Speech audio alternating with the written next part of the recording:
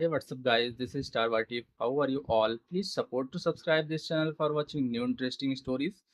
This video includes a self-recorded human introduction in the first 30 seconds, followed by AI-generated narration for creative storytelling purposes. So, in this video, we will see third part. What if Harry's future was hunted by a child with a monster soul? But before we start, if you want more stuff like this, then please support to subscribe this channel and share with your friends. Now, let's start the video. Here is short summary. Reborn as a child, Bellatrix Lestrange is sent back to end Harry Potter before the prophecy can unfold. But as the lines blur between mission and emotion, can a monster's soul resist a second chance? But before we start, if you want more stuffs like this, then please support to subscribe this channel and share with your friends. Let's start the video. It was 9 o'clock in the evening when Daphne and Harry walked into the common room. Hermione, Neville and Susan were already waiting for them in a corner. With a wave of his hand, Neville asked them to join them. When they were halfway down the common room, Ronald Weasley stood and walked up to Harry. Potter, he sneered. Harry looked at him and gave him a look that said, "Not now, Ronald." Daphne, who had already walked further, took Harry by the hand and tried to pull him along. Harry hesitated for a moment but gave in and walked after her towards their friends. Ron, however, had something else in mind. He stretched out his arm and grabbed Harry by the arm and turned him around with force. Harry turned into a human statue and looked at Ron with hatred in his eyes. Ron had to swallow at first but quickly pulled himself together and looked defiantly at Harry. "I have seen it for myself, Potter. You have petrified that Colin Creevy boy just like you have done to that cat from Argus Filch. It was you who put the letters on the wall. You are the heir of Slytherin." Ron sneered again. Harry heard how Ron was shouting at him and did not know what to say. He could be the heir of Slytherin, it was more than 1,000 years ago. But so could anyone else. But then again, it had been Daphne who had took the doubt from his mind. She was the one who had told him that Bogrod would have told him if he was the heir, but Bogrod had only told him that he was the heir of Godric Gryffindor. Slowly Harry looked around the common room. Almost everyone in the common room was looking at him in a way that they believed Ron, and he could see it in all their faces. It was now that Harry understood what was happening, while many questions went through his mind, especially why everyone in the common room was looking at him with calculating eyes. It was the cold in those eyes that gave him a strange feeling. With one look at Ron, he walked away. Ron was laughing like a cat that got the canary. Harry, who did not like it, just walked on and looked at his friends. Neville and Susan had their eyes on the table.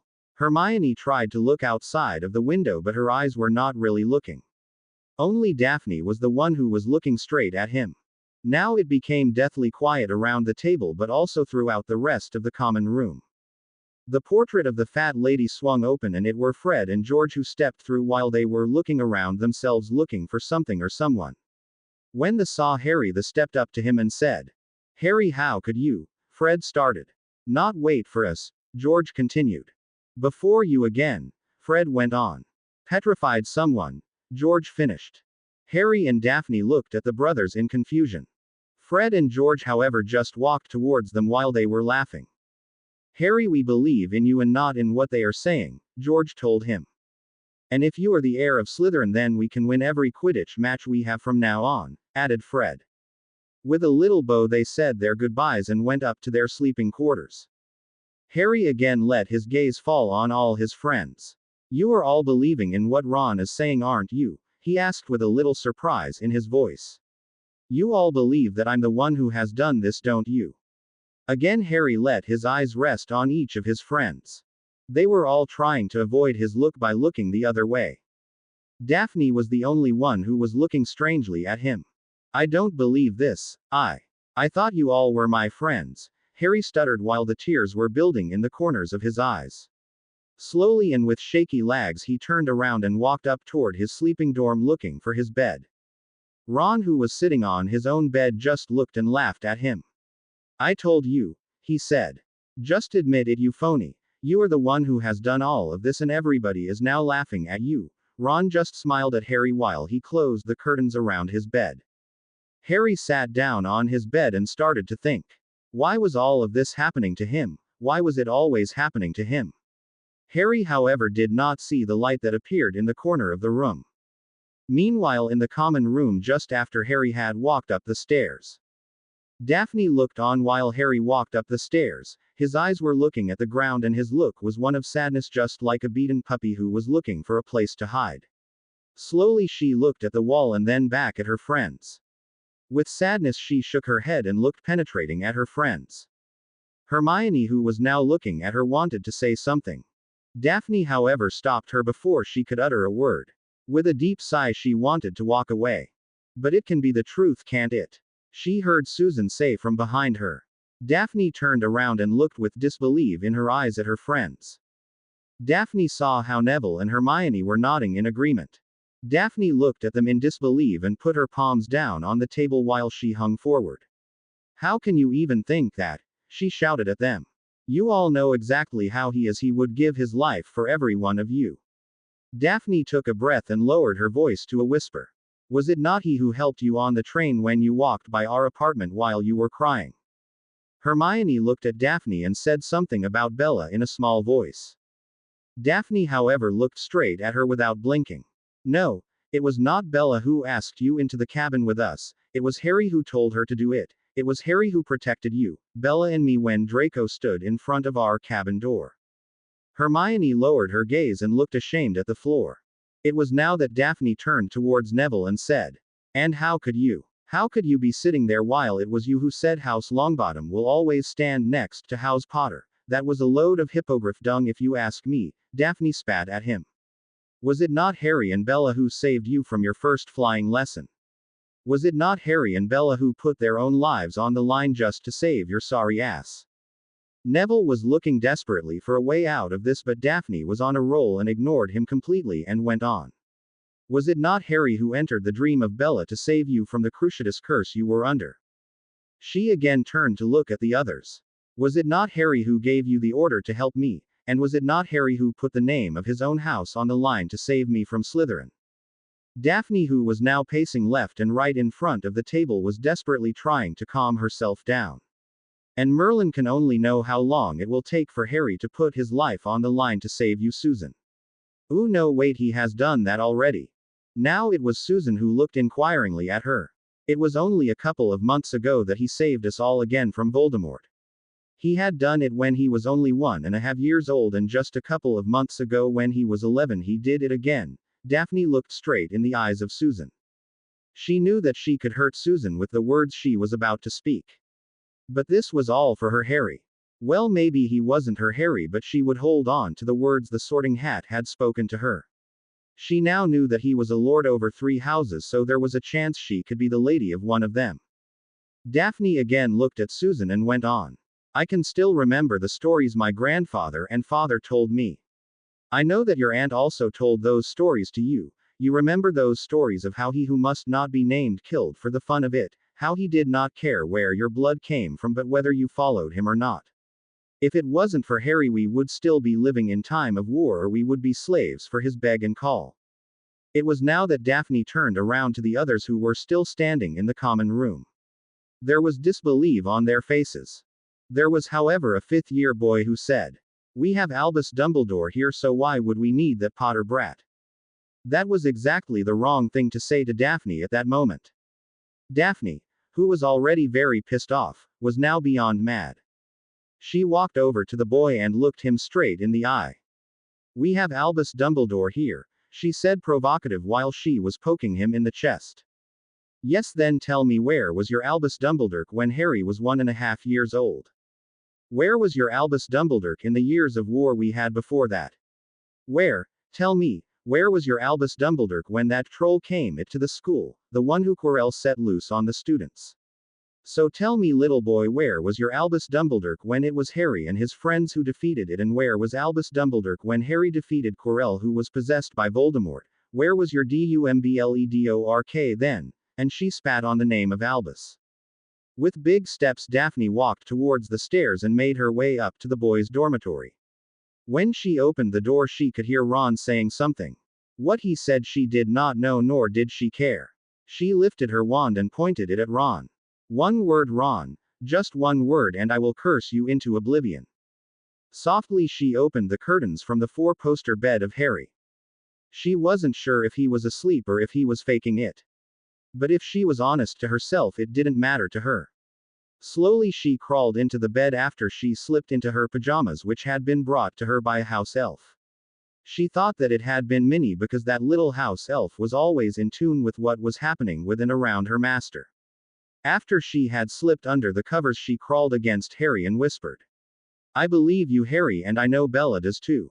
While she was lying there, she could hear Harry sniffling just a little, she therefore knew that he was still awake.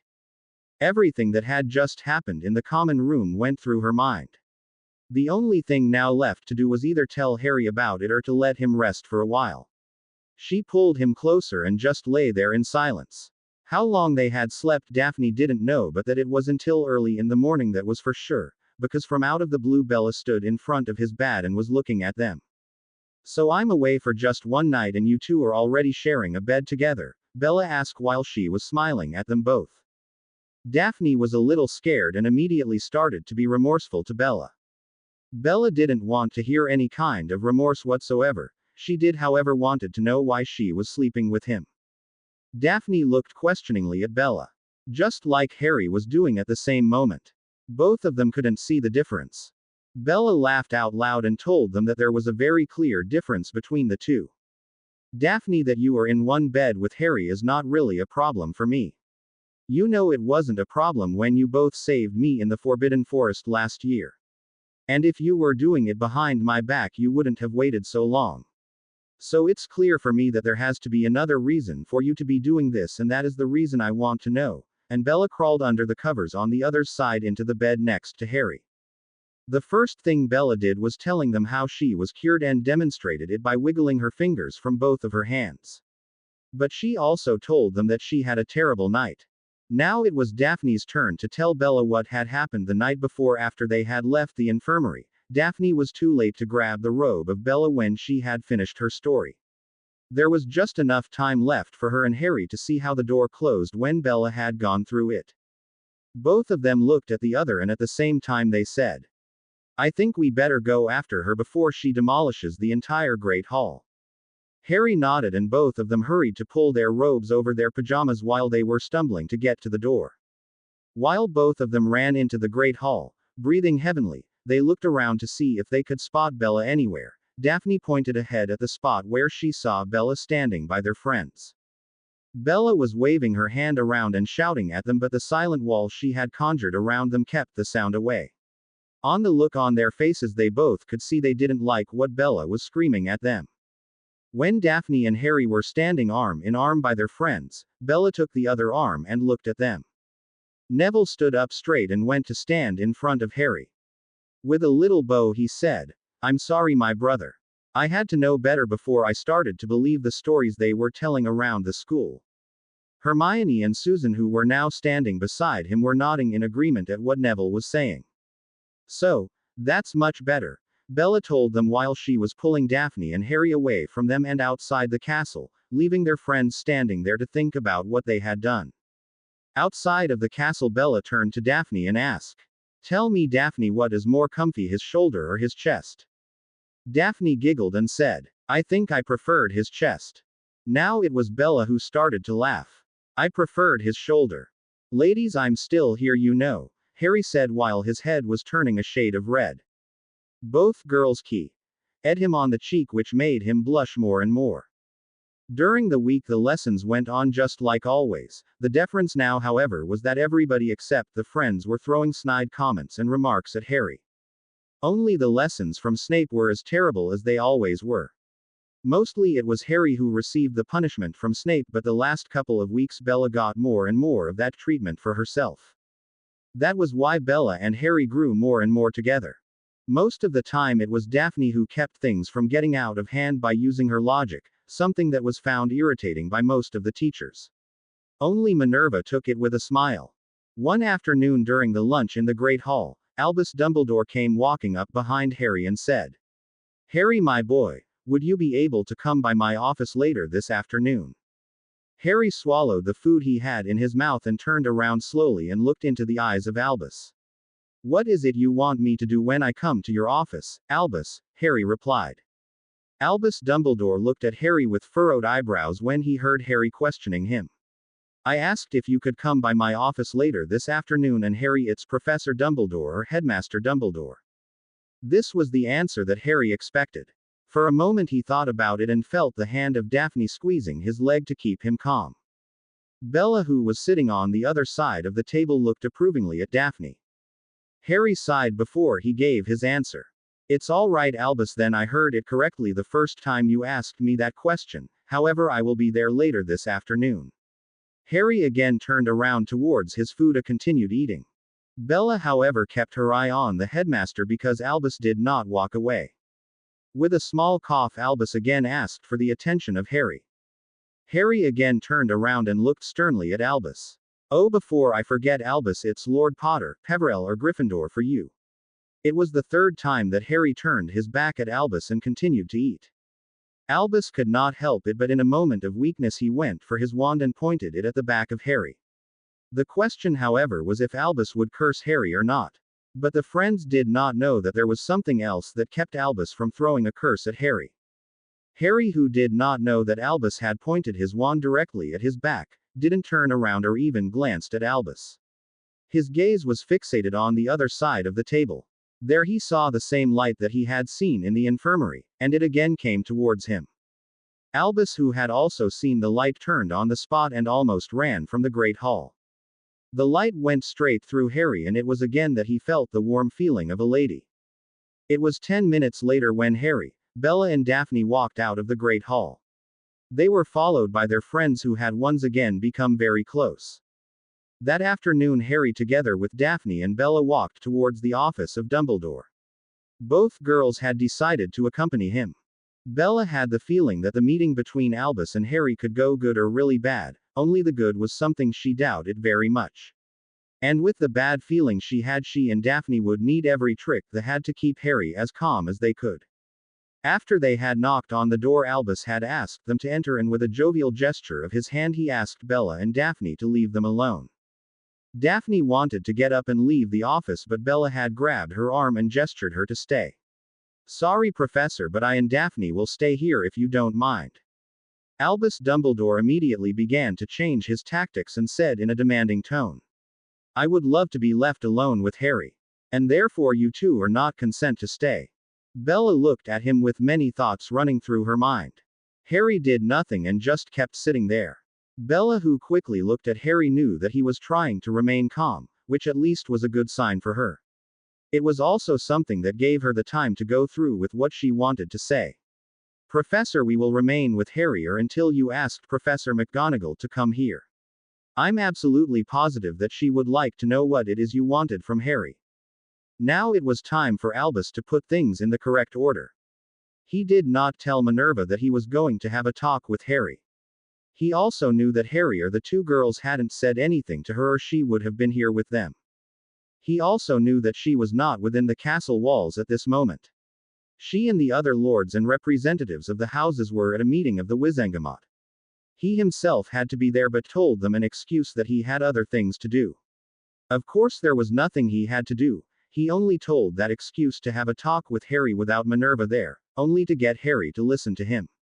Then there was the fact that he was a master of legilimens, a trade he thought to Severus, who was the only one who knew that Albus had that ability.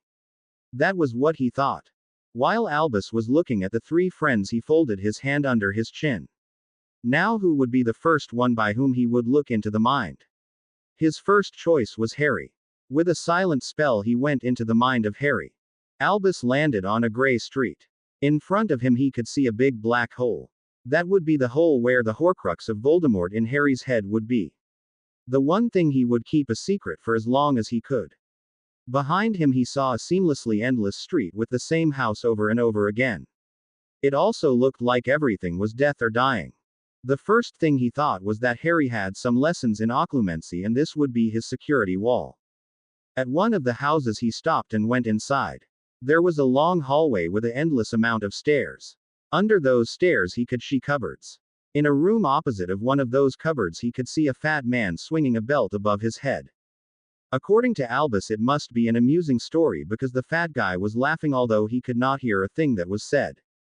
He knew that he had been in Harry's mind for a while now and that he had to return. So with one look around he left Harry's mind. Albus blinked a couple of times and said, "Okay, it's all right, you two can stay here." Again he looked at Harry. "Harry," Albus asked, "I wanted to know what you were going to do at Christmas. Are you going to stay at the castle or are you going back to your aunt?" It was the one question Harry had not expected. It surprised him and he had to blink when he heard it. "Albus, I'm going to go to my castle, and I'm going to do that with Bella and my grandmother," Harry told him with a forced smile on his face. This was exactly what Albus wanted to hear. Now he had the reason to get Harry back under his control. "Ah, but Harry, you know that your grandmother has her responsibilities at the school. Therefore it is required of her to be at the school for every day of the holiday." Harry nodded in agreement and listened to where the headmaster was going. "So when your grandmother is at the school for most of those days, and you yourself are not, then it means that your grandmother is negligent in her doings, or in other words she is neglecting you." Harry heard the words Dumbledore was saying and immediately felt two hands, one from Bella and the other from Daphne pressing down on his knees. He did not know if they realized that the anger that was bottling up inside of him was flowing away when they did that. But the thought alone that Albus was accusing his grandmother of neglecting him was beyond him. With all the power that Harry had within himself, he forced himself to say in a polite voice, "Albus, first of all, it's none of your business how my grandmother is raising me. And secondly, I don't think you can speak about neglecting, because you yourself know everything about how it's done." This was something Albus didn't like that much. Everything he had done was for the greater good, something Harry doesn't know anything about or could ever understand. Albus regrouped himself but went on extremely irritated. "Harry, it's like this. Your guardian has to be there whenever you need him or her. If the guardian has other responsibilities, then he or she has to make sure that you are cared for. So with your grandmother here, it means that she is neglecting you." It was again that Harry had to bite down on his teeth to remain calm. This was the second time that Albus Dumbledore had accused his grandmother of neglecting him. "Albus," Harry snapped, "this is the second time that you have insulted my grandmother." Harry held his tongue to bite back the words he wanted to say, a thought about what Daphne had said to him. Shouting in anger will only make you say things you don't want to say, so better to take a moment to think and then reply, was what she had said. "I don't know why I'm telling you this, because to be clear it is none of your business. But every minute that my grandmother is here in the castle, I myself and Bella here will be under the supervision of Arabella Fig. And as you can remember from my parents' will, she has obtained a little house on my estate." This had been the one thing Albus had forgotten. He knew that Arabella would be living with Harry. He also knew that she wasn't living in that little home but with him and his grandmother in the castle. So his arguments about Harry being neglected by Minerva had no ground at all. The more Albus thought about it, the more irritated he became. He had to do something to prove that Harry would be better with him than with Arabella. "Ah, but Harry, you have to remember that Arabella Fig is a mere squib. She will be no help at all when you are under attack by something or someone." Now Albus had done it. Harry was looking at him strangely but didn't say a single word. No, it was Bella who jumped up and pointed her finger straight at the nose of Albus Dumbledore. "Who do you think you are, you old goat? My mother has done more for Harry than you or anybody else has ever done." Albus pushed himself back into his chair. In his irritation he had forgotten that Bella was also in his office. Bella was far from finished with her tirade and went on. "We all know exactly what happened to Harry in the time he was with those muggles. We also know that my mother has asked and begged you to look at the way Harry was being treated. But no, the great Albus Dumbledore was too good to listen to a squib. If you had listened to my mother, then everything would have been completely different. Harry wouldn't have had as many beatings as he did and wouldn't have been as scared as he sometimes is. So for your information, Albus Dumbledore, it was my mother Arabella Fig the squib who has done more for Harry than which wizard or witch in this world." "That's more than enough, young lady," Albus yelled from the top of his lungs. With pure anger in his eyes he looked into the eyes of Bella, said his spell and entered her thoughts. Albus found himself in a room. He didn't know where he was but could see many different doors along the wall. Behind the first door there was a brick wall, the same wall that was behind door number 2 and 3. He instantly knew that this Bella knew something about occlumency. She has to be a natural, and yet she was so young. He had only seen this once before. That had been in Bellatrix Black. Too bad he could not remember what form her mindscape had. He silently thanked Merlin that this Bella could never be her daughter, and to his relief it was not the daughter of Andromeda Tonks. Two of them in the corner of Harry would be a disaster for him. Looking along the wall of her mindscape, he knew that this was a very special case. Slowly he walked along the doors when he heard a voice. "What are you doing in my head? I cannot remember inviting you, so please get out of my head." Albus knew that it was Bella whose voice sounded from above him. But in his mind, an 11-year-old girl could do nothing to a master like himself. Slowly he walked on to the next door and tried to open it. He could see something behind it, but more than that he could not see. The door just wouldn't open further than a little bit. Again the voice of Bella sounded from above, and this time with a lot of hatred. "I have asked you friendly to leave my head. You however did not listen, therefore I am going to remove you myself." Albus smiled a little. He was not going to leave her head. He was however wondering what she was planning to do to get him out of her head. Albus walked on and was looking for another door when he heard a familiar voice behind him. "Albus, Bella has asked you to get out of her head." Albus was startled and looked behind him. There in front of him stood none other than Harry Potter with his wand pointed towards him, ready to curse him. Albus placed his hands over his pockets, but he could not find his own wand, so he was weaker than Harry, who was just standing there. So the choice he had to make was simple, and he lifted the spell. Albus, who came back to himself, looked a little dazed around him. Bella was sitting in front of him with her eyes open but was looking at nothing particular. Harry was sitting next to her and had his eyes closed. Daphne, however, stood in front of his desk and pointed her wand between his eyes while she was warning him to not try anything. Harry opened his eyes slowly and smiled at Bella. His eyes turned hard when he looked at Albus and immediately pulled his wand and pointed it between the eyes of Albus. Bella looked at Harry when she stood up and walked to the door and was followed by Daphne. "Albus," Harry said while he started to walk over to where Bella was standing. "You do not have the right to enter the head of Bella. I can assure you that my head of house will hear about this so she can notify the others." Albus became angrier with every minute that passed. "Now you listen here, Harry Potter. I want you to return to your aunt and uncle. I know for a fact that that will be the best for you, and if you don't listen to me, then I will take care of it myself. Or my name is not Albus Dumbledore." Harry was stunned with what Albus had said. He wanted to say something back, but unfortunately for him, Albus waved with his hand, and before they knew it, all three of them were standing outside in front of his office. Bella, who was the first to recover from the shock, pulled Harry and Daphne along towards the office of Aunt Minnie. Albus was sitting in his office just thinking hard about what had happened only a few minutes ago.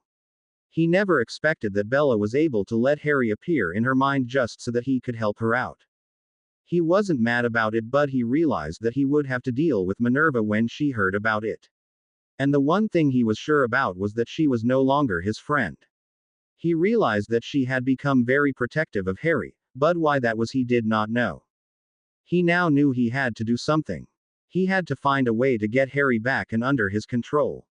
The longer he thought about, the more he knew he had to do something with Molly and Lucius. There were the only two who were easy enough to be manipulated by him. The one thing he had to do was be very firm with Harry. Maybe he had to use a little force. That way Harry would know to listen to him. Then again, he also had to be a hero to him. Harry had to see him as his rescuer, the one he could look up to, the one that would always have his best welfare at heart. But the question was how to do it.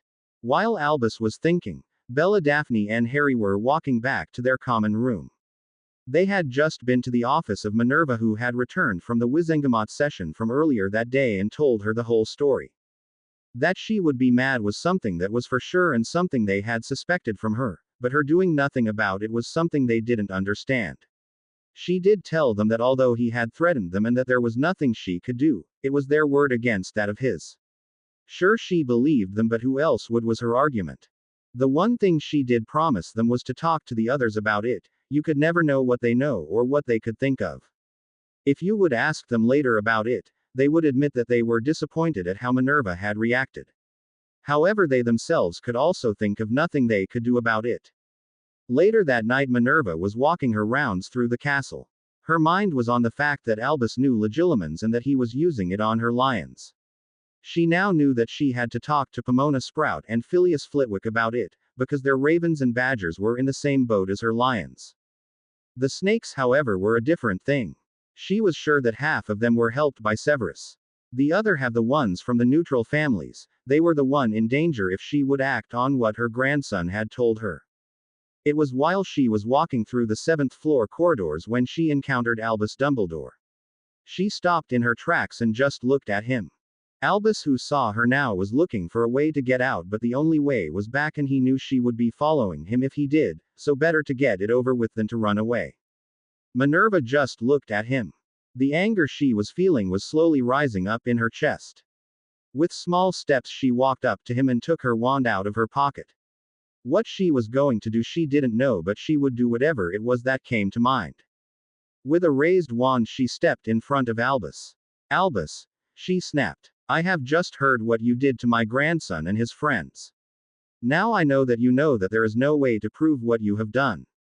However, I'm telling you this, I believe every word my grandson and his friends have told me. So if I ever hear that you try to read their minds one more time, there won't be enough house elves to put you back together. Do I make myself clear?" "Minerva, I assure you." "Albus," I asked, "do I make myself clear?" "Yes, Minerva, you did, but..." Minerva turned on her heels and walked away, leaving a flabbergasted Albus behind her. The last few weeks of the semester were coming along quietly. Everyone began to look forward to the Christmas break. However, there still was that little payback they had to do on one Ronald Weasley. They were still thinking about what to do to him, but they would do something, that was for sure. Albus Dumbledore had tried on several occasions to talk to Harry. But every time he came near them, Harry and his friends just turned their back on him and walked away. The more they did that, the more Albus wanted to get Harry back under his control, and the more dangerous his plans became. He was glad that he had a meeting planned with Molly and Lucius for that afternoon. The more time went by, the more Gilderoy Lockhart stayed out of sight. Every time he saw Harry or one of his friends, he tried to hide behind someone else or just ran away with his tail between his legs. It was on one evening that Harry collected his friends around him and told them that he, together with Bella, his grandmother, and Arabella, had decided to invite them all for Christmas in his castle. They did, however, had to go to Isabella and David first before they could go to the Potter Castle. Time went by and it was the last day of school, only one more night to go before they were going back home for their holiday. Most of their housemates were just sitting around while Harry and his friends were packing their trunks. Daphne and Harry were the first to be ready. They were the ones that were most organized, Daphne because it was her nature and Harry because he was raised that way. Hermione and Susan were the next to follow. Neville and Bella were not that fast. They were messy and just tried to pile everything into their trunks. Susan and Hermione were helping them, but they still couldn't get everything into Bella's trunk. "Harry, do you think I can put some little things in your trunk, because I don't have enough room in mine?" Harry heard Bella calling and nodded absent-mindedly. Therefore it was then minutes later that he and Neville were sitting on top of his trunk, so that Bella could lock it under their weight. How she had gathered all this stuff he would never know, and would remain a mystery for a very long time. After many huffs and puffs they got their trunks in the common room so that the house elves from Harry could pop them away and back to Potter Castle. Now the only thing left was breakfast, and then they were on their way to the Hogwarts Express to get them home. It was early the next morning that the friends were sitting at the Gryffindor table.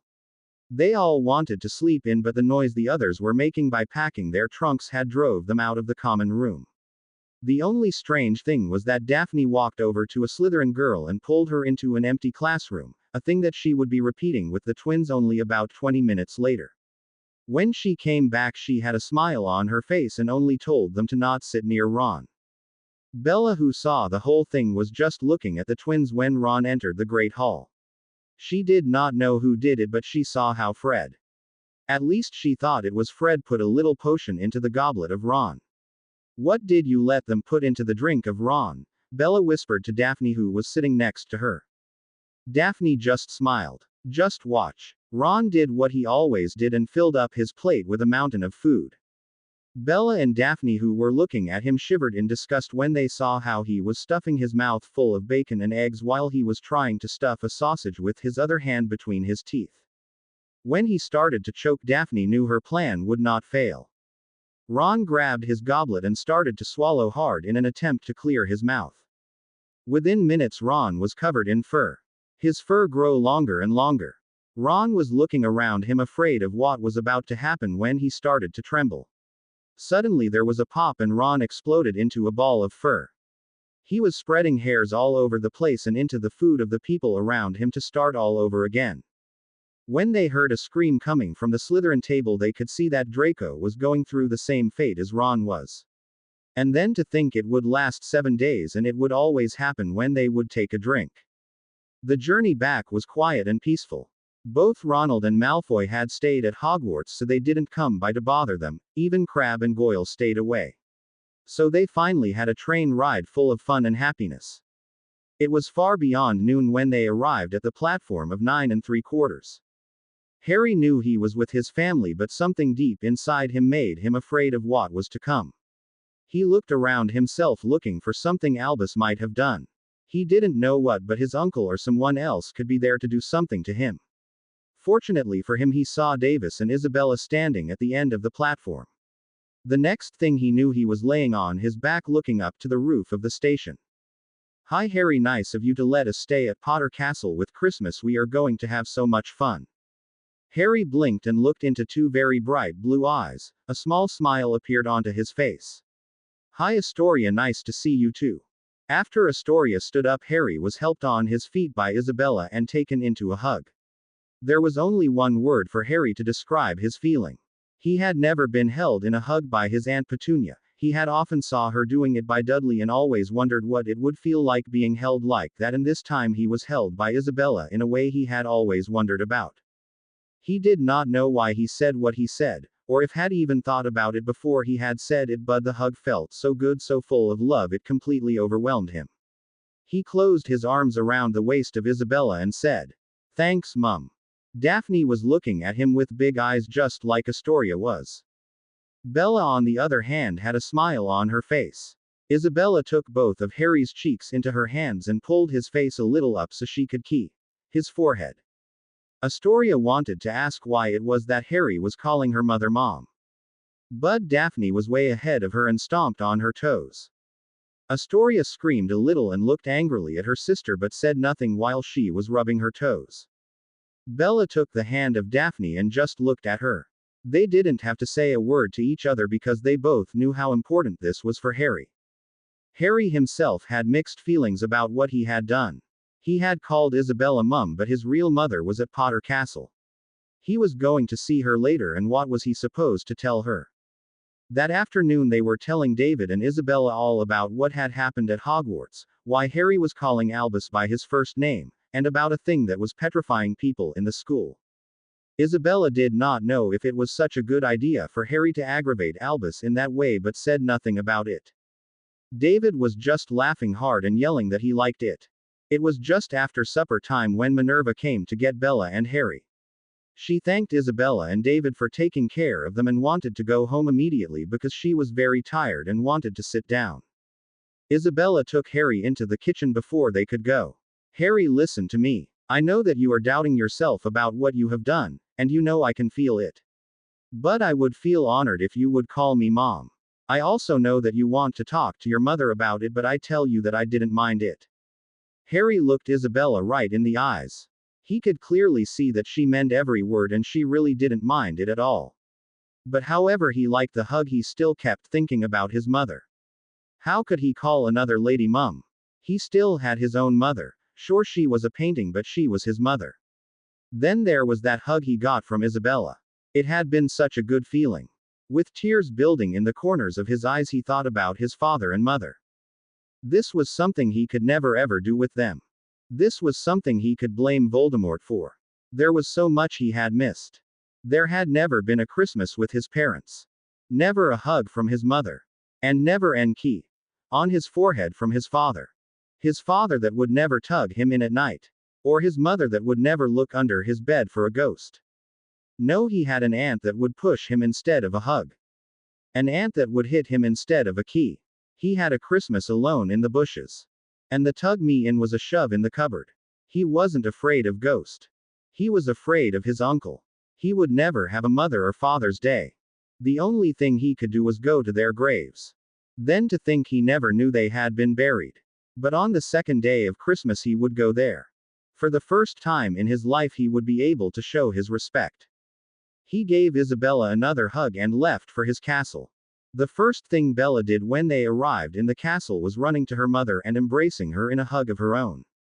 "Mum, it's so good to see you again, isn't that great, Harry?" she called over her shoulder. Harry nodded and was laughing broadly.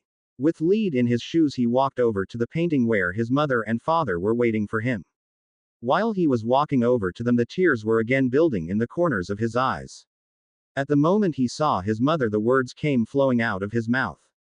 He told them how he was feeling and what he had done.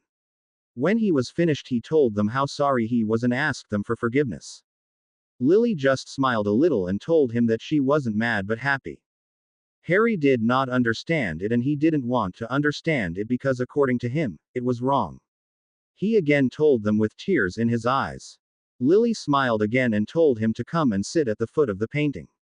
She herself sat down at the bottom and looked at him with a little sorrow in her eyes. "Harry, you know that I'm your mother, but I'm also just a painting.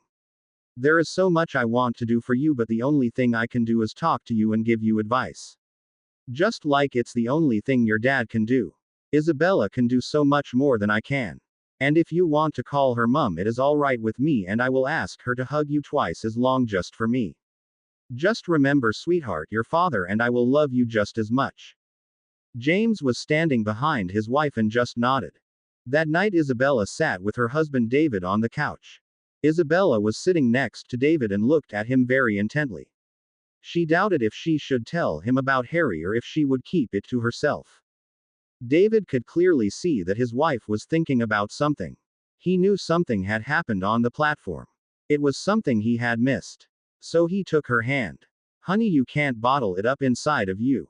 You have to talk about it or it will eat you up." Isabella smiled at him. "You are right, honey," Isabella said. "You know that I hugged Bella and Harry at the platform. Well, when I hugged Harry I could feel that it was his first real hug." "What do you mean it was his first hug?" "When he hugged me I could feel his feelings. You know they are like a open book to me, and you also know how his childhood was like. Well, I could feel that. That thing he called an ant never hugged him like that. I even doubt if she ever hugged him at all. He got so wrapped up in the hug that he called me his mum. It was not long after that he started to doubt himself." David had a thoughtful look but didn't say a thing. "I know that it don't mean much to me, but for him it was everything until he started to think about Lily, and I could feel that it hurt him a lot. I think he is scared that he is doing wrong by his mother. But it might be a little selfish of myself, but I liked it when he called me his mum." Isabella sighed and lay her head on his shoulder. David kept looking at his wife and thought about what she had said. "I think that you must let Harry choose, and I think that I know why he did react the way he reacted." This time it was Isabella who looked at him. David smiled. "We are the first real family he has ever seen. Merlin can only wonder what, for example, he would have if we were all like that uncle and aunt of his," and David had to again think a little. "Honey, I can only tell you," and again he had to think, "that the best thing you can do is talk to Lily about it. I think she will put Harry at ease tonight, and that could only help you both in the long run." Isabella nodded in his neck and snuggled closer to him. The next day Isabella couldn't take it any longer. She had to go and see Harry, so she did what every mother does when she wants something to happen. "Daphne, didn't you wanted to go to Harry today?" "Hey, did I say that?" Isabella smiled. "Yes you did, honey," she said very confidently with her fingers crossed behind her back. "Okay mom, but I think it was Astoria who asked you. But I like to go." "Yes," Isabella screamed in her mind. It was an hour later that Isabella was sitting next to the painting of Lily and James. She had run into Harry when she had come in and could feel that everything was good. After a conversation with Lily and James she knew that everything was okay. The only thing left now was for Harry to decide what he was going to do. While she was drinking her tea she was thinking about the day before. How different it could be if Harry had been placed by them after Lily and James had died. He would not have gone through the misery he did, and a small tear rolled over her cheek. She was so wrapped up in her thoughts that she didn't know that she was crying until she felt the finger of Harry rubbing her tear away. Isabella, you do not have to cry for me, I'm happy now. I have a grandmother, a little sister, and the best friends I can have, and best of all, I have a second mother who will love me. So thank you, Mum. Harry looked at her with a smile. Isabella could not hold herself back any longer and hugged him close to her.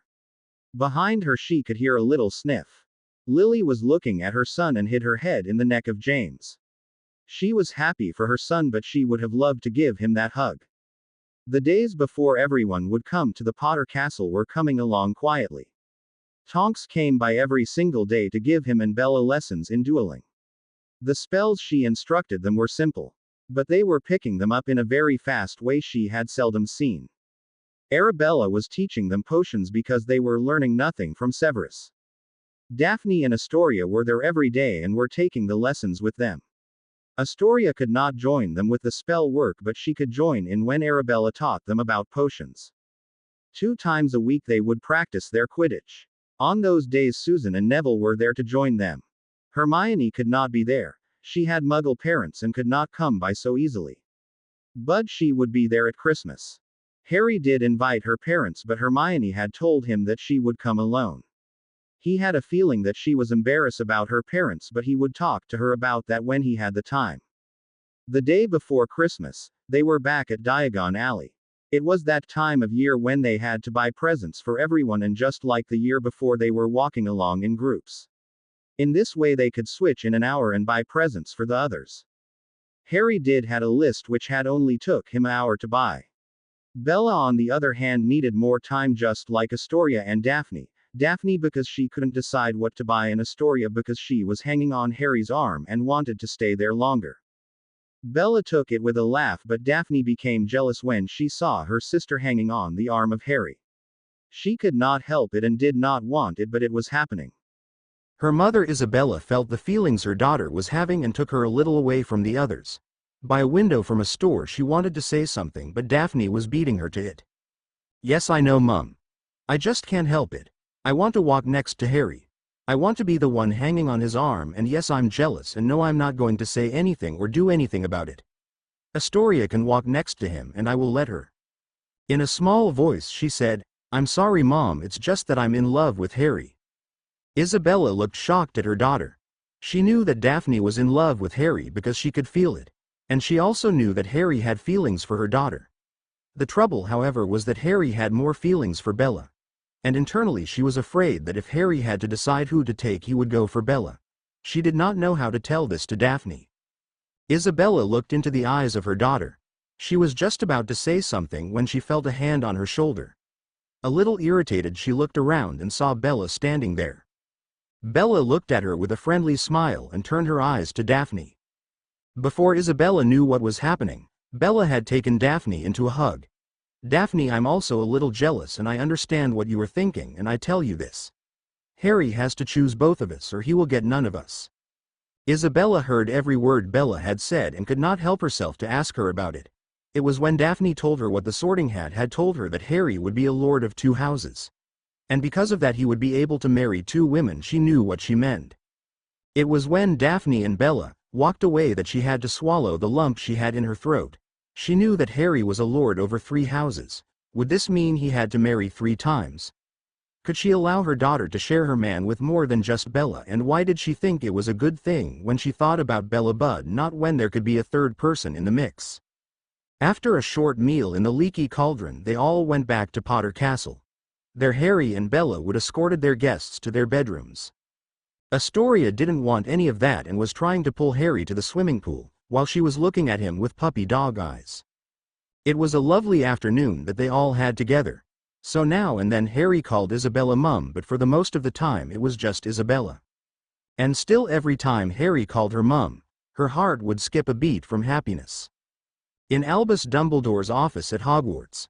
I know it is on short notes, but I hope that everybody is ready. You all know that we have to get Harry back to our side. If we cannot make that happen, then we could lose one of the best chances we can get. So you are all here to go over the plan one more time. You have the bag and you will be handling the weapon. Everyone who was standing in the office was just nodding and walked towards the fireplace. The flames became green and one after the other disappeared into the flames. Just as the last of the green flames died out, the door of the office opened. Albus Dumbledore walked into the office and was followed by Minerva. Minerva, who had just seen how the last of the green flames died out, immediately asked who had been in the office. Albus said that he didn't know, but his answer was very fast, like he was expecting the question. Minerva could not help but she immediately got a stressed feeling, and while it was Christmas she had to be there about school work. It was a conversation that would take about an hour and it started to look like it would be a very long hour. Her mind was no longer at the meeting but at the fireplace. She wanted to know who it was that had left the office. Her feelings were telling her that Albus knew more about it than that he was saying. And everything about the situation told her that there was something about to happen to her cub. She didn't know why, but all her alarm bells were telling her to go to Potter Castle. Back in Potter's Castle, the whole family was sitting in the room with the portrait of Lily and James when Minerva came storming in. Her eyes went from Isabella to David and slowly to everyone in the room. It was at the portrait of Lily and James that she saw Harry sitting there on the ground. He was playing snap poker with his friends. Arabella was sitting next to them and wanted to say something to Minerva. Minerva ignored her and almost ran at Harry. With maybe too much force she pulled Harry from the floor and pulled him in a bone-breaking hug. Lily wanted to say something to her mother when she saw how she ran at Harry, then she saw her mother's eyes and she held her tongue. They all let it go on for a moment. Aunt saw how grandmother was hugging her grandson as if life depended on it, until she put her grandson down and dried her tears with her left hand while she started to explain why she did what she had done. David was the first to walk to the fireplace when Minerva finished her story. He put his head into the fire with the help of Floo powder. It was a minute later that he came up out of the fire and said that Augusta and Amelia would be stopping by tomorrow and they would be bringing Susan and Neville along. The next day was the day that Minerva had to repeat her story from what she had witnessed in the office of Albus Dumbledore. It was now that Bella, Daphne and Harry had to tell them what happened to them when they were in the office. Amelia was writing it all down on her trusted notepad and was gathering her evidence for the case she would be having against Albus. Unfortunately, if things would go on like they were going now, the case may be shifted to another date, just like the case against Cornelius did. That one would now be held at the end of the year. What was disturbing was that there was a student that was petrified and that Albus, as the headmaster, didn't do anything about it. Arabella had stood up halfway through the story and walked towards the library. Everyone had looked at her when she walked away but had said nothing. It took Arabella more than 40 minutes to find the book she was looking for, before she came back. In her hand she had a very old book with a drawing of snakes all over the cover. While she took a seat at the table, she opened the book and motioned everybody to come and stand around her. "Minnie, Maxie," Arabella called out.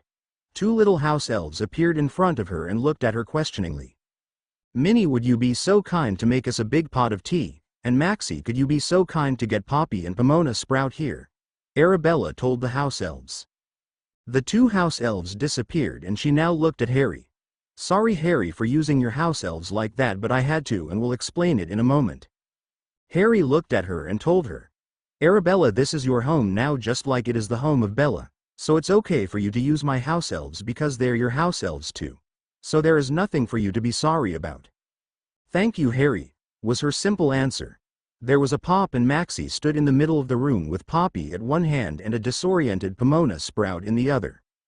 Poppy, who had been whisked away more than one time, took a good look at Harry and planted herself in a chair with a cup of tea, just waiting for what she was about to hear. Arabella cleared her throat and took a good look around the room. "I know exactly what the monster in the castle is." Everybody was looking perplexed and expectantly at Arabella. Arabella smiled and said, "The monster in the castle is a basilisk. It's the king of snakes. He can kill a person with a single look or petrify them when they see his reflection." Arabella heard the others taking a breath of air but kept looking at Harry. Harry didn't know why she was looking at him or what she meant by it. "Harry, don't you remember? You were together with that whale of a... You know who I mean. Well, you were at the zoo." Harry nodded and got a shiver when he thought about it. "Yes, Harry, it was there when you talked to a snake for the first time, and a basilisk is a snake, Harry." So that's the reason why you can hear a voice that no one else can hear. But don't think that you are going dark, because people will tell you that you are. Talking to snakes is a rare but precious gift which not many people have, and it has nothing to do with becoming a Dark Lord, Arabella told him. When the others heard what Arabella was telling Harry, they all looked strangely at him. Harry immediately took a couple of steps backwards when he saw them looking at him. Bella, who could clearly see how they all were looking at Harry, went and stand in front of him and was followed by Daphne. "Don't you all dare to judge my son by looking at him like that," Isabella screamed at them. "I know for a fact that he is not the only one in the family that can talk to a snake, am I right, Lily?" "Yes, you are, Isabella, and it's exactly the reason why I never told anybody that I could do that. You are already judging our son by a gift he has and not by the person he is." David looked down in shame, and after a while he asked, "So Harry, you can talk to snakes? That means that you are a Parselmouth. That's a very rare gift, Harry." Minerva was as focused as always and brought everyone back to the topic at hand. "Okay, we all know that the monster in the chamber is a basilisk and that Harry can hear him. We also know that it has been living in the chamber for 1,000 years. But the question is, what can we do about it, because we all know that Albus doesn't share what he knows. And especially, what can we do about Colin and the cat?" "Mandrake," was the simple answer Arabella gave them all. "Pomona Sprout, are you growing any of them in the greenhouses this year?" Pomona Sprout nodded at Arabella. "Yes, as a matter of fact I am. I had to, Albus especially ordered me to do it. The only problem is that they are not fully grown, and that will happen at the end of the year." Arabella again looked around the room and walked over to Poppy. While she was standing next to Poppy, she wrote something on a piece of paper which she gave to Poppy, while she whispered something in her ear. Poppy gave her a nod and took Pomona Sprout by the hand and told her they had to go, and immediately promised her she would tell her everything when they were back at the castle. Pomona Sprout, who still didn't exactly know what it was all about, just walked after her when she disappeared into the fireplace. Arabella went back to her seat and waited until the others had retaken their seat. "We now know that Albus knows about the existence of the basilisk. We now know this because Pomona Sprout is growing mandrake in the greenhouse." Arabella could clearly see that everyone was now connecting the dots, so to say, and knew that what she was saying was right. "Now the thing is, that Albus doesn't know that Harry is a Parselmouth.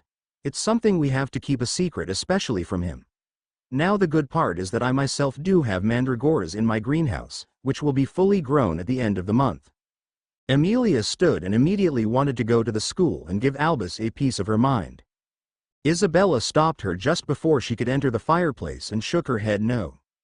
"But Albus is planning something. Maybe that is what those people in his office were all about, and I want to protect my Susan," Amelia almost screamed.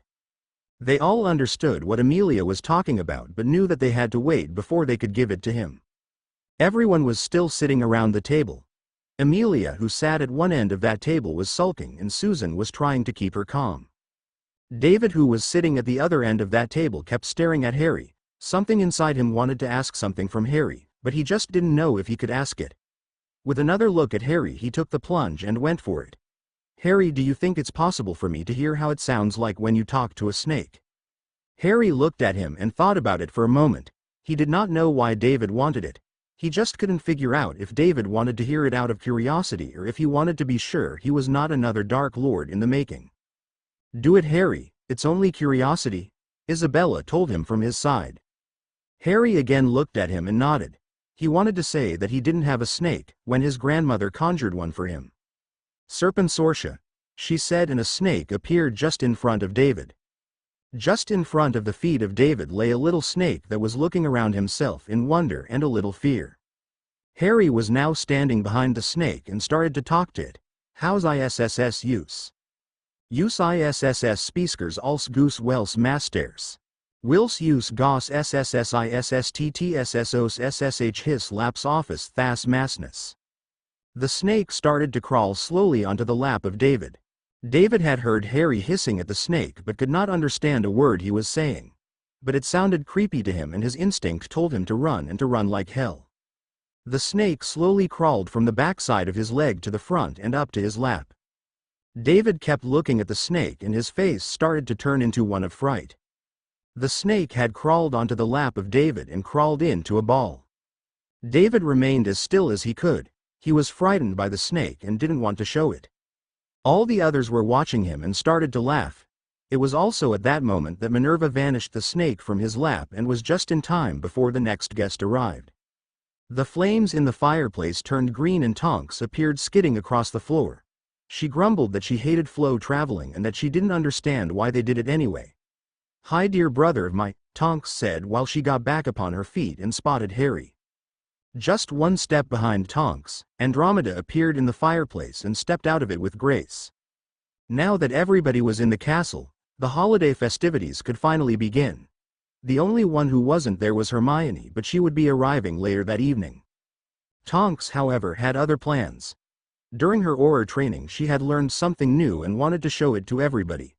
So before anyone could react, they were taken along to the dueling chamber that was in the basements of the castle. David, who as an ex-Auror went through a lot, volunteered to duel with her. He told the others he could stay in shape that way. All the others went to stand at one side of the room to watch the duel. Minerva conjured an invisible wall where they could stand behind to watch the duel in safety. Harry and Bella, who thought that dueling was the best, stood and waited in excitement at what was to come, because they had only heard of a duel but never saw one for real. "Okay David, you are playing a Death Eater and I will be the boy who lived," Tonks told David with a smile, while she was changing herself into the spitting image of Harry. Harry looked at her and his eyes became bigger and bigger. His mouth was hanging open in wonder and astonishment, while the others were laughing. Why'd I always have to play the Death Eater? I want to be the boy who lived," David said with puppy dog eyes and his bottom lip sticking out a little bit. "I don't know David, don't you think that the classes are more my style and I can do the—" Tonks was halfway through her sentence when she was interrupted by David. Stupefy. Tonks was just in time to jump to the side and away from the incoming curse. "You have to remember, Tonks, that a Death Eater never plays fair. They will always attack when you are not looking," David told her quietly. Tonks nodded and said to herself, "Damn, that was the first rule Mad Eye taught us. He is going to kill me if he ever hears about this." Stupefy. David sent another curse at Tonks while she was talking to herself, and immediately sent a Reducto after that one. Tonks jumped away from the first one and threw up a protection shield to protect herself from the second one. From out of her pocket she took a handful of dice and threw them on the floor between her and David. David saw what she did and immediately knew what she was going to do. He himself had the same lessons when he was in the Auror Academy, so he was on his guard. Tonks sent a Bombarda at David, which he dodged easily. Harry and Bella were looking at the duel and could see that it could go either way. Tonks was not as good as David, but she was young and much faster than David was, and that could make the difference if the duel would go on for a while. Tonks sent a Tickle Jinx at David. David looked at the first Jinx but didn't remember it. He stepped out of the way and looked at it as it made impact with the wall. Tonks saw that her plan had worked and that David was looking at the Tickle Jinx she threw at him with suspicion. She immediately turned back to the dice she had thrown on the floor. With an elegant wave of her wand she turned the dice into little birds, which started to fly around her body. Again with another wave she started to send the birds at David one after the other. David, who had no trouble at all to keep the birds away from him, just flicked his wand at each bird and it disappeared. But by doing so he didn't see that Tonks was waiting for an opportunity for herself. This was it, this was the moment Tonks had waited for. She looked at David and started to run in a circle around him. He didn't follow her, so she fired of stunners one after the other. David stiffened at the spot and fell backwards to the ground, completely paralyzed. Tonks immediately walked towards him, looked at him and placed 1 foot on his chest while she raised her arms high up in the air and shouted, "The boy who lived killed another Death Eater. Fear me and quiver at my feet," and ended it with an evil laugh. When David was released from the stunner, they all walked back to the side chamber where the portrait from Lily and James was hanging and took a seat. Bella and Daphne jumped on Tonks and told her they wanted to learn the bird spell. Harry was standing a little back but was just as excited as the other two. "I don't think you three can do it just yet. This is a spell far beyond Newt level and it requires a lot of concentration, which is far beyond that of second years," David told them. "So you think they are not capable of a Newt spell?" Minerva challenged David with a little smirk. "No, I do not. I myself was an excellent student and I could barely do it in 6th year. So I don't think they can do it." I would even like to bet on it, David challenged back. Minerva looked at him with the smirk still on her face. Okay, I will explain the spell. After that they each have 30 minutes to do it. The loser will have to do the dishes after breakfast by hand. I'm in, Isabella said. I know they can do it. Minerva turned to Amelia and Augusta and looked at them. They both shook their heads and in unison they said, we are with David on this one. Now it's very simple. You have all learned how to turn an animal into a goblet. This is basically the same thing. You have to visualize the bird, say the spell, and let your magic flow, Minerva explained. And watch as they all started to do the spell. David, Amelia and Augusta were watching with interest in the hope they didn't have to do the dishes the next morning. It was barely 10 minutes later that Bella was the first to turn her dice into a little parakeet. The little parakeet flew to the shoulder of Arabella, who just watched the bird as it flew towards her. It was only 5 minutes later that the dice from Daphne turned into a similar parakeet as Bella had. Harry on the other hand was concentrating extra hard, but his dice had yet to turn. The next one who got the dice to turn into a bird was Susan, who was directly followed by Neville. David and Amelia seemed to become happier with every minute that passed by. The chance that they had to do the dishes the next morning were becoming less and less. How different was that feeling when Bella and Daphne turned their dice into birds? There were only 5 minutes left for Harry to turn his dice into a bird, but his chances were becoming slim. With only 2 minutes left, Isabella and Minerva began to smile. David looked at Minerva and his wife in wonder. He knew that his wife could feel the feelings of Harry, feelings she was paying extra attention to at the moment. So the smile she and Minerva had on their faces were telling him that Harry was about to pull it off. The little dice in front of Harry started to shake a little. Slowly it grew bigger. Little feathers in the colors white and brown started to appear on the dice. Slowly from one side of the dice there appeared a beak. Then there were yellow eyes with a black pupil that looked around himself. 1 minute later there sat an eagle right in front of David, ready to strike if there was any sign of danger. David just looked at Harry. He had just done the impossible. The rule on transfiguration was simple. You can only transfigure something into something of the same size. Only the great witches and wizards could do what Harry had just done. How did you do that? David asked.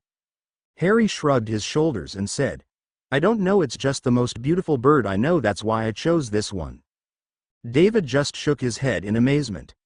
Minerva lowered herself next to her grandson and said in a voice that could be heard by everyone, Harry, when you are done with preparing the breakfast tomorrow morning as you promised. While she gave a small predatory smile at David. Be sure that you make them extra dirty, we do not want to make it too easy for them now, do we? After Hermione had arrived later that evening as she had promised, it became very late before they all went to their beds. It was therefore that Harry and Bella woke up early, while their bodies were moaning in protest. Both Harry and Bella walked into the kitchen and were giving deathly looks at Astoria and Tonks, who were just smiling back at them. Just a half-hour earlier, Astoria, who was helped by a very happy Tonks, had woken them up by jumping up and down on their beds, for the breakfast they had to prepare, which they had to do fast because, the faster they did it the faster they could get to their presents. While Harry and Bella were working, the others started to walk into the kitchen. They too had been woken up by Astoria, while she again was helped by Tonks.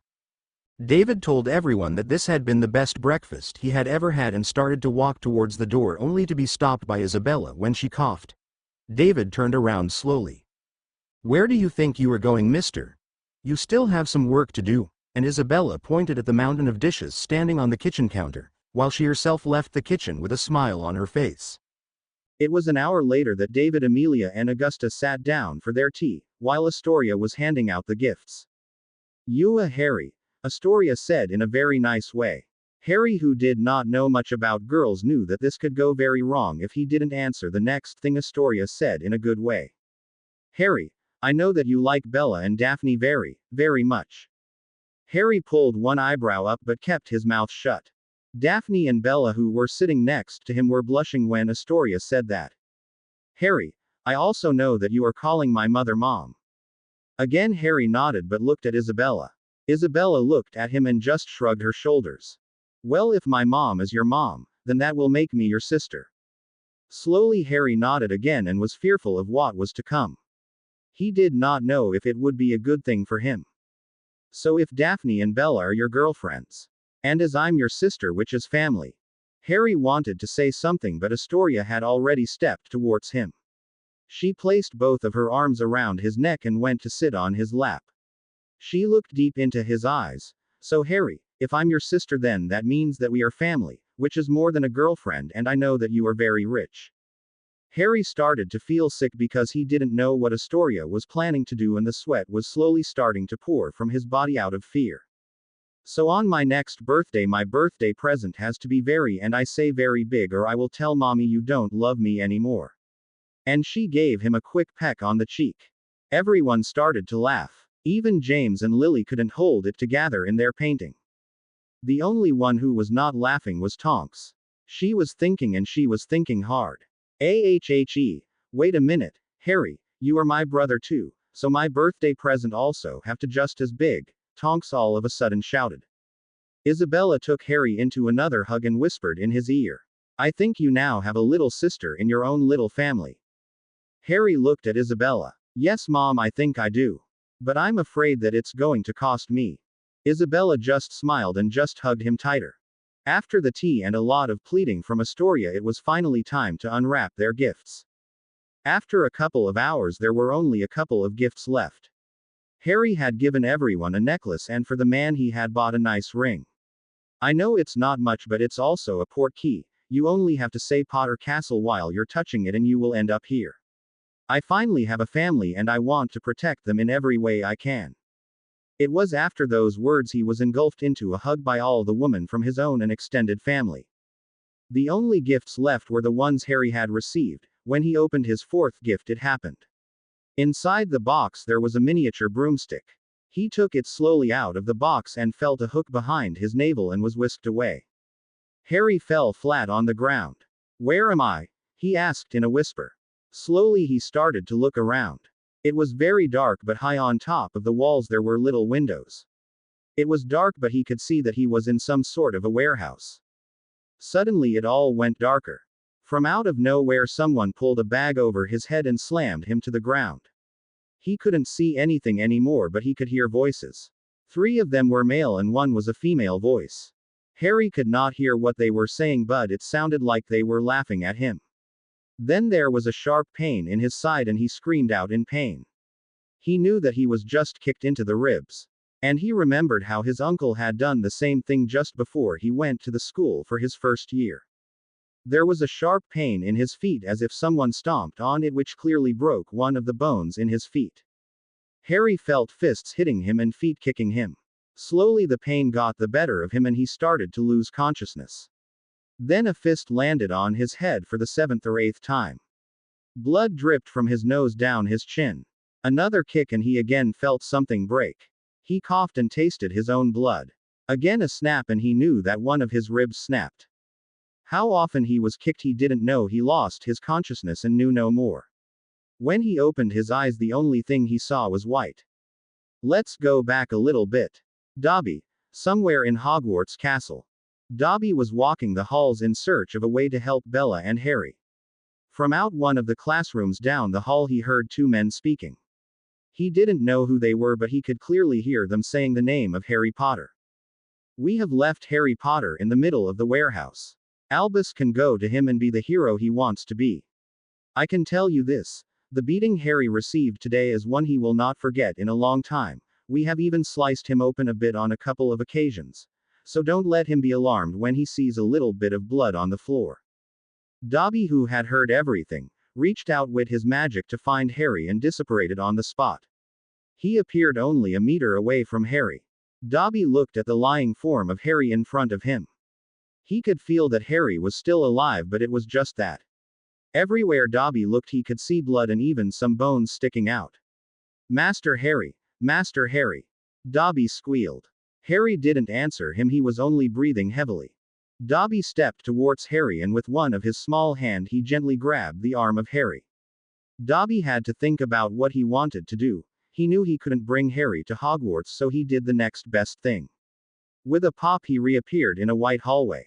He left Harry there on the ground and disapparated to his next target. Minerva McGonagall looked at how her grandson was unwrapping his gift. Minerva had a little smile on her face when she looked at her grandson. It was now little more than a year that she knew she had a grandson and loved every minute of it. She could feel the bond she and Harry shared, a bond her only daughter had put on their blood. A little sad, she looked at the painting of Lily and again back at her grandson. While she was playing with the necklace she got from him. It was then that she saw him unwrapping a gift she hadn't seen the night before. Her mind began to work when she saw him lifting a miniature broomstick out of the box. She wanted to jump off, but it was too late. Harry disappeared in front of her eyes. Everyone was shocked. Bella and Daphne even screamed a bit when Harry disappeared. Minerva immediately went to the box where the miniature broomstick was in. She looked at the box but could not find a name tag or something that told her from whom it could be. While Minerva was looking at the box, she could feel the fear in Harry rising to a level she only remembered from that one day in the kitchen in Greengrass Manor. Suddenly she felt a sharp pain into her side and she had to grasp the table to support herself. The next thing she felt was a pain in her feet and she went down to one knee. Minerva had fear in her eyes when she looked around the table. Harry is getting beaten up. I can feel it, she screamed at no one in particular. After another sharp pain in her leg, Minerva fell to the ground. Isabella and Amelia were standing next to her but didn't know what they could do. Minerva grabbed her arm, her leg, her side. She could feel the pain from Harry but didn't know how that could be. With her left hand she rubbed her chin. She could feel some moisture but there was nothing there. Somehow her mouth was filling itself with blood, but when she spat on the ground there was no blood. The tears started to flow from her eyes as she looked at Arabella. Find Harry, please find Harry. The pain increased while Minerva kept screaming out in pain. Stop it. Please stop it. Leave my Harry alone. Minerva shouted and the pain from Harry disappeared just before she fainted. As Minerva lay motionless on the ground, there was a lot of friction that went around between the grown-ups that took almost 15 minutes before Arabella put a stop to it. Arabella called Minnie and Maxie. Minnie, please bring Minerva to St. Mungo. Maxie, go and get Poppy and bring her also to St. Mungo. After that you two have to come back here. Dobby appeared from out of nowhere and stood next to Bella. Arabella could see that Dobby said something to Bella and Bella said something back before Dobby grabbed her and Daphne's hands to again disappear from sight. What Bella and Daphne saw. Bella was sitting next to Daphne and was just like the others looking at how Harry was unwrapping his gifts. From out one of the boxes Harry took something small before he disappeared. Just like Daphne, she screamed a little, and looked on as Minerva inspected the box. As she was looking at how Minerva turned the box around to all of a sudden grab the table to immediately bend over the same table in pain. She could see Minerva grabbing her side and then her feet. Daphne and Bella knew that this was the result of the mercy spell Lily had done to tie their blood together. Both of them were watching how the face of Minerva went from fear to pain to horror back to pain. It was the pain of Harry she was feeling. Daphne and Bella wanted to do something, but they didn't know what to do. Stop it. Please stop it. Leave my Harry alone, Minerva screamed from out of nowhere. Just before Bella and Daphne watched as she fainted. Bella was unable to utter a word and looked on as her mother took the lead of the situation. As there was a lot of friction going on between the adults, Bella just watched and wondered what was happening to her Harry. It was that her mother ordered Minnie to take Minerva to St. Mungo and Maxie to bring Poppy there too. Dobby appeared next to her. Mistress Bella, Master Harry needs you and he needs you now, sounded the little voice of Dobby. Bella was a little startled because she had not seen Dobby appear next to her. What? Where? Wait, I don't care, take me and Daphne to him right now. Dobby grabbed both their hands and disappeared out of Potter Castle. After only a second both Bella and Daphne appeared in a long white hallway. Right in front of their feet was a big puddle of blood and they looked at Dobby. I'm sorry, mistress, but Dobby left Master Dobby here on the floor. Daphne again looked at the puddle of blood that lay in front of them and put her hand to her mouth. Albus Dumbledore office 1 hour earlier. Albus, it's done, you can go and save Harry Potter, sounded a voice from the fireplace. Albus looked up from his papers and just nodded at the figure in the fireplace. Slowly he came from behind his desk and walked to the flow network. With a pinch of flow powder in the fire he said, Hogshead. Ah, brother of mine, do you want a drink? Abe said as Albus walked out of the fireplace in his cafe. No thank you, I have a very important meeting I have to go to, Albus answered as he greeted his brother. As Albus stood in front of the hogshead, he looked around. Too bad it's such a nice day, but it's for the greater good, and dissipated to the warehouse Harry was in. He was glad that he only had to be here for a moment as he went to the spot Harry was lying. That was the only reason he had to be here. In the middle of the warehouse he could see a big puddle of blood. But wherever he looked there was no Harry. As he looked at the blood he wondered if he had gone too far with his plans. But he shrugged because it didn't matter as long as Harry was alive he could be the hero. He looked around himself to see if Harry was somewhere else. There was no sign that Harry had walked away or crawled to another place. After half an hour he gave up and dissipated back to the gates of Hogwarts. He looked if no one had seen him before he made his way back to the castle. The first thing he did was to go to the infirmary. He knew that if someone had found Harry they would take him to Poppy. In the infirmary he could see that all the beds were empty and that Poppy was still sitting behind her desk. The next thing he did was to go to the office of Minerva. But he never heard the pop as Maxie, the house elf of the Potter family, took Poppy away. While he walked to the office of Minerva he thought to himself what could have gone wrong. Harry was supposed to be there and he was supposed to be the hero who saved him. At the office he didn't knock but just walked in. He hoped the Minerva would be there so he could tell her that something was wrong with her cub. But her office was empty with only the sorting hat lying on a cabinet that stood behind her desk. With a look of disgust at the sorting hat he left the office and started his way back to his own office. In one of the hallways he came across Draco Malfoy and Ronald Weasley. Both of them were smiling broadly at him as they dragged a struggling Ginny behind them. Albus just looked at it but didn't do anything about it. As he arrived at his office he sat behind his desk and laid his head in his arms. With thoughts running through his mind he hoped that he didn't ruin his chances with Harry and that he would get another opportunity to get him back at his side. At Potter Castle they all watched as Minerva was taken away by Minnie. Maxie disappeared and Arabella turned to Bella to see how she and Daphne were taken away by Dobby. What is that? What's happening? Where is my daughter going with that house elf? Isabella screamed. I think that was the house elf the kids were talking about. And for him to take Bella and Daphne will only mean that he knows where Harry is, Arabella answered as Minnie appeared in front of her. Minnie, I want you and Maxie to take us all to St. Mungo. After that I want you to see if you can find Harry for me and bring him to St. Mungo. If you cannot bring him to us or find him, come and tell me immediately. The little house elf looked up at Arabella and nodded. Arabella and the others appeared in front of the front desk in St. Mungo.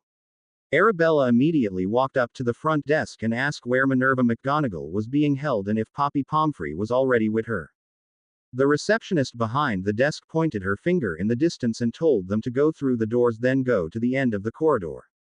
At the end of that corridor they have to take a left then a right and they would find Miss McGonagall in the last room on the left side of that corridor. Without another word Arabella started to walk and was closely followed by the others. When they came at the end of the last corridor just before they had to take a right, Isabella almost screamed. I found Bella and Daphne. They are right over there by that window there. What happened just a little bit before this chapter with Bella and Daphne? Dobby appeared next to her. Mistress Bella, Master Harry needs you and he needs you now, sounded the little voice of Dobby. Bella was a little startled because she had not seen Dobby appear next to her. What? Where? Wait, I don't care, take me and Daphne to him right now. Dobby grabbed both their hands and disappeared out of Potter Castle. After only a second both Bella and Daphne appeared in a long white hallway. Right in front of their feet was a big puddle of blood and they looked at Dobby. I'm sorry mistress, but Dobby left Master Dobby here on the floor. Daphne again looked at the puddle of blood that lay in front of them and put her hand to her mouth.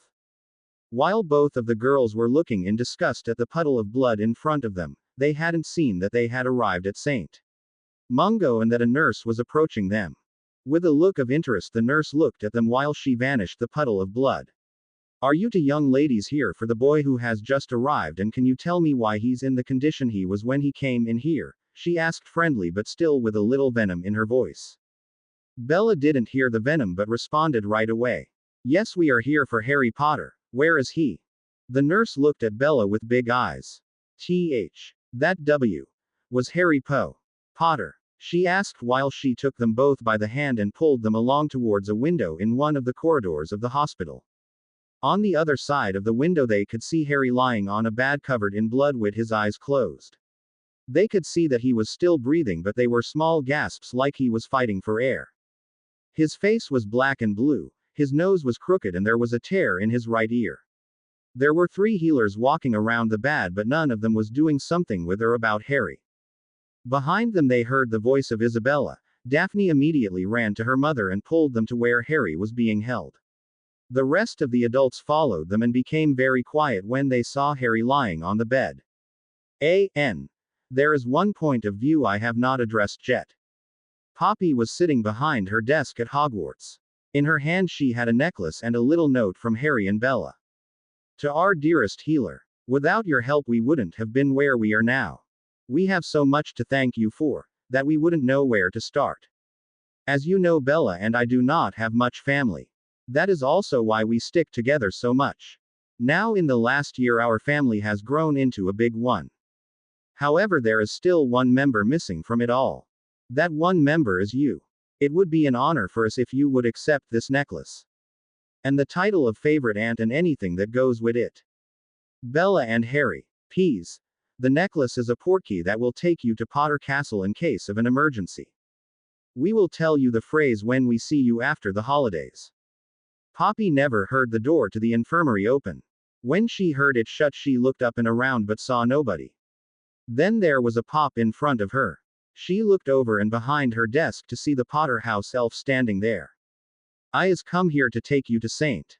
Mungo. Miss Arabella is saying Mistress McGonagall is needing you. Poppy nodded and grabbed her bag from the floor. She stood and walked over to the house elf. She took his hand and together they dissipated away. Poppy was left in front of a room. She looked around and walked to the door. As she pushed the door open she could hear Minerva saying something. I need to get back home. Something is happening with my grandson and I need to be there. Minerva, please sit down, Poppy said from the doorway. Arabella is handling things. I'm here to check you over and if everything is okay then you can go home. Minerva looked at Poppy and nodded. She had been friends long enough to know that when you argue with Poppy it would only take longer and longer. 30 minutes later Poppy Pomfrey walked out of the room and down the corridor. Just before the corner she saw the family standing near a window. With a smile on her face she walked up to them. Minerva will be okay, she said. There was nothing wrong with her. Have you heard from Harry yet? Because Minerva was telling me the strangest story, something about that Harry been taken away and that he was being beaten up. But to her surprise there was no one who responded to her calling. Poppy walked up to them and looked through the window to see where they were all looking at. Then she saw it. Harry Potter was lying on a bed covered in blood, 3 healers walking around him who were doing nothing at all. She cursed and walked straight into the room while she was waving her wand at Harry. The 3 healers all looked at her with big eyes. None of them remembered her, but they all told her that there was nothing more they could do for the boy. This is Harry Potter and I decide when there is nothing more we can do for this boy, she snapped at the healers, while she again waved a diagnostic spell over the body of Harry. One of the healers took a breath to say something, but before he could utter a word he was looking at the tip of the wand from Poppy Pomfrey. I would be very careful of what you were about to say. This is my nephew and as of now I'm his healer. So do something useful or get the hell out. Poppy turned her back at the healers and went to work. A minute later she snapped. Bella, Daphne, get in here now, and help me. And even though Poppy was snapping at them they knew why it was and ran into the room waiting for what it was they had to do. Bella, just talk to him. I don't care what you say but just keep talking to him. Let him know that you are there. Daphne, you take those blood replacing fluids and keep on feeding him that. Only stop when I tell you to stop. I don't know how much it will take and how much he will need, but he will need as much as we can get into his body. What Poppy didn't know was that both girls slashed their hand palms and the palms of Harry, then they took them in their hands and said in a whisper. With our blood we feed you our love. With our blood we heal you our love. Let us be one. In love, let us be one in blood. They whispered on the same time, making a blood bond that was almost as strong as the bond Lily made with her own blood. What the adults didn't know was that Harry had already done it the day before, and that the ritual had to be finished today. It was a ritual that was described in the book, Blood from the Soul. One that would create a bond that could never be broken by any kind of love potion or manipulation. It had been something they had talked about for hours. Just so that Dumbledore could do nothing that would tear them apart. It was not long thereafter that the head of St. Mungo came running into the room with 2 Aurors right behind him. What is the meaning of this? You lady, have no authority here and therefore you have to be removed from this hospital, he screamed. Poppy turned her head around with a snap. Don't let me make it difficult on you. Get out and let me do my work, Poppy screamed back. Aurors, get her out of here. She has no business in this hospital, and take those 2 girls along with her. That boy is dying and she is making it terrible for him to pass on. Okay, one more point of view, the last one from Amelia. Amelia was just like the rest of them, looking at how Harry was unwrapping his gifts. Then it happened. He just disappeared right in front of their eyes. After that, she could see how Minerva grabbed all over her body at the places where Harry was being hit. When everything was over and Arabella took the lead, Amelia hung her head a little towards David. I'm going to go to the ministry to see if something is happening there. Maybe Harry will use his wand and we could get a fix on him. If you see him before me, send me a Patronus. David nodded and Amelia disappeared. It was half an hour later that David saw Harry through the window and he sent a Patronus to Amelia. Aurors, get her out of here. She has no business in this hospital, and take those 2 girls along with her. That boy is dying and she is making it terrible for him to pass on. This was the line Amelia heard when she came around the corner. The first thing she saw was the families standing by a window and she knew that something was very wrong.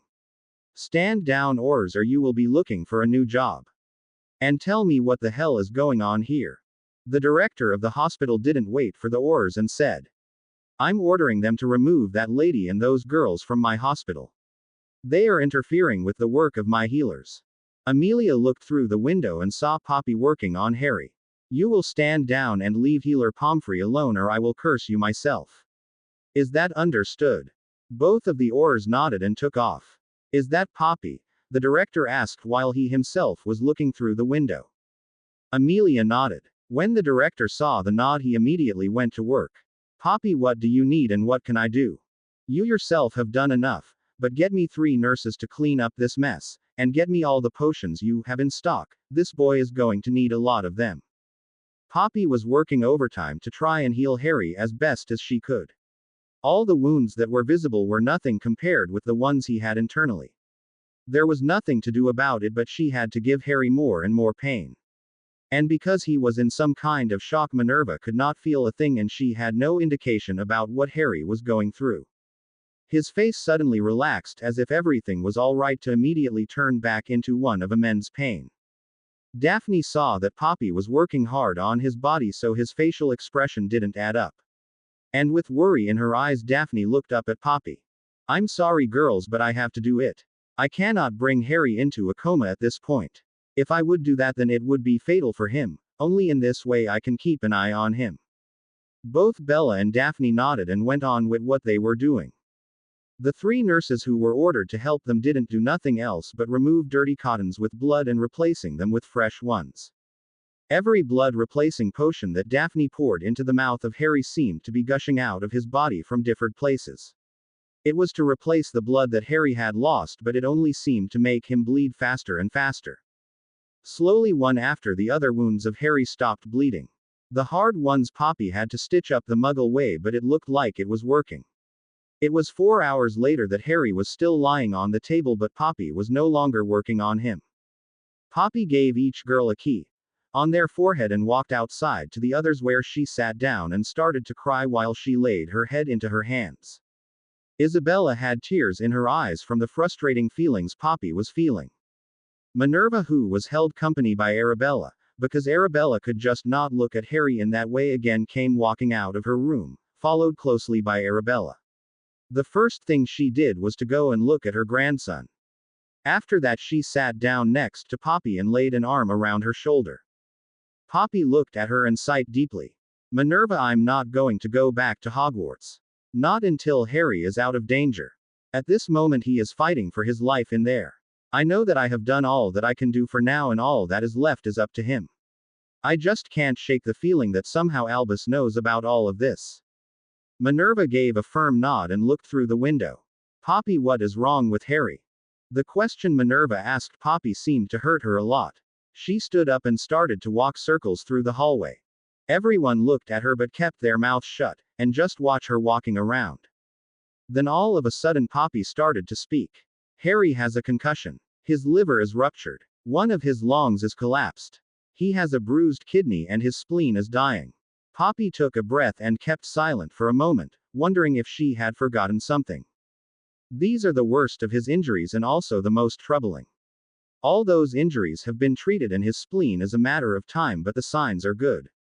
Poppy looked at Minerva and laid her hand on her shoulder. We will let Harry rest for 7 days. After those 7 days we will be starting on healing his other injuries.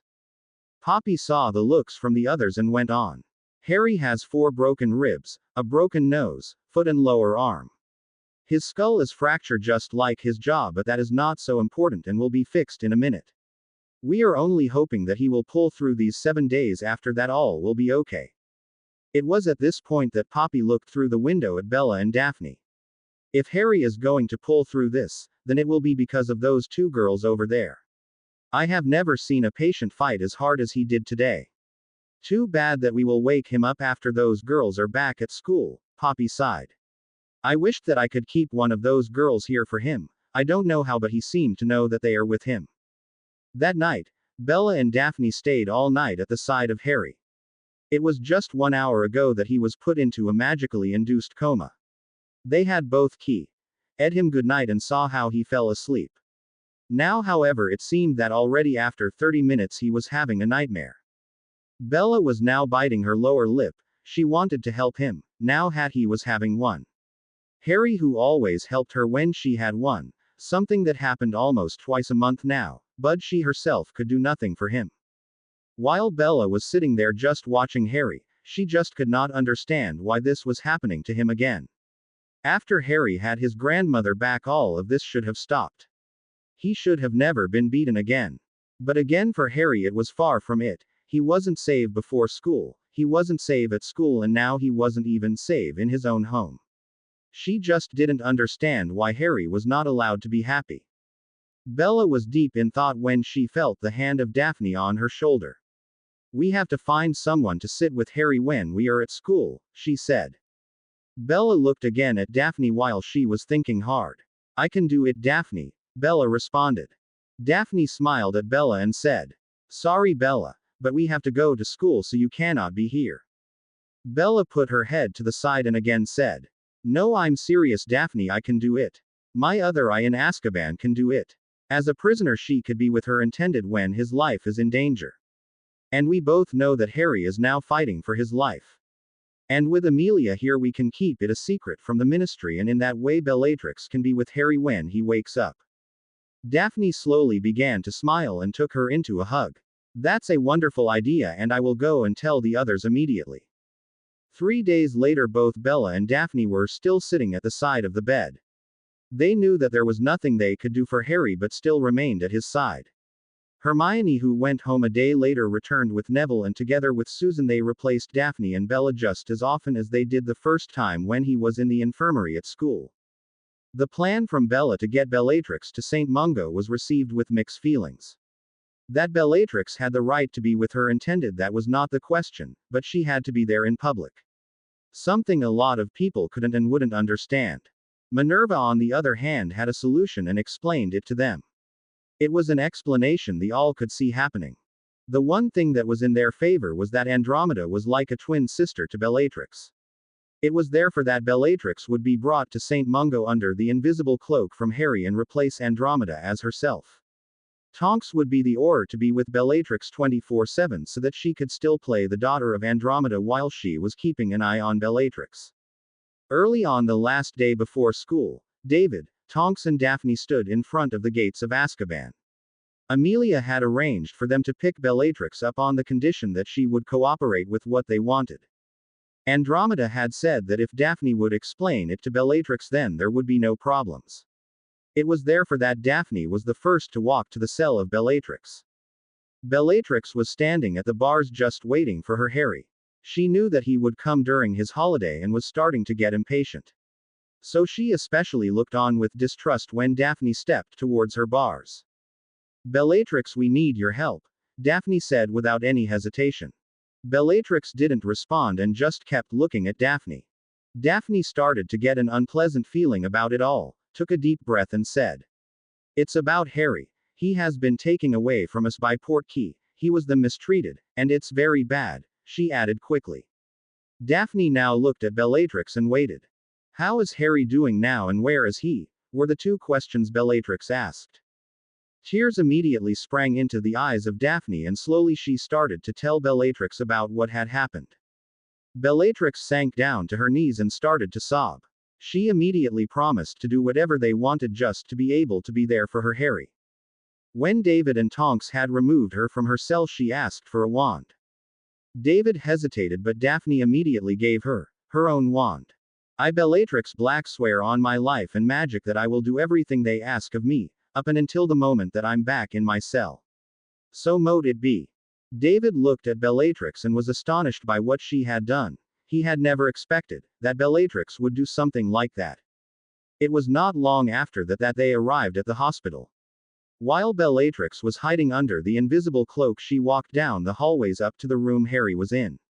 At the door she was told to wait until the others had left the room. Daphne had walked inside and told Bella that Bellatrix was waiting outside of the door. Both girls said their goodbye and had Harry on his lips. Bella took one look at Harry before she left the room. Get better, Harry, she mumbled. We will be waiting for you at school. With little tears she walked down the hallway with Daphne on her arm. As they left the room they could see David and Tonks standing there. They knew that Bellatrix was standing between them. They didn't say anything because they were afraid that Bellatrix would be startled as she would see herself as a little girl for the first time. And before they knew when Bellatrix would be sent back, they couldn't take a chance. After taking Bella down the hallway to a waiting room, she came back and told David that they were free to go inside. Just behind the door, Bellatrix took off the cloak and looked at the lying form of Harry on the bed. There was her little Harry covered in bandages. Here and there all over his body there were little spots of blood from wounds that had reopened on his little body. Poppy, who she remembered as the healer of Hogwarts, was standing on his bedside and her sister Andy was on the other side. With a little hesitation Andy stood and took her little sister by the hand. Everything will be okay. You only have to be here when he wakes up. Bellatrix nodded and slowly walked to the edge of the bed. Andy and David looked on as Bellatrix took the small hand of Harry in hers as she at the back of it, while she took her place in the chair that stood beside the bed. David leaned to Andy and whispered, "If you would have asked me 1 year ago that Bellatrix could show so much love, I would have called you crazy." Andy leaned back and smiled. "This is not showing love, David. This is true love at his finest." David looked at the look in the eyes of Bellatrix and knew that Andy was right. There was love in the eyes of Bellatrix, love that clearly told you not to mess with her Harry. Then he saw how Bellatrix laid her head against that of Harry and whispered something. He didn't know what she had said, but he loved to be able to. Andy took the cloak, draped it over her head and disappeared from view. Together with David she left the room and went looking for Daphne and Bella to take them home. Bellatrix at the back of the hand of Harry. She looked at him with love and leaned in while she placed her head against his. Stay with me, Harry, please don't go away and leave me alone. I know that I'm a Death Eater and that it will take a lot before I can bring most people around, from the way they are thinking. But for you I will try. I really love you, Harry Potter. I loved you from the moment you ed me in Azkaban, she whispered into his ear. Bellatrix, who had heard what people had done to her Harry, could not understand that people would do such things. But she had to think about herself at that point. While she herself was under the influence of the Dark Lord and her husband, she herself did horrible things. She, however, never did anything to a child. No matter how much they told her to, her mind just didn't listen. It was more than an hour later when the door opened and a nurse walked into the room. Bellatrix didn't look up but heard a familiar voice talking to her. The patient has to be washed and the bandages has to be changed. Bellatrix looked up and looked at the nurse. Narcissa, what are you doing here? Was her question. Narcissa was startled when she saw Bellatrix sitting next to a patient. Immediately she looked at the person that was lying in the bed and could see that it was Harry Potter that was lying there. Narcissa walked to the bedside and could see Harry's eyes were closed. She then took the chart and read it over while her eyes grew wide. With one hand in front of her mouth she read about fractures, bruises, and a lot more. How did he survive this after all he has been through? Narcissa whispered to no one. Bellatrix looked at her sister with interest. She had heard the wonder in her voice but didn't understand the thing her sister had said. What do you mean by also? Bellatrix almost screamed at her sister. Narcissa, however, did not look up or responded to her question. She did tell her that she was now a voluntary nurse and was helping out on the weekends. She was now working on becoming a full-time nurse like she always wanted to be. Lucius had told her not to do it, but she had told him that it would be a good thing for when their lord would get back. Narcissa took off his clothes with a wave of her wand and left his boxers in place. She asked Bellatrix if she could get the water and sponge to wash him with, while she herself took of the bandages with another wave of her wand and looked at the new scars that were covering his body. While Bellatrix poured the water in a bowl, she turned around and let everything drop to the floor when she saw her little Harry. She could see scars over his whole body, fresh ones and old ones. They were on his legs, arms, torso, and even on his back. Bellatrix walked to Harry and looked at his tiny body in front of her. The last thing Narcissa ever expected were tears in the eyes of Bellatrix, but there they were, and it was clear to her that those tears were sincere. But to her amazement she could again see the tears in the eyes of Tonks, who had been waiting in the corner of the room. Bellatrix mumbles something like, "How can this be and why?" Narcissa could not give her an answer. Tonks could, but didn't know if she should. Then again, Bellatrix would someday be his wife, and therefore she would have the right to know. While she was thinking it over, she could see how Bellatrix touched his scars gently. While Narcissa and Bellatrix were bathing Harry, she could still see tears flowing down her cheeks. Narcissa was working on Harry and was glancing sideways at Bellatrix every 2 seconds. Never in her life had she seen Bellatrix care for someone else like she was doing now, and just as they had Harry back in his pajamas, Tonks coughed. It was with some difficulty that Tonks admitted that she knew some of the reasons why Harry had the scars he had. Slowly she started to tell them both about what she knew and where the scars had came from. She didn't tell them about the memories she had seen, but only the big lines. That he was abused and treated like a house elf. She knew that they would be mad, and it was something she would understand. She herself had also been mad when she had learned about them. Narcissa was the one to be mad, but Bellatrix had a completely different reaction than her sister had. Without a tear she lowered her head near that of Harry, her voice low and in a whisper, but clearly audible to the others in the room. "Harry, the day that I'm a free woman I will go to that so-called aunt and uncle of yours. That day will be their last day. They will breathe a breath of air. They will be praying for their death when I'm done with them. No one will ever hurt you again as long as I'm with you, and I will be with you till the day we die." The words Bellatrix spoke were no different than the words the others have spoken, Tonks thought to herself. No, the difference was in the hatred that went with those words. It was so cold that it would make the death turn around in their graves, and it gave Tonks a shiver of fear running down her spine. If it had been any other than that aunt and uncle, Tonks would have pity with them. But now she only thought they would diverse everything they got. Later that evening, Poppy Pomfrey came into the room to check on Harry. She had arranged with Minerva and the director of St. Mungo that she would be the one to take care of Harry. It was only her and nobody else. Together with Tonks and Bellatrix she would heal all of his bones and other injuries. It was something that would give him hellish pains all through the night.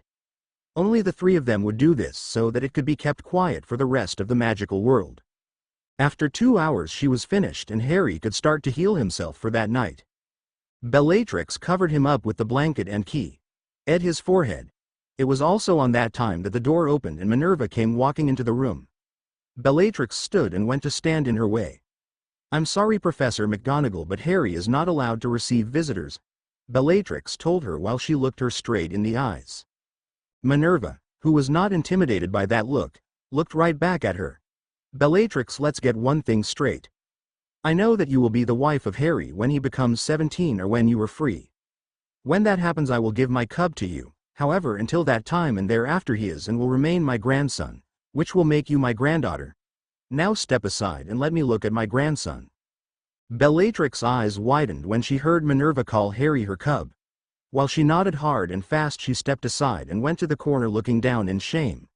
It was only a second later when she felt the hand from Minerva pull her in a hug and glided her to the other side of their Harry. Bellatrix immediately remembered who Minerva was, a loving woman, a caring woman, and a damn scary one if you would cross her. That night the four of them talked until the early hours in the morning. In this way Bellatrix learned a lot about the life of Harry and also how Albus Dumbledore had held a lot of influence over his life over the past years. She was beyond mad when she heard the stories over the life Harry had had until now. She herself had a hatred towards the Dark Lord. But those feelings only increased with every story she heard. The only thing she feared was what she had to do when her lord would come back, and especially how she would get away from him when he did. It was a fear she told the others while she was looking at the floor. To her amazement, Minerva started to chuckle and told her, "Bellatrix, on the day your lord returns, Harry will be ready for him. You know as well as I do that he will seek out Harry as soon as he can. Only he will not find a baby, but a warrior ready to kill him." Bellatrix could hear by the sound of her voice that Minerva was raising her grandson to take care of Voldemort. But Minerva, Lord Voldemort is so strong, and I don't know if Harry will ever be strong enough. From out the corner a small chuckle sound sounded through the room. Poppy, who was still standing in the room, could not hold herself and chuckled. Bellatrix looked at her and raised an eyebrow at her. Poppy saw this and walked towards her. Softly she laid her hands on her shoulders. "Bellatrix, how old do you have to be to hold off a stunner from a pissed-off Dumbledore?" Bellatrix looked at her but didn't understand what Poppy was telling her. "I really don't know, Poppy. I only know that my lord has always been afraid of Dumbledore. Other than that, I wouldn't know of any other person who would be able to match their power." Again Bellatrix thought hard. "I really don't know. I think you have to be an adult wizard and then one of extreme power." It was now that Minerva started to chuckle too. Poppy again looked at Bellatrix and shook her head with a little smile on her face. "No, Bellatrix, I have known Albus Dumbledore for 60 years. I know of one person who could do it, but have only seen one person who has done it. The one who had done it was 12 years old, and his name is Harry Potter." Bellatrix looked at Harry with a newfound respect. "You said you know of one who could do it, but that wasn't Harry, was it?" Again Poppy smiled. She could see that Bellatrix was still the curious and very smart witch she had always been. There was not a lot that would escape her perception from what was being told. "No, that wasn't Harry. This boy here is strong, almost as strong as Albus is now. However, there is one person that would put the power of Voldemort and Albus to shame, and that is our Minerva here." Bellatrix turned her eyes to Minerva and just stared at her, while she continued to listen to Poppy. "Minerva here is the strongest witch you will ever know. However, her dueling skills are laughable. She will only win if she has to defend her cub, otherwise she is nothing with a wand, except for transfiguration, then she is a real sorcerer. Not even Merlin himself could hold a candle to her transfiguration skills. No, this boy is only a boy. On the day he becomes an adult he will be stronger than Merlin himself. Until that day we will be teaching him everything he needs to know." It was now that Poppy turned to Minerva and said, "Minerva, I still have a feeling that Dumbledore knows about this. I even think he knows where and when it would happen." Minerva could only nod by those words. Bellatrix, who had been quiet throughout the conversation, could no longer control herself. "What? Are you telling me that Albus Dumbledore did this to a kid? Did this to my Harry?" Bellatrix waited for an answer, but she got none. The only thing she got were glances, but those glances told her enough. The rest of the night they sat quietly and talked softly while they were watching Harry's face go from peace to pain and back. When Minerva and Poppy left, Tonks retook her place on the side of her aunt. In the days that followed, Bellatrix sat at one end of the bed talking to anyone that came by and to Harry when she was alone. Nobody thought that it was strange that Bellatrix was sitting there day and night, something that was understandable because they all thought that it was Andromeda Potter who was sitting at his bedside. For those who knew that it was Bellatrix, it was just as normal as it would have been otherwise. They all knew that Bellatrix was innocent and therefore they didn't blame her for anything. The one thing where Bellatrix was anxious for was the meeting with Augusta Longbottom. She could clearly remember how her husband told her to kill little Neville Longbottom. And she also remembered putting him in a closet. But what happened after that she didn't know. That little fear that she had been taken away the minute Augusta walked into the room and hugged her lovingly. It was then that she heard how Neville and Harry were like brothers. It was also on that afternoon that she heard the story of how the 5 friends minus Bella had taken on the Wizengamot, with her Neville in the lead role. After the story, Bellatrix looked at her Harry and knew that she would have a man that could conquer the world together with his friends, a man far better than her lord could ever hope to be. At the end of the week, Tonks walked into the room with 2 small frames in her hand. Bellatrix looked at the frames and was startled when Lily and James walked into them. She could remember them both from school. Sure, they were years higher than her, but still she remembered them both. She even had a little crush on James and even one on Lily. When she saw them waking into the frames, she didn't know what to say. They were the parents from her future husband. But they were killed by her lord, why she was a follower willing or not. Sure, she was there because of a contract and an imperious curse, but would they understand that? Lily seemed to understand her, and she also knew that she had been under the imperious curse. That was a relief for Bellatrix, and it helped in the bonding that took place that afternoon. They didn't blame her for anything that had happened and even seemed to appreciate the love she had for Harry. The best thing was the conversation she had with both of them in the far corner of the room. Tonks looked on when Bellatrix was talking to the 2 frames. I think that Bellatrix has the okay to marry you. Your parents are talking to her and they are smiling. You know that you are a lucky boy, don't you? They all love you. It's just too bad this had to happen to you, Tonks told Harry while she was rubbing his hand with her finger. Later that night, Bellatrix told Tonks that Lily had asked her about the torture they had given Frank and Alice Longbottom.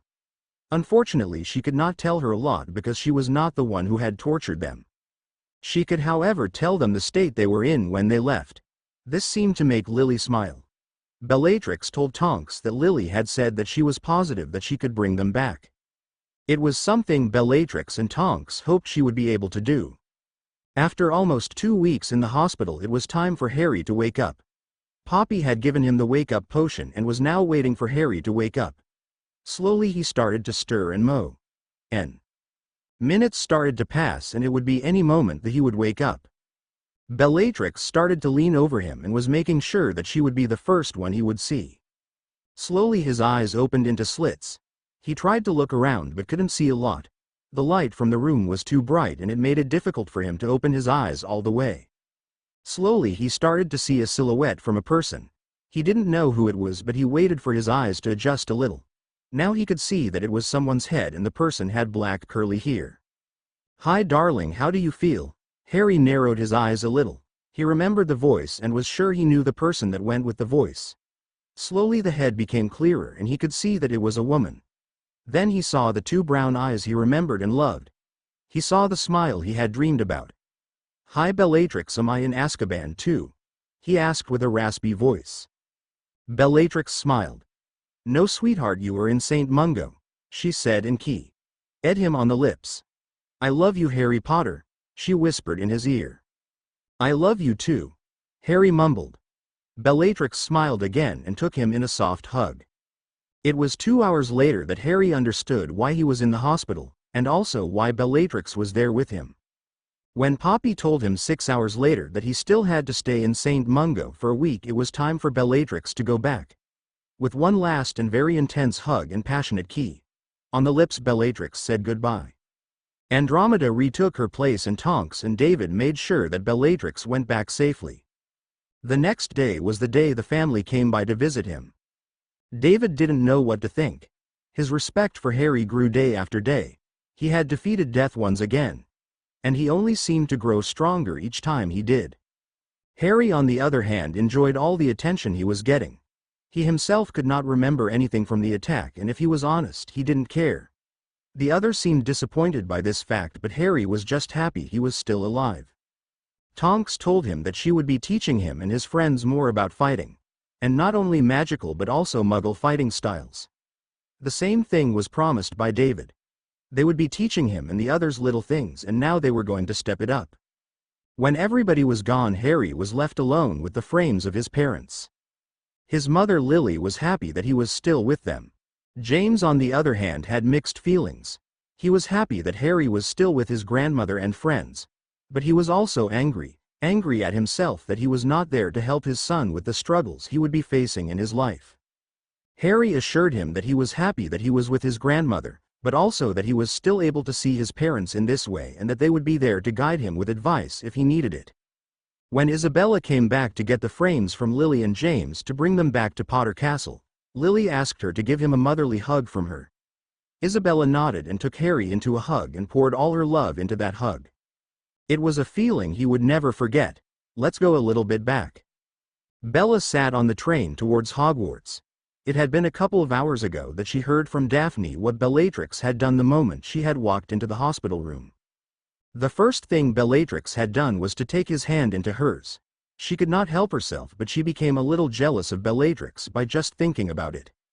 In her heart she knew why Bellatrix was sitting with Harry, but if she was honest, she was the one who wanted to be there by his side. Daphne, who was having the same feelings and thoughts, did have a talk with Bella about it and was now just like Bella, sitting quietly. She was looking outside of the window, and sometimes she would take a quick look at Bella. Every time she looked at Bella, she could see that she was having a rough time with it. Bella could not shake the thoughts away. She could still see Harry lying on that hospital bed. Never in her short life had she seen Harry that way. He was just lying there fighting for his life, and there was nothing she could do about it. With little tears running from her eyes, she thought back at the days she was sitting on the couch on number 7. Every evening she would sit there and look at number 4. Every time Harry didn't come to school, she knew that he had been beat up and was now locked up in his cupboard. How many of those times had he been in a state like the one he was in now? How many of those times had he been fighting for his life? There had been many dreams where she would dream about Harry lying dead in that cupboard. But none of those dreams had been as painful as the image from him lying in that hospital bed. That one picture in her mind she just couldn't shake away. And now she was all alone and without him on the train to Hogwarts. She missed him, and she could tell it from the empty feeling she felt inside her. She knew it was the same thing Daphne was feeling. It had something to do with the ritual they had done. Harry had done it first and Daphne, and she had to do it 24 hours later, just like the ritual had said. Now they were connected. He was a part of them, a part they needed. Without them they were empty. Bella already had that feeling when she grew up with him, but the ritual had only made it stronger. The worst part of it all had been the fact that he was never really awake when they were there. When he was awake, his mind had been somewhere else. Now the both of them were on their way to school. They had begged to stay with Harry but were not allowed. Isabella and Arabella had been really mad when they had said they would stay anyway. It had been the first time Bella had seen Arabella mad at her. It had made her a little scared, and so she found her way on the train, where she was now looking outside of the window, seeing nothing. Thoughts of Harry running through her mind, the hand of Daphne in her hand and her head on her shoulder. Suddenly the door of the compartment slid open. In the doorway stood a sneering Draco Malfoy, just looking around. His eyes went from Hermione to Neville. Susan End came to rest on Bella and Daphne. "What do you want, Draco?" Daphne said hotly. Draco just looked, and the sneer on his face became even more sinister. "I have heard from my father that the Minister of Magic, who is a great friend of us, told him that Harry is no longer with us. He had suffered a lot but still didn't make it in the end. So I'm only here to tell you that I'm happy that he is gone." Daphne turned her head to Bella and looked at her with big eyes, little tears starting to fill them. Neville saw the look in Daphne's eyes and stood. With one hand he pushed Draco outside and slammed the door shut with the other. "Do not listen to him. If there had been a problem with Harry, then we would have known it already. Our parents would have told us," he said, pointing a finger at Bella and Daphne. Neville sat down between Susan and Hermione. His words had no effect on his two friends. He also didn't know why Draco was on the train, and as he thought about it, he had seen Ron on the platform too. It was later that he found out that the prank Daphne had pulled on them had made them some sort of an outcast in the school. And they had been sent home by Dumbledore, where Severus had cured them with a potion of his own. Daphne was cuddled up in the arms of Bella, just crying softly, muttering, "Please tell me that it isn't so. Please, Bella, tell me that he is still alive." The plea for an answer by Daphne was not answered by Bella. She herself did not know if it was true or not. Things could have gone bad when they were on their way to the station or when they were in Potter Castle. The door of the compartment opened again. This time it was Ronald Weasley who was standing there. I hear a lot of stories. Most of them are saying that Harry is gone. So I took a decision to come and look for myself. I can see that he is not here, so it must be true. He is dead. Ronald Weasley closed the door with a big smile on his face as he walked away. It was now Bella's turn to lay her head on the shoulder of Daphne. It was only a minute ago that she had told herself that Neville was right. If something would have happened to their Harry, they would have told them the minute they knew about it. But the words of Ron had given her the doubt and she just broke down. Hermione and Susan had tried to give them the support they needed, but it just didn't help. When they arrived at Hogsmeade Station, the first thing they all did was to look around. But wherever they looked they did not see a professor or one of their parents. So that should mean that Harry was okay, if not someone would have been there waiting for them. This thought gave them a little hope, and with a good feeling they took the carriage to the castle. But when they took their seat at their house table, the good feeling they had came crushing down like a castle of cards. They could not see Poppy on the head table. When they looked to the right they did not see Minerva anywhere either. As the evening meal went on they didn't see them anywhere, but they had seen how Albus stood up abruptly and left through the side door. After Albus had left, both Bella and Daphne could not take another bite of their food. They just didn't know what to think about it all. Finally the feast was over and they could go to their common room to just sit there in peace. When they walked out of the great hall they saw Albus walking towards them in the hallway. He gave Bella a look and walked towards her. Daphne, who had seen Albus looking at Bella, grabbed her hand in support and feared the worst. "Miss Fig, could you tell me if it's true or not about Harry? This morning I received a very disturbing bit of news and I was wondering if you could enlighten me." Bella looked at him and got a mixed feeling of sadness and anger when he said those words. Daphne could feel the body of Bella stiffen next to her. On instinct she wanted to calm her down. But it was way too late. The anger within Bella was too big and it came pouring out of her. "Firstly, Headmaster, it's Mr. Potter or Lord Potter, Gryffindor or Peverell to you. Secondly, if it was true, would you think that I would be standing here?" She spat at Albus. Bella just couldn't take it anymore. She was irritated and angry. The only thing she wanted to do now was to go to the common room, and that was what she did, dragging a very flabbergasted Daphne along behind her by the hand. Inside the common room Bella didn't sit down and was just walking around. Slowly she was driving the others in the common room crazy by doing it over and over again. Ron was sitting in a chair and was smiling all the time. So now and then he would give a comment for everyone to hear. "It's just like a dream that is coming true." Or, "It's so quiet without him and I love it." Daphne had jumped to her feet for the second time with her wand in her hand, ready to curse Ron into oblivion. It was only because of Neville and Hermione that she had not been able to do it. Katie Bell and Angelica had tried to give them some sort of hope, but it didn't help them one bit. The friends were all worried about Harry. Most of the students in Gryffindor couldn't take it any longer and went to their beds. It was not long thereafter that the only two left in the common room were Daphne and Bella. "I can't take it any longer, Daphne. I want to know what is happening and I want to know it now." Daphne looked at her and just nodded as she watched Bella walking up the stairs to the boys' dormitory. With long passes she took the stairs 2 steps at a time and walked to the trunk of Harry. "What are you doing here, you filthy mudblood? Stupefy!" Bella called out when she heard the voice of Ron saying something. Neville just looked up. "I will keep him here and make sure he will keep his mouth shut, but you have to tell me what you have found out later, okay?" Bella nodded and left the dormitory with the invisible cloak of Harry under her arm.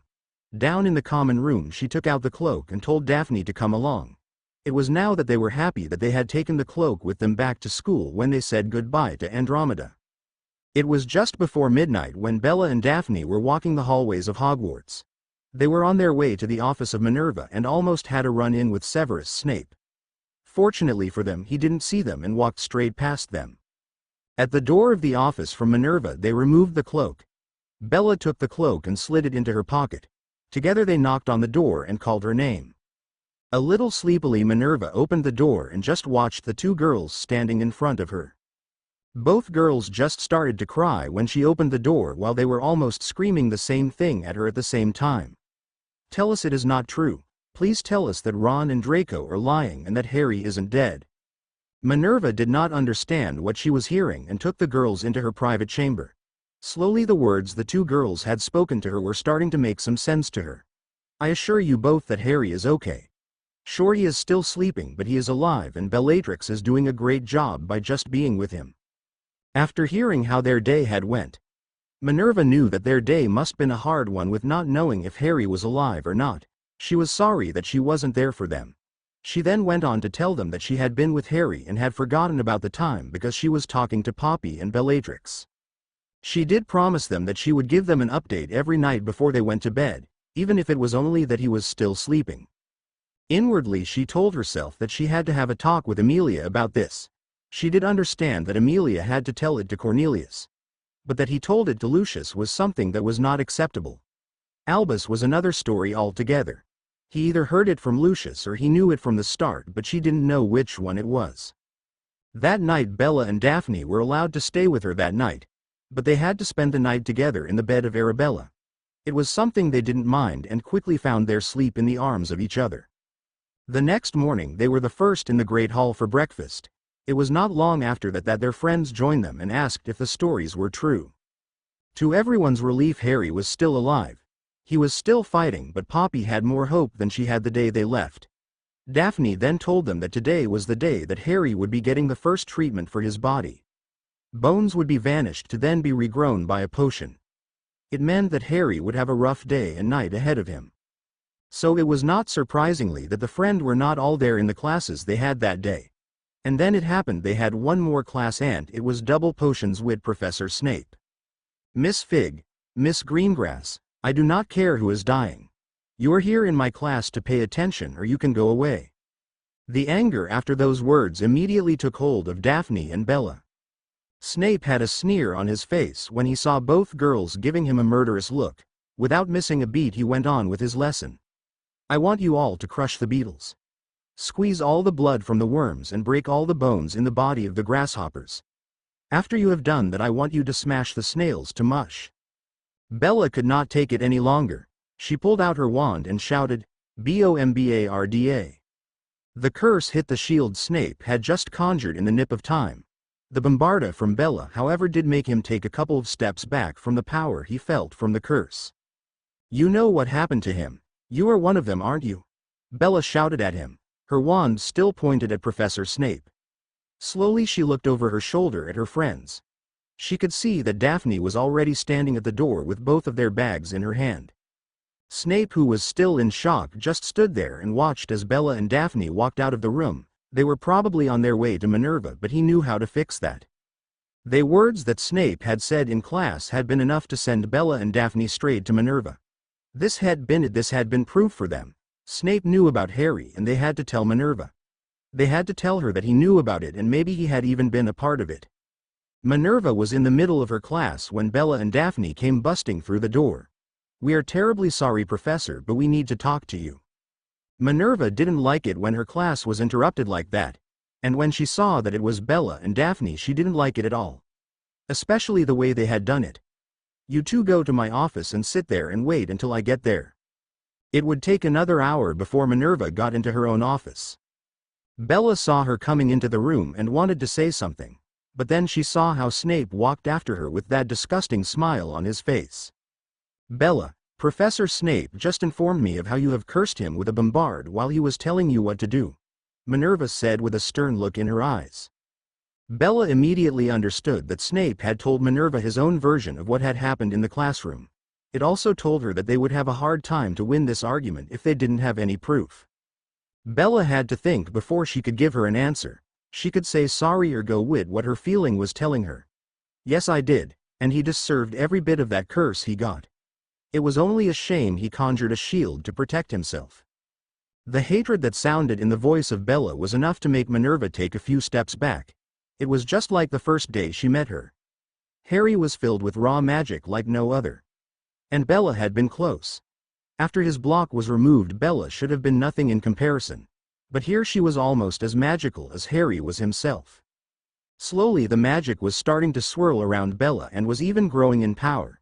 It was now that Minerva saw that the same thing was happening with Daphne.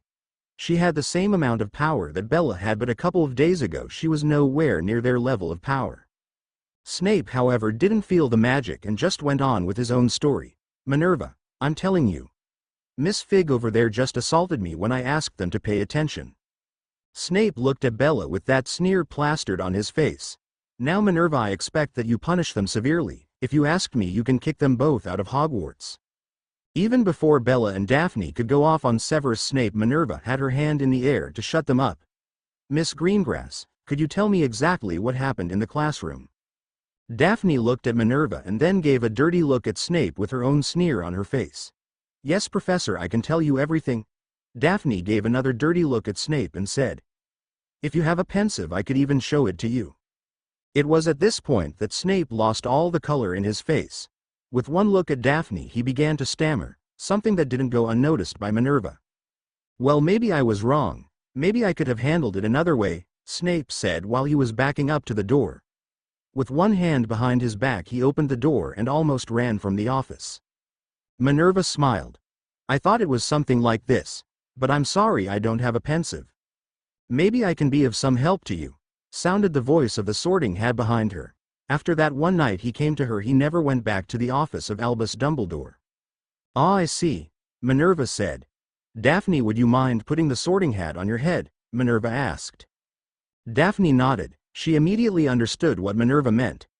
Bella had done the same thing earlier this year when she helped Ginny with the sorting, and she put the hat on her head. Hum-ha-ha, yes, yes, sounded the voice of the Sorting Hat through the office. Everyone was in expectation of what the Sorting Hat was about to say. I'm afraid that the girls may have been right. Professor Snape does know about the attack on Lord Potter. I, however, do not know if he was a part of it, but he could be. Together they were all huddled up around the Sorting Hat and were all deep in thoughts. It would be the second night they would remain in the private chamber of Minerva and sleep in the same bed. It was something they were getting used to and they really liked it. The next morning they had all been woken up by Poppy Pomfrey. With a smile on her face, she told them all about how Harry had survived the night and was now resting. He would be in a coma for a couple of days and then he would be as good as new. Bellatrix had done a wonderful job. Only his hair would remain a mess because there was nothing she could do about that. So it would only be a couple of days until Harry would wake up. Only when the coma potion would be elaborated would Harry truly be his old self. It would also be that day that Bellatrix would go back to Azkaban. Minerva did promise that both of them would be the first to go to him when the opportunity was there. It was that thought and only that thought that would get them through the rest of the week. Slowly the whole story went through the castle. Everybody now knew that Harry was in St. Mungo. Many asked the friends how he was doing. But there were also some who were convinced that he was the heir of Slytherin, this because there had been no more attacks since he was away from the school. This was also because the cat of Argus Filch was still lying petrified in the infirmary next to an equally petrified Colin Creevey. But that didn't matter to Daphne and Bella. Their Harry was going to be okay and that was the only thought they needed. It was after 2 days that Poppy Pomfrey walked into the charms class and asked if she could take the 5 friends to see Harry Potter, because he had woken up that morning. Professor Flitwick looked through the classroom and was about to excuse the friends from the class. It was also then that he saw that there was no need for it. The friends had already packed their bags and were on their way to the door. Bella and Daphne were practically dragging Poppy outside and away from him with smiles on their faces. Poppy just went along laughing and told them that they first had to go to Potter Castle. From there they would be allowed to go in 2 groups to see Harry.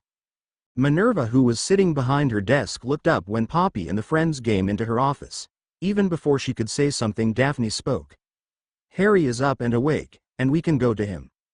It didn't take long for Minerva to understand what Daphne was saying. She gathered her things and went to the fireplace to flow to St. Mungo.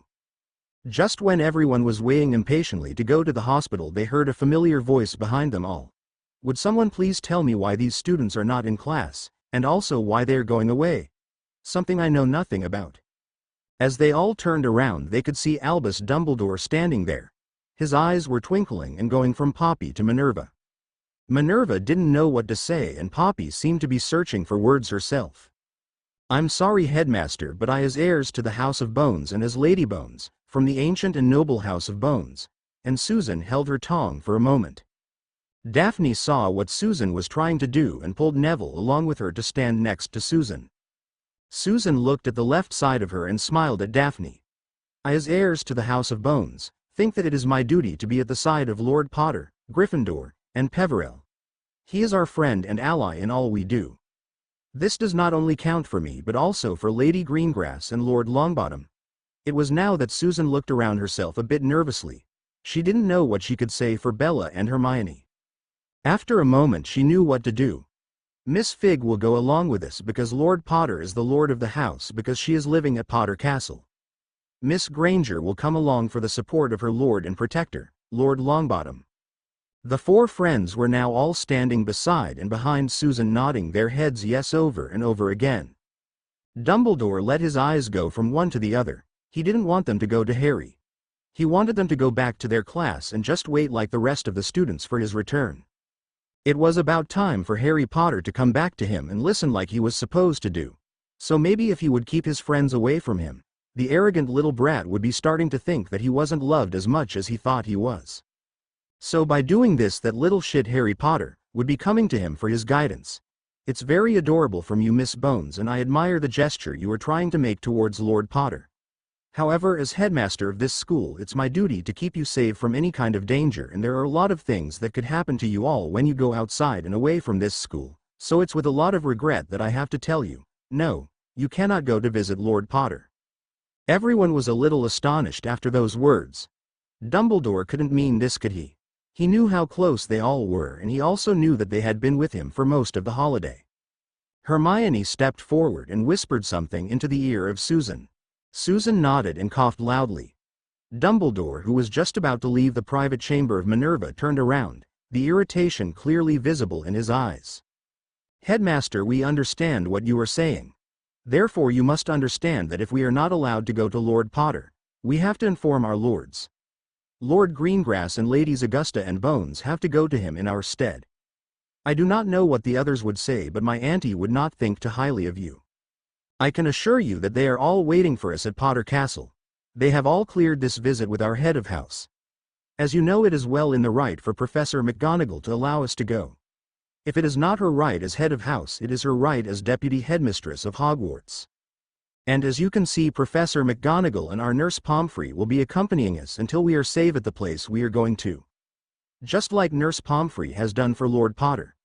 I also have to tell you this, and I understand, but the no to us is also a no to 7 ancient and noble houses." It was now deathly silent in the private chamber of Minerva. You could see from the facial expression of Albus Dumbledore that he had difficulty to decide what to do. On his fingers he was counting the houses and what they could do to him if he would deny them to go. It was after about 5 minutes that Dumbledore said, "Okay, you can go, but I insist that you are all back before the evening meal." He then turned around on the heels of his feet and left the room. Poppy could not control herself and hugged Susan from behind. "You have done that beautifully. I don't know how you know all this, but it was great." Susan looked at Hermione and they both blushed. Poppy smiled again. "Well, don't keep us in suspense. Tell us how you knew all this and how you knew what to say." Susan started to blush more and more. She looked to the ground and said in a whisper, "Well, to be honest, I didn't know anything about this. I don't even know if what I said was right or allowed. If it wasn't for Hermione, I would have screwed it all up. She helped me when I didn't know anything more to say. The last thing about the 7 houses I just added to make it believable." Minerva had 2 very big eyes of wonder before she started to laugh. "You have done great, Miss Bones. That will be 30 points for Gryffindor for your clear head in time of need."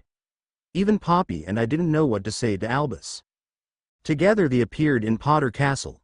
Bella saw her mother and jumped towards her and gave her a hug. It was here in Potter Castle where they would be waiting for Poppy to come and get them to go to Harry. Bella and Daphne were the first to go to Harry. Together they were walking hand in hand through the hallway of St. Mungo. By the door of the room of Harry they stood still. They knew Harry would be awake, but they didn't know how he would be. Poppy saw how they were hesitating to go inside. "Everything is okay with Harry. The only thing is that he will be very tired for the next week or so, other than that there is nothing to worry about. So just go inside and give him a hug," Poppy said as she opened the door. Harry sat on the bed and was just watching the door. He knew his friends would be arriving today and was waiting impatiently for them. When Bella saw him, she immediately dropped the hand of Daphne and rushed to his side. She swung her arms around his neck and kissed him full on the lips. As Bella let Harry go, She was immediately replaced by Daphne, who also hugged him and kissed him on both of his cheeks. After 20 minutes alone, their other friend arrived. Neville gave him a manly hand while Susan and Hermione hugged him briefly. After that, they finally had some time together and told him all about school. But they didn't tell him about Draco, Ron, or Severus Snape. It was late in the evening when the friends were walking back to their common room. They were closely followed by Professor McGonagall. Minerva just looked at the friends with pride in her heart. She could see that her little cub had loyal friends who would never let him down. She, however, did not know that 3 of those friends did have some doubts about him at the beginning of the. It had been something Bella and Daphne hadn't told her yet. But what she saw in front of her was pure friendship. In front of the portrait of the fat lady, Minerva said goodbye to the friends and went back to her own private chambers a little further down the corridor. As she opened the door, she could hear voices coming from inside her private chambers. As she opened the door a little further, she could see Poppy sitting there together with Pomona Sprout and Phileas Flitwick. Poppy immediately told her that she had told the other about a little about Harry. And Minerva knew that Poppy would only tell them what they had agreed upon. She knew in her heart that she could trust Poppy with that, so she didn't worry about it at all. Phileas handed Minerva a small glass of fire whiskey and told her that it was time for a little party. After those words, he raised his glass and shouted in a squeaky voice, "To Harry." Minerva took the glass from Phileas and sat down in a chair. Her eyes went around her own office, but she wasn't really looking at anything. She was thinking about the things Harry had endured in his short but horrible life so far. The other professors knew that Harry had been mistreated, but they didn't know how much and how terrible it had been. Only Poppy and herself were the only ones at school who knew everything there was to know about Harry. And it was only Poppy in the whole school who knew how much Albus had his hands in the life of her cub. The party they had went on until the early hours in the morning, and as Minerva was joining them in the party, she wasn't really there. She just couldn't be as happy as she wanted to be, or as the others were. Just down the corridor in the common room of Gryffindor, Bella and Daphne were the only 2 who hadn't gone to bed yet. Together they were still sitting on the couch in front of the fireplace, just talking about Harry. It would only be a week before Harry would be back. The only question for Bella and Daphne was what they were going to tell Harry when he got back. Bella and Daphne hadn't told Harry anything about Draco or Ronald, for that matter. Nothing about what they said on the train or what Ron said in the common room later that night when they were about to go to bed. But the biggest thing what they didn't tell Harry was what Snape had said in class, because if they were honest, they were a little scared about what Harry might do if he would ever find out about that. Harry did know that the large part of the school still thought that he was the heir of Salazar Slytherin. This because there had been no more attacks on the students ever since he was lying in the hospital. No, they knew that they had to keep what Snape, Ronald and Draco had said and done as secret as possible, just as long as they had to or needed to. Slowly the days went by. Every class the friends had seemed to go on longer and longer. But the thought that Harry would be back at the end of the week kept them going. The week, however, didn't go as smoothly as they wanted it to go. Draco and Ronald had made it a mission for themselves to make their last week as miserable as they could. At every opportunity they had, Draco and Ronald did something to Bella or Daphne they took. At the second day, Bella and Daphne had had enough and retaliate. This again turned out to be the wrong thing to do. Every time one of them did something back, Professor Snape or Headmaster Albus Dumbledore would be there to save Ronald and Draco and punish them for it, just like they always had done to Harry when he wanted to do something back. On the 4th day it had become so bad that Daphne and Bella didn't walk the corridors alone. It wasn't because they were scared, but because it always seemed like Albus or Snape were out to get them. Minerva had seen it all and even tried to help them. But Albus had found a way to keep her away so he could go on with punishing the friends for no reason whatsoever. At the end of their school day, the friends took a walk up to the infirmary. There they would ask Poppy if everything was still okay with Harry and if he was really going to come back on Friday. This was a ritual they would do each and every day. On Thursday they all knew that it would be only one more night before Harry would be back at Hogwarts. That night both girls could not find the sleep they wanted. So after an hour they decided to go down to the common room. There they just sat down in front of the fire and talked about everything and nothing important. "Bella?" Daphne asked a little shyly. Bella, who with her thoughts was by Harry, didn't hear her the first time. The second time she looked to the left. "Yes, Daphne," she said, and immediately saw that Daphne had a difficult question she wanted to ask. It was something she could clearly see in her eyes. Bella, how did you become such good friends with Harry? You don't have to answer if you don't want to. Daphne added to the question. Bella had to think hard. It was not that she didn't know. No, it was more that she didn't know if she wanted to tell it to her, or if she was allowed to tell it. Most part of that story was about Harry. That was why she had to think hard. She just didn't know if Harry wanted Daphne to know it. Daphne could see from the look Bella had on her face that she had a hard time to decide what she could say. She did know that Bella would have to talk about the things Harry had gone through, and that was also why she would understand if Bella didn't answer her question. Slowly Bella shifted herself to the right, swung her legs on the side of the couch and laid her head in the lap of Daphne. Daphne, who was still waiting on Bella, started to absent-mindedly brush her hand through the hair of Bella. What both girls didn't realize was that the blood ritual they had done with Harry was also connecting the two of them together. The battle that was inside Bella was coming to an end. Okay, Daphne, I will tell you the story, but only to you. Harry and my mother are the only others who know it. Daphne didn't say anything and just continued to brush the hair of Bella with her hand. Gradually Bella started to tell her story to Daphne. The first thing I remember was that I woke up on the sidewalk in front of an orphanage. Bella went on telling about that day. Then she told about the family she had lived with for a year. She talked about how she was punished if she didn't do her duties like she was told to. Bella told her about the slaps she got when she did the wrong thing and about the other punishments she received for those things. It was on the last day just before I ran away that something happened that I didn't like. I was alone with that man who took care of me. He was lying on the bed dressed in only his underwear. I don't know why I knew what he wanted to do with me, but I just knew it and ran for it. I even think that the lady knew what he was going to do to me. They wanted to teach me everything a good housewife was supposed to know. And this was the only time she left me alone with him. Daphne gave a shiver of fear when she heard what Bella told her.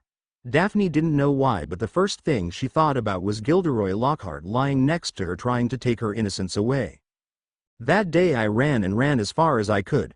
I didn't know where to go, but I just wanted to get away from there. I was 8 years old, all alone, and had no place to go. Bella sniffed a little before she went on. It was after about an hour when I was back in front of the orphanage. As I looked upon that building, I knew that I would never go back there. With a determination I didn't know I had, I walked away hoping to find a better place. How I got there I will never know, but the next day I woke up under a slide in the middle of a park. As I got up and stood next to a swing, I could see a little boy running away from 4 other boys, who were as big as Crabbe and Goyle. I didn't know what I was seeing. They were so big and very, very mean to that little boy. But that little boy was so fast, but not fast enough. Somehow those boys got a hold on him. The biggest boy sat on top of him and started to punch him wherever he could hit him, while the other boys were just kicking him. Then all of a sudden he escaped. He was just gone. Now I know that it was accidental magic, but at that time I didn't know that. I saw him running away and how he jumped behind a little wall. It was then that I saw the most beautiful green eyes I have ever seen. Eyes that still give me a warm feeling every time they look at me. Bella looked up at Daphne and gave her a small smile. You know that feeling, don't you, Daphne? With a big smile, she could see how Daphne was blushing at those words. As I closed my eyes, he was gone. I swear I only blinked one time, Bella said again with a smile. When he was gone, I started to wander around the neighborhood again. It was late in the afternoon that I found myself a dry place under a bridge where I fell asleep. It must have been hours when I woke up because it was already dark. I woke up by a strange sound. It was on that night when I was found by Arabella, my future mother, although I didn't know that at that time. Arabella took me home that night, and for the first time I really felt like I was home. It was there that I found the little red book. Daphne stopped brushing the hair of Bella and just looked at her. I never heard of a little red book, she said. Bella looked at Daphne and her eyes slowly got bigger from the fear she felt. Daphne immediately knew that she had said something wrong according to the fear Bella had in her eyes. HHMM Daphne. Daphne I. HHMMPPPP. That little red book was a book where Arabella wrote everything down that happened to Harry. Everything? Yes, Daphne, everything. The memories we have seen were not even the worse off it. No, in that little red book are stories that are much worse than what we have seen.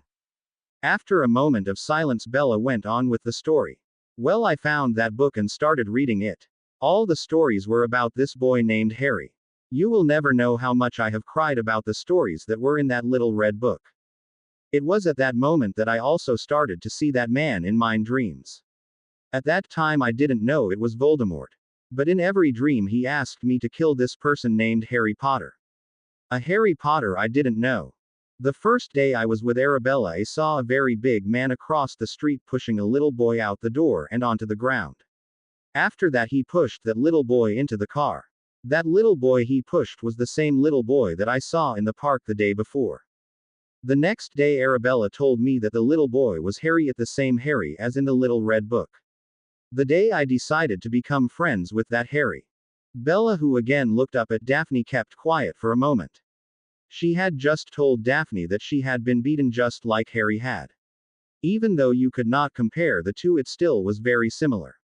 Bella had purposely left out some big things, but she knew that Daphne got the picture. She still wasn't sure if she was allowed to tell Daphne about the little red book, but then again Harry didn't know about it either. The eyes of Bella were now looking deeply into the eyes of Daphne. Daphne, who was still absent-mindedly brushing the hair of Bella with her hand, was looking right back at her. She could clearly see that Bella had an internal struggle with what she had told her. Somehow Daphne internally knew that there had to be a lot more than what Bella had told her. And when Bella had told her that she herself had been beaten just like Harry was, that required a lot of self-control to not start to cry. It was now that Daphne understood why and how strong the friendship between the two of them really was. They were sharing the same fate in more than one way. Bella, who had took her time to gather her thoughts, went on. From the moment I was living with Arabella, I also started to write in the little red book. The only thing left to me was to become friends with the Harry from across the street. Easy, just walk up to him, say I'm Bella and I will be your friend. Daphne nodded. Wrong. Becoming friends with Harry was even harder than to say Snape is a nice guy. Daphne snorted but covered her mouth when she saw the look in Bella's eyes.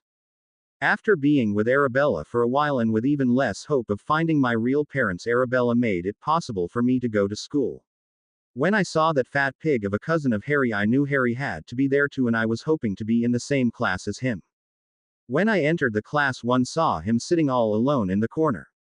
So I immediately went over to him and wanted to take a seat next to him. But Harry right away asked me to sit somewhere else. What do you mean by that, Bella? Why would he ask you to sit somewhere else? You have to understand, Daphne. His cousin and that so-called uncle and aunt of his didn't want him to have any friends or to even talk to anyone.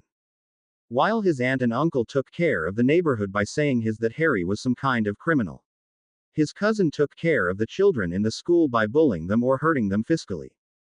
Daphne just shook her head. She had seen some of those memories when she was in his mind at the beginning of the year, but it was almost every night that she wished it would all be just a dream. With another shake of her head, she again listened to Bella. While I was there at school, it was no fun at all. Nobody wanted to talk to Harry or play with him. I even asked them about it and I always got the same answer. We want to play with Harry and we even want to talk to him. But if we do that, then his cousin will beat us up, so we don't. I never understood why they all were so afraid of his cousin of Harry. But I think it's a treatment they got from the first day they went to that school. I myself was not afraid, so the next day I sat down next to him. He again wanted to send me away, but I didn't let him. It was that day that Harry thought I could be a friend. The day after that I gave him my first note. I can still remember that day as if it were yesterday. Harry just looked at the note, then to me, and again at the note on his desk. He then took the note and read it. This was what the note said.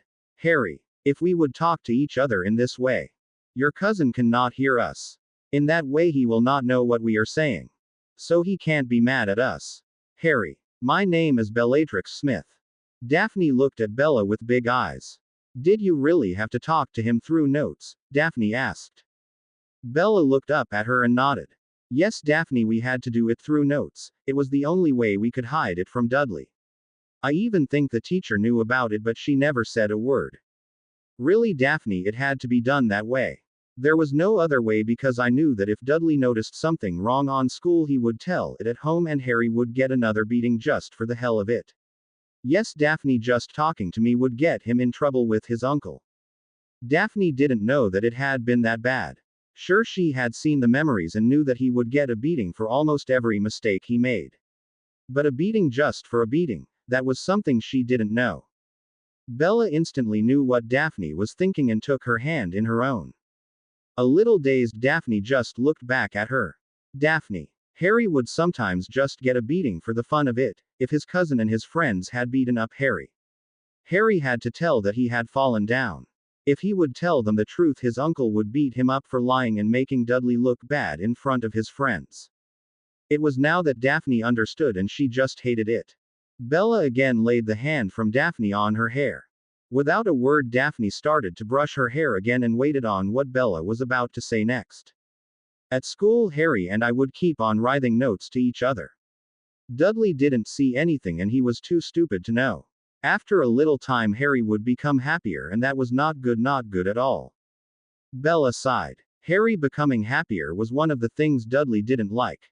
4 times Dudley tried to hit me, and 4 of those times Harry took the beating that was meant for me. It was then that we would become the best of friends. Again there was a moment of silence. Many of those days Harry would not come to school. Arabella and I understood that he would be locked up in his cupboard under the stairs for most of those times. It was now and then that Harry was allowed to go to Arabella Fig's house. That uncle and aunt of his didn't know that I was living with Arabella. It was one of the things we kept a secret for most of the Muggles and the whole of the wizarding world. It was on those days we could talk freely. The first time that Harry was allowed to come to us was also the first time he would sleep over. It was also the first time I would see Aunt Minnie. That day Harry introduced himself as Harry Potter, the boy I had to kill in my dreams. I could clearly see that Aunt Minnie was just as surprised as I was by hearing his name. Daphne could still remember the memory she had seen in the head of Harry. It was the only memory Bella had asked to see. The other memories she had seen that day would still now and then gave her the shivers.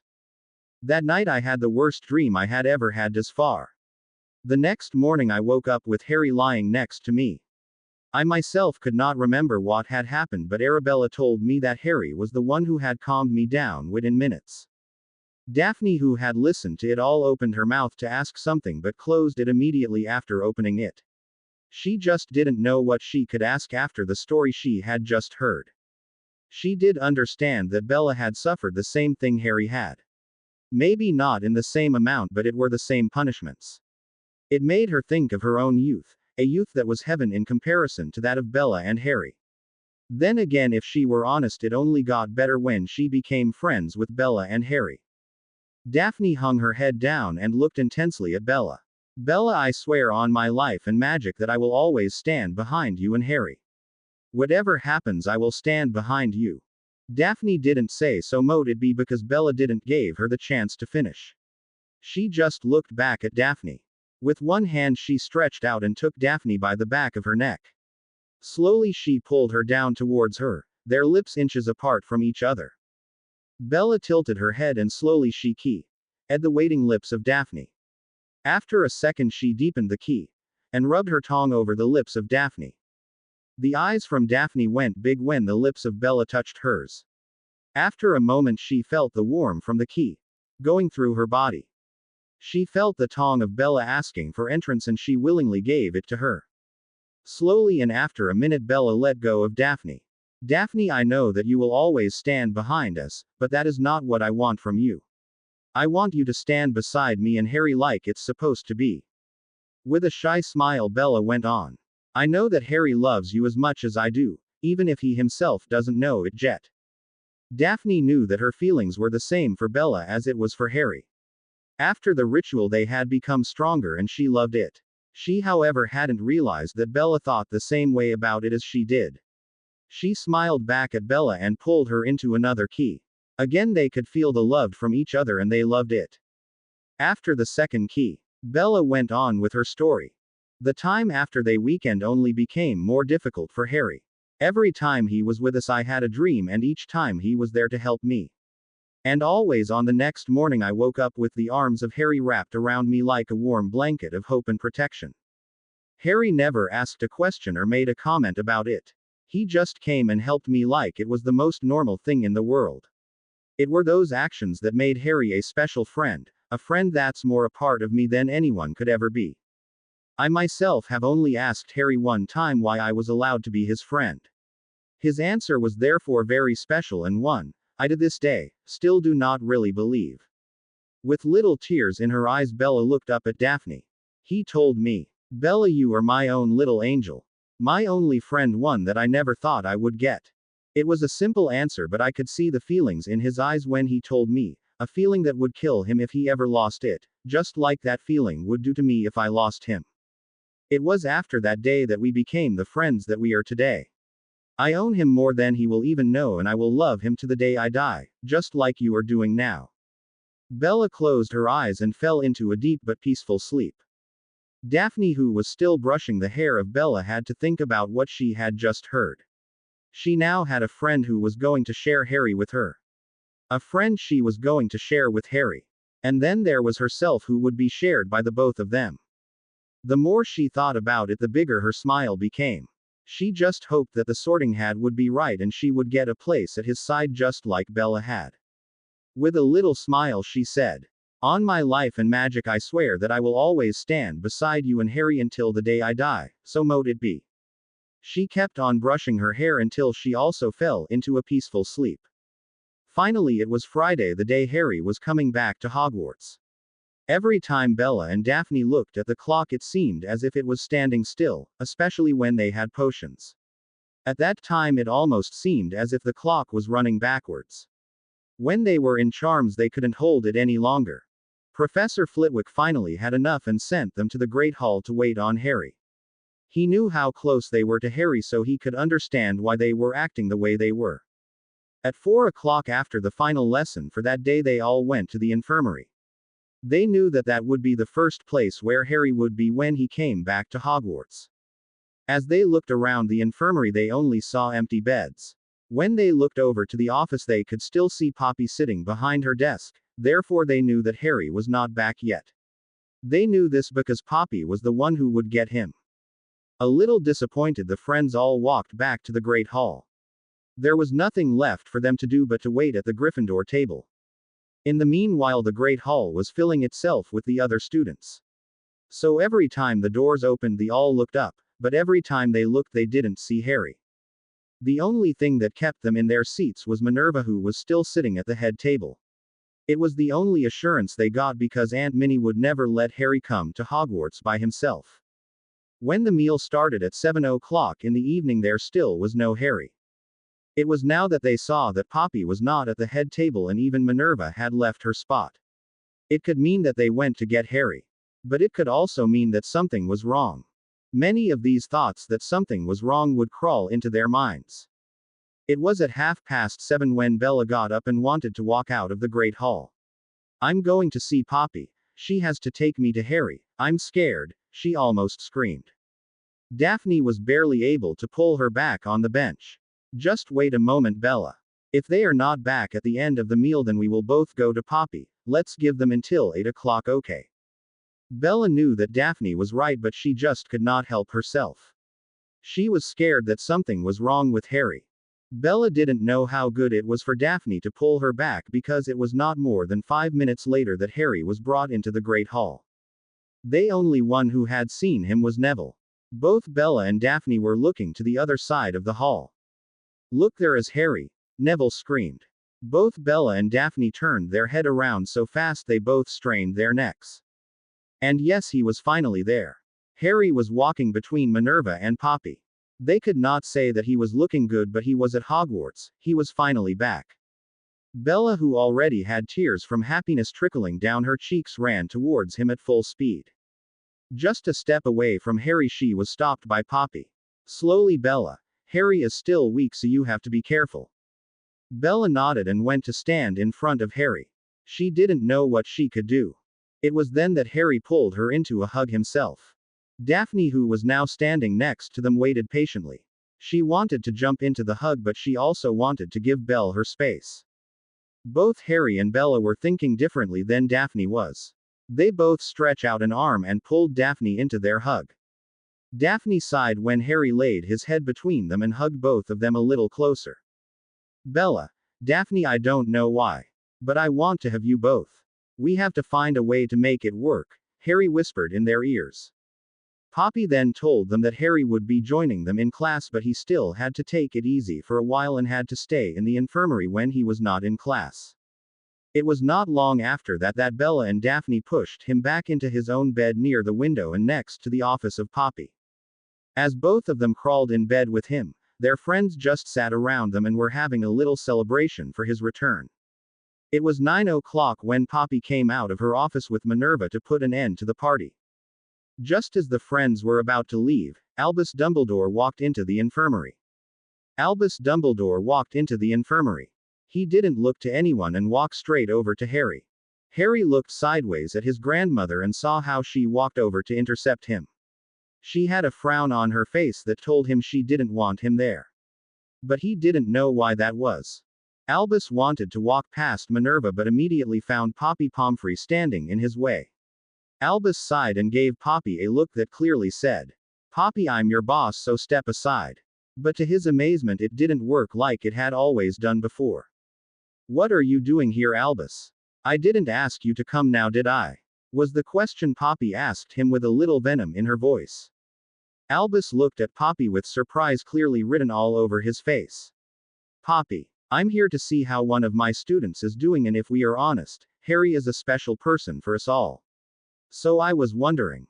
All the things Albus wanted to say didn't matter to Poppy. She just looked at him and didn't look away for a second and just hummed, HHMMMHHHHH. This was something Albus couldn't tolerate. He didn't like it at all. Normally he had every string in his hand and only had to pull the string he wanted. But as of last year he was losing his grip on the people around him. "Albus, can you explain to me why it is that you are here now informing of the well-being of Lord Potter and not 3 weeks ago, when Lord Potter had almost died?" As Poppy said this, she kept looking straight at Albus. Albus tried to look away but somehow he couldn't do it. Poppy on the other hand did everything to hold his gaze. "Poppy, I only just heard that Harry has been in St. Hollistow all this time," Albus told her in a sad way, hoping that it would be a good answer. "Albus, Lord Potter had to be here at Hogwarts. That was last Monday, a week ago, when the school restarted, so if you had looked at the class attendance records you would have known it on the first Monday," Poppy snapped at Albus. "So the way I look at it, you could have been here on Monday or Tuesday.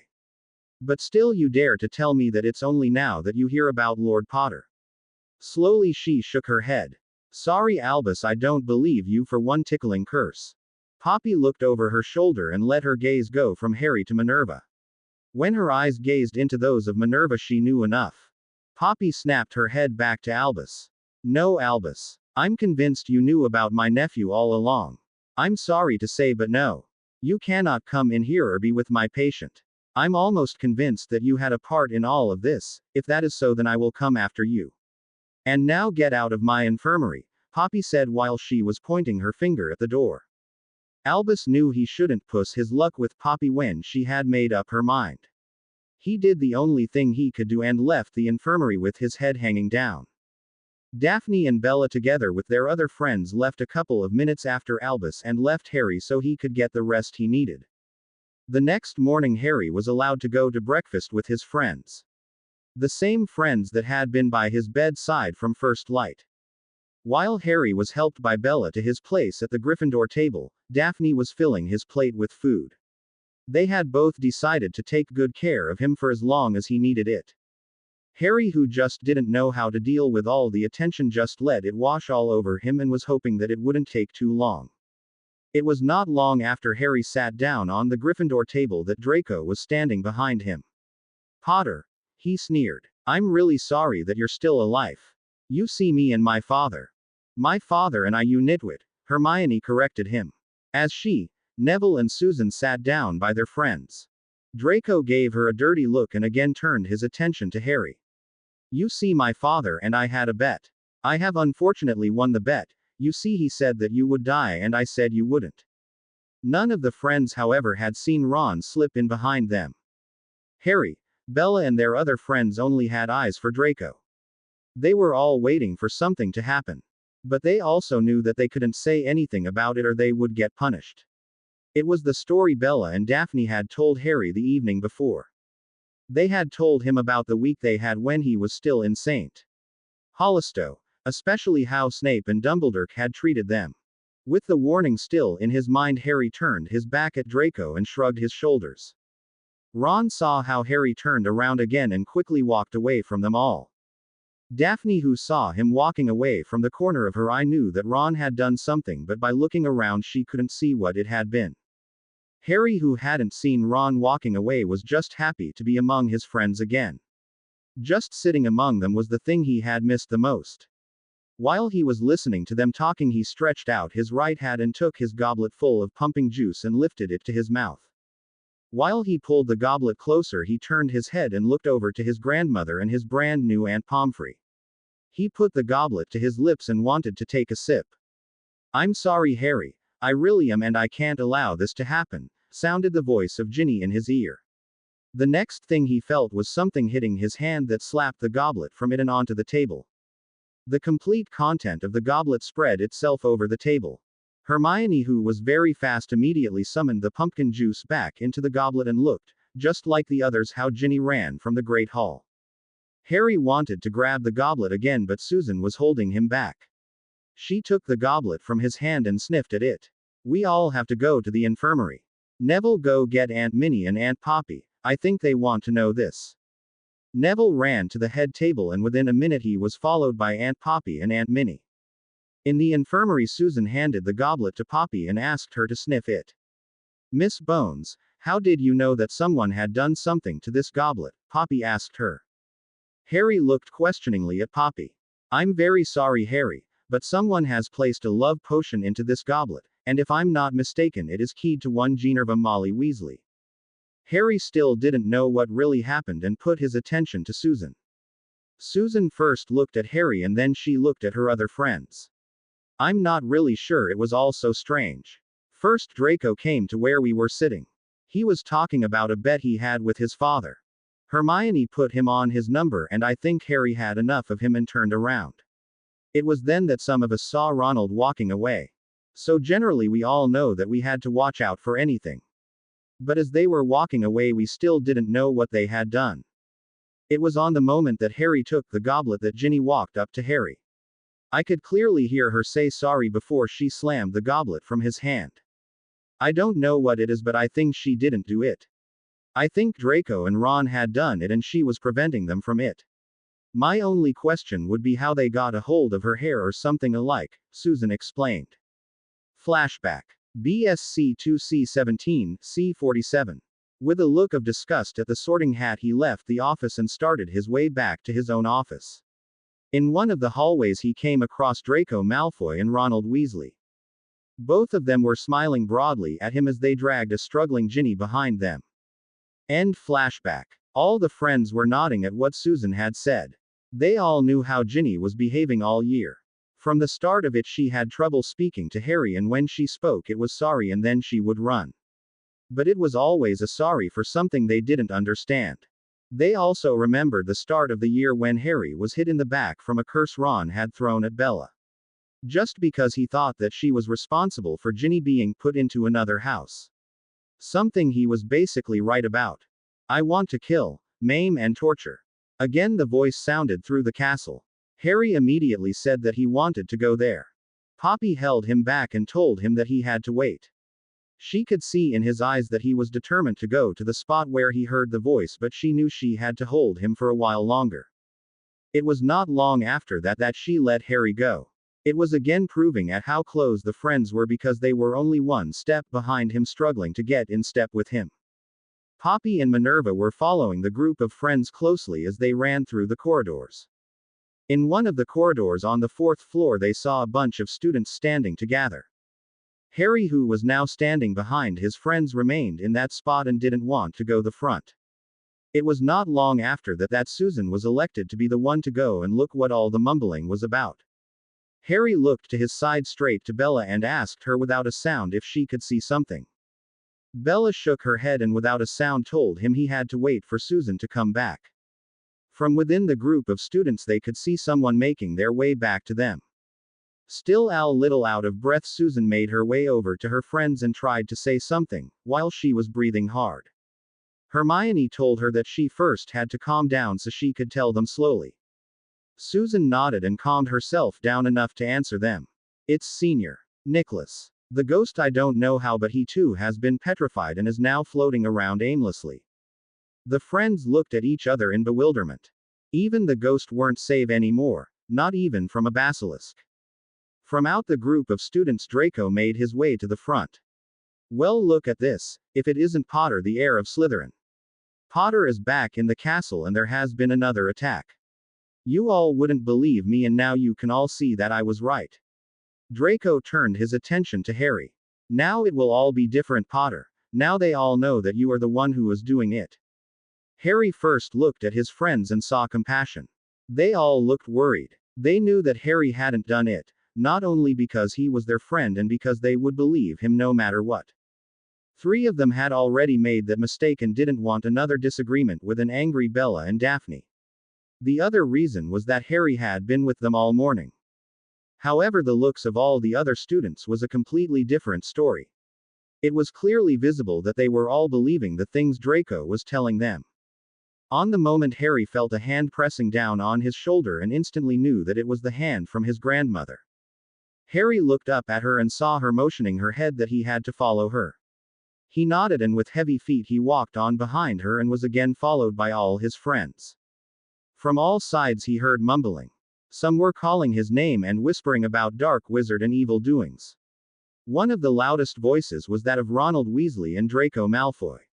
And it was all directed to him. Harry himself knew that he had done nothing. His only problem was how to explain it to the others and even the headmaster. His thoughts didn't help him. It only made him more empty and desperate inside. Bella and Daphne hurried to his side to give him comfort. They weren't sure if it would help him, but they had to do something, and then there was the fact they didn't know what else to do. The week that followed turned out to be just like the last day before the holiday.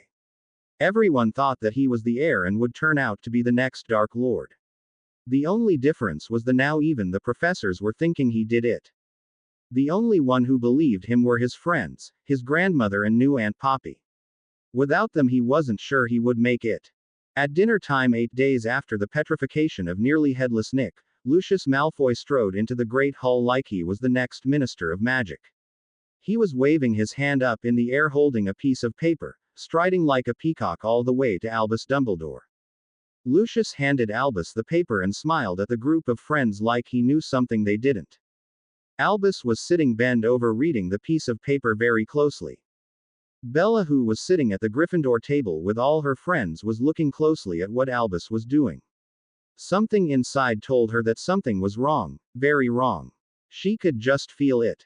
With a look at Daphne, she immediately knew that she was feeling the same thing.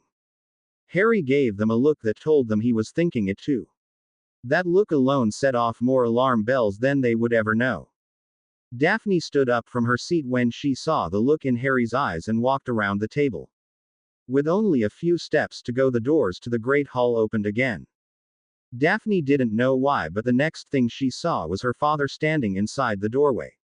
She immediately walked faster, and without a word she sat down on the lap of Harry, and pulled Bella to their side. It was strange when you looked at the 3 of them, but it also seemed to be the way it was supposed to be. Daphne held Harry close and Bella stood in front of them like she was the boss of the house. David was looking very angry as he walked towards the head table. He didn't even look at the friends when he walked past them. Another door at the side of the Great Hall was opened and Amelia together walked inside and was followed by 2 Aurors. Her expression was even more furious than the one David was wearing. Harry stood and pulled Daphne and Bella behind him. He pulled out his wand and stood defensively in front of them. Why he did it would be a riddle to him, but everything inside him screamed that he had to do it. 2 wands appeared next to him and he saw that Bella and Daphne would be standing beside him if he needed them.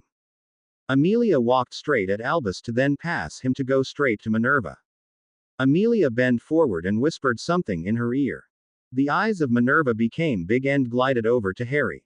With a small shook of her head she told Harry to stay where he was.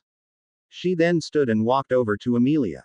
One of the Aurors pulled her hands roughly behind her back and slammed a pair of magic restraining cuffs on her wrists and pushed her forwards. Amelia saw what the Auror did and told him to go away before Harry had time to come to her. The last thing she wanted to see was seeing Harry attacking one of her Aurors. Now it was her who guided Minerva out of the great hall and past the friends. When they were next to the friends they held still, Minerva looked at her cub and said, "I'm sorry, my lord, but I can't complete my duties at this point in time. I hope that you can forgive me." Minerva held her tongue and looked at her cub. Daphne stood next to Harry and whispered in his ear, "She has to say it, Harry. She is the head of the house while you are still a minor. So go with it and just listen." Harry nodded and waited for his grandmother to finish what she was saying. "My lord, I know that a mother and a squib will always be there for you." Harry wanted to say something but was held back by Daphne. "Not now, Harry. You have to let Amelia take her. If you do something now, it will only backfire on you," Daphne whispered again. Harry nodded and looked at how his grandmother was taken away. David, who was now standing behind the friends, put his hand on the shoulder of his daughter. "Lord Potter," he said, "you better listen to my daughter and your other friends. In one way or another, Lucius has convinced the Board of Governors that your grandmother is the one who is petrifying the students." David looked at Lucius, who was still standing with Albus. He didn't look away but went on. "They are somehow convinced that she is the heir of Salazar." All the friends wanted to say something, but David held up his hand. "I know that she didn't do it, but somehow they are all positive, and Fudge has ordered that she has to be brought to Azkaban. However, Amelia will keep her in a holding cell in the ministry for as long as she can. There is nothing else that Amelia can do at this point without losing her job. So please, Lord Potter, watch over yourself and your friends." David turned around and walked out of the great hall. Harry dropped down on the wooden bench. His friends all sat down around him. They didn't understand what had happened but were all devastated as they were left alone. None of them knew what to do. The only thing they understood was that Minerva was away and they were left to the dogs, so to say. Albus and Snape could do what they wanted and there was no Minerva to help them. Draco and Ronald had a free pass to do whatever they wanted and would be backed up by Snape and Albus in whatever they concocted. No, the only thing they could hope for was that Amelia could keep Minerva away from Azkaban and that they would see her very soon. Although they all doubted that they would be able to. Lucius was the one who had arranged it so that Minerva was the suspect, or as Fudge saw it, the perpetrator. Harry again looked at the head table. Lucius was still standing next to Albus and smiled nastily at them. "I think we will have a bigger problem in Lucius than that we will have in Draco." The friends all watched him as he kept his eyes on Lucius. As one they turned around and looked at Lucius Malfoy. Harry was slowly becoming angry again. He understood that Lucius had arranged it all and was the one to blame. From out of nowhere he was grabbed by Bella and Daphne. Together they pulled and pushed him out of the great hall. "Harry, you can't do anything about it now. We have to wait and let Amelia handle it," Bella snapped at him. "Listen to her, Harry, we can't do anything," Neville told him as he walked behind them to gather with Susan and Hermione as they were pushing Harry forwards. Harry nodded and they made their way to the Gryffindor common room. As they were all in the common room, they were just sitting around. Bella wanted to go to Arabella and told her everything. Daphne was thinking the same thing, but instead of Arabella she wanted to go to Isabella. Together they were now looking at Harry. The only one he could go to was his grandmother, and she was the one who was taken away by Amelia. Together the friends came to the same conclusion. Without Minerva there, Albus was going to make their lives very difficult. The weeks after the incident did only become worse and worse. Snape had taken his insults to another level and had even spread them between all the friends. It was during one of those lessons that Harry heard the voice again. Harry didn't say anything and just left the classroom. Everyone followed him to the place he ran to. To his relief, there was not another petrification. On the other hand, another petrification would have cleared his grandmother. There was, however, something else that took their attention. On the wall there was another line written down. A line that would make a big part of the castle look over their shoulder. "The secret chamber will receive his one and only victim, a victim of pure blood." Snape wanted to say something to Harry, but he couldn't blame him or his friends. They, after all, were in his classroom when it happened. Harry and his friends walked back to their common room. The question left on their mind now was who would be the one the basilisk would take into the secret chamber, or when for that matter. They now knew that the monster was a basilisk thanks to Arabella, and also how to avoid being killed by the monster, but more than that they didn't know, and that was the one thing that scared them. On one night a couple of days later, Bella and Harry were waiting on Daphne and Hermione. They had been in the library all day and were looking for some answers. Hermione did have one of her brilliant ideas and was now looking for a solution. She didn't know what it was but needed Daphne to find it. Neville was repairing one of the brooms and Susan was making another schedule for a Quidditch practice later that week. It was just before curfew when the portrait of the fat lady was opened. They all sat up straight and were waiting for Hermione and Daphne to enter. However, it wasn't Hermione or Daphne that entered the common room. No, it was Professor Flitwick that entered. With a sad look he walked over to the friends. Neville immediately became scared and started to breathe heavily. For a moment even Professor Flitwick had to take a breath. I'm really sorry, but I have to tell you all some sad news. There have been 2 other petrifications this evening. Harry, who immediately understood what Flitwick meant, grabbed Neville and Bella by the shoulders. I'm very sorry, Professor Flitwick went on. But the 2 petrifications are Hermione and Daphne. Harry wanted to go to the infirmary to see them both but was held back by a hand when he walked out into the hallway. The hand that held him back was the hand from Albus Dumbledore, who had been waiting outside the common room just in case. I'm very sorry, Harry, Albus said in his most fatherly way. But you are not allowed to walk the hallways after curfew. So please go back inside. You don't want me to give you detention or expel you, now do you?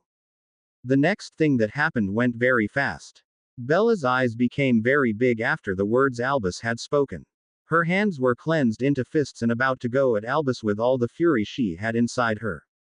Susan saw that Neville was in the same state Bella was in, and also how Harry was doing all he could to hold Neville back.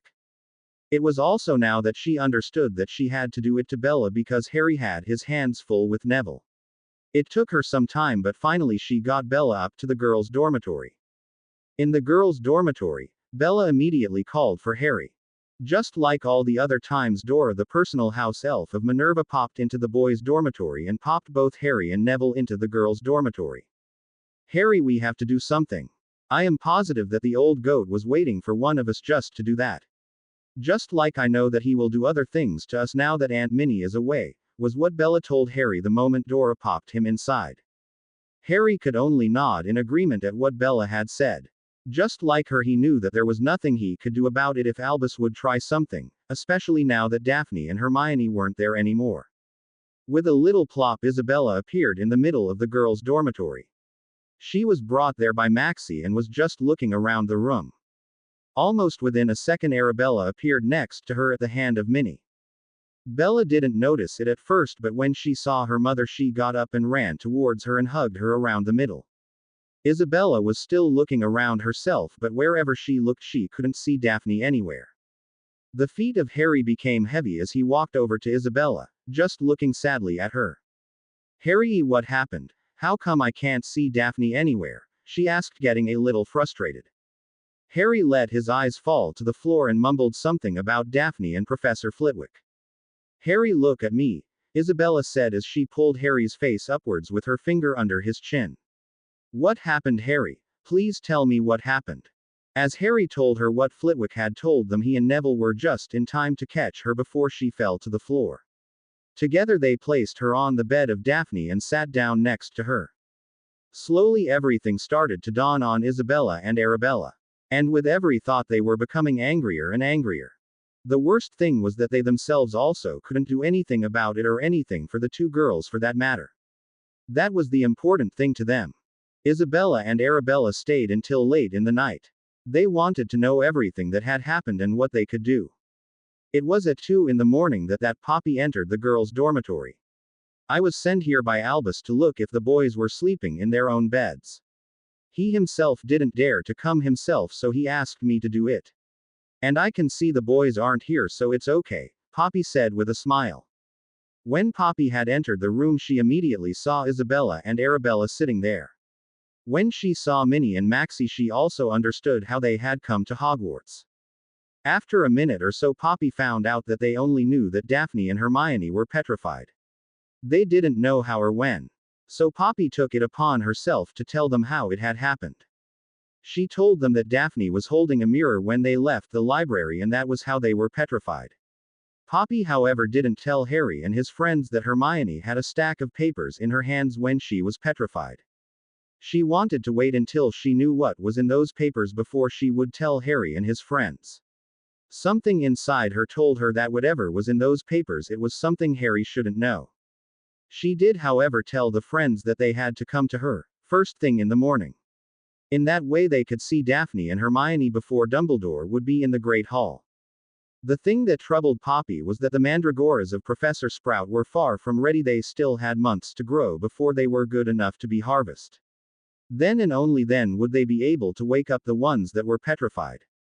And as Poppy said it, she could clearly see that it only made Harry angrier at Albus, angrier than he had ever been. Bella was now looking at Harry. It was now that she remembered the one time that she and Daphne were in the mind of Harry. It was that day that she had seen the whole of corruption. It was also now that she remembered that if it would take over, then Harry would be the next Dark Lord. Isabella immediately understood what Bella was feeling and started to calm Harry down. She hugged him and whispered smoothing words into his ear. "Mom, why is all of this happening to me? Why can things never go the way I want to? I don't want to lose Daphne and I will do everything for her," Harry said with a muffled voice into her shoulder.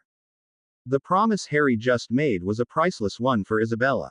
She could feel that Harry meant every word.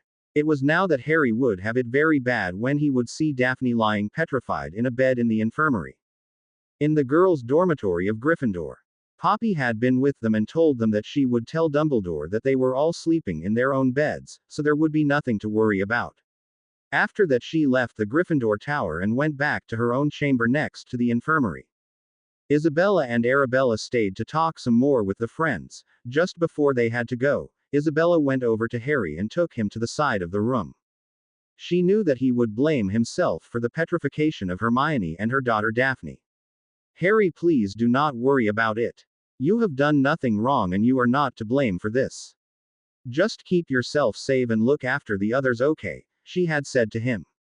She then gave him a key on the head and disapparated with the help of Maxie. Arabella had done the same to Bella, Neville and Susan, to then also disapparate afterwards with the help of Minnie the house elf. It was deep into the night when Arabella and Isabella were brought back to Potter Castle by Harry's house elves. Harry woke up early in the morning. All night he was tossing and turning in his bed. He couldn't find his sleep, so he got out of his bed and woke up the others. It was easy for him because he and Neville had stayed in the girls' dormitory for that night. Just as the first light of that day came through the windows, the friends walked towards the infirmary. The fear they had only increased with every step they took towards the infirmary. Bella opened the door and looked around the infirmary ward. In the back she saw her two friends just lying there as statues. Slowly and step after step they walked to the back. Halfway down the infirmary, Neville took a run for Hermione and wanted to take her into a hug. But the fact that she didn't respond to him only made him break down. Susan knew that Harry and Bella would be sitting with Daphne and that she had to be the one to take care of Neville. So she walked over to Neville and took him into a hug to let him cry onto her shoulder. Bella was now standing next to Daphne. She looked at the still form of her best female friend. She knew Daphne was only petrified, but she was lying there as if she was dead. "Harry, you know that Daphne is very important to me, don't you?" Bella said while she was still looking at Daphne. Harry nodded at the question Bella asked him. He knew how important Daphne was to Bella. She was just as important to him. "So Harry, I'm telling you that you have to do for her as you would do for me. She is one of us now and the three of us belong together," Bella told him in a determined tone. Harry looked at her and nodded vigorously. Harry just nodded and didn't say anything because he was afraid his voice would stutter. After 10 minutes or so they all sat down and just supported each other the best they could. Bella was sitting on the left side of Daphne and just looked at her and over at Harry. She didn't know why she said what she had said to Harry. But something inside her told her that she had to do it. Daphne had become very important to her in the last year and she just couldn't lose her. As she looked over at Harry, she could see the struggle in his eyes. He was fighting back tears and anger. He was fighting back the hate that was about to take over. It was this look that told her that Harry cared for Daphne just as much as she did. It was that thought that told her that Harry would do everything for Daphne just like he would do for her. After the lessons they had that day, they all went back to the infirmary to only leave when the curfew would go in effect. Bella and Harry again went to the side of Daphne. Susan and Neville took their place at the side of Hermione. This would be the way it would go for the days that followed. They would be there at first light and only leave for lessons or because it was almost curfew. At meal time, Harry and Susan would go and get dinner for the others. They would even bring some dinner back for Poppy so that she didn't have to leave her patients. But Poppy knew that they wanted to keep her around, so she didn't say anything about it. It was 4 days later at dinner time that Poppy went over to the Greengrass estate. She had instructed the friends to keep an eye on her patients and to stay there until she came back. In this way they could stay after curfew without any punishment. Earlier that day at the ministry, Minerva McGonagall Potter was sitting on a chair in the back of her cell in the ministry. She had heard from Amelia that she was supposed to be the one to open the chamber. Of course she knew she didn't do it, she wasn't even there 50 years ago. The only thing that was troubling her now was how her Cobb was doing and that he would believe her. She could still see the devastated look he had in his eyes when she was escorted away by Amelia. She felt for her little cub and could only hope Bella and Daphne would help him in this time of need. In the hallway at Hogwarts, Amelia had promised her that she would do everything to get her out of there. But she also knew that Amelia would have an uphill battle if she went up against the likes of Lucius and Cornelius. Thinking of those two, she also remembered that Cornelius still had a lawsuit against them for insulting 7 ancient and noble houses. A lawsuit he got from Harry, something that could be the reason why Cornelius was doing this, because it could only help him with his lawsuit. As she was thinking about it, she thought about the rest of Hogwarts. The friends and all the other students. Inwardly she was hoping that Albus would prove why he was the headmaster of Hogwarts, but somehow she doubted it. "I'm telling you, Minister, you are making a big mistake. Amelia, the ministry has to be seen doing something." "I know, Minister, but this is wrong. We could question her under Veritaserum. We could question her during a full Wizengamot session. There we would have our answer and nobody can say that the ministry isn't doing nothing. This is the last time I'm telling you this, Amelia. Minerva is the one doing this and she is going to Azkaban even if I have to take her myself." Minerva could hear the argument coming towards her cell and listened intensely. "Minister, you are only doing this because Lord Potter has pointed out your mistake and you are now getting back at him by taking it out on his grandmother." "No, Amelia, that has nothing to do with it. Even Albus agreed with us, so there must be some truth in it all." "Us, Minister? Who is us?" "Lucius Malfoy. Lucius told me himself that Albus had done nothing when he handed him the papers." Minerva could clearly hear that Amelia was reaching her boiling point. But the words she heard about Albus only proved that her doubt were spot on. "Ooh, Lucius. So Lucius is running the ministry now. Are you completely out of your mind? Have you finally lost it altogether?" Cornelius wanted to say something, but Amelia didn't let him. "As far as I know, it was a decision from the Board of Governors, and you are now telling me it was Lucius all along. Are you telling me that a member of the Board of Governors can put someone in Azkaban because he wants to?" Cornelius was watching Amelia with an open mouth. He opened and closed his mouth 2 more times. "It is none of your business what my business is with, Lucius. You are taking Minerva to Azkaban and that's the last thing I want to hear about it. If you don't do it, you can start looking for another job." Amelia fell silent for a moment. She hadn't expected that the minister would threaten her with the loss of her job. So she was still looking at Cornelius in disbelief as they arrived in front of cell where Minerva was staying. Minerva looked at the eyes of Amelia. She had heard everything, so she knew what was about to happen to her. She only nodded to Amelia and received a nod back. She only hoped that Amelia would keep her job because she needed her to help her cup in the days to come. She wasn't afraid for her cub because now that the will of Lily and James was public knowledge, he would go to the Greengrass or the Bones, and Albus could do nothing about it. So she nodded again at Amelia. "It's okay, Amelia, Harry will take care of me when he hears about this." Amelia saw the nod and nodded back. "I'm sorry, Minerva. but the minister here is convinced that you are responsible for opening the chamber. So without any proof, I'm here to escort you to Azkaban. I myself am meeting Arabella and Isabella this evening, so I will ask Tonks and David to take you there." Minerva just nodded again and didn't say anything. Amelia saw it and again looked at Cornelius with a disappointed look. Cornelius looked back at her and just smiled a sadistic smile. "Good. Now I only hope that you will do as you are told so we don't have this discussion again. I'm the minister and you have to do as you are told, is that understood, Amelia?" "That's Miss Bones, minister." "What?" "I said that's Miss Bones," Amelia answered. Cornelius just looked at Amelia and shrugged his shoulders. After that he turned around and started to walk away. Cough cough. Amelia waited until Cornelius turned around. Cornelius just looked at her like she was now the dirt under his shoe. "Minister, before you go, I have one more thing to say. I hope that you are right about this." Minerva heard the words and couldn't hide a smile. She knew Amelia believed in her, so she didn't worry about it. "I really do hope that you are right about this, because if you are not, I will personally see to it that Lord Potter will challenge you to an honor duel." Cornelius corked an eyebrow. Now it was Amelia's turn to give Cornelius a dirty smile. "I really hope that you realized what Lord Malfoy asked you to do." "Like I said, Amelia. Miss Bones. Like I said, Miss Bones, the business between me and Lord Malfoy are not for you to meddle in." Minerva, however, did understand and chuckled a little. "Be it as it may, minister. I just hope you know what you have gotten yourself into. Miss Bones, explain yourself or you can really start looking for another job," Cornelius snapped at her. A little smile appeared on the face of Amelia. "It's very simple, Cornelius. When Minerva is found innocent, I will personally tell Lord Potter everything about what you and Lucius have done. I know in my heart that Minerva is innocent, just like you know it too. With this trick of you and Lucius, you have done more harm than you yourself realized. You not only insulted a member of an ancient and noble house, you have also falsely accused said member, a member of House Potter, Peverell and Gryffindor. Not only will I tell Lord Potter everything you did, I will personally help Lord Potter to do anything he wants to do to you. I will make my house a minor house to the Potters if I have to.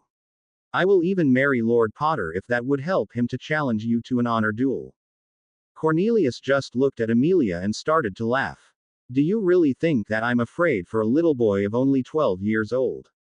Amelia just curved her lips a little upwards. "No, minister, I would never think that you are afraid of a 12-year-old boy. But you will be afraid of a 13-year-old boy when I have taught him everything I know. Or when I teach him everything I know," sounded the voice of David at the end of the corridor. "Or when I teach him everything I know," sounded the voice of Tonks. A voice that was nothing from the happy person she usually was. "Not even if his grandmother teaches him everything she knows," Tonks snapped at Cornelius. Before Cornelius could say something, he was looking at the tip of the wand of Tonks, which was only an inch from his nose. "Minister, you have just insulted and accused the grandmother of my little brother. That alone gives me the right to challenge you to that duel. So if Harry doesn't challenge you, I will, and I will not only kick your ass but my uncle's ass as well." Cornelius didn't know how fast he had to leave. And as he walked away, they could see a little wet spot forming in his pants. David laughed a little as he took the hand from Minerva and guided her away. Together with Tonks, he apologized that they have to do this. "I understand, David, but I will be fine. I'm just a little worried about Harry," Minerva said. That night at the Greengrass estate, Isabella sat with Arabella at the dining table. They were waiting on Poppy, who had told them that she would come that evening. It would be this night that they would learn what Hermione and Daphne had found out before they were petrified. Arabella were sitting bent over a potions book. Her mandragoras were fully grown and she knew that she could make the potion if they needed it. The one thing that held her back was that it was a difficult potion and that it required 2 persons to make it. So she waited for Poppy to help her when she would arrive. At 7 o'clock the flames in the fireplace erupted and Poppy Pomfrey stepped out of the green flames. She walked through the corridor and into the sitting room, where she saw the 2 of them drinking some tea. With a sigh she sat down at the table and slammed the stack of papers down in front of her on the table. "I'm afraid to show these papers to Bella and Harry. And to be honest, I can hardly believe what the girls had found," So before I tell you what is in these papers, I want you to get Augusta over here so she can also listen to this. I myself have already informed Amelia about it. Both Isabella and Arabella looked questioningly at Poppy. They were a little startled. In front of them stood Poppy Pomfrey, the one who would never keep anything from anyone. Poppy was everything if not direct. No matter how hard the truth could be, she would always say it like it is. Straight to the point, and she would hold nothing back. So that she was now holding information back from Harry and Bella was very out of character, to say at least. Isabella could feel the despair flowing off her in waves. It was that feeling that almost made her run to the fireplace to get Augusta to the Greengrass estate. To settle her own nerves, Poppy went to stand behind Arabella. She looked over her shoulder at the potions book she had in front of her. She saw the potion Arabella was looking at, and again the fear grabbed around her heart. Poppy covered her mouth with her hand and gestured Arabella to come along. As they walked over to the kitchen, Poppy told her that the reason for it all stood in the stack of papers. That was also the reason why she couldn't tell or wouldn't tell Harry and Bella. As the both of them sat down, Poppy picked up the teacup that was brought to her by a house elf.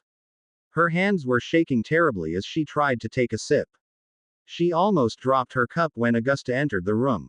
As everyone took their place around the kitchen table, Poppy became more and more jumpy. Slowly they all that sat down and around the table began to watch her intently. Poppy knew why everyone was watching her and that she had to explain why they all had to come. But from the inside she didn't want to do it immediately. That's why she tried to steer the conversation the other way. So how is our jailbird Minerva doing? Poppy said with a smile in the hope to lighten the mood. All eyes turned to Amelia, who immediately looked at the floor in front of her feet. I'm very sorry, but I couldn't keep Minerva out of Azkaban. Lucius and Cornelius have pulled every string and turned every box over to get her into Azkaban. Amelia sighed as she looked up and again looked at the ground. It gets worse. If we do not find the culprit, Harry will have to go back to his so-called aunt and uncle. I have seen an order signed by the minister, that if Minerva is still in Azkaban at the end of the school year, Albus Bloody Dumbledore will be his guardian again. It looked like Amelia was fighting back tears but went on with her story. When Poppy called me on the floor, I was on my way to bring her to Azkaban. Now I knew that Poppy would be here, so I sent David together with Tonks to bring her there. I was told I had to put her in the cell between that of Sirius and Bellatrix. I don't know why, but I had to put her in the most heavily guarded part of the prison, the part that is guarded by Dementors for 22 hours a day. Amelia took a sip from her tea. I'm so sorry, there was nothing I could do about it. The worst part is that I have to tell Harry all about it when I go to Hogwarts tomorrow. But to tell you the truth, I'm afraid to do it. Amelia looked around the table. I know that Harry has a heart of gold. I also know that I don't have to be afraid that he would do something to me if he would get mad. I'm more afraid what he would do to the others if I tell him. You know, to the likes of Lockhart and Dumbledore, Amelia said in a soft voice. The ladies around the table all agreed with what Amelia had said. It was without a question that they understood what Amelia was saying.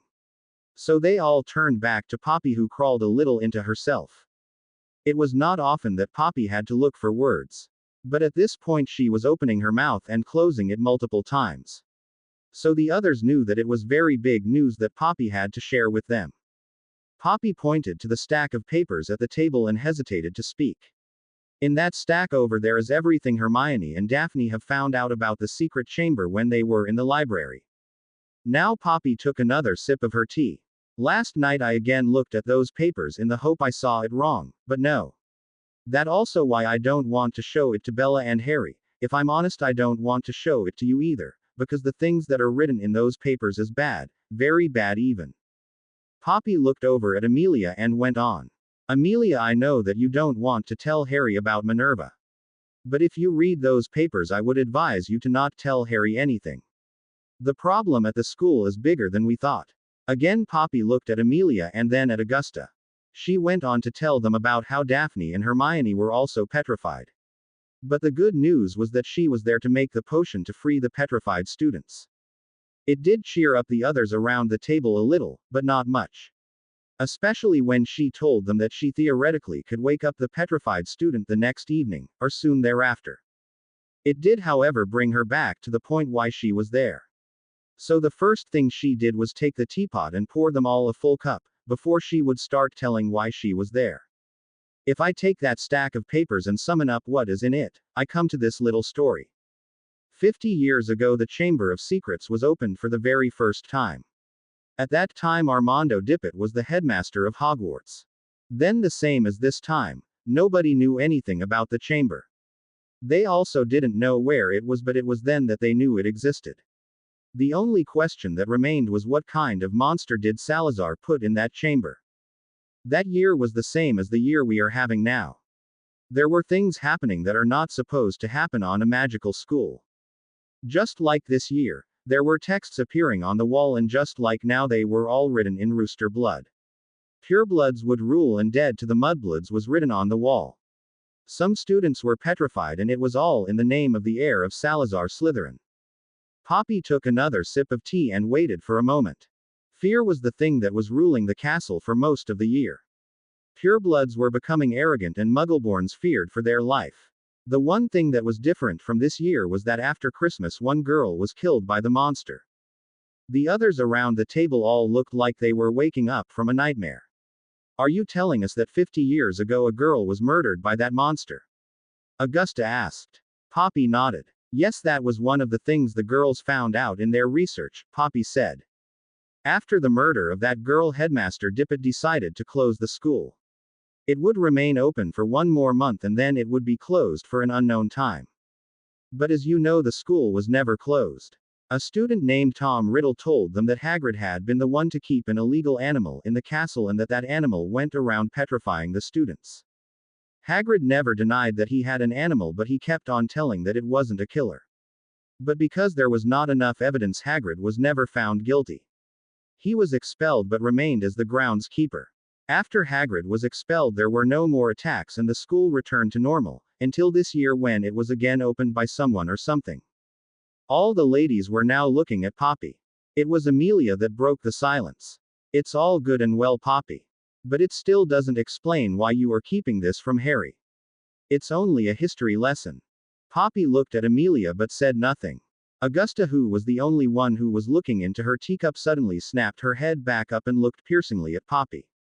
Tell us, what is it Hermione and Daphne have found in the library? Augusta asked respectfully, but still with a little commanding tone in her voice. Poppy sighed again and took another sip of her tea. Isabella could feel that Poppy was getting nervous again and laid her hand on her shoulder to calm her down a little. Poppy thanked her with a nod and went on. Well, as you know, the things from 50 years ago were the same as this year. The only difference was that there was another headmaster and that there were other teachers. Albus Dumbledore was the Transfiguration professor. The same class Minerva was teaching up until last week. That year Minerva wasn't even at the school. She had just graduated and was on her honeymoon with her late husband. So she couldn't and still can't be the heir of Slytherin, and therefore she never opened the chamber. The next thing was that Hagrid was saved by one professor. That same professor was the one who kept Hagrid around as groundskeeper of Hogwarts, and yes, that professor was Albus Dumbledore. Now don't get me wrong. Hagrid is big and the animals he things are little kittens or beast for us. But I know that he will never hurt a student. So I will never believe that he was the one who did that then or is doing it now. There also was that other boy. The one that was called Tom Riddle. I cannot put my finger on it, but I have heard of that name before. He was awarded a medal for exceptional services to the school, because as it stands he was the one who stopped the attacks, which brings me to the next conclusion from Hermione. 50 years ago Albus Dumbledore was a professor on this school, so he knew about the Chamber of Secrets, or at least the existence of it. He, for instance, knew that the cat from Argus Filch was petrified before we all knew about it. He only knew about it because he had already experienced it once before. The difference now is that Albus had to know better. 50 years ago the students who were petrified had to wait a full year before they could be cured. This time, however, he had already asked Professor Sprout to grow some mandragoras. According to Hermione and Daphne, it was something that wasn't right, like he knew about it before it happened. The second thing was that he didn't do anything about the arrest of Minerva. He knew that Minerva wasn't in school or in the country. The third thing is that he knew the beast was as a basilisk. Again all the ladies looked at Poppy but said nothing. Why else would he ask Professor Sprout to grow some mandragoras? Isabella looked at Poppy and instantly knew why she didn't want to tell Harry about all of this. Poppy took the stack of papers and showed the others what Hermione and Daphne had found out and what else was in the papers. Amelia was the one who almost jumped at the stack of papers and went through it. With each page she turned, her smile became bigger and bigger. In the papers was nothing to get Albus into Azkaban because he could still deny everything. But it could get Minerva back to Harry within a week. But she also knew that the only one who could have kept Minerva out of Azkaban was no other than Albus Dumbledore. So she now understood what Poppy had meant. How in the magical world could she go to Harry and tell him that Minerva was sent to Azkaban? And that the only one who could have prevented it didn't do it? How could she tell him that that person was none other than Albus Dumbledore?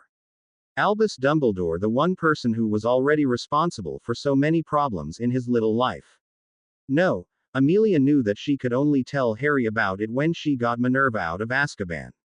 What the ladies didn't know that was that in the corner behind a table stood a little house elf.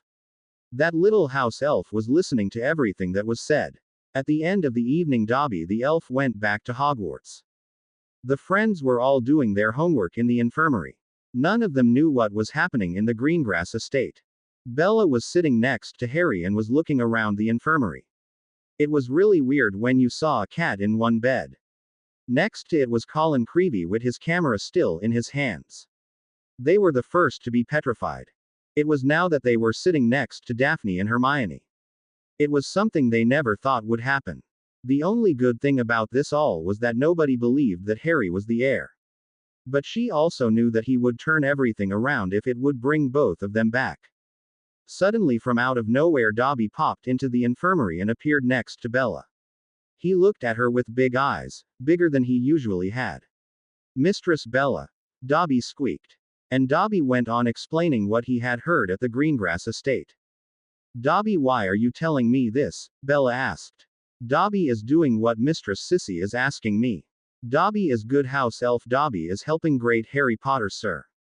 Maybe by helping great Harry Potter, sir, and Mistress Bella, great friends can help Harry Potter with school," and Dobby disappeared into a little puff of smoke. Bella looked at the spot Dobby was standing only a second ago and knew what she had to do. She ran over to Harry and immediately started to tell him what Dobby had told them. "Harry, Dobby just told me that a guild died here 50 years ago. He also said that she died in a bathroom. Now I have an idea, but you have to trust me. If I'm right, we can solve this tonight." Bella saw the hope in the eyes of Harry and knew he wouldn't like what she would say next. "I'm sorry, but before I go on, I have to check one thing first." After those words, she keyed his lips and disappeared out the door. Harry didn't know what Bella had meant, but he could only nod. As he saw Bella walking out the door, he understood a little. He then realized that she was alone in the castle and started to run after her. But he couldn't see her anywhere in the corridor and had to go back in. After the bombshell Poppy had dropped on the others, she and Arabella went down to the basement of the little house Bella had got from Lily and James. Poppy had looked around and could see that Arabella had changed the house into a little store. It didn't surprise her because she and Bella were sleeping in the castle and Arabella was famous for her potions. Only no one would ever admit it because she's a squib. When she asked about it, Arabella told her that Harry had made it all possible for her. She even hired Remus Lupin to help her to deliver the potions. And it was a blessing because her business had never been so good. Poppy, who had to smile, had always wondered how Arabella would have done if she had the chance, and now with the name Potter she was doing better than ever, and now she was making the potion together with Arabella. First they were boiling the mandragoras for an hour, and then they were going to chop them in bits. With a lot of other ingredients they finished the potion. The only thing left was to let it steam for 20 hours until it turned golden brown. After the 20 hours they could put the last ingredient into the potion, which were 7 unicorns' hairs, and the potion could be used. So it was late in the evening that Poppy went back to Hogwarts. With a smile on her face she appeared into the flow of her private chamber and was glad that she could wake up the students the next night after dinner. As she walked into the infirmary she got the shock of her life. Poppy had a little smile on her face as she walked towards the infirmary. As she opened the door, she wanted to say hi, but what she saw shocked her to her core. Minerva was slowly walking behind David and Tonks. She knew that she was going to Azkaban and that it would not be a pleasant stay. But that were not the thoughts she had. Her thoughts were going to her little cub. She knew as no other that Harry would do anything to get her out of Azkaban. That is, if they told him that they would be bringing her there. Again, something she thought they would not do. If she would have to make that choice herself, she wouldn't do it either. They took a port key to the docks near Azkaban and were waiting for the boat to take them to the prison. It was now that Minerva understood the trouble she and her cub were in. As they were on the boat, they could see Azkaban slowly coming into view. It was a big and gray building that only promised you misery if you had to stay here. It was at the front desk that she heard where she had to stay. To her, Tonks and even David's astonishment, she had to be put in a cell in the same ward as where all the Death Eaters were staying. David and Tonks couldn't understand why Minerva had to be put there, and they also didn't understand why Cornelius did everything to get back at her and Harry. Minerva, on the other hand, did understand it completely. But she didn't say it. She was only hoping that he was doing this to her and that he was leaving Harry out of it. The only hope she had left was Amelia. Only Amelia could get her out of here. She knew that she would never leave her there without a trial. David escorted her to her cell and assured her that there would be a visitor for every day that she would be staying here. But he couldn't tell her who would be the next to visit. Minerva swallowed hard when the door of her cell closed behind her and she saw David walking away and back to the exit of Azkaban. It was now that Minerva was all alone in her cell. Every hour 2 Dementors would make their rounds over the corridor. If they weren't making their rounds, they would be stationed at the end of the corridor. It was 3 hours or so in her stay there that she heard a small but bitter voice calling out to her. "So which Death Eater is being kept in this cell for the time to come?" asked a familiar voice from the cell next to her. Minerva stood and walked over to the bars and to the corner where she heard the familiar voice. "I assure you I'm no Death Eater, nor have I ever been one," Minerva answered in her stern teacher's voice. The voice from the other cell sounded again, and now Minerva could clearly hear who it was. "Merlin's beard. Grandmother, what the hell are you doing here in Azkaban? Did you finally snap and kill that old goat that goes by too many names and ends in Dumbledore? And for the next thing, who is taking care of my Harry now that you are here?" The voice was clear and didn't leave any space for misunderstanding or discussion. "I assure you, Bellatrix, that I'm absolutely innocent. The reason why I'm in here is called Cornelius Fudge. Now you don't have to worry about my cub," Minerva said with a little chuckle. "Your Harry will be taken care of by 3 ancient and noble houses." There was a moment of silence before Minerva let another chuckle escape her throat. "I also heard what you want to do to the Dursleys." She couldn't see Bellatrix but knew that she was looking down in shame. "I don't mind, but promise me one thing, granddaughter of mine," Minerva almost said in a threatening way. Bellatrix was anxiously awaiting for what Minerva was going to say, but she could clearly hear that there would be no room for discussion. "I will let you handle the Dursleys the way you want. But don't get caught. Whatever you do, don't get caught. However, Cornelius Fudge is mine and mine alone. I only have to convince Harry to leave him to me." Minerva could hear the chuckle Bellatrix was giving her from the other cell. Bellatrix was talking until late in the night with Minerva. For her, it was the best day she ever had in the prison. The only downside to all of this were the Dementors and the fact that they were in prison. Every time one of the Dementors came by, they would get an uncomfortable feeling. Bellatrix and Sirius, on the other hand, had found out that while you were in your animagus form, you were not affected as much. "What? Are you telling me that you are an animagus?" Minerva asked. "Yes, I'm a Black Panther, but don't tell Harry. I want to scare him first before he can find out about it. I'm not sure if I like that idea. But, Grandma. No, Bellatrix. I will only like it if I can watch." After that, they were both laughing as they were only thinking about it. During the night, Sirius started to understand who was in the cell next to him. So it was only logical to join in the conversation. "Sirius, before we go on, I have one thing to tell you. When you get out of here, I want you to write me 500 times I have to be a better godfather," Minerva told him. "Ooh, in Merlin's name he told you, didn't he?" Sirius whined. "No, but I always wanted to do that," Minerva said with a smirk he couldn't see. Bella left the infirmary a little earlier that night.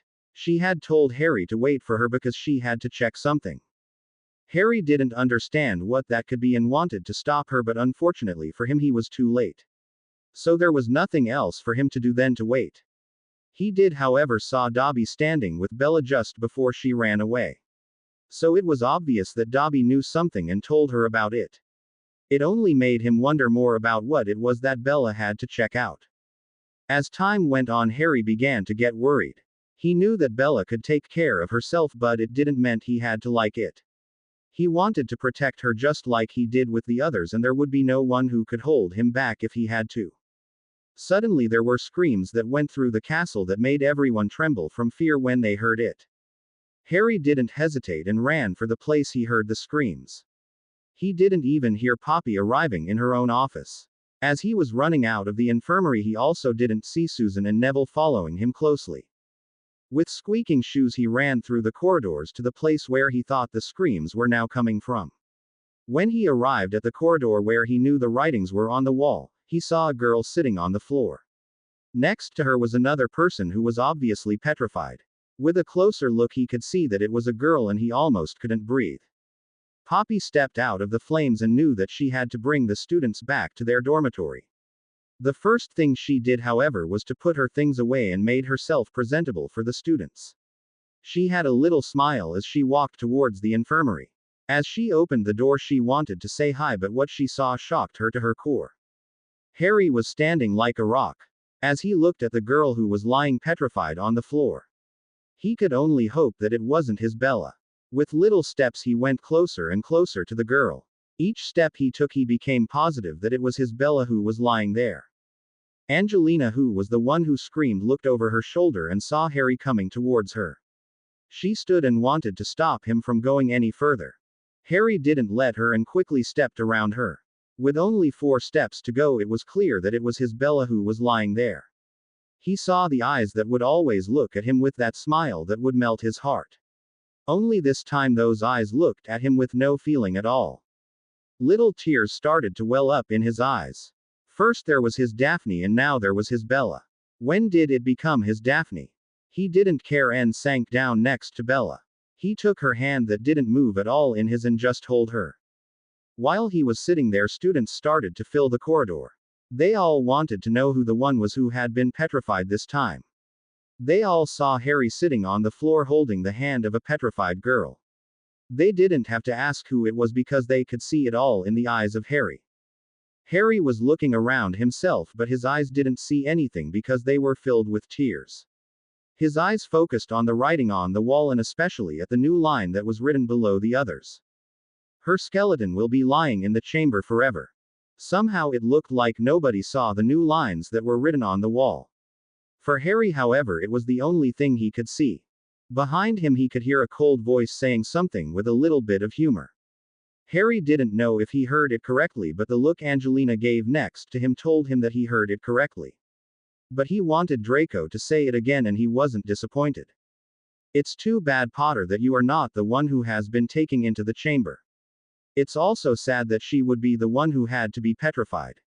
I never have any Luke. Harry would never know if he heard it correctly or whatever Draco would have said next. The only thing he saw was a blue-looking spell flying past him. With a look over his shoulder he could see Susan standing there with her wand pointing at Draco and breathing heavily. Slowly and with a little help of Neville he floated Bella back to the infirmary. He still hadn't said a word and was only looking at his friend who was floating in front of him. Poppy stepped out of the flames and knew that she had to bring the students back to their dormitory. The first thing she did was to put her things away and made herself presentable for the students. She had a little smile as she walked towards the infirmary. She was thinking about the good news she had and that they would be able to wake up Hermione and Daphne and that they would be able to do it by tomorrow night. As she opened the door she wanted to say hi, but what she saw shocked her to her core. Poppy couldn't say a thing as she saw how Harry and Neville were floating a petrified Bella in front of them. She saw that the 3 friends were devastated by what had happened to Bella, but she could also see that Harry lost the only thing that was keeping him together. The first thing she wanted to do was to hold him back and see if he would talk to her, but even she couldn't get him out of the trance he was in. His gaze hadn't left Bella for a second. And the others could only guess what he was thinking. It was only when Dobby appeared next to Bella that Harry looked up. His magic started to dance around him as he grabbed Dobby by his tea towel. "What did you tell Bella?" he screamed. Dobby looked up a little fearful at Harry and started to tell him what he had heard in the Greengrass estate. The eyes of Harry suddenly became big. He looked at his friends. "Auntie, I think I know where we have to go, and tomorrow we will tell Albus what we know so he can save the one that is in the chamber." Poppy wanted to tell Harry that they would be able to wake them up tomorrow evening, but she also knew that if Harry knew where the entrance was, he would do anything to save the girl. The next night Harry walked into the infirmary and asked Poppy to get Albus there. He wanted to ask him for help, and he wanted to do it with Poppy next to him. It was 5 minutes later that Poppy came back from her office. "I'm sorry, Harry, but it seems that Albus has left the castle. He and Professor Snape have gone to get some special ingredients for his potion storage," she said. She also couldn't tell him what Albus had done. "Of course he would do that for that slime ball, but he would leave my grandmother to rot in hell," Harry muttered.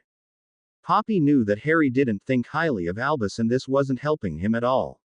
"I'm sorry, Harry, but I don't know what I can do about it." "Don't worry, Auntie. I know he will never be there if one of us needs him, so I'm going to take care of it myself." After those words he left the infirmary and shouted, "Neville, Susan, go over to the classroom of that Lockhart creep. I don't care, but whatever you have to do, just keep him there. I'm going to save Ginny." "Harry, how do you know it is Ginny?" Susan asked. Susan, she was the only one who was never there when there was a petrification. "She was also the one who acted strange every time I was blamed for one of them," Harry told her. "But Harry." "No, Susan. She was the only one who wasn't there at breakfast this morning." Susan just looked at him and then realized that he was right. Ginny could be the only one who had done this. But then why would her skeleton be in the chamber, Harry? "That I don't know, Susan, but I'm going to find out." And Harry left the infirmary. He never saw Arabella and his mother in all but blood enter the infirmary. Harry was again running through the corridors of Hogwarts. Thanks to Dobby, he now knew where he had to go. So it wasn't much later that he was standing in front of the girls' bathroom next to the writing on the wall. It was here that he went looking for one ghost in particular. It was not long after that he found Moaning Myrtle in one of the toilet stalls. When he asked her how she died, she gave him the whole story. The last thing Myrtle told him was that an hour before he was there, another girl asked her the same question. And that it had made her day. Harry had to swallow by the last thing she had said. But it was not surprising to him that there was a sink with a hidden snake on it. When he asked it to open, he saw a long tube that disappeared into the darkness below. As he was standing at the edge of the hole, he thought about what had happened to his Daphne, his Bella. What happened to his grandmother? But also his friend Hermione and all the others. He didn't know what he would find down there, or if Ginny was a victim or the one who was doing it all. But he would do everything he could just to save his friends. The only thing you could hear as Harry jumped into the hole was, "Great Merlin, how can I be so stupid?"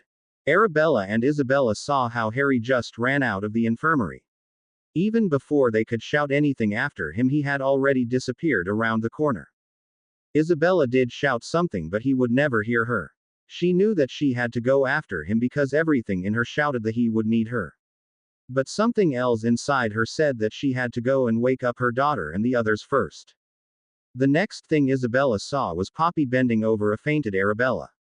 She didn't understand it, but as she looked at the beds, the first thing she saw was Bella lying in the bed next to her daughter. "Damn, we have to wake them up now, and I have to go to him right after this," Isabella shouted at Poppy, who only nodded as she woke Arabella up. Slowly they started to rub the potion on the skin of Bella, Hermione and Daphne. It would take 5 minutes before the potion would penetrate the skin, but then they would wake up almost immediately. Poppy went over to the cat and Arabella went to Colin to rub the potion on their fur and skin. After that, Arabella went to help those who were slowly waking up. Daphne and Hermione were the first to come around. Bella, on the other hand, seemed to be stuck in a nightmare. "Where am I? What happened?" sounded the confused voice of Daphne through the infirmary. Isabella looked up and immediately walked over to her daughter. Slowly the eyes of Daphne started to go big. It was Albus. He knows all about it and I have to tell Harry, she told her mother as she looked around the infirmary. Sorry, sweetheart, but you have to tell him later, as soon as we know where he is, Isabella told Daphne in a soft voice. Daphne looked at her mother and again around the infirmary. Mom, where is Harry? Daphne asked. I don't know, sweetheart. Mom, where is Harry? I don't know, sweetheart. He was running away and we didn't know where he went. But we first wanted to wake you all up, Isabella told her sadly. In the bed next to them, Hermione was also waking up. She slowly started to sit straight up in her bed and looked straight at Harry. What did you just say, Daphne? Is Harry gone? You don't think he's... No, he wouldn't. He wouldn't go without Neville. Wait, where is Neville? Hermione was just like she always was. All of her questions were asked in one breath. Daphne just looked at her without blinking and slowly she again started to look around the infirmary. Arabella was standing by Colin Creevey and was rubbing the potion on his face. Poppy was standing next to the cat. Daphne turned back to Hermione and was about to answer her. Suddenly Bella started to trash around in her bed. First she was mumbling and then out of nowhere she started to scream. Harry, look out, that is Tom Riddle, get away from him. What followed were a couple of minutes that were filled with complete silence before Bella started to shout again. Don't look him in the eyes, Harry, it's a basilisk and it can kill by just looking at you. Again there was that moment of complete silence. Everyone was just looking at the other and didn't know what to say. I don't know how I'm here, Harry, I think it's some kind of dream. Yes, Harry, I'm in the infirmary, but I don't know if they can hear me, sounded the now soft voice of Bella. Now everyone in the infirmary was standing still and were just looking at Bella. They all understood that Bella had some kind of link with Harry, but not what kind of link it was. But they did understand that Harry was in danger. I'm not sure if they know where the toilet of Moaning Myrtle is. Yes, Harry, I hope they are hearing me and are on their way to help you. Isabella looked at Daphne. That is that crying girl, that ghost that is haunting the girls' toilet. Hermione and Daphne nodded. Isabella stood up immediately and started to walk towards the door. At the moment that she wanted to walk through the door, it opened as Amelia and Minerva walked into the infirmary. Without any words, Isabella walked on and in passing grabbed Amelia by the arm and pulled her along. Minerva watched Isabella and could see she was on a mission. Suddenly she grabbed her left shoulder and gave a scream of pain and sank to her knees. Isabella snapped her head around and looked on as Minerva sank down to her knees. She didn't have to think twice to know what was going on. It was also on that moment that Bella sat up in bed, her eyes wide open as she screamed. No, Harry. Please come back. Please don't die. The tears were now freely flowing over her cheeks. She was just sitting there with a look of intense fear and misery. Daphne, who saw Bella sitting in that way, almost tripped over herself as she was trying to get to Bella. As she crawled onto the bed, she wrapped Bella into a hug as they both knew that there was only one thing left to do, and that was hoping and waiting for Harry. It was earlier that afternoon that Amelia was walking into Azkaban. The guard at the front desk wanted to say something but kept his mouth shut as he saw her hatred look. With big and steady steps she went up to the highest floor to get what she wanted. She was closely followed by Tonks and David. The guard at the top floor had other ideas than the guard behind the front desk. I'm sorry, but you can't just go in there. Amelia just walked straight up to him and pushed him against the wall to then walk on. At the cell of Minerva she stopped. Open this cell now or start looking for another job, Amelia growled at the guard, who immediately ran to open the cell of Minerva. Minerva, I cannot tell you how fast we have to get to Hogwarts. It was Lucius who has done it all. It was him who got you here in a dirty way. We have also found out that Albus knows of the existence of the beast that was living in the chamber. Minerva looked with big eyes in those of Amelia and wanted to say something, but Amelia wasn't done yet. I don't know how Harry is doing, but I am sure that if he finds out about this, then we all have to visit him here. And on top of it all, I found out yesterday that Hermione and Daphne have also been petrified. What is going on with my Harry? Amelia, you have to let me out of here. I have to go to my husband, Bellatrix screamed from her own cell. Bellatrix, you know I can't do that, but when I can I will send word to you about what is going on, okay? Bellatrix understood that Amelia was right and could only nod. Her inside, however, was screaming that it was unfair to her. She just wanted to go to her little Harry. With longing eyes she looked on as the others walked away. Out of the door and away from Azkaban. Minerva let her gaze go from Bellatrix to Sirius. She felt for them both. They were innocent and had to stay there. It warmed her heart that Bellatrix wanted to go to her husband, her cub. It was now that she again started to think about her cub. Minerva knew that something was wrong. Ever since last night she had the feeling that Harry had lost something important to him. None of them knew at that point that Bella had also been petrified, but Minerva still knew that there was so much more going on that even Amelia knew about. But she could feel it with every thought she had of her cub. As the boat went away from the prison and back to the shore, Amelia told everything that had happened and what Daphne and Hermione had found out. As she was telling it all, Tonks just stood there as a personal bodyguard while she was listening to it all. As they all stepped on the dock at the other side, Amelia turned her attention to David and Tonks. "You two will go to the minister and tell him to get his worthless butt over to Hogwarts. If he doesn't come, then you can tell him that he will no longer be a minister when I'm through with him." David and Tonks didn't say a thing, they only laughed while they were both wearing a sadistic smirk. The first thing Amelia did together with Minerva was to go to Potter Castle. There she would see if the potion was ready so they all could go to Hogwarts to free the petrified students and that one cat. When they arrived at the castle they didn't see them, so it stomped Amelia a little bit, because she was sure that they would wait for her and Minerva. Maybe it took her too long and they just couldn't wait any longer. Then again there was Daphne, who was also petrified, so she understood why they couldn't wait. She would do the same thing if it had been her Susan. So without a second thought they went to the flow and traveled to the office of Minerva to go to the infirmary from there. They could have gone straight to the flow in the infirmary. But Amelia was silently hoping to see Dumbledore as they walked through the corridors, especially the dumb look he would have on his face if he saw Minerva walking next to her. As they arrived in the office, Minerva immediately sank into a chair. "Harry is scared. He is wild. It's like something is haunting him," Minerva told no one in particular.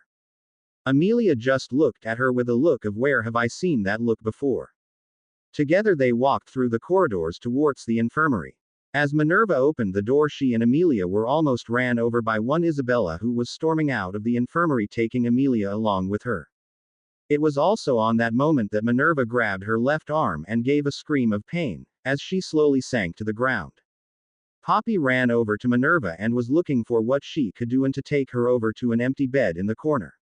There was nothing to see on the arm of Minerva, so Poppy understood what some of the others were already figuring out. She bent over to look into the eyes of Minerva. It was also then that Bella screamed, "No, Harry, please come back, please don't die." As if on cue, Daphne, Poppy and Minerva screamed, "Harry!" Isabella was walking straight to the toilet of Moaning Myrtle. She was still holding on to the arm of Amelia, who was struggling to keep up. "What in Merlin's name is going on, Isabella? Where are you taking me?" Amelia almost yelled. "You are going to help me get to Harry and then help me to protect him. I'm not sure what that boy is thinking or what is going through that head of his. But I heard him saying something about saving Ginny and also that the monster had to stay away from his Bella and Daphne." Amelia looked at Isabella with wide eyes as she tried to keep up with her as she was dragged along. She could do nothing more than to just listen. I don't know how, but Bella seemed to know exactly what was going on with him. "It's really crazy, but just before you came in, Bella sat straight up in her bed. It was then that you and Minerva came inside." It was now that Isabella stopped and looked intensely at Amelia, who slammed straight into her back. Minerva grabbed her upper arm. "That means that something happened to Harry and it happened to his upper arm. I don't understand what, but I think that Bella is thinking that he is dead or dying." "What? Why do you think that?" Amelia stammered. "Didn't you hear Bella begging?" Isabella asked her.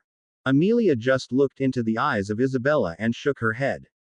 Isabella frowned. Bella said, "No, Harry. Please come back. Please don't die." Amelia had to think.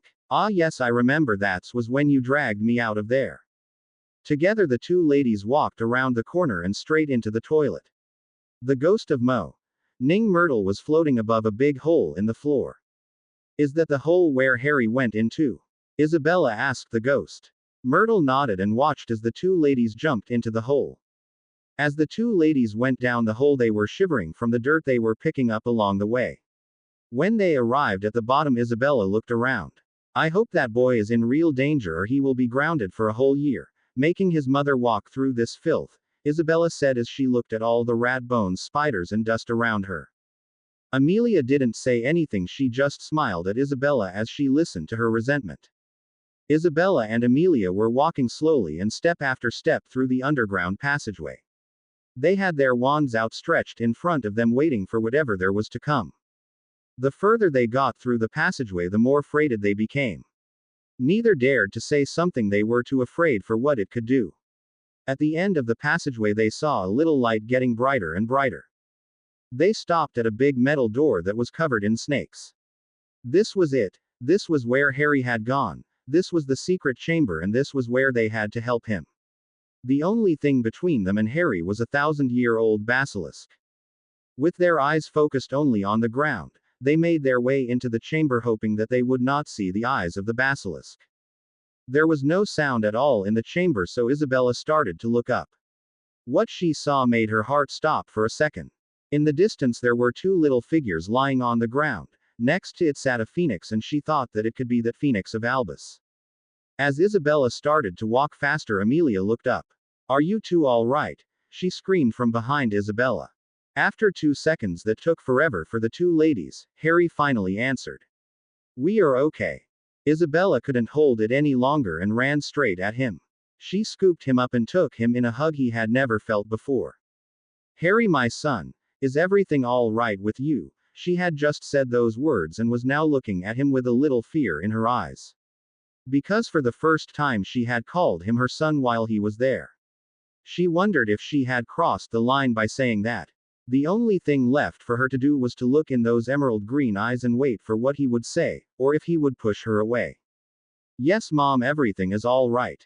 Tom Riddle is gone and the basilisk is dead. What Harry said after he said Mom, Isabella would never know. It was after Mom that she again held him close to her chest, just crying silent tears of happiness. He had called her Mom, and that was all that mattered to her.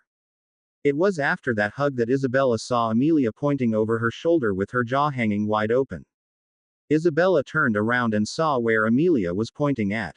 There, only 10 meters or so away from her, lay a dead basilisk of about 60 meters long.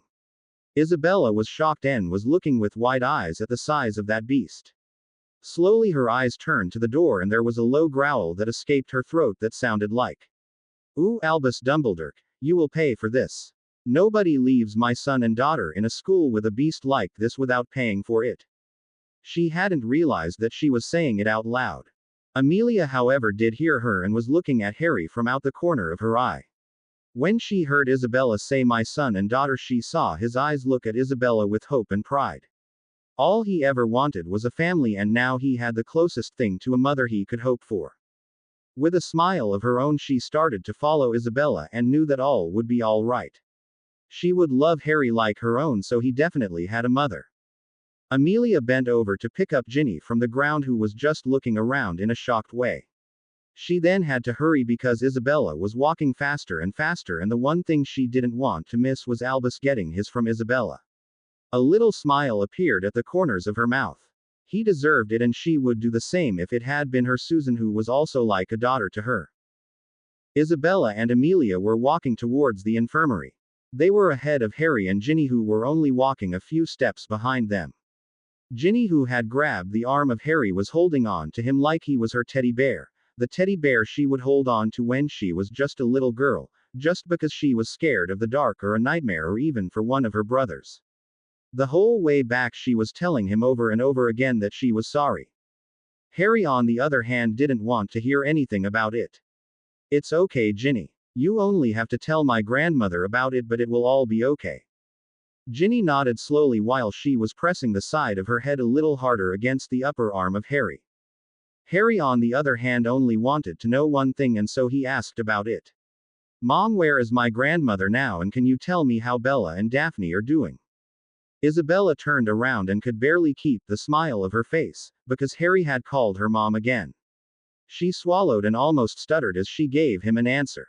Your grandmother is safe and is back at school. If everything is okay, then Bella and Daphne would be awake just like the others. Isabella had to scream the last thing because Harry was off and around the corner and on his way to the infirmary, pulling Ginny along with him. Isabella and Amelia had to laugh as they watched him go. Isabella was considering telling him everything, but decided that Minerva had the honor to do that. As they walked into the infirmary, they could see Harry sitting in a four-way hug with his grandmother, Bella and Daphne. Hermione was sitting in a hug with Neville, and Susan had offered herself to take care of Ginny. Isabella walked over to Daphne. With everything that had happened, she didn't had the chance to hug her daughter. Amelia smiled and went over to Susan to do the same thing. She would never admit it, but she was glad that everything was over and that her Susan was again safe just like the others. Harry handed Bella over to Arabella and was now engulfed in a hug by Tonks. Tonks, together with David, had only arrived a minute ago because they had to get the minister to Hogwarts on the orders of Amelia. "So, little brother of mine," Tonks said, "what are we going to do now? Demolish the ministry, or are we going to take over the world?" Harry stared at Tonks and laughed a little. "Tell me, sis, what do you think we should do, and why should we do it?" he asked her, a little challenging. Tonks looked back with a challenging smile of her own as she answered, "I think we should go all the way." She then held up her hand and started to count on her fingers. "You already have a grandmother who has done hard time in Azkaban. You have a godfather and a wife who are still in there. And you are really famous and rich. So I think you should be the next Dark Lord, and we could make Voldemort your little errand boy, so he could walk you, little chihuahua." Bella looked over the shoulder of Arabella and started to laugh loudly. She was soon followed by all the others. "Maybe we should, but you first have to explain to me why my grandmother has been in Azkaban," Harry asked. Nobody said anything, but as one they all looked at Fudge, who was standing near the door. It was also now that Amelia saw that the minister had arrived. "Hello, minister, nice of you to come. As you can see, I have freed Minerva from the cell you placed her in." Minster Fudge swallowed loudly and was looking scared at Minerva and Harry. "I have here a couple of papers," Amelia went on while she was enjoying the look on the face of Fudge. "That told me that Minerva wasn't at Hogwarts when the chamber was opened for the first time. She wasn't even in the country. You can also see that the headmaster at that time had a completely different staff. The only two who were in the school at that time and are here now are Albus Dumbledore and Rubeus Hagrid. I also want to point out to you that when an employee from Hogwarts is a suspect of child abuse, or child endangerment, I, as head of the DMLE, have the right to question that person under Veritaserum. This was allowed to us by the Wizengamot, so we would be sure that we could handle it as fast as possible with the best result. So tell me, minister, should I question Minerva here on the spot, or should I do it in a Wizengamot session, where I would immediately ask for your removal as minister, as they will exactly hear what your entire role in the Chamber of Secret Business was? If by any chance you would survive that session, then it still would not put you in a good light when we have the lawsuit about you insulting 7 houses, including my own," while Amelia was pointing her wand at the minister. No, it's okay, I clear Minerva. That's Lady Potter," Amelia snapped. Fudge swallowed again. "I clear Lady Potter off all charges," and he ran out of the infirmary. "That little shit-face bastard," Amelia murmured as Fudge closed the door. It was almost an hour later when Albus walked into the infirmary like he didn't have a care in the world. Behind him he had a floating Gilderoy Lockhart who he had found in one of the corridors. Albus stopped and looked around with big eyes as Poppy Pomfrey took Lockhart to an empty bed. He wanted to say something. David stood a little to the left and looked at how Lockhart was laid down on a bed with a very, very big bump on his head. "Mom, what are you doing?" David turned around when he heard the voice of his daughter Daphne calling in almost a horrified way. The only thing he saw was a blonde missile going past him and straight at Albus.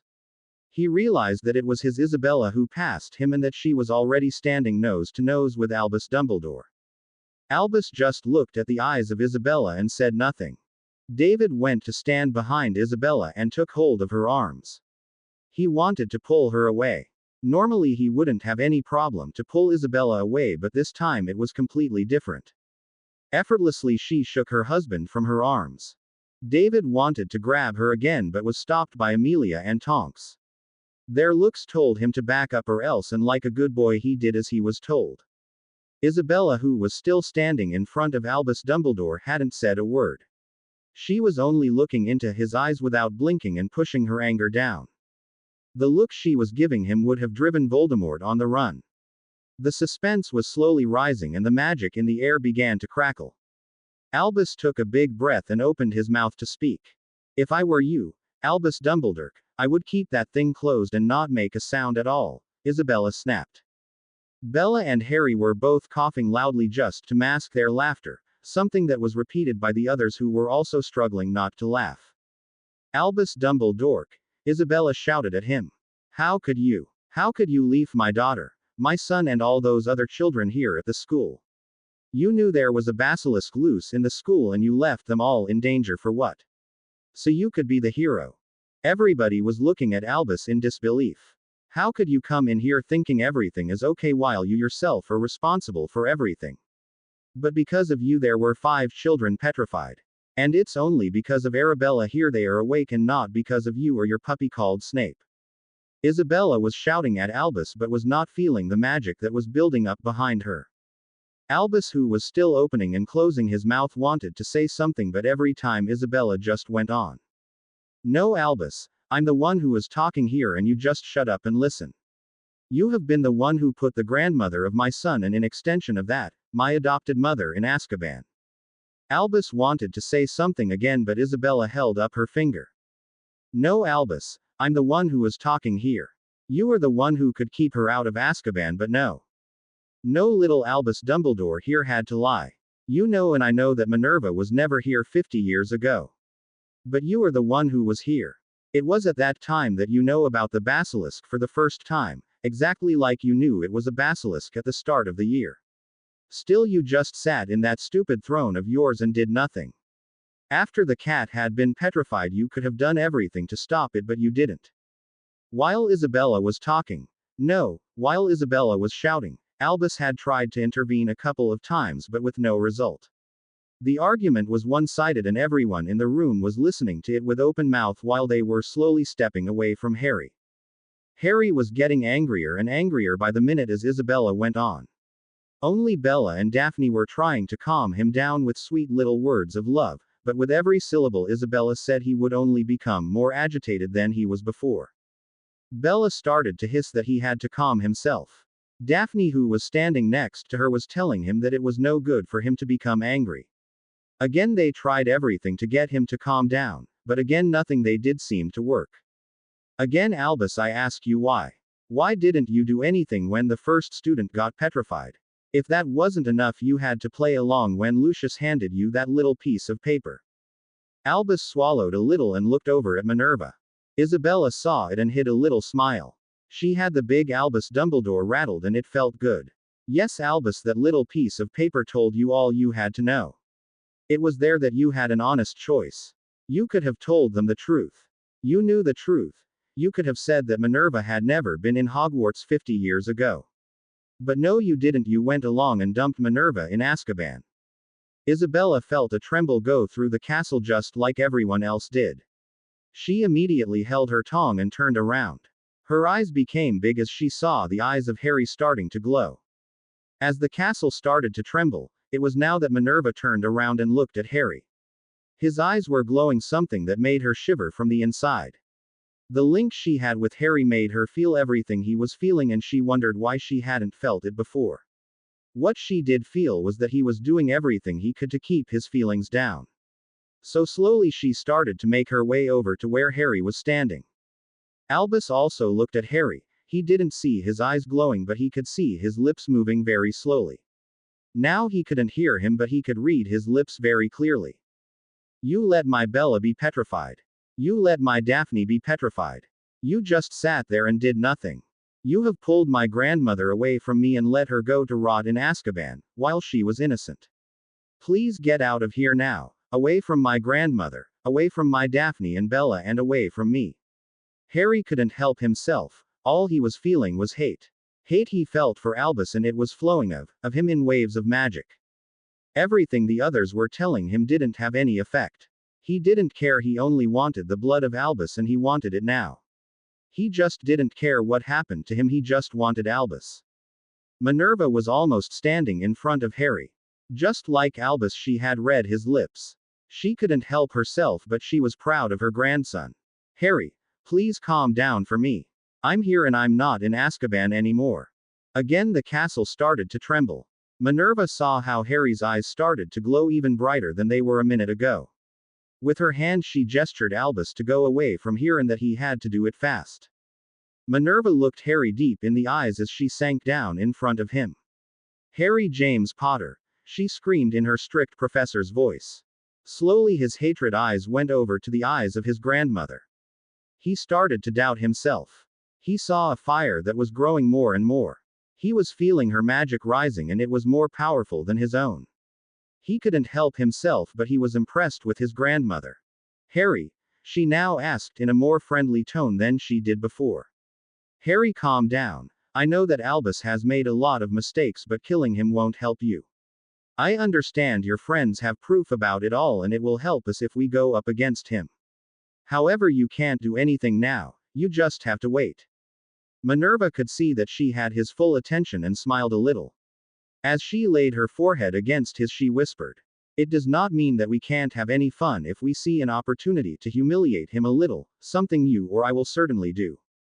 Harry wasn't happy, but he nodded and believed his grandmother at her word and looked at his feet. From the viewpoint from the others in the room, everyone had slowly backed up as the magic around Harry was taking form. They all saw how Bella and Daphne were trying to calm him down. So they all assumed that they could handle it, so they turned their attention back to Isabella, who was still screaming at Albus. It was only a couple of minutes later that everyone felt a tremble go through the castle. Again they all turned back to look at Harry and backed up further away. The hatred in his eyes was visible for everyone. And it made most of them swallow in fear.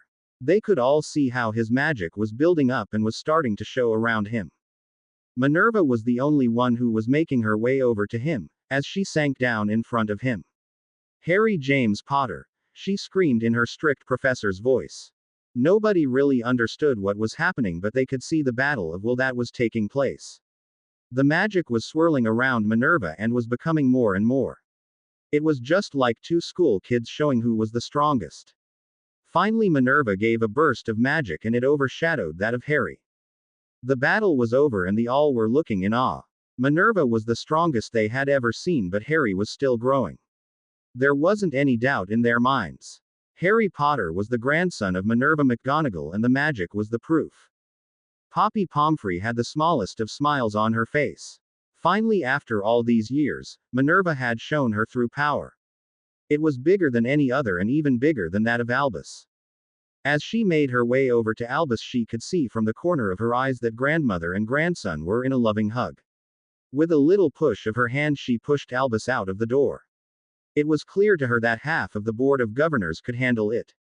As she looked around, she realized that most of the Board of Governors and a large extent of the votes were already in the infirmary. Just as Albus was about to leave, Amelia appeared next to them. Without a word, she pushed the diary into the hands of Albus. Albus took it and his eyes became big as he looked at the name that was on the diary. "This is why Ginny was in the chamber. You have 1 hour. After that 1 hour I want it back." The next thing Amelia did was close the door so Albus was locked out. They all went to the office of Poppy. Minerva conjured chairs for everyone and they all sat down. "Harry, what happened to you two before we came into the chamber?" Isabella asks as she took Harry into another hug. Harry looked into the eyes of Isabella and got a feeling of joy. He turned his gaze to Ginny and didn't know if he could tell her. Ginny had been the one who opened the chamber and also the one who had done all the other things. He also knew that she didn't do it deliberately, which made it extra difficult. He started to think about the last couple of days. Daphne and Hermione, who got petrified just like the others, and then there was his Bella, who also got petrified. How could he tell the story without hurting them again? On the other hand, there was Ginny. It doesn't matter, Harry. I will tell them first, sounded the soft, sad voice of Ginny. Everyone turned around and could see the tears that were in her eyes. "Harry, I will tell my part first, after that you can fill in the rest, okay?" sounded the voice of Ginny again. Only this time she sounded as confident as she did a minute ago. Harry wanted to say something but saw Bella walking up behind her. Bella put her arm around her shoulder and said, "Ginny, do you remember the first time you were here at the school?" Ginny looked at Bella and waited for her to finish what she started to say. "Just like that time. We promised you that we would be your friends. Harry and I weren't lying when we told you that. We are your friends and we will stay your friends, even when this is all behind us," Bella told her. Ginny smiled a little as she looked at Bella. She took another breath and started her part of the story. Ginny tells her story. "It all started when I was 10 years old. In the summer before Ron would go to Hogwarts. I myself had to wait another year. All my brothers had gone to Hogwarts, some were still in school and others had already left. In the summer they would tell me the most beautiful stories from what they had done on Hogwarts, and every summer I was pretending to be there with them. About 6 weeks before Ron had to go to school, my mother and father got a letter from Dumbledore. In that letter there was a question if they wanted to come to his office. The next day, they went to him. First I didn't think much about it because my brothers would often get into trouble. But when they came back they were arguing. It is something they never do, at least not in front of us. That day my father was so angry that he even scared me." Ginny was looking at the ground as she was telling them all, but it was now that she slipped a little glanced at Harry before she again looked at the floor. "The fight they were having was about you, Harry." Again she glanced at Harry, afraid that he would be mad at her, or that he would start to scream. She saw that he didn't do it, but it could also be because Daphne was now sitting on his lap. "My daddy was screaming that he didn't want anything to do with it. He also screamed that he would do nothing to you. My mother, on the other hand, was screaming that you were loaded with gold that we would be getting if we would do it. In the morning my daddy went to work and my mother sat me and Ron down at the table. She told Ron to become friends with you and I had to try to fall in love with you. If I couldn't fall in love with you, then my mother would have a love potion for me that I could use. Ron immediately wanted to do it. The only thing he could see were the galleons it would make him. At first I too wanted it. Which little girl wouldn't want to marry the great Harry Potter? But then she told me about the love potion and I didn't want it anymore. After that there was the day my mother took me to Hogwarts to yell at Dumbledore. It was also the first time I saw you." Ginny again glanced at Harry and smiled a little as she blushed. "You and Bella helped me sit down when my mother left me alone in the lane between the two tables. You could also see that she had hurt my arm. Bella was very sweet, just like Hermione was. That day you stood up for me by telling my mother what she did wrong. You were the first and only one who ever did that for me. On that day I swore that I would never hurt you nor do what my mother would ask me to do. So I didn't do what she asked nor told me to do. My mother kept on telling me what I had to do when I would be at Hogwarts. The whole year she went on and on. Then it was finally there. It was my time to go to Hogwarts, and the first time I would be without my mother's suggestions about you. First everything seemed to be all right. I was settling down into my house, and for the first time I didn't had to listen to my mother telling me to go after you. A week later I would get letters from my mother. They would come every day and they were all telling me to go after you. I couldn't take it and I started to write into my diary. It was the same diary that she gave to Dumbledore." Ginny pointed to Amelia and went on. "You wouldn't believe my surprise when the diary started to write back. At first it was sweet and very nice. I thought that my father gave me that diary so that I would have something to keep me company. Then things started to happen around the school. The diary kept asking me to do things, but the strange thing was that I couldn't remember it in the morning. First there was the cat. Then there was Colin, and both instances I couldn't remember where I was when it happened. But I had the feeling I was the one who done it. During Christmas it became worse. Ron had become very good friends with Draco Malfoy. Every day they would tell me that they were happy that you were in the hospital. The father of Draco would keep him posted, and every day they would drag me to an empty classroom.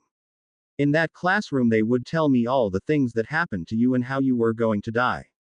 The worst thing according to them was that Madame Pomfrey saved you that night. My brother wanted you dead because you were humiliating him, and Draco wants you dead because Daphne is his." Poppy huffed and Daphne spat at the floor, after the words from Ginny. I was so worried that I didn't write in the diary for as long as you were away." Bella and Daphne looked at the others with recognition in their eyes. "The week before you came back, I was looking at Bella and Daphne. They seemed to become sadder and sadder each day. The day before you came back, they were so sad that I thought you were really dead. But then you came back. Draco and Ron were mad that you had survived it all. Something I found strange, but the strangest part was that they knew it on the day it had happened. Lucius and the minister sounded through the infirmary. On the day that you came back, they both wanted to hurt you again. But I got my brothers Fred and George to prank them so that they wouldn't do it." Ginny took a sip of water from a glass that was handed to her by Susan and carried on. "Everything was normal again. Till 2 or 3 days later, when I walked into the Great Hall. It was there that I saw Draco and Ron standing at your table. Suddenly I remembered what happened in the holiday. Draco and Ron had cornered me in one of the corridors. They grabbed me and took me to an empty classroom. I didn't know what they wanted, but I was going to find out fast enough. On the way there, we walked past Dumbledore. He could clearly see me struggle against my brother and his friend. But to my surprise, he didn't do anything, and I was forced to go along. In the classroom, they took some of my hair and dropped it in a vial. There I found out that my mother had given Ron a love potion to use on you. It was the love potion I slammed out of your hand that day in the Great Hall. I ran away as fast as I could, back to the diary and hoping it would all be okay again. The next thing I know was waking up looking at you. You were covered in blood, but you told me all will be fine." Ginny had told her story in one go. Nobody had interrupted her or coughed for that matter. They had all been listening to the story with bated breath. Daphne was the first to break the silence. "Mom, Dad, I don't care what you say, but I am not now nor never will be property of that slime ball called Draco Malfoy," she said hotly to her parents. Harry, who still had Daphne on his lap, pulled her a little closer. "Daphne, you are no property of Draco, you are mine, and if I don't take you, Bella will be mad at me." "As long as we understand each other, Mr. Potter," Bella said with a smirk. Then she looked at Daphne and gave her the same smile. Harry turned her eyes to his grandmother and his new mother. He could see in their eyes that they wanted to hear his side of the story. Up until now they knew that Ginny had done it all, but not why. Harry sighed again and pushed Daphne from his lap. Slowly he stood up and wanted to say something, but before he could utter a word he felt the hands from Daphne on his chest. Without any effort from her part, she pushed him back into the chair. With a small gesture she asked Bella to stand with them. She then whispered something into her ear. Bella nodded and sat down in his lap. "Harry, if you don't mind, I will tell it." Harry glanced at Bella and knew that she had helped him and also how. But he couldn't remember how she got there or how he could hear her. Daphne went over to her mother and crawled onto her lap. Bella started to tell. "I don't know why or how, but suddenly I felt a finger rubbing my lips. Slowly I got more and more feeling in my body. Everything inside of me screamed to wake up. But I heard that voice in my mind again. I knew that I could move freely, but I couldn't wake up. So the first thing I wanted to do was scream for Harry. It was also on that moment that I realized that my dream was different than it normally was. I wasn't in that house. I wasn't even sitting on a dirty mattress. It was a very big room where I found myself in. At the other side of the room there was a big statue from a wizard. The statue was as big as the rings on the Quidditch field. On the other side there was a hallway, one on each side, snakeheads as big as you and me. It was then that I realized that I was in the secret chamber." Bella closed her mouth and looked at Ginny. She knew that it could hurt Ginny, but she had to do it. "I went over to Ginny and wanted to touch her. I tried and I tried, but my hands kept going through her. It was as if I was a ghost. So I again wanted to scream for Harry. Just as I was about to do it, I heard the voice of Tom. Now I didn't know who Tom was, but I knew that he was working together with Voldemort. He went on to tell me that I didn't have to call Harry, because he was already on his way. Of course I didn't believe him and started to scream for Harry. Even before I took a breath to scream, I saw him coming into the chamber. Harry didn't look around and went straight to Ginny. He didn't even look at Tom. Tom started to call him, but it took a while before Harry turned around to look at him. The stupid thing was that Harry dropped his wand when he went over to Ginny. Tom had seen it and picked the wand up from the floor. He twirled it around between his fingers while he told his story to Harry. He told how he possessed Ginny with the help of the diary. How it was him who did it all and how Ginny was innocent. Harry, just like me, didn't know who Tom was. So he told him that they had to get out of there. He told him that there was a basilisk in the chamber. And then it happened. Tom Riddle told us that he was Voldemort, that he was the one who controlled the basilisk. I automatically did what had to be done and screamed to Harry that he had to run. Harry was able to hear me. I don't know how, but he could. He was looking around himself, but he couldn't see me. He did tell me he had to save Ginny. As the next thing started to happen, it all went very fast. Tom said something in Parseltongue. The mouth of the statue opened and the head of the basilisk appeared in the opening. I told Harry that he had to keep his eyes closed. I myself was able to look at the basilisk, and I think it was because I was in this dream state. So I guided Harry to where he had to go. From out of nowhere, the phoenix of the headmaster appeared in the chamber. The phoenix dropped the sorting hat into the hands of Harry and started to scratch at the eyes from the basilisk. So finally Harry was able to fight the basilisk with open eyes. I was so proud of him. Somehow Harry got a sword from somewhere. He was fighting and all of a sudden he disappeared with his arm into the mouth of the basilisk. I saw how one of the fangs penetrated his upper arm. It was then that I knew he was going to die. And then I woke up and saw how Auntie Minerva grabbed her upper left arm, exactly the same spot where Harry had been bitten. The only thing I don't know is how Voldemort got Ginny under his control. We know it was the diary, but how? The doors were opened and Albus appeared in the doorway. He was followed by Ginny was under the influence of Lord Voldemort. She was under some kind of imperious curse that came from this diary, which is full of dark magic, Albus said as he walked through the doors of the infirmary. Everyone was a little startled when Albus said this as he stood in the doorway of the office and asked them to come back into the infirmary. Bella was the first to see the other persons that had also walked in the infirmary behind him. With a jab of her elbow she took the attention of Harry, while she herself was looking daggers at Lucius Malfoy. It was clear for her that he looked very alarmed when he saw the diary in the hands of Albus. So Bella whispered it to Harry while she kept her eyes on Lucius. Harry looked at him and saw the fear in his eyes. He immediately wanted to scream at Albus that he had to do something, but he knew he couldn't do that. Harry had to rely just like his grandmother and the others on Albus for doing the right thing with Ginny. He was after all the headmaster of Hogwarts. It was therefore his decision whether he liked it or not. Behind Lucius stood Narcissa and Dobby. Narcissa kept looking at Dobby and then at the diary. As she looked at Lucius, Dobby nodded. Dobby looked away from Narcissa and over to Bella and Harry. The looks Dobby gave Narcissa were a clear sign to Bella and Harry that there was more than what they knew. The surprising thing was that Narcissa seemed to become angry as she looked from the diary to her husband. She now knew exactly what the thing was that her husband had done.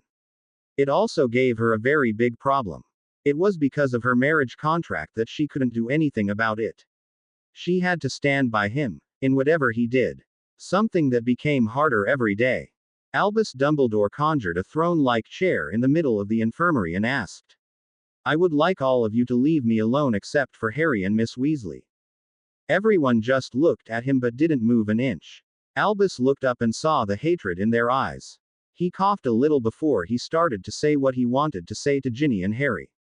"I have looked at this diary and I have found the following." Albus was again interrupted by the doors that were swung open.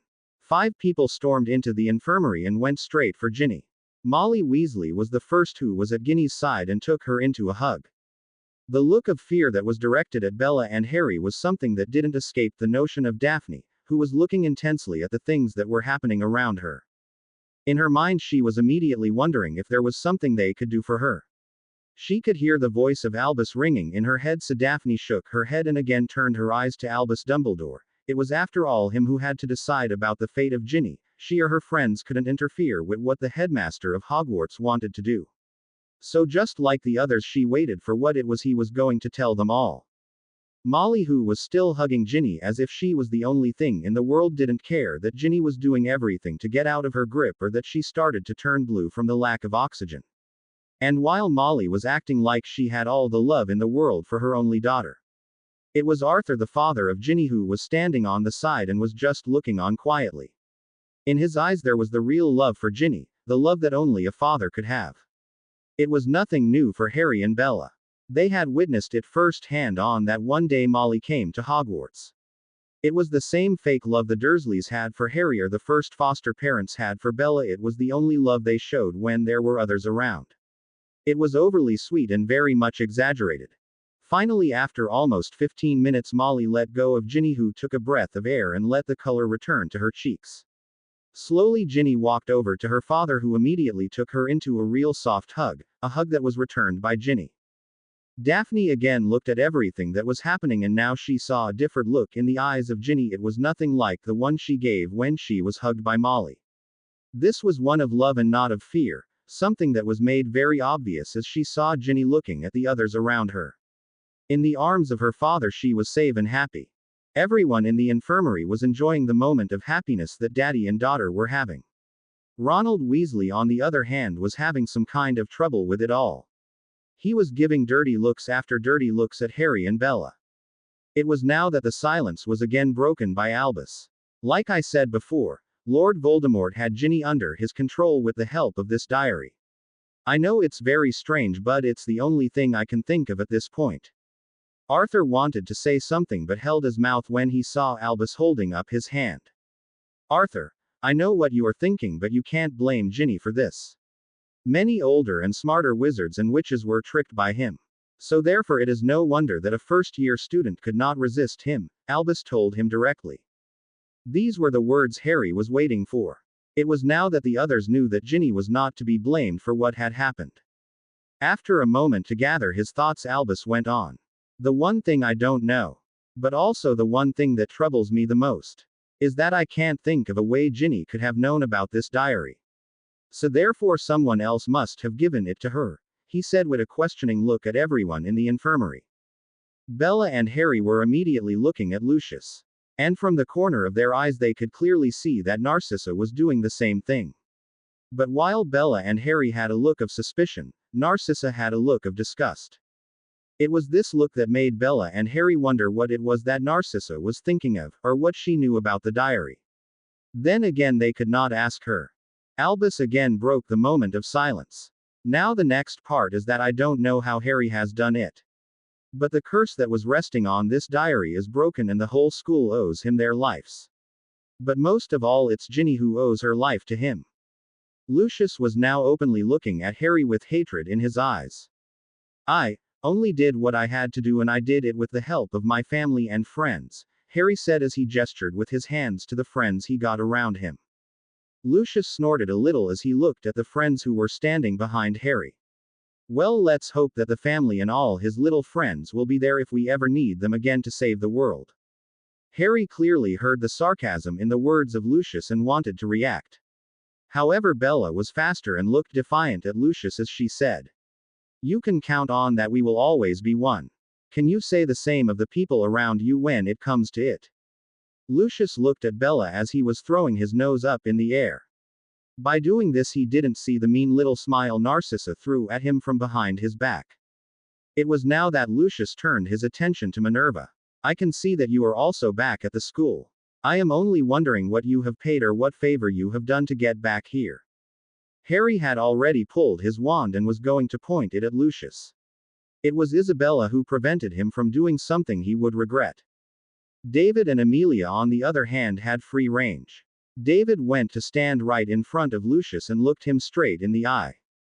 "Lucius, we all know how it was you that took Minerva away from here.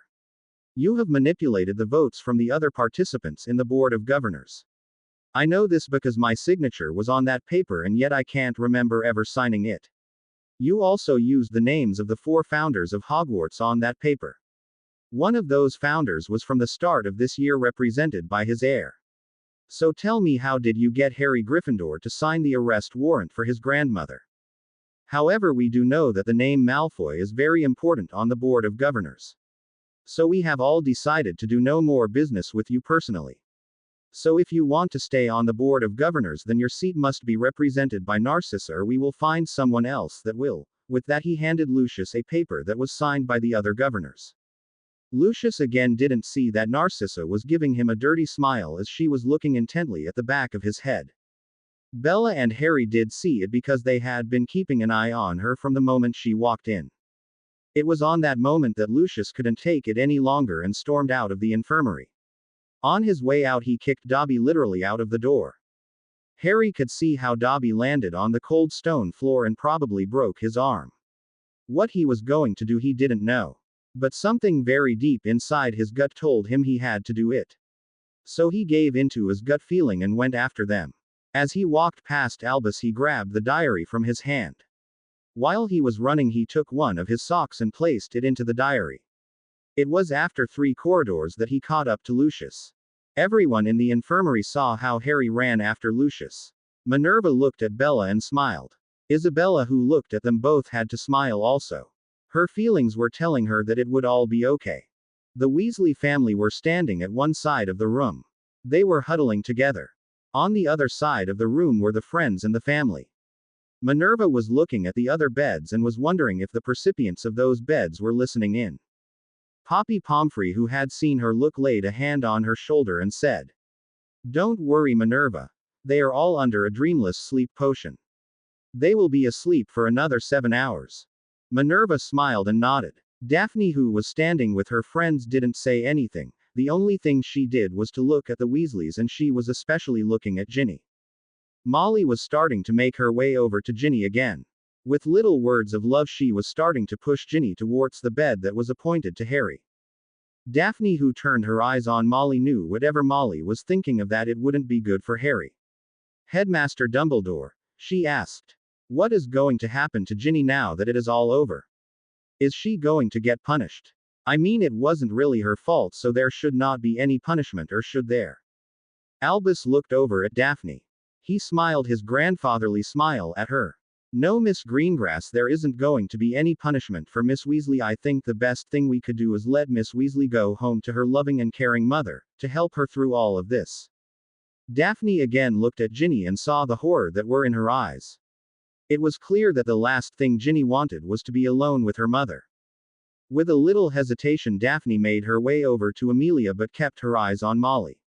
The thing she wanted to ask was frowned upon, but she had to ask. "Amelia.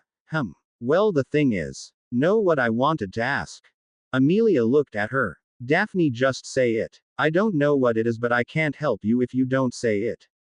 Daphne nodded and gathered her courage. "Amelia. Merlin, this is hard," she thought. "Amelia, if Harry saved Ginny in the chamber, does it mean that she has a life debt to Harry?" Amelia had to blink a couple of times when she heard Daphne asked her that particular question. "I don't know why you are asking me that question, but I think she does have a life debt." That was all Daphne needed to know. As she turned around, she grabbed Bella and motioned the others to come along. In one of the empty corners, they huddled together and started to whisper. Amelia immediately went over to the other adults and told them what Daphne had asked. They all looked at the group as they were whispering in the corner. Suddenly there was a very hard crashing sound from out of the corridors. Without even thinking about it, they all ran to the corridor. There they saw Harry standing next to the wall with a very big smile on his face and Dobby standing next to him. They were both looking at a corner of another corridor. Minerva put a hand on his shoulder. Harry turned around and looked straight at the eyes of his grandmother. "Grandmother, what would you say if we would take on a free house elf?" Harry smiled at Dobby. "His name is Dobby, and it's this little man on my side." Minerva looked deep into the 2 tennis ball-like eyes of Dobby and smiled a soft smile. "Dobby, would you like to be the personal elf of Arabella Figg? She has a potion store. It is in that store you can help her and Remus Lupin by running it. Now Arabella is a squib, so you cannot bond with her. You do have to bond to Harry here. Just so you can keep your magic, but you will be a free elf in our eyes." The eyes of Dobby became bigger than they had been. Here he stood bonded to a family, but by all intention he was free. He looked from Arabella to Harry and back. Slowly he started to nod. Arabella smiled. "Dobby, my store is on the grounds of Potter Castle, but I'm staying in Potter Castle, where you will have your own little room with the other house elves." This was it. This was what made Dobby jump for joy. He ran over to Arabella to give her a hug to then do the same to Harry, where he also bound himself to the Potter family. After that he stood next to Arabella a little taller than he stood before. So tomorrow we are going to look for clothes that you can wear, Arabella said. Dobby be a good house elf. Dobby will not do it again, Dobby almost shouted. A little smile formed on the face of Arabella. Dobby, you are a free elf. But if you are going to work for me, you must wear a uniform. I will not have my workers working in a dirty tea towel. Dobby blushed at those words and nodded, and nodded. All the adults were now walking back to the infirmary. There in the infirmary, Amelia asked Albus to leave. He had his hour with the diary, and if he had nothing more to add, then he was to leave. It was now that all the eyes were again turned to Harry. The question was simple and was said without even asking it out loud. Harry saw the looks, but especially what they wanted to know. Slowly he sank down on his bed and smiled a little. Okay, first I will tell what had happened in the chamber. After that I will tell why Dobby is in all intentions a free elf. Again Harry smiled. After that I want to know why Lockhart has that bump on his head. Susan and Neville shared a small smile and nodded. Harry is telling his part. Well, as you all know, a phoenix came to help me out in the chamber. And as Bella already told you, it was the phoenix of the headmaster that came to help me. It was Felix who brought me the Sorting Head, and it was the Sorting Head that gave me the sword. However, now that I think about it, the sword is still in the chamber. Harry took a moment for himself to think about the sword he had left in the chamber. It took Bella to snap her fingers a few times to snap him out of it. Oh yes, sorry about that. Well, I would like to say that I was fighting like a wild beast. But to tell you the truth, I was running for my life. It was only after Felix had destroyed the eyes of the basilisk that I was able to fight back. Like Bella told you, it was only thanks to her that I could escape. She was telling me where I had to run to, so I could avoid him. It was after Felix took care of the basilisk that I was able to look at him, but I still had no way to fight it. It was then that the Sorting Hat dropped the sword on my head. Harry turned his eyes to the Sorting Hat. Couldn't you have warned me that you would drop that thing on my head? Now where is the fun in that? The Hat chuckled. Harry just gave him a dirty look and rolled with his eyes. So I kept running, fighting and listening to Bella, who told me where to go. It was when he bit me I just held up the sword. I wasn't planning on it, but it went through his brain and I killed it. The sword was really sharp and it went through his head like it was butter. As his fang penetrated my upper arm, I couldn't hear Bella anymore. They were all listening to Harry. It was now that Bella turned her head to look at Tonks, who was sitting on top of Lockhart, eating a big bowl of popcorn. What are you doing, Tonks? She asked. What? OP Hori, wow, want some? IALS sways eat popcorn when the foray is exciting. Tonks answered with her mouth full of popcorn. Yes, I like some. Susan called out as she ran over to Tonks and sat down on his legs. Harry just smiled and went on. Well, as I said, I couldn't hear Bella anymore, but I could hear the form of Tom. He was telling me that Ginny would die and that he would live again. Why I did what I did I don't know, but something told me to stab the diary. I took the fang from my arm and stabbed the diary with it. It was very strange. When I stabbed the diary, it gave out a white light. Tom started screaming and he just broke into pieces. As Ginny was waking up, Felix cried on my wound. It was his tears that saved me from the basilisk venom. Then my mom and Auntie came into the room. Isabella started to glow all over after Harry had called her mom again. She just couldn't help it. It made her feel so good when Harry called her mom. Harry looked up at her and smiled, that little lopsided smile he smiled before he went on with the next story. When I saw Lucius kicking Dobby, something came over me. The only thing I thought about was that Dobby had to get out of there. He had to be freed, and I have read somewhere that you could free a house elf by giving him clothes. You actually read something? Harry gave a dirty look to Bella but couldn't keep the little grin off his face. The only problem with that was that only his master could do a thing like that. So I hid one of my socks in the diary and went after Lucius so I could shove the diary in his hand. As I hoped, he immediately pushed the diary in the hands of Dobby just to get it out of his own hand. I made Dobby look into the diary to see the sock, and that's how he was freed. That still doesn't explain the loud bang we heard, young man, Minerva said firmly. Harry swallowed, nodded and went on. Well, when I freed Dobby, Lucius got really mad. Before I knew it, he was pulling his wand out of his cane. He then pointed it at me and began to say that I cost him his servant, and he shouted Avada. It was at that point that Mrs. Malfoy threw a banishing curse at her husband, who landed on top of a suit of armor. As Lucius looked up, she started to shout at him that he couldn't be this stupid, trying to kill the boy who lived, while at least 7 adults had seen him leave after them. And one of those adults was no one other than Amelia Bones. Dobby and I were speechless at what was happening, so we could only look at what Narcissa was doing. She then pushed Lucius out of the corridor and around the corner. Before she herself was around the corner, she looked at us, smiled at us, and with her finger she told me to be quiet. As they walked on, we could hear her scream. "Do you even know how much trouble you could have done to us and to the name Malfoy? To think you wanted to kill the boy who lived, how stupid could you get?" And then they were gone. Everyone was standing around him completely silent. No one knew what they were hearing.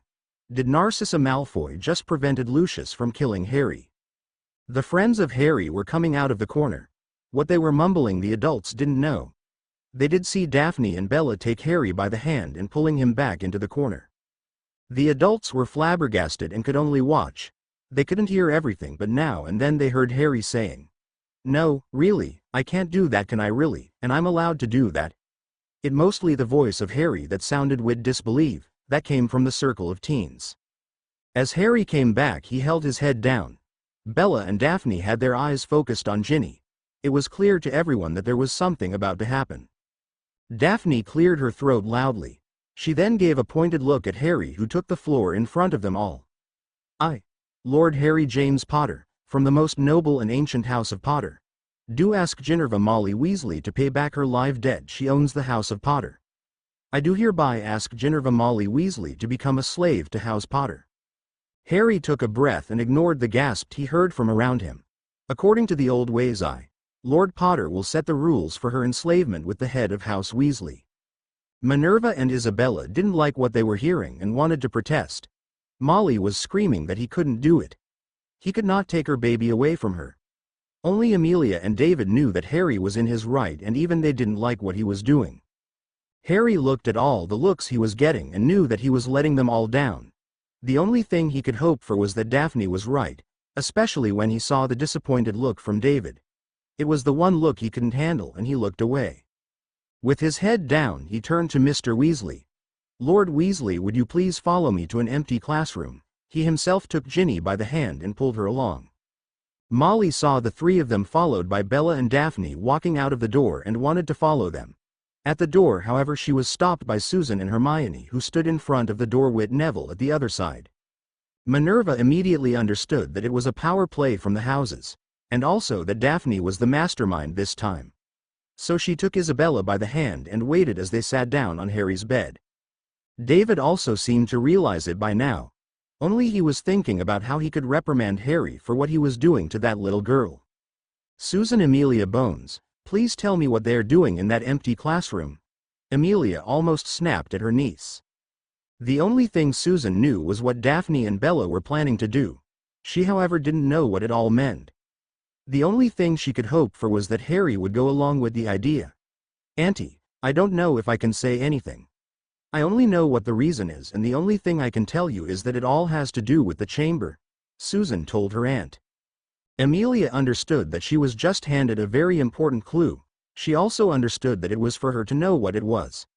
As she looked at Minerva, she could see that she understood Susan, but for the life of her she herself didn't. As she looked at the office, she could see that Poppy and Arabella had pulled themselves back and were unaware from all that what was happening in the infirmary. Isabella also understood the clue, but like the rest of them, she didn't know what it exactly was. Then there was her husband David. As she looked at him, she could feel that he became angrier with the minute. His feeling told her that whatever the kids were doing, he didn't like it at all, and that he was extremely disappointed by them. However, the top feeling he was radiating was one of frustration. And it was only because Harry was doing something that was in his right to do, and he couldn't do anything about it. But Isabella also knew that the part their daughter was playing in all of this frustrated him even more. The time that went by went extremely slowly. The minutes seemed to crawl along. David had started to walk around in circles. Isabella and Minerva were talking quietly while they were both looking at the others who were still in the infirmary. Amelia had gone into the office and was talking to Arabella and Poppy while she kept looking at Susan through the window every now and then. The two girls hadn't left their spot and were standing there as two warriors ready for anything. Isabella also wouldn't put it past Neville to stand on the other side just like the girls on this side. The only different thing was one Molly Weasley. She just stood there screaming at everything and anyone. How can Harry do something like that? Is he going mad? I don't care if he's Lord Potter or not, he is not getting my daughter. I'm the only one who can decide what is best for my daughter and no one else, Ginny his slave, over my dead body. The more Molly was screaming, the more everyone was starting to hope that Harry was going to make Ginny his slave for real. With a mother like that you couldn't have a real life, now could you? It was an hour later that Ginny came back crying in her daddy's arms. Arthur let go of his daughter and immediately asked Molly to go home with him. He gave his daughter a final hug goodbye and took his leave from Lord Potter, from the others and left with Molly behind him. Harry watched them go and as the door closed he asked the others to join him in the office of Poppy. As they all walked into the office he turned around. With a motion of his head he gestured Fred and George to follow them, but also to get rid of Ron. Fred and George looked at each other and with one push they pushed Ron out of the doors and closed them behind him. The moment they all were in the office Harry turned around and looked apologetic to David. Lord Greengrass. I know that I as Lord Potter have done something that you do not like very much. You maybe even hate me for it. Harry took a breath and let his eyes go from person to person. He turned his gaze back to David. But I assure you that what I did was with the best intentions. What I have done was without any intention of abuse or gain with my lordship in mind. Again Harry had to take a breath. The next thing he had to say now could make Lord Greengrass decide that he was not good enough for Daphne. It was also that Lord Greengrass had the final say in what went on in her life. Lord Greengrass, I would like to ask you for a final honor to my house. I know that whatever I did, that it's not the Greengrass way. I would however ask you to listen to Daphne for our part of the story before you make judgment. However, as Lord Potter I will take all the blame for this. But I do hope that our houses can still be one. If you cannot then so be it. The last thing Harry said, he said with a little determination in his voice that left little to the imagination that he meant it. David looked up at Harry with raised eyebrows. Right in front of him stood a true lord in the making. Unlike most lords he didn't just tell you what to do. No, unlike the other lords he gave him a choice, something that Charles Potter the grandfather of Harry would have done, if he could believe his own father. No, Harry left him a choice, a real choice. It also meant that Harry thought he had offended him. So as an honor from one lord to the other he had to listen to his daughter. David gave a deep sigh and nodded to his daughter to carry on. Daphne nodded back and stood in front of everyone. Before I start I have to tell you that I'm doing this out of the name of House Potter. I also do admit that the idea was mine and that we as friends made the plan around it. Now as for making Ginny a slave to House Potter. I do know that it's very unusual in these days, but I could think of nothing else to help her. It was at the time that Harry went after Dobby that we put this plan together. Daphne held her tongue for a while and just looked at her father. It was in his eyes that she saw doubt and most of all disappointment. It was her idea and that was the worst for him. Ginny on the other hand was looking to her with a little smile on her face. A smile of peace and contempt meant. She was standing next to Bella and was holding her hand. Fred and George on the other hand were looking at it all with total disbelief. As Daphne looked over at her mother she saw a little smile. That was the smile that made her go on. The idea I had came to me after Ginny told us her story and no Gred, Forge, I'm not going to tell you that story again. Ginny has the freedom to tell you that story if she would choose so or if she is ready to do it. I can tell the both of you however that she will be in Gryffindor from now on. Daphne glanced over at Harry and saw that she had said the right thing and went on. Like I said, Ginny will be in Gryffindor from now on. She will be staying in our house because that is where her master can protect her better. Now before we made her a slave we first asked her to tell the same story to her father, the same story she told us. She has also told her father what her mother had done to her in our first year. She didn't hold back and told him everything her mother wanted her to do. But I can tell you proudly that Lord Weasley is agreeing with us. So without any question Ginny is from now on a slave to House Potter. She will remain a slave until she reached the age of 17. Or on the day she has graduated from Hogwarts. David sat up straight and looked at his daughter in another light. In the old time and ways a slave to the house would be a slave forever. He remembered that a lord or master could set his or her slave free. But it was the first time he heard someone putting a time on being a slave. David shook his head when he heard the voice of his daughter again. With taking Ginny into his house as his slave, Lord Potter was free to lay down the rules. It are these rules that slave Ginny has to comply to. These rules were put together by Lord Potter, Lord Weasley and us. They are written down on paper that will be signed in blood later this holiday when both lords will have a meeting at Gringotts. It is there that Griphook will make Ginny an official slave to House Potter. The last thing left for me is to explain the rules we agreed on. I do have to ask you all to keep these rules a secret until the lords of both houses have met at Gringotts. Daphne folded out the paper and started to read out loud. These are the rules for slave Ginny Weasley. These rules have to be obeyed by Ginevra Molly Weasley, her father Lord Weasley and Lord Harry James Potter. Rule 1. Slave Ginny has to grow up in her own home as Ginevra Molly Weasley. Rule 2. Slave Ginny has to do the same amount of chores as her brothers. It will also mean that she must have the same rights as her brothers. With this rule we want Ginny to grow up as a free woman, not as the woman of the house. Rule 3. Every task Molly gives to Ginny is to be checked by Arthur and Ginevra herself. If there is something that isn't completely right, Arthur has the right to overrule that task. If he does not, then Ginny could turn to Lord Potter, who can overrule that task. Rule 4. Ginevra Molly Weasley will remain her own person.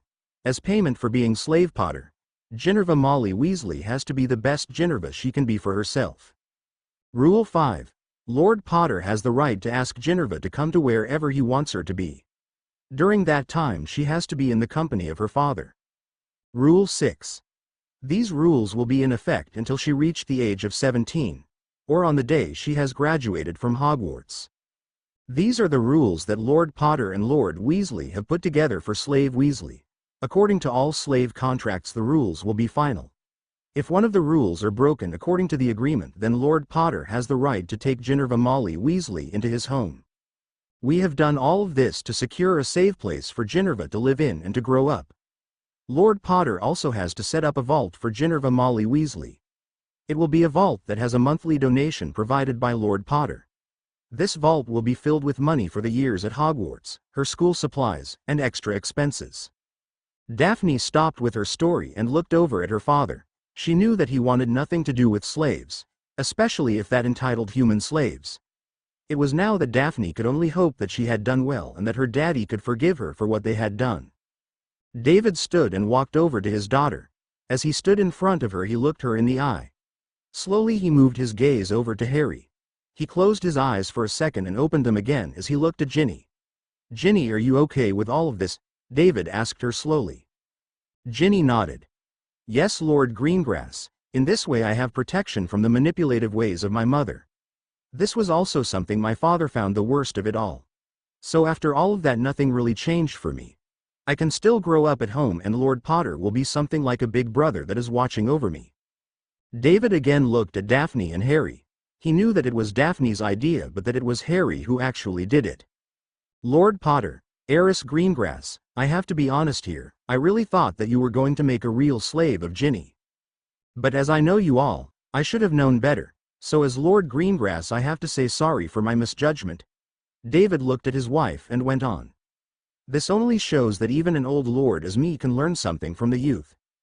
In the old days it was clear for us all. A slave is nothing more than a slave with no value at all. It is now that you have all shown us that the rules can be applied in a different way." It was now that David took Daphne into a hug. The next thing David had to do may have been the most difficult thing he had to do. He let go of Daphne and looked at the others in the office. He dropped his head in shame and said, "Lord Longbottom of the most ancient and noble house of Longbottom, Heiress Bones, from the most ancient and noble house of Bones, Miss Fig and Miss Granger. Would you take my sincere apologies as the Lord of House Greengrass?" Nobody said anything and were just looking at him. The lessons Daphne, Susan and Neville had all given them had told them to wait until David was finished with what he was saying. "My Lord Harry James Potter of the most ancient and noble house of Potter, I Lord Greengrass from the most ancient and noble house of Greengrass, I'm so very sorry. Sorry for my display of distrust in your house. I'm asking for your forgiveness, and I'm hoping that my display hasn't changed anything between our houses. but also that we could and can remain on the path we were heading. However, because of my display, I will understand if you want to punish me for my mistake and trust in your house." David hung his head to the ground. At this time there was nothing for him to do than to wait. The fate of the alliance and that of House Greengrass lay in the hand of young Lord Potter. It was Harry who had to decide what would happen from now on. The only thing David knew for sure was that he had to keep his eyes to the ground until Harry let him off the hook. Because he had his eyes to the ground, he didn't see Isabella, who hung her head to the ear of Harry. She whispered something in his ear and he nodded. "I, Lord Potter, am very, and I say very disappointed in House Greengrass, and especially in you, Lord Greengrass," Harry told him with fake resentment in his voice. David started to shake. "It all comes down to the next punishment. You, Lord Greengrass, have to pay the next bill for when the whole family goes out to dinner." David looked up and saw the smirk on his wife's face. He now knew that it was her idea for the bill. But he also knew that Harry didn't hold him accountable for anything. David understood that he had been taught a lesson in his own lordship. Just like all the times before, he just got more and more respect for Lord Potter and his friends. They seemed to have the ability to turn everything they knew around in ways they themselves would never have thought about. It was like the old ways were a playground for them. They were using them in ways they were not supposed to be used. Or were they using them in ways the old lords never thought about? As David was thinking about the punishment he had gotten from Lord Potter, or especially the punishment he had gotten from his wife. No, paying for a dinner for Harry and his extended family would not be so difficult. Just thinking about it, he realized he was part of that family, and that wasn't bad at all. He turned around and looked at the friends. His little girl Daphne was sitting with those friends and was radiating a glow of happiness. He now looked at the adults and saw that even he couldn't get better friends than that they were. His pride took another peek as he saw how happy his Isabella was. David took his Isabella in a hug and looked over at Ginny. He still had a little trouble with the idea that she was now a slave to Lord Potter, but he did understand the reasoning behind it. Isabella understood what her husband was thinking and pointed with her finger to Ginny. "She is telling the twins about the things her mother had done to her and what she was supposed to do to Harry. That little girl was fed lies all of her life about Harry just so Molly could get his money. She never wanted it, and now our kids have given her a chance to just live like she was supposed to do with her family." David, who still had his gaze on Ginny, looked with disbelief in his eyes as he saw how the twins went down on their knees in front of Harry. They were asking him for forgiveness over and over again. It was now that he could see how easily Harry waved it off. If it wasn't for the punishment he got from Isabella, Harry would have waived his of too. As Ginny left the office and the infirmary together with her brothers, everyone turned to look at the group of friends. The political power block that was in that group of friends was enormous. Just by being friends, they had achieved more than they themselves understood at this point. It was also clear that Harry Potter was the leader of the pack. It was not because he was acting like the boss. No, it was more like he took the lead to keep the others from harm. They all came up with the plans, but he took the blows. It was just like what they did with Ginny. They were one when they decided what to do, but it was Harry who did the deed and would take the hits if it went wrong. No, it could only turn out to be something good. The fate of Ginny was handled in an honorable way. Harry took her to his family as a member and not as a slave. Sure, on paper she was one, but not in real life. And it could only work because the houses came together in all of this. Somehow David knew that if thing were to go wrong, the friends would be behind Harry and they would be behind him all the way. The last 2 weeks of the school had arrived. Everything in the castle had become relatively normal again. It was now that the exams would start and they could all start to work for next year. As normal, all the exams would be taken in a classroom or in the Great Hall. Only the Owls and Newt's exams were held separately. On the day of the first exam, Harry received the biggest surprise he ever had. He walked into the Great Hall for his breakfast of the day. With his gaze on the Gryffindor table, he looked at his spot when he was tackled to the ground. Harry, are you all right?" asked a very familiar voice from the top of him. Harry had to blink a couple of times, and it was then that he saw it. Astoria, what are you doing at Hogwarts this day?" he asked Astoria, who was still sitting on his chest. Katie and Angelina, who had just walked by, were giggling at the sight of Harry on the floor in front of them. Especially of the way Astoria was sitting on his chest with her hands resting on his shoulders. Harry, last year I secretly studied the books from Daphne from your first year, so Auntie Minerva says that I'm good enough to take the first year exams. If I make it I can start in my second year. Harry just looked on as Astoria was telling him all of this.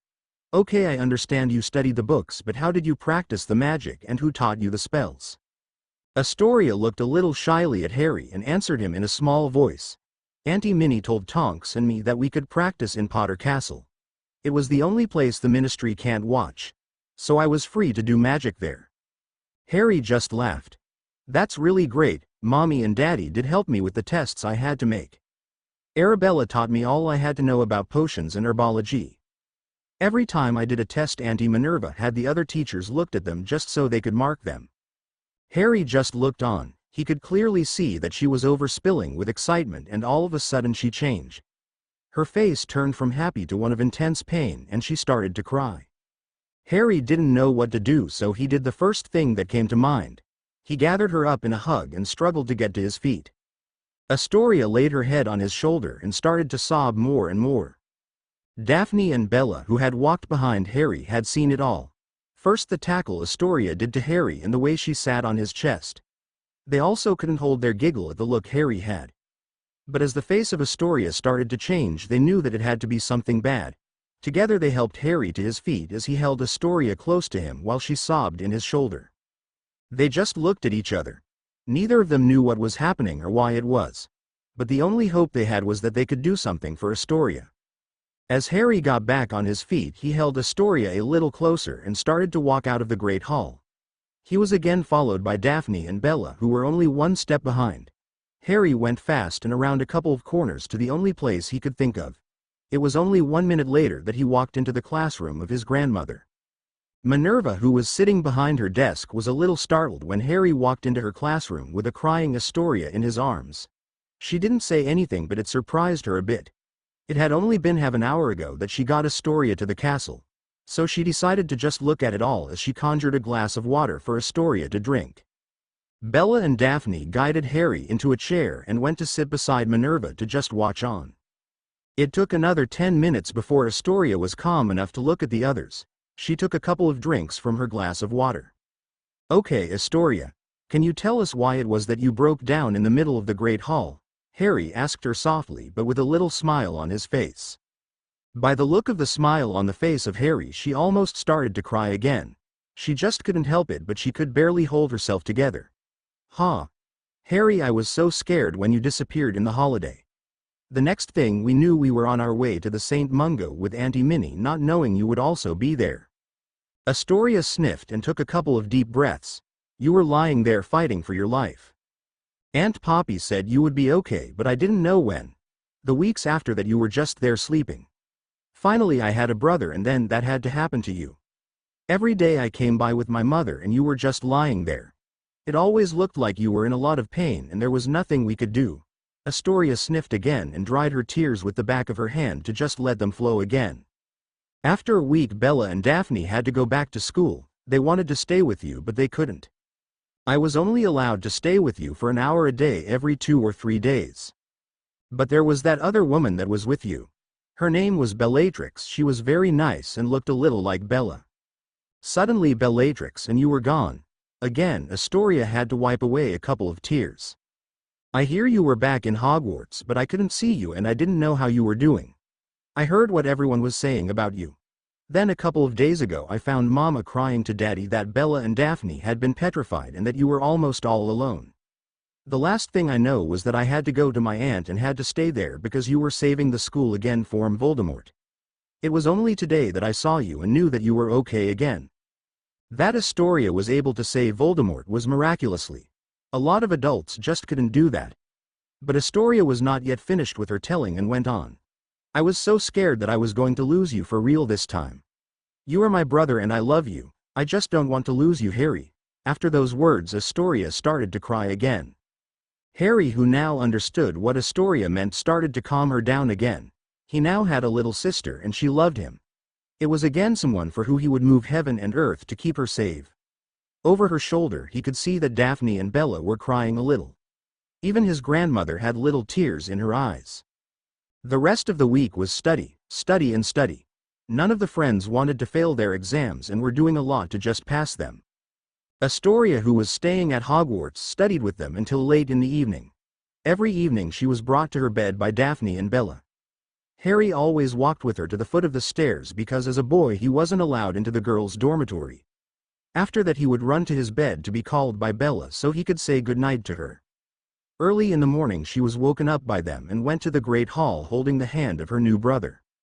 After the last exams they said goodbye to Astoria, who went home and went to the lake to take a rest in the afternoon sun. At dinner that night the group of friends were having fun, just letting off steam like all the other students at Hogwarts. Susan pointed at the ceiling and said that Hedwig was coming to Harry. Harry didn't look up and only stretched out his arm. She landed on his arm and held out her leg. Harry could see a letter on her leg and took it from her. Hedwig landed next to his plate and started on the steak he was eating. Harry saw that the letter was from the Ministry and looked over at the head table. There he could see 2 other owls landing in front of the headmaster. Something told him that those owls were also from the Ministry and that it had something to do with him. With a jerk of his head he told Bella and the others to come along. They again went outside of the castle and over to the lake to sit down under the tree. Harry was almost running as he went to their tree. As he sat down to the rock that was next to the tree he waited for his friends. As his gaze was focused on the lake he absent-mindedly ripped the top from the envelope he got from the Ministry. He turned his gaze to his friends. "This is the letter I got from the Ministry. And if I'm right then it is from our Aunt Amelia. I did see that Professor Dumbledore did receive 2 blue letters. As we all know those are the letters he always gets from Minister Fudge himself," Harry told his friends. Harry didn't wait for a reply and just took the letter, which turned out to be letters, out of the envelope. He did thought that it was a thick letter, but now he understood why. In the envelope alone were 13 letters and he was again in awe about the magic because it had only felt like 3 or 4. As he looked at the names on the letters he started to pass them around. He himself had received 6 letters, 3 of his friend got 2, and he saw that the last one was for all of them. As he lay 6 letters on his lap he saw that the ones who got letters were Susan, Daphne and Neville. They all had 2 letters. He handed the letter that was addressed to all of them to Bella and asked if she would read it out loud. Bella nodded as she took the letter. To the friends of House Potter. Bella, Daphne and Hermione, Neville, Susan and Harry. I have to warn you all, for the letters I have also put in this envelope. Well, the answer to that is simple. There are 3 letters on his way to Albus Dumbledore. 2 off those letters are the same as the 2 you have. I also think that Headmaster Dumbledore has got a personal letter from Minister Fudge himself. It is that letter that I'm most worried about. But I'm getting ahead of myself. Well, as you all know, we all want to have a lawsuit against the headmaster. The things he has done to Harry when he was a boy was criminal. For that he has to pay. However, something happened that will put a hold on that lawsuit for now. Our Minister of Magic has created his own lawsuit against us. He is of opinion that our houses, and especially your house, Harry, has brought shame to his name and his job as minister. This is why he has created that lawsuit against us. Because he is our minister, his case will be held before that of ours. So the lawsuit where he has insulted our houses has to wait for his. Because of his lawsuit we now have an uphill battle to go, because our minister has put a stipulation in his case. If he wins, then our lawsuit will be cancelled and we are not allowed to start a new one. If that happens, then the lawsuit against the headmaster may be void as well. On top of it all, he demands that Harry will be put in custody of the ministry until the start of the case. I will promise you all to do all I can to avoid that, but I'm not sure if I can. If I can't, then Harry will be off to Azkaban. So I have to ask you all to protect Harry and also yourself. I'm highly convinced that Albus Dumbledore will do all he can to put you all in discredit. The more he can make people think you are a bunch of troublemakers, the more it will be in favor of the minister. I'm asking you all this because Minerva can do only so much. I love you all, take care, but also look out. Amelia Bones. Bella folded the letter and looked at all her friends. Just like all of them, she just didn't know what to say. Everything in the letter was clear to her, and from the looks of it her friends also knew what it all meant. Minister Cornelius Fudge had put out an arrest warrant for Harry. Daphne, who was sitting on the other side of Bella, just looked at Harry. She instantly knew that their parents and guardians would do all they could. However, the thought alone did not take away the fear she felt inside her. Harry didn't seem to be worried at all. He just sat there and looked at his friends while he was laughing softly. Well, first we all have to look at the other letters. After that we will go to the library. As he said that, he looked especially at Hermione and Daphne. Cornelius Fudge couldn't beat us the last time, and he will not beat us this time. If he does, I will challenge him to a wizard duel. Everyone was just watching Harry as he said it. Somehow they all knew he was right, and if they could do it, then it could only be done if they worked together. So they all unfolded their letters and looked at them. While they didn't read them, they did take a look at the letters the others had and saw they were all the same.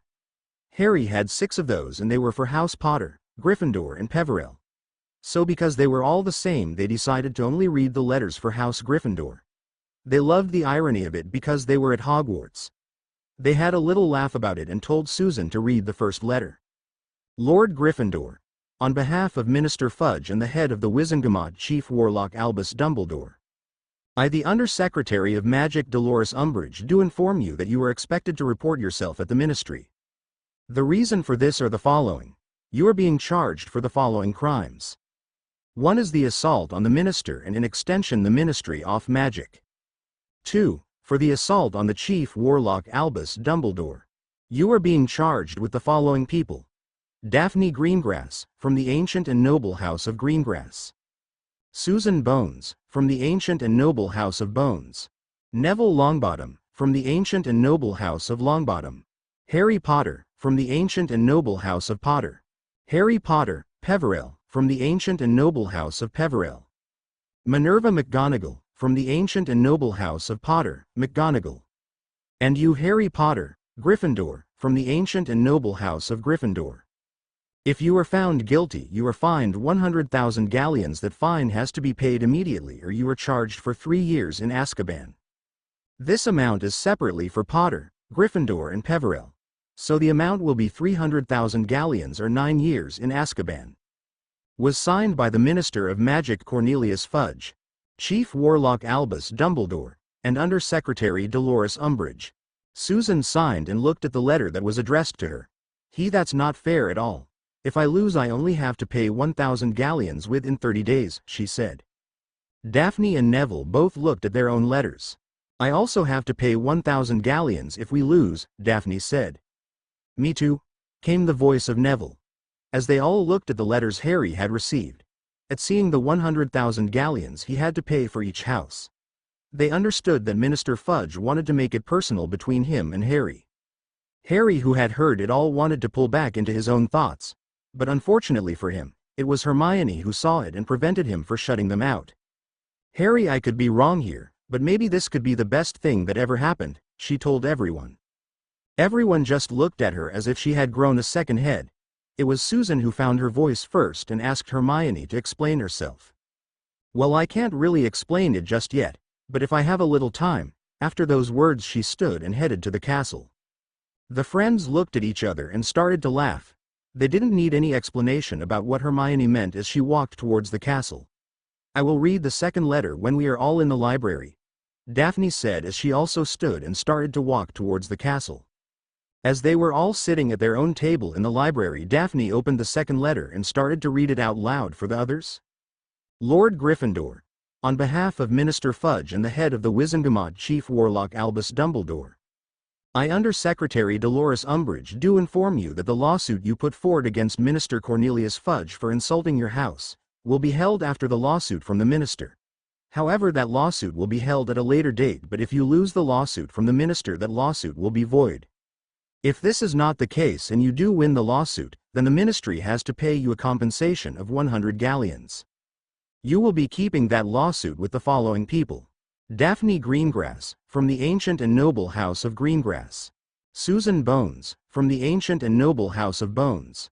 Neville Longbottom, from the ancient and noble house of Longbottom. Harry Potter, from the ancient and noble house of Potter. Harry Potter, Peverell, from the ancient and noble house of Peverell. Minerva McGonagall, from the ancient and noble house of Potter, McGonagall. And you, Harry Potter, Gryffindor, from the ancient and noble house of Gryffindor. Was signed by the Under Secretary of the Ministry of Magic Dolores Umbridge. Again the others immediately looked at their own letters. This time, however, it was Daphne who started to get angry. How can that lowlife of a minister do this and get away with it? It just isn't fair to you, Harry. Daphne shouted. If I win this lawsuit, then I will receive a compensation of 1,000 galleons. The others also looked at their amounts and saw that it was again the houses from Harry who were being punished for something. In the following hours they went through every book they could find on wizarding law and passed lawsuits. Harry had even asked the house elves of Potter Castle to find every book in the Potter Castle that was about that object. Hermione took every article they found and wrote it down. As the list went on and on, she was slowly starting to see a pattern. Hold on, you guys, Hermione said. I think I got something here. The friends laid down their books and looked up at Hermione. According to this list, there were at least 10 to 20 lawsuits against the Ministry every year. Some were won and others were lost. But from the time Albus Dumbledore became the chief warlock, they won all the lawsuits. First it was with someone named Bartemius Crouch. And now it is with Cornelius Fudge. So it's quite clear that they have manipulated all those cases. Hermione took a deep breath and looked at the letters that were now lying on the table in front of them. I think that the way those letters are written is a way to manipulate the people. The others just didn't know what she was talking about. Just look at it. With the amount you have to pay if you lose, you don't want to do that lawsuit. See, from the amount you make, you don't want to do that lawsuit because it will cost more than you make. If they do it with houses that don't have the money that Harry has. Wizards and witches would not hold a lawsuit against the Ministry. You win nothing or you pay them all you have. Therefore it's just not worth the trouble to do a lawsuit at all, even if you are in the right. It's because of this that Albus and Fudge always win these lawsuits against them. Hermione took the other letter in her hand. The difference in the amount between Harry and you would make most people look at it in a certain way. You can clearly see that the Ministry wants to take down Harry. So you are with him and go down with him. Or you turn your back at him and let him go down alone, something that would be in favor for Albus and Fudge. The friends just sat there with open mouth. Everything that Hermione had said made perfect sense to them. It would explain why Fudge and Albus had the Ministry under their control. Lord Potter, could I have a word with you? Asked Sir Nicholas as he floated through the wall.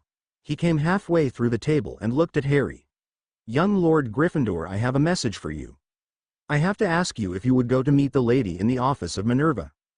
Harry looked at Sir Nicholas. For a moment he wondered who the lady of whom he was talking about was. He could remember thinking about her on 2 different moments. The first time was in the office of Bogrid, but he hadn't thought about that moment for a while. The second time was in the infirmary when the light passed through him. He had called that light lady without thinking about it. He could also remember that he thanked her for it. Can I tell her that you are coming, Lord Gryffindor? Sir Nicholas asked. Harry let his gaze go to Bella and Daphne. He then gazed at his other friends and answered. Sir Nicholas, you can tell the lady that Lord Gryffindor and his friends are on their way. It would be an honor to meet her. Sir Nicholas nodded and went back through the wall from where he came. What are you thinking about, Harry? Sounded the voice of Bella from far away. Harry shook his head a little. Bella, do you think that the lady is my grandmother? Bella thought for a moment. Why do you think that, and why Aunt Minnie? Well, the lady wants us to meet her in her office. Also, Sir Nicholas came to us to go to her, and he is the house ghost of Gryffindor, but also because grandmother is the head of House Gryffindor. Everything Harry said was a good argument why Harry could be right. But the more he said those things, the more he doubted himself as he spoke them. Bella just smiled and took his arm as she pulled him out of the library. Come on, Harry, there is only one way to find out who this lady is, and it is not going to happen if we stay here. Harry just knew she was right and followed her willingly. None of the friends had said anything and were just walking behind them.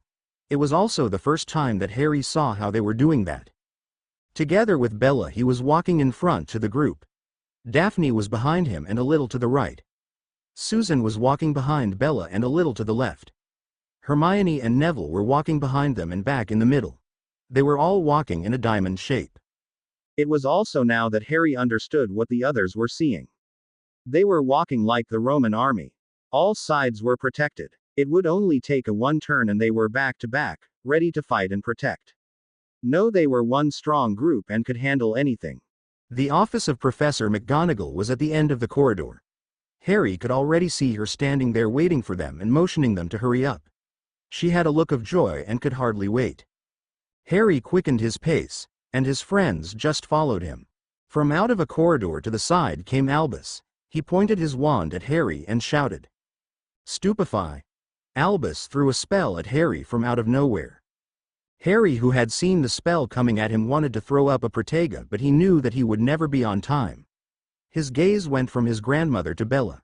As he looked into her eyes, he felt the spell connecting with his body.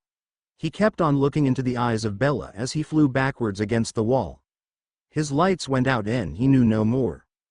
It was 2 hours later when Harry woke up. The first thing he saw were two soft morning red eyes looking at him. They were shining brightly and were looking at him with love.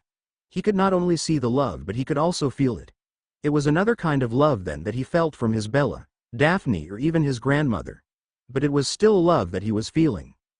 "Master, is everything okay? Are you feeling okay?" He could clearly hear a voice full of warmth and love. He just didn't understand who was speaking because he didn't recognize the voice. So he tried to let his gaze go through the room to see from where the voice was coming, but he couldn't look away from those morning red eyes. "Master, is everything okay? Are you feeling okay?" sounded the voice again. It's her. He was hearing her. It was her voice. Harry shook his head. This couldn't be. Her lips were not moving, but he could still hear her talking. "Master, you can hear me because I'm your servant. I was created by your ancestors to serve and protect where I can. And you can hear me in your mind because you are the last of the bloodline." The eyes of Harry were slowly becoming bigger and bigger. It was only now that he could look away from her eyes. He looked at the others behind her, but they only looked back at him. As he looked at the room he was in, he realized he didn't really know where he was. As he looked further, he could see that he was in the private chambers of his grandmother. To his left was his grandmother. Bella and Daphne stood behind the red-eyed wonder in front of him. At the right were all his other friends. With another look behind her and Bella, he could see Dumbledore sitting all slumped down in a chair, his head hanging down, leaning on his chest. His eyes went back to the morning red eyes in front of him. "I'm not your master, I'm just Harry." The woman with the morning red eyes rose from her kneeling position in front of him. She looked at him with a lopsided smile on her face. A lopsided smile just like the one he would give if he knew something others didn't know. "You are Lord Gryffindor, are you not?" she asked him friendly. Again her voice was soft and warm. Only this time her lips did move when she asked it.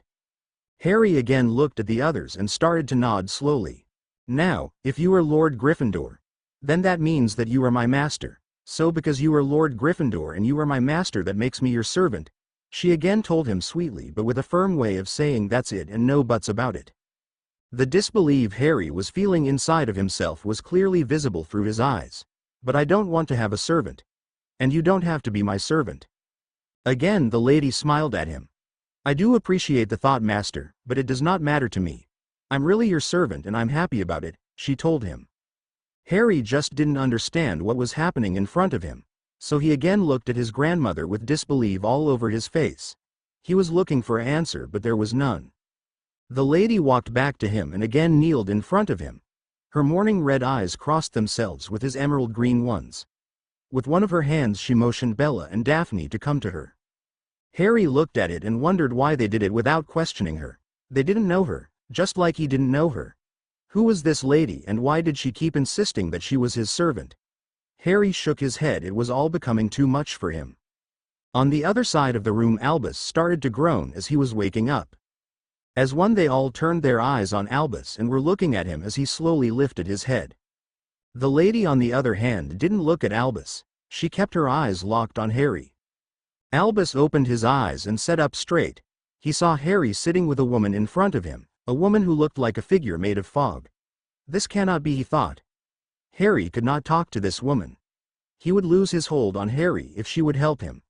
Albus lifted his wand and shot a blasting curse at Harry. Nobody heard the curse Albus fired at Harry. The only thing they saw was the purple color the curse gave off. With open mouth they watched the curse go straight at Harry, and there was nothing they could do about it. With only 50 centimeters to go the lady lifted her hand. The curse didn't stop, it just disappeared into nothingness. The lady just kept looking at Harry and smiled. At the moment their eyes crossed, Harry blinked. It was in that one blink that the lady had turned around and sat face to face with Albus Dumbledore. "Albus Dumbledore. How dare you curse my master for a second time?" Harry just looked at it with amazement. He still didn't know who this lady was, but he was already thankful to her for what she was doing. Let's go back a little. Albus started to move a little. He mowed Ned a little as his eyes opened first as slits and then a little wider and wider. In front of him on the other side of the room he saw a figure of a lady kneeling in front of Harry. She had long red hair just like someone he knew from many years ago. His mind went to one name, but that couldn't be through. With a quick glance he looked at Minerva and then he looked at Harry. The boy who lived, the boy who was ruining everything he accomplished in all his years as headmaster of Hogwarts and leader of the Light. It was on the moment that Albus looked at Harry that his inner animal took over. With a speed that was faster than Albus ever could have done before, he took out his wand and aimed it at Harry. He didn't say a thing, but a spell left the wand and went for the head of Harry. Everything slowed down around everyone as they all watched the spell travel through the air and straight at Harry. A small smile appeared on the face of Albus as he looked at his own spell. He blinked and opened his eyes. The next thing he saw were two red eyes that looked at him like they were on fire. "Albus Dumbledore, how dare you throw a curse at my master for a second time this evening?" the lady screamed. "I'm Albus Dumbledore, headmaster of Hogwarts. I'm the leader of the Light and I decide what is happening here at this school," he screamed back in the hope he could stun the lady in submission. The lady, however, just laughed at him. It was clear that she was not impressed of what Albus had said or done. She just sniffed her nose like a bull that was ready to attack. Albus hung back in his chair and looked at her with fear in his eyes, a fear he had only felt once before. Lily Evans," he stuttered. The eyes of Harry became big as he looked at his grandmother. However, the shake of her head was all he needed to know that it was not his mother who had sat in front of him. The lady turned around and saw from the look of her master that it took all of his willpower not to cry. "I'm so sorry, master, but I'm not your mother." She again turned her head around to Albus. "You were the headmaster of Hogwarts. Yes, unfortunately I have to say that is true. Only I'm so much more than you. I'm the servant of my master the lord of this castle." With her eyes turning into slits she gave a hated look at Albus. "Headmaster, you will leave this instant and stay in your office. It's up to my master to decide your fate. It is only a real shame that the heart of my master is bigger than mine, because I would have killed you at the spot." Harry listened to the words of the lady and could not decide if he liked what he heard. Albus, on the other hand, had just stood and left the room without a word. The lady turned around and motioned for Bella and Daphne to come to her. "I have to leave for a moment to do something. I want both of you to explain everything to my master, so I can present myself as I was intended to do." Before anyone had uttered a word, Bella sat down on his lap and Daphne was on his side holding him close. Daphne turned her head to Bella and told her that she had to start the story. Bella nodded and looked at Harry as she started the story. "Well, we were walking together and were behind you to go to your grandmother," she began her story. "So as you know, you had just heard from Sir Nicholas that we had to come here. None of us knew who the lady was or whatever it was she wanted from us. Just as we all turned the corner we saw Aunt Minnie standing in the door. She waved at us that we had to move faster and we did. We were only a couple of meters away when Albus stepped out from the corridor on the right. He didn't say anything and just leveled his wand at you and fired a curse at us," she told him. This was all that Harry knew. It was after this that he had lost his consciousness. "Well, you were the only one that was hit and were slammed against the wall. It was because of the impact with the wall that you lost your consciousness," Bella said. Daphne just looked at Bella and took over from where Bella stopped. "As you slumped to the ground we could all see how Albus started to make his way over to you. He had his wand raised and pointed at you. The only thing we could do was stand in front of you.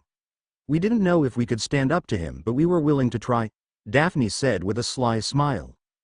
Harry smiled back and turned his gaze at Bella. "We just didn't know what to do and were hoping that we would survive the barrage Albus would throw at us." It was just when Albus uttered another spell that the lady floated through the wall and stood face to face with Albus. Albus threw another spell at us and another and another. The lady just stood there and all the spells Albus was throwing at us just bounced off her and went straight back at Albus, who had to do everything to not get hexed himself. "It really was wonderful, Harry. She just stood there and kept you safe without raising a finger herself." When Albus had stopped for a moment he suddenly tried it again.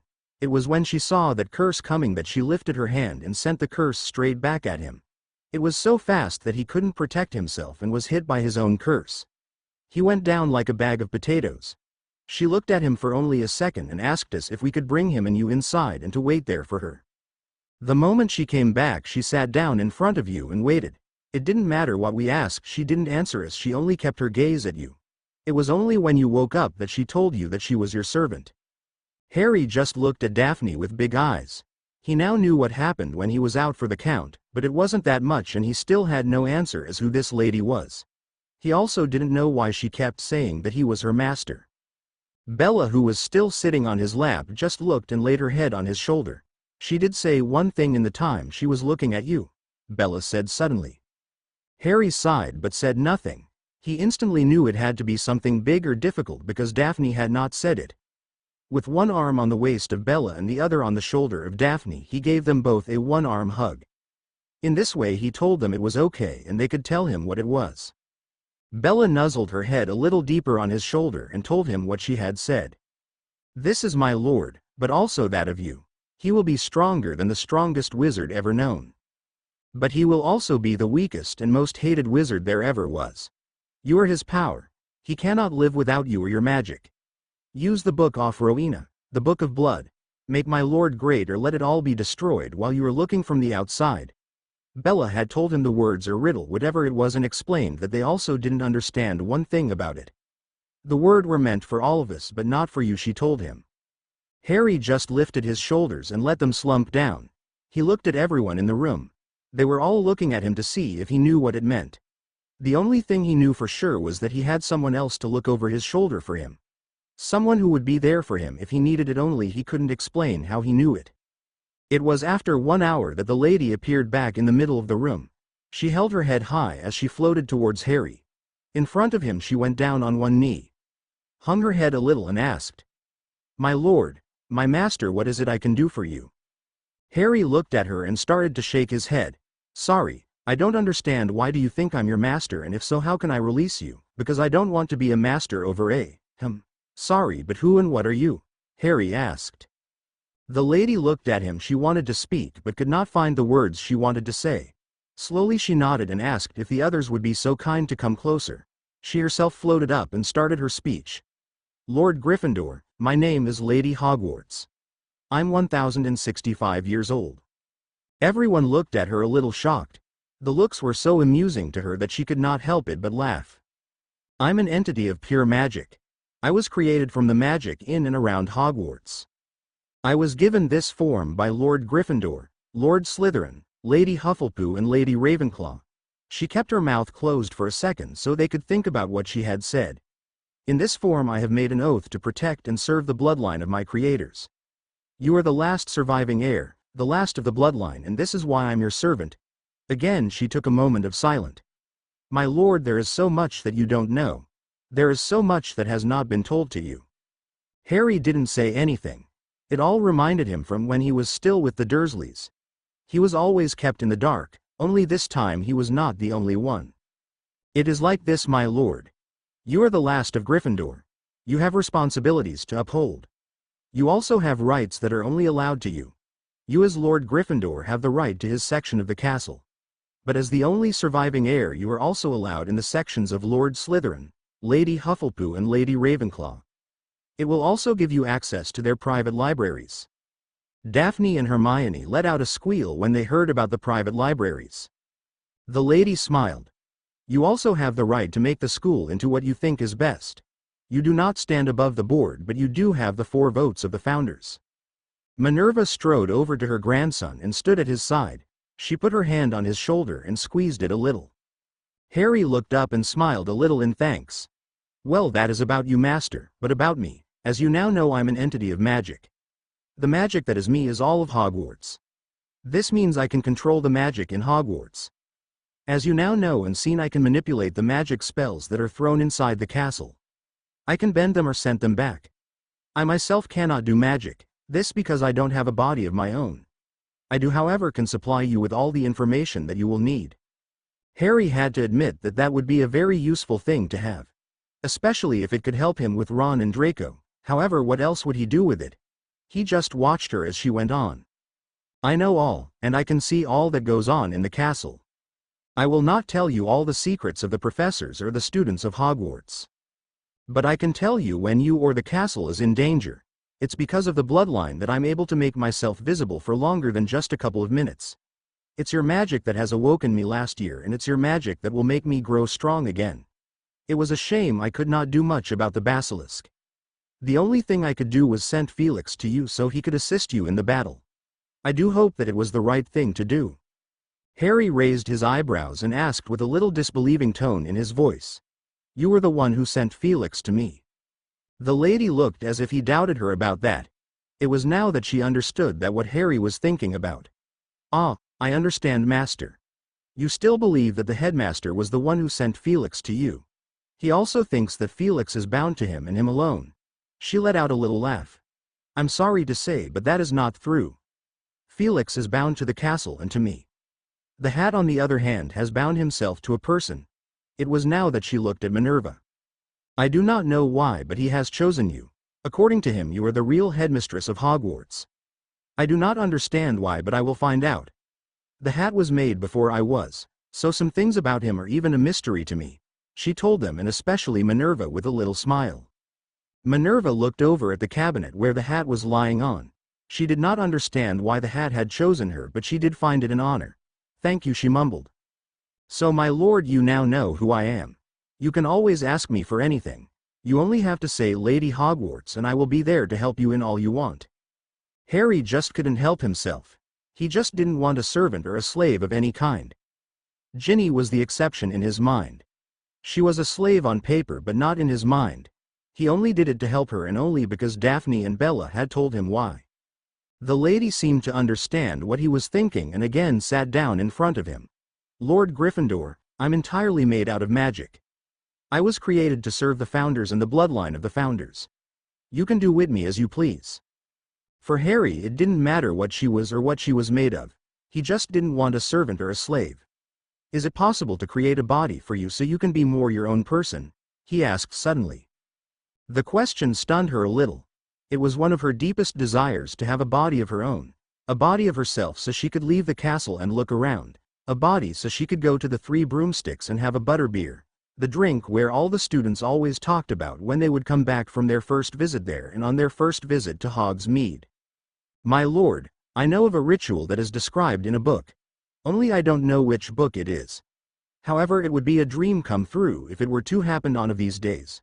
The lady thought for a moment and said, "The only thing I know about the book is that it's full of blood rituals. They are frowned upon by the ministry, but they are some of the most beautiful rituals there are." Harry stood and was now walking through the classroom. The steps he took were big and fast. Every now and then he looked up to let his head hang down again. After that he would walk on and on and on. His thoughts went everywhere. He wanted to do something, but he didn't know what it was, or what it could be. He thought about the book the lady was talking about. He knew he had it in his hand a long time ago, and he had looked at it together with Bella and Daphne. However, that book had disappeared, but he didn't know where to. He started to think about his past school years. But he was also thinking of the years to come. "Can I replace a professor if I want to?" he asked from out of the blue. The lady looked at him and had to think. "If you have the majority of the votes of the board behind you, yes, then you could do it. But you first have to go to Gringotts. There you can ask for the heirs of the founders." Harry nodded and wanted to go there immediately.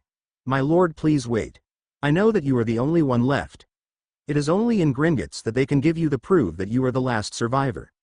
It is in that document that everyone can see that the families have stopped to exist. In that document there will also be proof that you are the heir to all of them. And it will be up to you to start the families again." Harry took Bella and Daphne by the hand.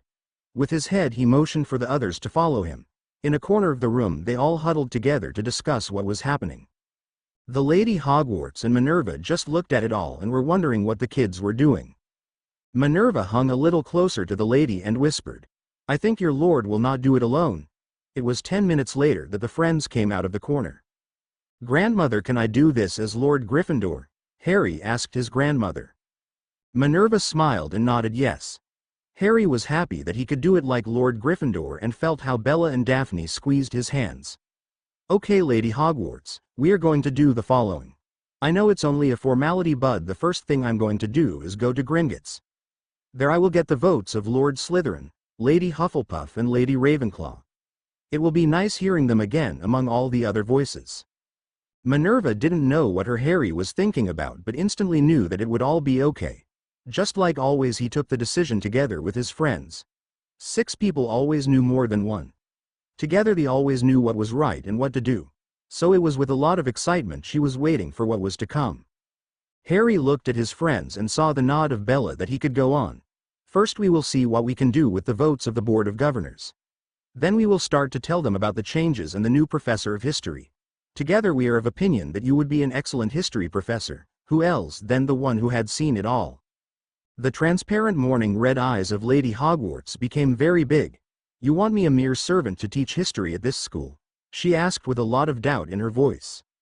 No, I want Lady Hogwarts to teach history and not the servant as she calls herself. Harry almost snapped. I also want to give her a name. People will not understand when there is a Professor Hogwarts in our midst.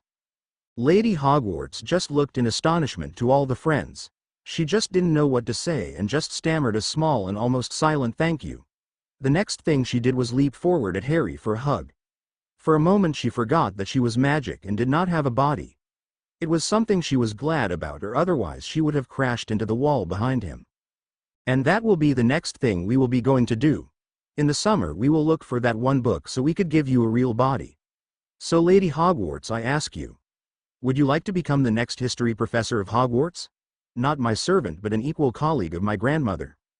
The lady was nodding severely. There was nothing more that she wanted to do than to be a teacher at Hogwarts. She had seen so much and she could teach them so much. And she didn't have to use any magic. Sure, if she would have a body she could do magic, but she did not have a body, not yet anyway. There was however one question she wanted to know but didn't know if she could ask it from her master. Master, could I ask you one question?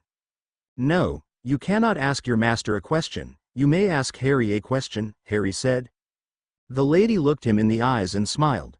Harry, how do you think you can get the board so far that they will let me be the next history professor? You will only have 4 votes if you go to Gringotts. Harry just smiled the biggest smile he could. Lady Hogwarts, at this very moment in time you have 7 of the 15 votes of the board in this classroom. If and when we have that document from Gringotts, then we will have 10 of the 15 votes. At that time there will be nothing that the remainder of the board can do. So if we say you will be our next history professor, then you will be it. Together they talked for a couple of hours. He promised her that she will have a new name and also that she would be the next professor. The only thing that kept her from crying happy tears was the fact that she was made of magic and she couldn't cry. That night they would talk and talk and talk some more. Lady Hogwarts would tell them stories of how it used to be in the days of the founders.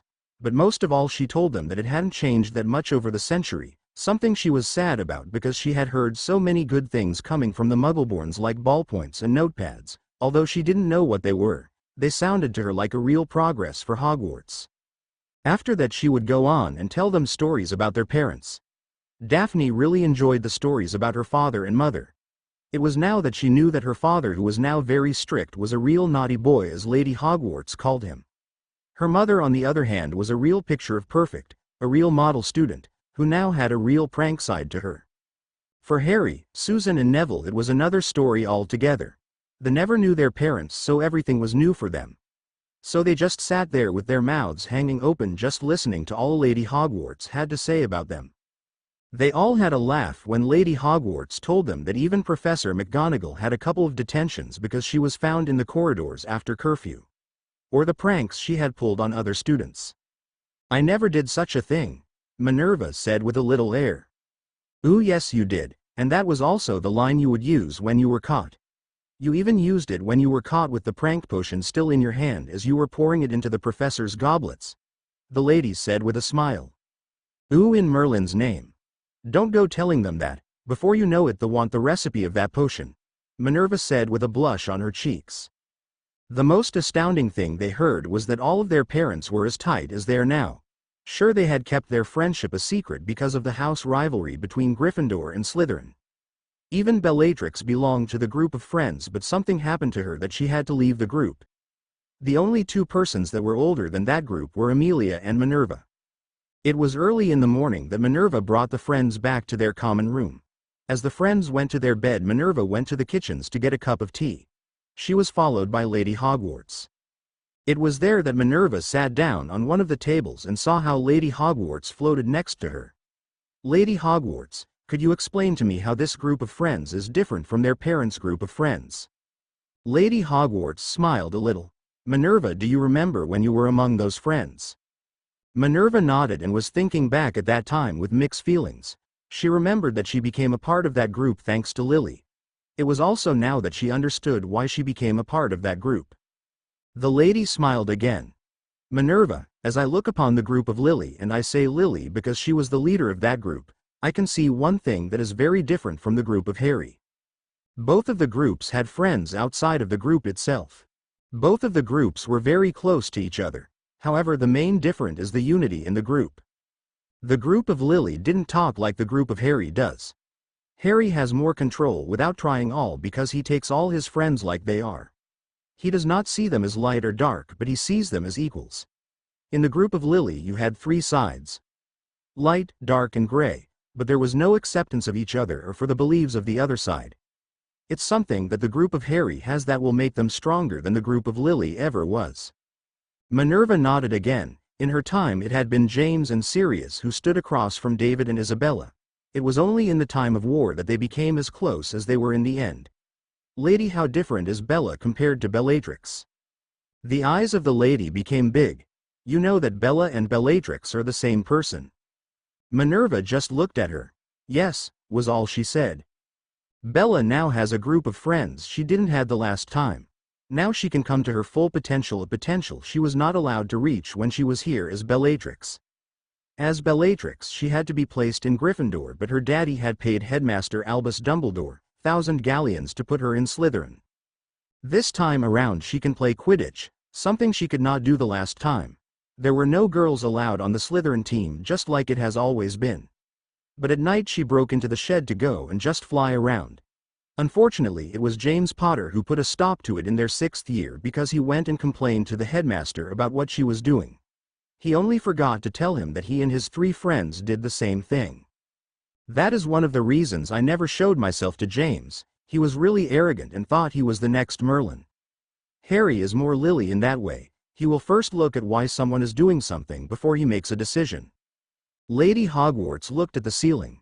She got a look of joy over her face. I remember standing at the window looking at her. I used to watch her fly for hours at a time. She might not be a seeker, but she is almost as good as Harry is. She could do it for hours, just flying around in the night sky. She would only stop at first light. It all changed when the group of Lily began at their 7th year. James lost an ant by a Death Eater attack and it knocked some sense into him. It was also then that Lily started to like him. Their group became what it was supposed to be in the beginning, just friends, no color and no houses. Minerva nodded and knew that the end of their conversation had been reached. She took her leave and went to bed. The last days of the year went very fast, and before they knew it there were 3 hours left before the end of the year feast. While the others from House Gryffindor were hanging around, the friends went to their dorm rooms to start packing.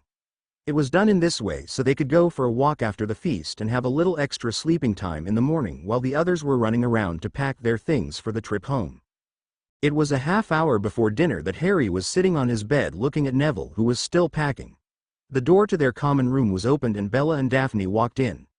Their hands were full of stuff, and with puppy dog's eyes at Harry they simultaneously asked, "Harry, our trunks are full, can we put this in your trunk?" As the both gave him a very sweet smile. Harry rolled with his eyes as he opened his trunk with a mock pout.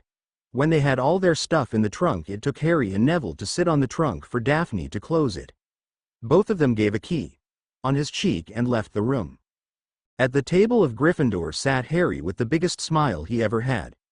Bella and Daphne were sitting beside him and were just giggling because of the look he had on his face. To just think what one key can do, they thought. Harry could not help it, but he was hoping for a lot more keys like that. When the desserts were placed on the table, the smile on the face of Harry had disappeared. He was now looking around and just smiled at his friends. When he saw Albus Dumbledore sitting behind the head table, he could see that he looked very sour and ready to hex somebody. How different was the face of his grandmother. He knew that she had a long talk with Lady Hogwarts, but she hadn't told him what they had talked about. But her smiling face told him all he had to know. At the end of the feast, Albus Dumbledore stood and took the center of the stage. It has been quite a year. You may all forget everything about this year as you go on your holidays. As you all can see, Professor Lockhart is not among us. Early today he has been brought to St. Mungo because he had lost his memory. However, we are not sure how he lost it. Albus immediately looked at Harry and his friends. Many of the students cheered when they heard that Lockhart was not coming back the following year. Harry and his friends just looked defiantly back at Albus. Albus turned back to the other students. I hope to see you all next year. For the graduates, I wish you well and good luck in your chosen careers. Good night. And Albus went back to his seat and sat down, looking madder than he did before he started his speech. On their way back to their own common room, Harry was tackled to the ground by a blur of red hair. As he looked over the shoulder of the red-haired person, he could see Bella and Daphne smiling. Now it was up to him to look at what or who had tackled him. Ginny, what's wrong? Harry asked softly when he realized who it was that was around his neck. Huh? Harry, I'm so sorry for what I have done this past year. I'm happy to be your slave, but I'm so sorry that you had to do that for me. Feelings of uneasiness welled up inside of Harry. Ginny, Ginny, you are not my slave, you know that. It was now that Harry looked deep into the eyes of Ginny. We are only doing this to get you some peace from your mother. Ginny nodded while she still had her head buried into the shoulder of Harry. Harry brought his arms slowly around Ginny and pulled her a little closer. If I'm honest, I'm sorrier than you are. I'm sorry for making you a slave and taking away your own right to make decisions. I'm even sorrier for what I have to do when we get to the platform of 9 3/4. Ginny could clearly see the shame and frustration in his eyes. She could see how disgusted he was with the thing he had to do as her new lord and master. Harry, you have done more for me in the last 2 weeks than my mother has done for me in my life. I can never tell you how grateful I'm for what you have done. Then about the thing you have to do on the platform. It is what a lord has to do, and I understand, Harry. It has to be done. If it helps, Harry, you are the cousin I never had. And she kissed him on his cheek before she let him go. The next thing she did was walk over to Daphne to give her the same key. She knew that it had been Daphne who had thought of it all. Harry, together with Bella, just looked at Ginny. Are we doing right by this? I don't want her to end up as a real slave of my house.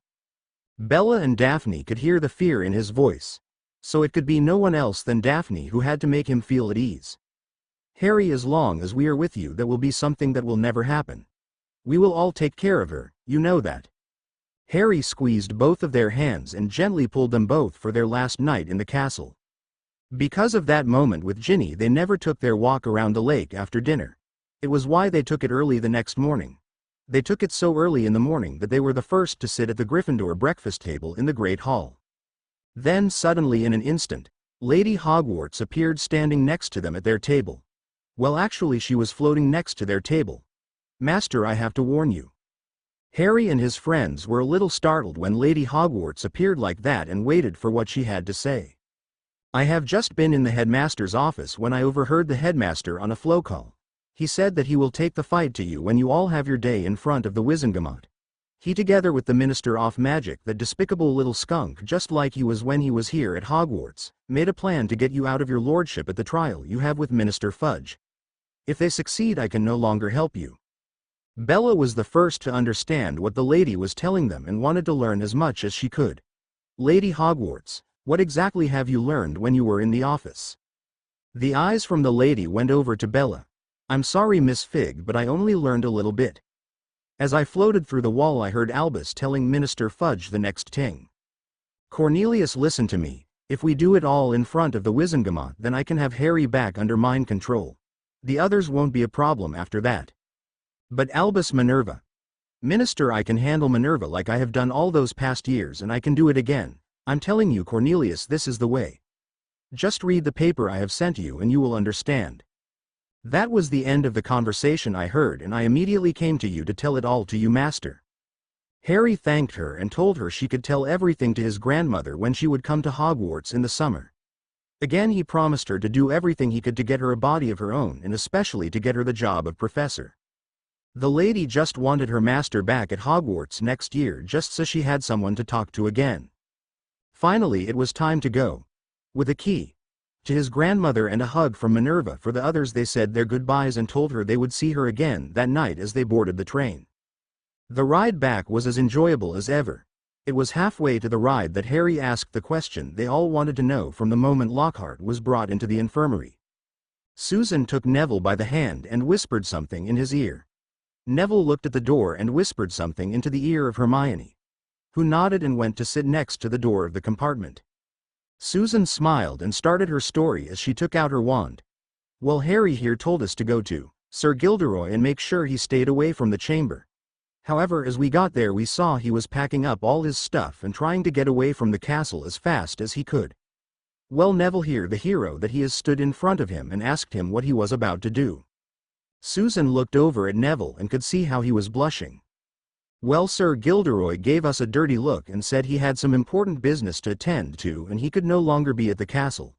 It was Neville who then asked him why he was running away. Why he was such a coward, while he himself had done so much good and dangerous things. It was then that Gilderoy started to tell us something very interesting. We heard it and took out our wands. Gilderoy took out his and started to blast us with stunning spells. And Susan started to wave her wand around. Well, I ducked to the left and Neville ducked to the right. The cell went past us and collided with the wall. Neville threw a stunner and I threw a stupefy. Gilderoy fired back and we had to duck again. We did all we could, but he just kept coming at us. I blasted him and Neville threw a jelly leg curse at him. Gilderoy blasted us back and were with our backs against the wall. Neville pulled open the door. Hermione leaned over and slammed the compartment door open as she ducked out of the way. "Stupefy! Stupefy!" shouted Neville and Susan at the same time. Draco and Ronald, who had been listening at the side of the door, never knew what happened to them as they dropped to the floor. Katie and Angelica, who had just rounded the corner, stepped over Draco and closed the compartment door behind them. They both came by to wish them all a nice holiday and hope to see them next year. Ronald Weasley, who had woken up, opened the door. "Harry," Ron shouted with a lot of venom in his voice. "You think you are a real hero, don't you? The way you played my father so he would let you have Ginny as your personal slave. Now I can tell you this summer she again will be listening to us. If she still thinks she is your slave, then I shall teach her to listen to us and not to you, Lord of Nothing Important. I know that you are only using my sister for your personal needs and I will not allow it. The only things you really care about are mudbloods and blood traitors." The next thing Ron did was swallow hard. He was now looking at the tips of 8 wands. "Stupefy" sounded from his left as he again went down. The next thing they all saw was Ginny walking into the compartment as she planted her foot on a small part of his body that made both Harry and Neville wince in imaginary pain. Harry just looked at her in bewilderment. "I can't believe I'm going to say this, but I think I have to. Slave Ginny by the order of your master. I, Lord Potter, give you permission to hex and curse one Ronald Weasley if he behaves improperly to you. So mote it be." Ginny got an evil smile as she looked at Harry and said, "So mote it be, master," she again said with that evil smile. "I'm here only to serve." She then threw herself at him and ed him on his cheek.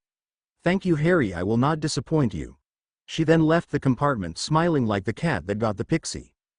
Hermione turned to Harry and asked with a smile of her own, "So if Ronald would talk to her with his mouth full of food, which will be almost 14 hours of the day," Harry went on as he cut her off in the middle of her sentence. "It could be considered as something improper to do to her," he said with a smile. They all started to laugh until they were crying and winching from the pain in their bellies and still didn't stop. On the platform of 9 3/4. As they left the train, Harry walked onto the platform with his head hanging down. Daphne walked next to him and whispered something in his ear. He nodded as she ran away. All the friends of Harry understood what he was thinking of. Harry had a task to fulfill, a task he didn't want to do at all. But according to the old ways and the meaning of his lordship, he had to do it. Daphne had jumped into the train again, and after a little while she found the person she was looking for. "Harry is outside and waiting for you. He does not like it one bit, but he knows he has to do it. You do know he doesn't mean a thing about what he is telling you. Just know that it will hurt him more than it will you." Daphne didn't wait for an answer and ran out of the train. She knew that it wasn't funny to watch, but she didn't want to miss a minute of it. Ginny walked out of the train and over to her father with her trunk in her hand. With a little hug, she hugged her father and looked over her shoulder. Her brother Ron was in a motherly hug, a hug that was more than a mother should do. With total disgust, she looked at how her brother was enjoying it. With revulsion, she could see that it was her turn to receive a hug from that woman. Slowly and with a little fear, she walked over to her mother. As she felt the arms of her mother embrace her, she heard the voice she had been waiting for. The voice was not far away from Ginny, and it sounded firm and demanding. "Slave Ginny Weasley, get over here and come here now." With all the courage Harry could master, he called Ginny over to him like it was supposed to be. He knew he had to do it in this way. He didn't like it and he didn't want it like this, but it had to be. Ginny let go of her mother and almost ran at Harry. Just in front of him, she dropped to her knees and keyed the top of his shoe. She then remained in that position and didn't look up because that wasn't allowed. "Slave Ginny," Harry started. "I want you to remain with your parents this summer. If I hear one bad thing, I will get you away from there and lock you up in my cellar. You are the dirt in my eye, the filth underneath my shoe. You have no more value for me. You are a slave, and don't you forget it." Harry pushed Ginny to the ground with his right foot. He then turned his head up and walked away from her without looking behind him. He did, however, heard her crying as he walked away. Arthur Weasley walked over to his daughter, picked her up and pulled her close to his shoulder. He then carried her back to his family. As he locked his eyes with Daphne, he only needed a nod and he knew it was done. Daphne saw the nod and hurried herself to the exit where her father was waiting for her. When she saw him, she took his hand, and he immediately disapparated with her. "Let's go back a little." Harry pushed Ginny away with his right foot and told her, "You are the dirt in my eye, the filth underneath my shoe. You have no more value for me. You are a slave, and don't you forget it." He turned his head up and walked to the exit. He had glanced at Augusta and Amelia as he passed them on the platform. As he went through the exit, he saw David, but he didn't look at him.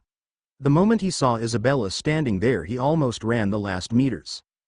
When Isabella saw him coming, she held out her hand. On the moment he took it, they disapparated to Greengrass Manor. There she took him into her arms as he cried and cried. "Why did I have to say that? It's not fair and it's not true. She isn't the dirt in my eye or the filth underneath my shoe. She is Ginny, and she is worthy of a lot of things. Why did I have to do that?" Harry shouted between his sobs and tears. His knees buckled and he was holding on to Isabella with his arms around her waist, as he kept on crying. There were other pops which told them the others had arrived. Bella was the first who was at his side and started to rub his back while she was telling him everything would be okay. The last pop was that of Daphne and her father. She ran over to Harry and pulled him, maybe a little roughly, but she pulled him away from her mother. "Harry, listen to me, it's okay. Ginny knew all about what you had to do. She wasn't really crying, she was pretending." "Listen, Harry, she was using an onion to make herself cry," Daphne told him as she looked into his eyes. "Really?" Harry asked as he looked at her with tear streaks running over his cheeks. "Yes, Harry, she really did it. It was all an act only to give her a safe summer, you know that. According to the old ways, you had to claim her as your slave in public and act like she was not worthy of your time. Her crying was meant to make the others on the platform believe everything you said. We never thought you would believe it yourself, and we really are sorry about that." It took Isabella another hour before she got Harry to calm down completely. Finally, they all sat at the dinner table and were ready to tell everybody about their year at Hogwarts. Even though the adults knew almost everything there was to know about the year, there was a lot they didn't know. Especially the story about Lady Hogwarts was a total surprise to them. When Harry asked David if he too wanted to represent the voices of the founders, they had to carry him to the couch in the living room because he had fainted at the spot. It was later that evening, when it was almost time for dinner, when the last of the family arrived. Minerva had done the things she had to do at Hogwarts, and was now also sitting down next to Arabella, who had also arrived together with Augusta. Astoria, who had been with a friend, arrived a minute later when Isabella had called her on the floor. The last to come through the floor was Amelia. Hermione was the only one who wasn't there because she was at home with her parents. When Isabella called everybody to the table, the fighting for the chair next to Harry had begun. But this time it didn't look like Bella and Daphne were really trying to get the chair. In the end, it was Astoria who shouted yes as she took the seat next to Harry. "Harry," Astoria asked. Why yes?" Harry, did you get a girlfriend this year? Astoria asked him after the third bite. Harry rolled his eyes and thought, here we go again. No, Astoria, I didn't get a girlfriend this year. Harry got a nasty smile on his face and winked at Bella and Daphne. You know, Astoria, he said. There is a girl I really like. Well, actually, it's more a woman that I really like. Harry looked down at his plate and started to play with his food like he was getting nervous. Well, it's like this, she is a little older than me. So the question is, how do I ask her if she likes me too? Astoria looked at him while she was tapping her lower lip with her fork. Is she also in Hogwarts? No, she is not. Do you see her often? Astoria asked again. Yes, and especially in the summer holidays. Nobody knew where Harry was heading, but they could see that he was pulling a fast prank. So they just sat there waiting what was to come. Harry, what else is the problem? Because this can't be all, Astoria asked. Well, you see, she is a little older and she already has someone in her life. Again, Astoria started to tap her lower lip with her fork. You know what, Harry? I think you have to challenge that guy to a wizard duel. Every woman loves to see two guys fighting over her hand. Now it was Harry who had a look of thought on his face. Okay, let's say I do this. What kind of duel should it be? A duel to the death. Go all the way and do it at the first time you see him, Astoria said resolutely. You know, Astoria, you are right, I will do that. Astoria smiled, but the smile faded immediately as Harry stood from his stool. With only 2 steps he stood next to David, took out his wand and said, David Greengrass, I challenge you to a wizard duel to the death for the hand of Isabella Greengrass. WHATT. Astoria almost shouted. Oh my, Lord Potter, you're going to fight for me, Isabella said as she gave Harry a very seductive smile while she was holding her hands over her heart. No, not that. Astoria almost shouted in a panic. David threw down his napkin. All right, I accept, for Isabella and until one of us dies. David also took his wand out of his sleeve. No, Harry, not that, Astoria shouted as she got off her chair and rushed at Harry.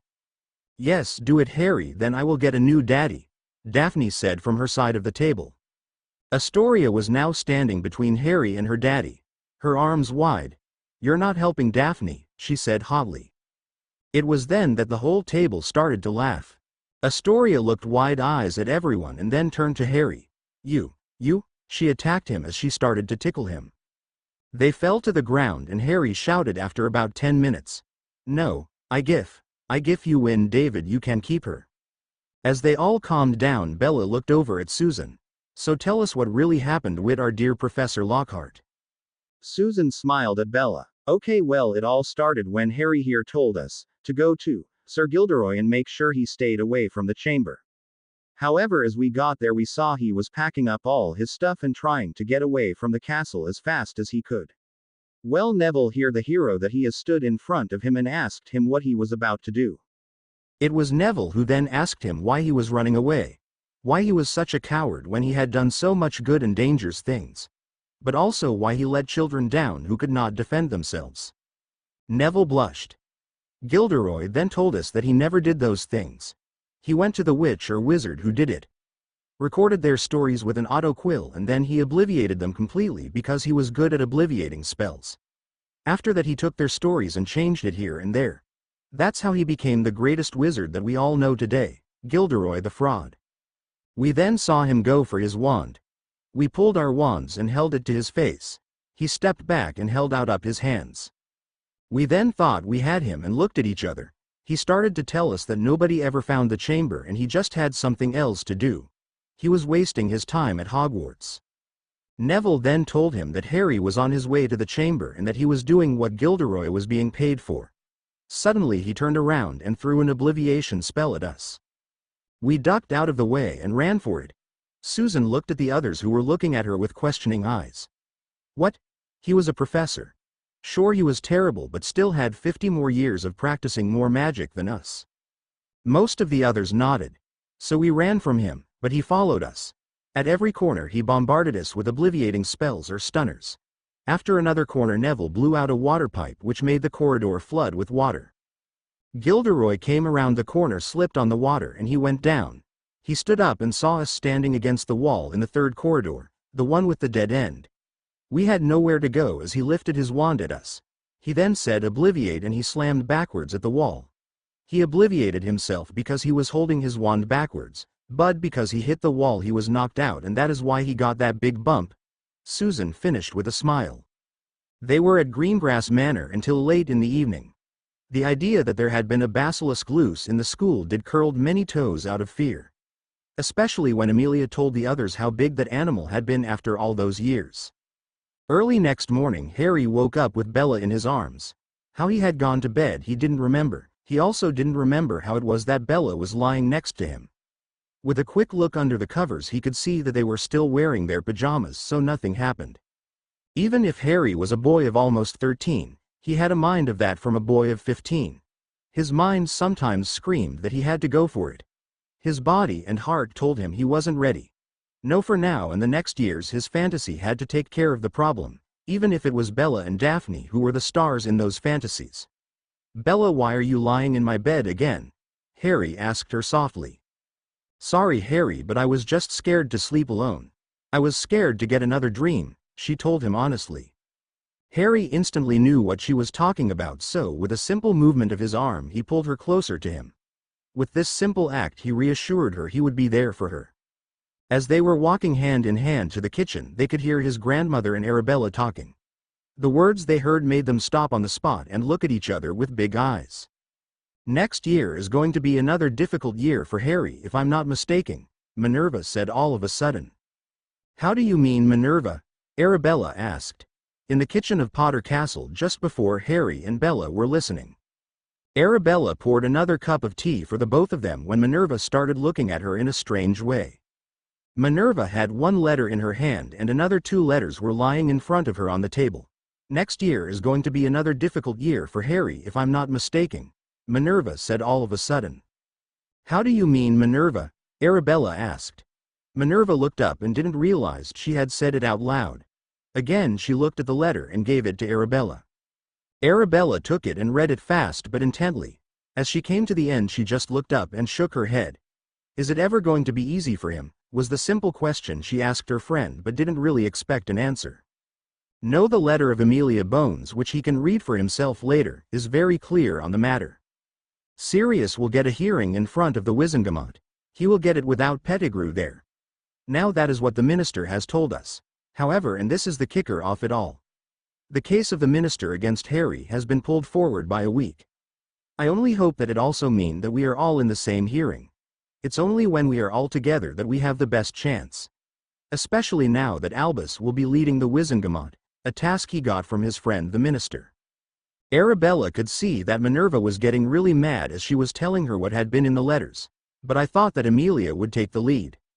Yes, that was what it was supposed to be, but our minister didn't trust Amelia to be fair towards him. So he took it upon himself to get Albus because he is totally fair. The only problem is that as long as we don't confront Albus with his mistakes, the people will keep their faith in him, which will remain big and strong. So it's hard for us to go against the minister. Again Minerva buried herself in the next letter. It was also on that moment that Bella and Harry walked into the room. With a raised hand Harry brought his grandmother to silence. "I'm sorry, grandmother, but we heard all you said to Arabella. We didn't mean to listen in, but we could not help ourselves." Minerva looked at her grandson and nodded. "I understand, Harry. I think I would also listen in. However, I am happy you told me. You are just like your mother, just too nosy for your own good sometimes." "And just like your grandmother," Arabella told Harry in his ear. "I'm not," shrieked Minerva. "Yes you are," laughed Arabella. Harry sat down and took the letters his grandmother handed to him. He immediately handed them over to Bella so she could read it to him. Bella took them without a word and took them from the envelopes. Minerva and Arabella looked at the two and didn't make a sound as Bella took the letters like it was a normal thing for her to do. When Bella had finished with reading out loud, Minerva couldn't hold it any longer. "What kind of ritual were you doing there?" she asked. Bella didn't understand it, so she glazed at the letter she had in her hand. Somehow it clicked and she knew it. "Oh, I see. Harry can think better if I read them to him than if he reads them himself. It is in this way we can figure it out faster. Most of the time Harry here will have a good idea, an idea where we can take it to a great idea, but to get the real effect I should have Daphne here looking over my shoulder to help me." Both Arabella and Minerva just gaped at Bella. It was clear for the kids they didn't understand them at all. However, the most surprising thing that happened was that at the moment Bella said, Daphne had to be there, it was Daphne who stepped out of the fireplace with Astoria right behind her. Astoria immediately walked over to Harry and crawled on his lap as she gave him a hug. Slowly she brought her head to his shoulder and just sighed happily. Daphne walked behind him, leaned over his other shoulder and kissed him full on the lips. For Minerva and Arabella it looked like it was the most normal thing to do. They did however look over to Bella and were afraid that she would be very mad. But to their surprise Daphne walked over to her and also kissed Bella full on the lips just like she had done Harry a moment ago. She walked behind her, hugged her around her middle and put her chin on her shoulder. Bella again picked up the letters and started to read them as Daphne looked over her shoulder.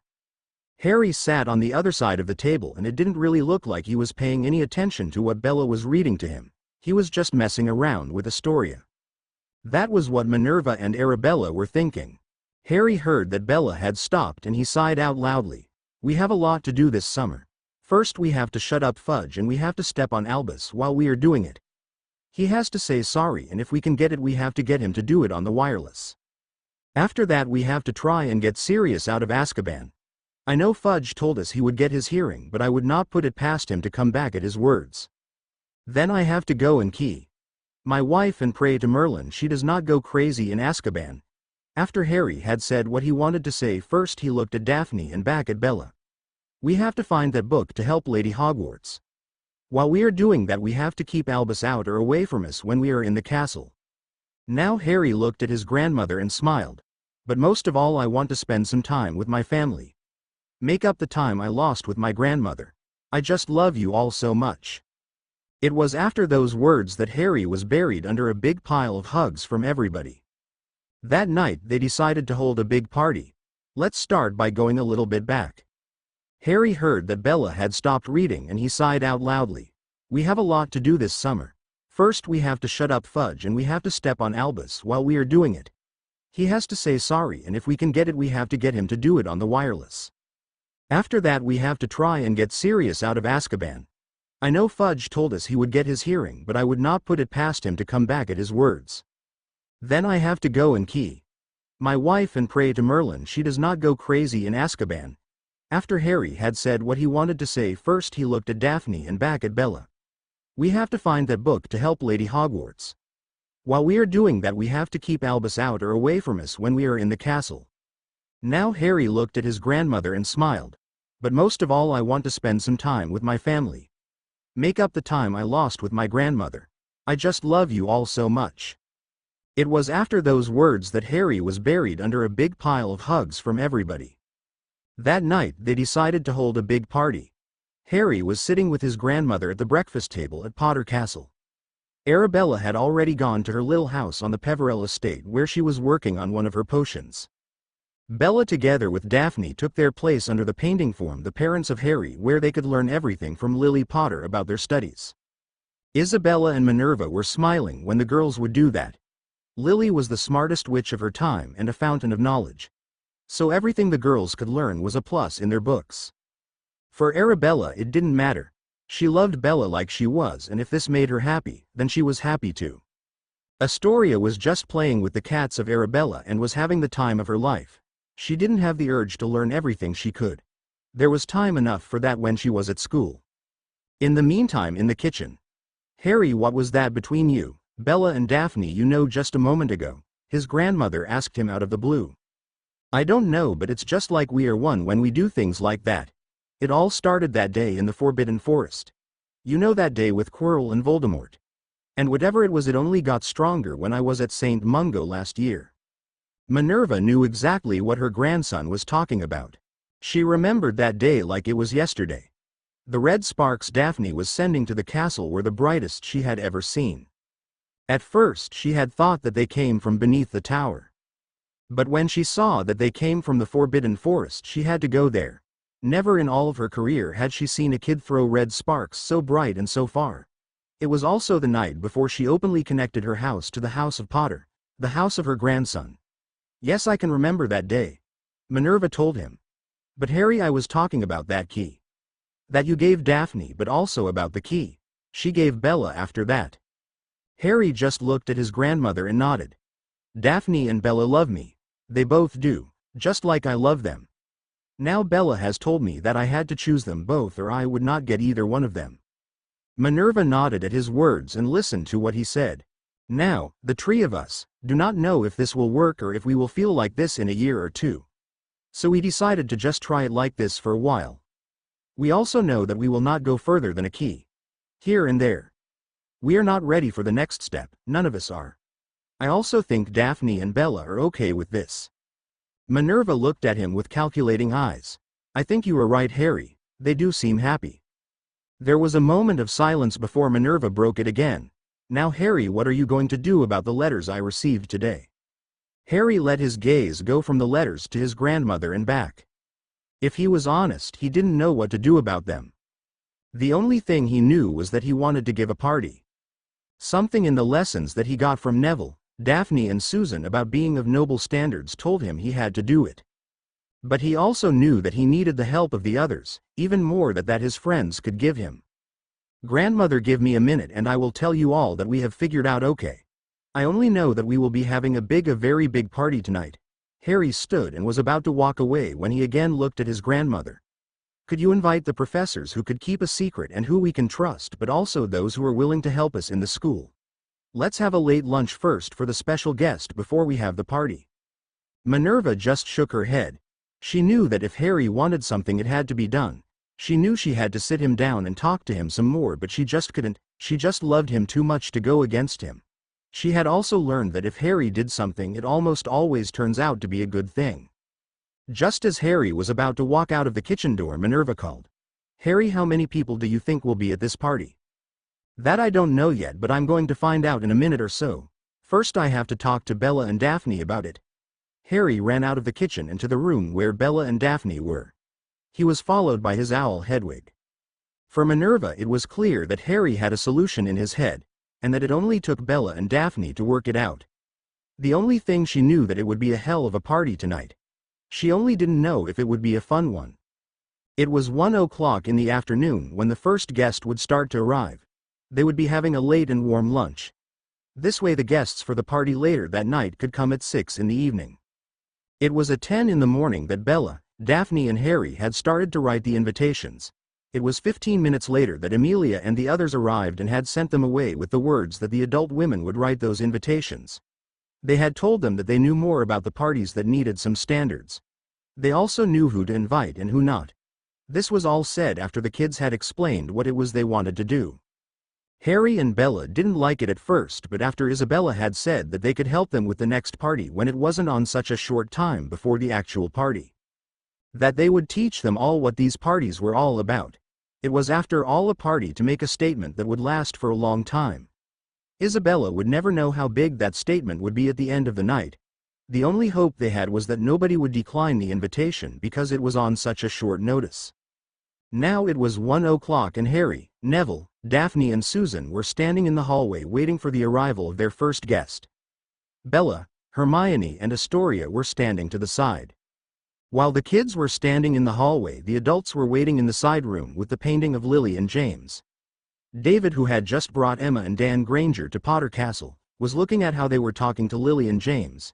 As muggles they just couldn't understand how a painting could talk and move, but they were just loving it. Lily loved it because she was just as overwhelmed the first time when she saw it, just like Dan and Emma were now. It was while the kids were waiting in the hallway that Minerva told Lily and James what they were about to do. Lily was just amazed at what her Harry and his friends were about to do. James, on the other hand, was a little or a lot more against it. What if it does not work? What if the name Potter would be ridiculed after this? He said to no one in particularly. James Charles Potter. Lily screamed as she hit him on his shoulder. James. Harry has had nothing but misery in his little life after we died, and all you can think about is the name Potter. If you ask me, I say the hell with them all. The hell with this party. Just give them all a Dementor's key. For all I care.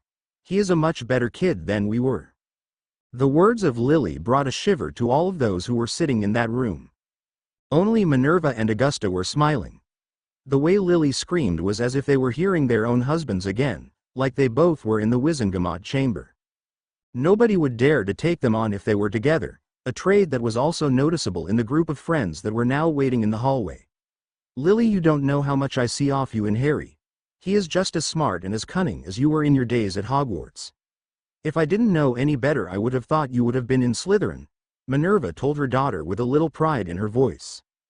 Lily smiled a shy smile. That was what the Sorting Hat wanted me to do, but I told him I wanted to be in Gryffindor. Everyone just looked at Lily with open mouth as she said that. James took a step back and said in a fake fear, "You're a snake."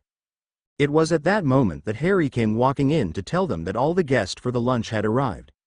They're all here and they have all agreed to keep the secret. Harry looked in the room and could see that something had happened. Why are you all so still? What happened here? Nothing, honey, only that the Sorting Hat knew what he was doing, Lily told him. Yeah, I'm glad he listens to what you want, or I would have been in Slytherin, Harry said as if it was the most normal thing in the world. As Harry walked out of the room, they all sat there and looked with open mouth at the door and at Lily, who was just sitting in her painting with the biggest smile she ever had. It was Emma Granger who was the first to start laughing and was soon followed by the others. 30 minutes before the lunch guests would start to arrive. They were now waiting on Isabella and David, who had volunteered to get the Grangers. There was a lot to be discussed. It was also one of the reasons why what the lunch was planned for. As the Grangers walked into Potter Castle, they were quickly guided to the side room where the others were. Harry, Susan, Neville and Daphne took their place in front of the entrance and Bella, Hermione and Astoria stood on the side like they were told to do. Harry knew that this was his first official party at the Potter Castle. It was also the first time they could do it like the Lord and Ladies of the house. Because the lunch was not official, they could practice for the evening. Something Isabella and Amelia asked them to do. 12:30 that afternoon. Harry was standing in front of the entrance of the Potter Castle just waiting for his guest when he heard his mother screaming about a Dementor's key. Neville looked at him from his side of the line. I'm sorry to say this, Harry. I wish she was here, so you have your mother and I have my godmother. But on moments like this I'm glad she is a painting. She really scares me sometimes, mate. Harry chuckled a bit. He knew that Neville didn't mean anything bad by those words, and if he was honest, his mum scared him too, especially at moments like this. I know what you mean, Neville. Give me Voldemort any day of the week. It was then that the first pop sounded that told them the first guests had arrived. The friends immediately took their position so the good greet their guests like they were instructed. Good day, Madam Pomfrey and Professor Flitwick. I, Lord Potter, welcome you on behalf of Lady Bones, Lady Greengrass, Lord Longbottom and myself, to this late lunch and party later tonight. Professor Flitwick had a little bounce in his step when he heard how Harry welcomed him. Good, good, very good indeed, Lord Potter. If you all did like this tonight, then nothing can go wrong, he said. Poppy didn't say anything, she just took out her wand and ran it over Harry. Well, for everything there is a first, and this is the first time. There is nothing wrong with you, Harry, she told him with a little smile. Harry just blushed and looked at the ground. The next thing Harry did was to tell them about the lunch and the party later that night.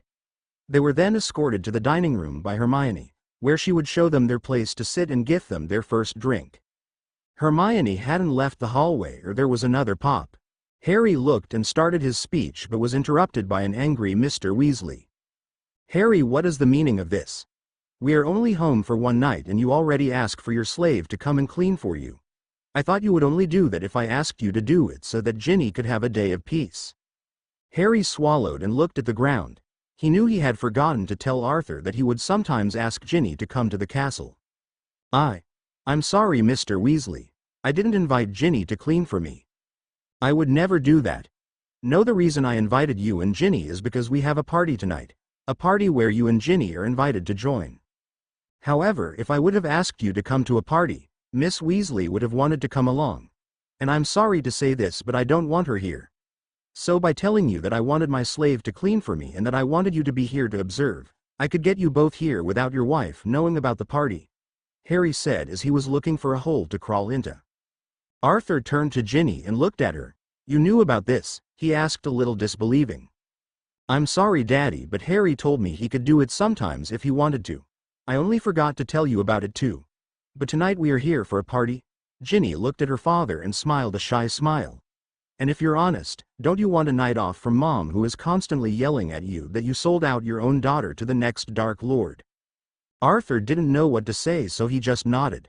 Ginny smiled again and hugged him tightly. So I don't have to clean, and tonight we have fun. Bella stepped forward and took Ginny by the hand. Come Ginny, we have a dress for you upstairs, and Mr. Weasley, we also have a dress robe for you. Arthur turned back to Harry and wanted to apologize, but saw by his waving hand that Harry was okay with it and followed Bella up the stairs. The next guests to arrive were Professor Sprout and Madam Hooch. They were immediately followed by Kingsley Shacklebolt and his wife, but also by Hestia Jones, two of the Aurors Amelia trusted with her life. Again Harry did his little speech and they were brought to the dining room by Astoria. So now the only guests that still had to arrive were Andromeda and Tonks. But they had told them they would be there at 1. As the friends all went into the dining room, Harry went to the side room to get the others for the lunch. He shook his head as he closed the door behind him, thinking back at the day he was sorted by the Sorting Hat. He walked into the dining room and could see that they all had found their place. As they were all seated and when the pleasantries were exchanged, it was time for the friends to do what they wanted to do. Harry stood and took a quick look at his grandmother. He could see her nod and he went on. As he tapped his glass with his knife, he waited for everyone to look at him. I again welcome you all to the Potter Castle. Tonight we are going to have a party. The reason for this party is nothing more than to win some votes in the Wizengamot. Harry took a drink of water and went on. This party will also be used to make some new friends and allies. I and my friends do not know who will come because the adults took the invites upon themselves, and Harry threw an accusing look at Isabella. A look that was mirrored by Susan to Amelia, Neville to his grandmother, and also by Daphne to her mother. I think they practiced that look, Isabella told Amelia when she saw it. Yes, I think they did, but we will have the last laugh tonight, Isabella, Amelia answered with an evil grin. Harry just shook his head and gestured for his grandmother to take it further. Minerva stood and for a moment she let her gaze fall on the ceiling before she spoke. The lunch we will have in a moment has also another reason. The other reason for it is next year, and especially about Albus and Cornelius Fudge. But before I go on, I would like all of you to take an oath of secrecy for what you are about to hear from these kids. Nobody really understood what was happening and also why they had to do an oath. It was then that Daphne went along the table and showed them the 2 letters and especially the difference between the 2 amounts Harry had to pay or the amount he would receive. Andromeda and Tonks didn't need any convincing. After Harry had pulled them into the family, they would do anything he wanted them to do. So an oath would not be a problem for them, but it also would not be a problem for the rest of the family. No, the big problem would be the professors and the 2 Aurors. Even though Minerva had asked for an oath, they all knew that it was Harry Potter and his friends who wanted it. And a group of 12 years old who are asking for an oath is something you normally don't do. It didn't matter how you looked at it, they were nothing more than kids, 12-year-old kids who knew nothing and were nothing in the eyes of many adults. Harry, however, just smiled and lifted his wand. I, Lord Harry James Potter, swear on my life and magic, that I will keep everything a secret that will be said during now and the next 3 hours, so mote it be. There was a flash of light and it was done. Harry was immediately followed by all his friends. The next thing was to wait for who would follow. Isabella could have done it to show that she trusted the kids. The only problem with that was that they all knew that they were some kind of family and it would be obvious she would do it just like most of the others would do it for their kids or family. I, Phileas Fireblade Flitwick, swear on my life and magic, that I will keep everything a secret that will be said during now and the next 3 hours, so mote it be. Everyone was stunned when Phileas did the oath.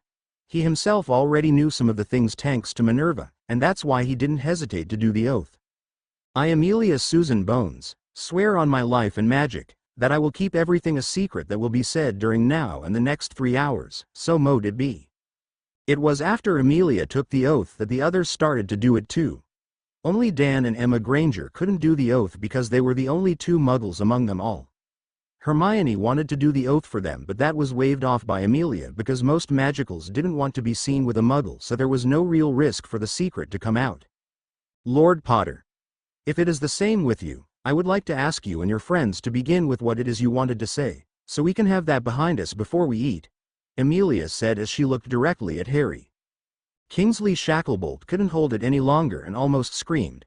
Director Bones, You are not implying that you would listen more to a boy than to our own minister. Amelia lifted an eyebrow and gave Kinsley a piercing look.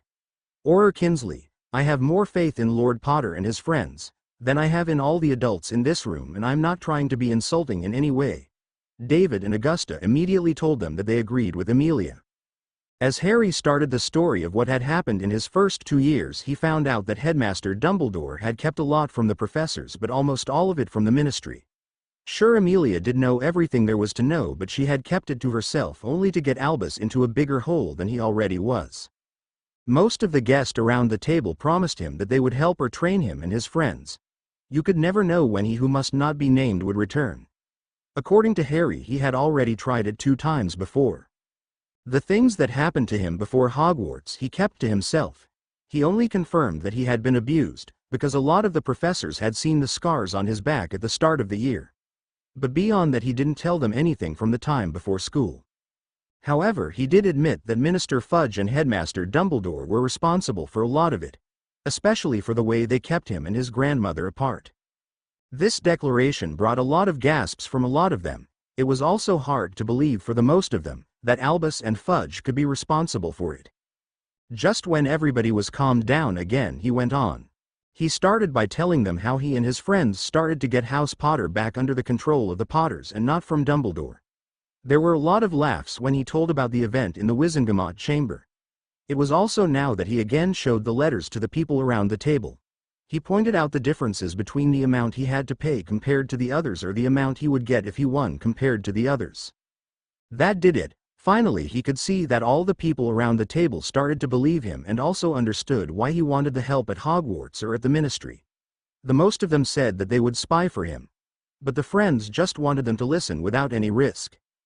That afternoon there were a lot of conversations going over the table as all the guests were enjoying the lunch. That night at the party it would be similar, but those guests would not hear what the guests around the table had heard.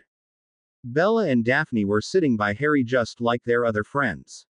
They were just talking about everything, but it mostly was about what they would do in the lawsuits that were ahead of them. Most of those plans would be started at the party later that night. That was what Amelia and Isabella had told them. It was at the thought that Harry had to laugh a little. There was one thing he had already learnt from the old political battle axe that went by the name of Augusta Longbottom. In politics you need to have friends. If they are not your friends, then let them think they are. The Wizengamot was no different in that aspect. During lunch Bella kept looking along the table. Amelia was talking with Arthur and Hestia Jones about the ongoings at the Ministry. Minerva was talking with Flitwick and Professor Sprout. Poppy looked to be in a deep debate with Madame Hooch. As Bella looked on, she could see how everybody kept stealing glances at Harry. Every now and then they would look and whisper behind their hands. After an hour Bella couldn't take it any longer and pulled Daphne and Harry from the table and into an empty room. As she pushed Harry into the room, she took one look over her shoulder and closed the door. "Do you think we did okay by doing this?" Bella asked. Daphne gave her a look and asked why. "Well, everybody keeps looking at Harry before they start to whisper behind their hands. I don't know if it's okay. Sure, they know a little of Harry, but nothing that really matters. But I don't want Harry to become hurt again. I'm just a little scared of it all." Slowly the tears started to roll over her cheeks. On pure instinct, Harry and Daphne walked over to her and took her into a loving hug. Harry keyed her cheek and said, "It's okay, Bella. I knew what would happen, and I also knew they would talk among themselves. The only thing why we are doing this is to get friends in the Wizengamot." All this was said while Bella laid her head on the shoulder of Harry as she pulled Daphne closer to them. With a couple of comforting words, Bella calmed down and dried her tears. She could feel the love from her friends, and it was exactly what she needed. When she walked back into the room, she was immediately pulled in a hug by Isabella. "Are you all right, my dear?" Isabella whispered in her ear. Bella nodded and gave her a hug back. Finally, it was 6 o'clock in the evening.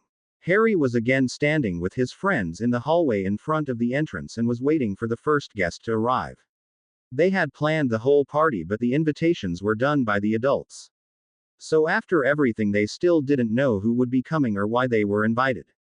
The only thing the friends knew was that it was all about the images they had made and the statement they were going to make. Just moments before the first guest would arrive, David and Amelia had took them aside and told them they had to leave a good impression on the guest. This was very important because they were now known as the Four Icebergs. The friends first laughed at the words and then swallowed hard when they saw the looks on their faces. What you all have to understand is that when you were in the Wizengamot chamber, you left a path of destruction and most of all fear. Everyone instantly knew that if you crossed the path of one of you, they had to deal with all of you. So tonight you have to show there is another side to you all and not only the power block that kills all that is in its path, Amelia said while she pointed her finger at each and every one of them. So tonight the party will all be about the heirs and what they will represent in the future. This party is about you four and your friends and the friendship it represents. David took over from Amelia and was especially looking at Harry. We only used Potter Castle for the name of the location so that guest would attend. Back when your parents and your grandparents were alive, it would only be on a very rare occurrence that there was a party here. It is therefore that most people would come only to have a chance at seeing a part of Potter Castle for themselves. The friends nodded and knew that it had been Isabella who had convinced Harry to go along with it. She had also told him that because he was Harry Potter, they would come. They would certainly come just to have a chance to meet the boy who lived. The four of them were now standing nervously by the door. Their three other friends plus Ginny were standing at the side waiting to guide them to the room where the party would be held. Neville took a quick look at his watch. So only 3 more minutes and then the guest will come. We will have 2 minutes between them, so we have to hurry to greet them and be ready for the next if we don't want a pileup in the hallway. As the others nodded, the first pop sounded and they knew it was showtime. Harry looked at the door and his face fell. The first person he saw was Draco Malfoy, his father and mother. The first thing he thought was, I'm going to kill all the adults before the party is done. From everybody in all of Britain, why did they have to invite them and why is the first guest of the evening? By gathering all his pride and courage he welcomed them in his home. Lucius didn't even look at him. He just threw his nose in the air and walked past them like they were nothing. He only gave a sneer to Daphne as he gave her a quick look as he let his eyes go over her body. Daphne couldn't help herself, but she tried to cover herself up as if she was BPD. Draco did the same thing as his father, but he stopped by Daphne. He then took her hand key. Edit and asked, Daphne, would you save me a dance later on this evening? Daphne had trouble to swallow the disgust she felt when he asked her that. She swallowed the words she wanted to say and said, Mr. Malfoy, if there is time, and there is no one else who I would rather dance. Then and only then I will think about it, she replied with a little grimace that she tried to let it look like a smile. Susan turned around and buried her head in the back of Neville. Just so she could hide her laughter. It didn't help her that Harry and Neville weren't doing any trouble at all to hide theirs. Narcissa, who was the last in line, just looked at it all and smiled a little. She handed her hand to Harry and gave him a little smile as he keyed at the back of it. Lucius and Draco just left her behind as they walked ahead. When they were completely out of sight, Narcissa bent down to Harry and keyed at him full on the lips. Harry's eyes became wide as Narcissa keyed at him. He wanted to say something, but she pushed a finger to his lips. Harry, the key I had to give you was because Bellatrix asked me to. Now please go see her soon, she is really worried about you. Narcissa didn't look over her shoulder as she walked after her husband and son. The friends just looked at each other as they heard the next guest arrive. 1 hour later they were still standing there greeting the guests who just kept coming. They said it would only be a few, was a total lay according to Daphne, who was starting to feel her feet. As the guest came, Daphne and Susan were telling them who they were and what position they kept in the community or in the ministry. There were even some guests that had positions in Hogwarts or Hogsmeade. What also surprised the friends was that there were a lot of classmates from different houses. Most of them had a parent on high places. It all brought the point back that this was the way to get votes in the Wizengamot. But it also told them how important the years at Hogwarts were. It was there that they would lay the foundation for the time until and when they were adults themselves. As the next guest arrived, they saw a broad man and a very skinny woman. It was the smiles they wore that told Harry that they were not his aunt and uncle in disguise. What also gave it away were the 2 girls that were lying on the floor in front of them. Neville and Harry rushed forward to help them up. As the girls were back on their feet, they saw that it were the Pottle twins. Harry was especially pleased that he was not the only one who had trouble with magical traveling. When they greeted them, Neville was just fast enough to stand aside from the brown blur that ran past him. Harry saw who the girl was and waited until she let go of Daphne before he said, "Hi Tracy, how are you doing?" Tracy turned around and looked at Harry with a little fear in her eyes. She knew that Gryffindors and Slytherins didn't mix well. She also knew that Daphne was in love with Harry and she didn't want to ruin it for her. She also knew that most of that fear came from the way Draco was treating the Griffs. So it was a total surprise to her that Harry took her hand and key at the back of it. "Harry, Tracy has been my best friends for many years from when we were toddlers. I haven't told you all that much about her because of the house rivalry," Daphne told them with a little hesitation. Neville could see that Harry was about to say the same thing that he wanted to say. Neville also knew that on moments like this Harry could say it in a way that would not be right, so he just took it. "Daphne, Tracy," Neville said with a steady voice. "I think I can speak for all of us when I say I don't like it at all." Neville kept his mouth for a little bit and he could see the fear creep into the both of them. His grandmother would be so proud of him. "I just don't like that you kept it from us. Sure, I understand at school with the differences in the houses, but outside of it and at home, no, that I and we don't understand." Neville turned to Harry and let him take it away. Harry, who had calmed down a little, took it home. "No, we don't like it at all." He turned his gaze on Daphne. "Daphne, you know we don't care about the houses. Sure, we hate Draco, but not because he is a Slytherin. No, we hate him because he is a spoiled little ass." Neville snorted and covered his mouth with his hand. Harry just threw him a dirty look and went on. "Daphne, your friends are our friends. Sure, the different houses make it difficult at school, so we have to do something about it." He then turned to Tracy. "Tracy, you are our friend just like Daphne, so go enjoy the party." Tracy again hugged Daphne and whispered something in her ear. Both of the girls blushed as Tracy almost ran into the next room. Daphne smiled a shy smile and introduced Mr. and Miss Davis to the others before they all guided them to the room where the party would be held. Harry asked his elves to see to it that all the guests had a drink as Susan made her way into the middle of the room. Susan stood in the middle and waited for her friends to join her on the floor. As she looked around, she could see that everyone had a drink. She took her own drink from Daphne, who handed it to her and coughed for attention. "Dear guests, we Lord Potter, Gryffindor Prosper, Lord Longbottom, Lady Greengrass and I Lady Bones, also Miss Fig and Miss Granger. We welcome you all here to this party in honor of our position on the Wizengamot, but also our position on the Board of Governors at Hogwarts." She swallowed and looked at her auntie, who gave her a thumbs up. Susan smiled back at her and nodded. "We understand that because of the things that had happened at the Wizengamot session portrayed us in a wrong way. We are not sorry for what we did, or the way we did it. But we are aware that it painted an unfair and one-way picture of us." Again Susan held her tongue to let the guest think about what she had said. With another nod from her auntie, she knew she was doing it right, just how her aunt had told her. Susan turned to her friends and took the hand of Neville. Slowly all the friends took each other's hand and showed a cohesion of friendship. But for the guest it also showed a unity of houses. Susan coughed again and went on. "With this night, and a special thanks to Lord Potter for agreeing to let us keep this party at Potter Castle, we wanted to get to know you better, and what way to better do it than in a party. We and all our schoolmates are the future, and we can only be great if we learn from our elders in the past. So with this party we want to give you all an invitation of friendship. Enjoy the party." She then held up her glass and drank from it. Before Harry could take a drink from his own drink, he felt a hand grab his arm softly and it pulled him along. As he looked up, he saw Isabella walking next to him. "Harry, it's time to meet some of your guests.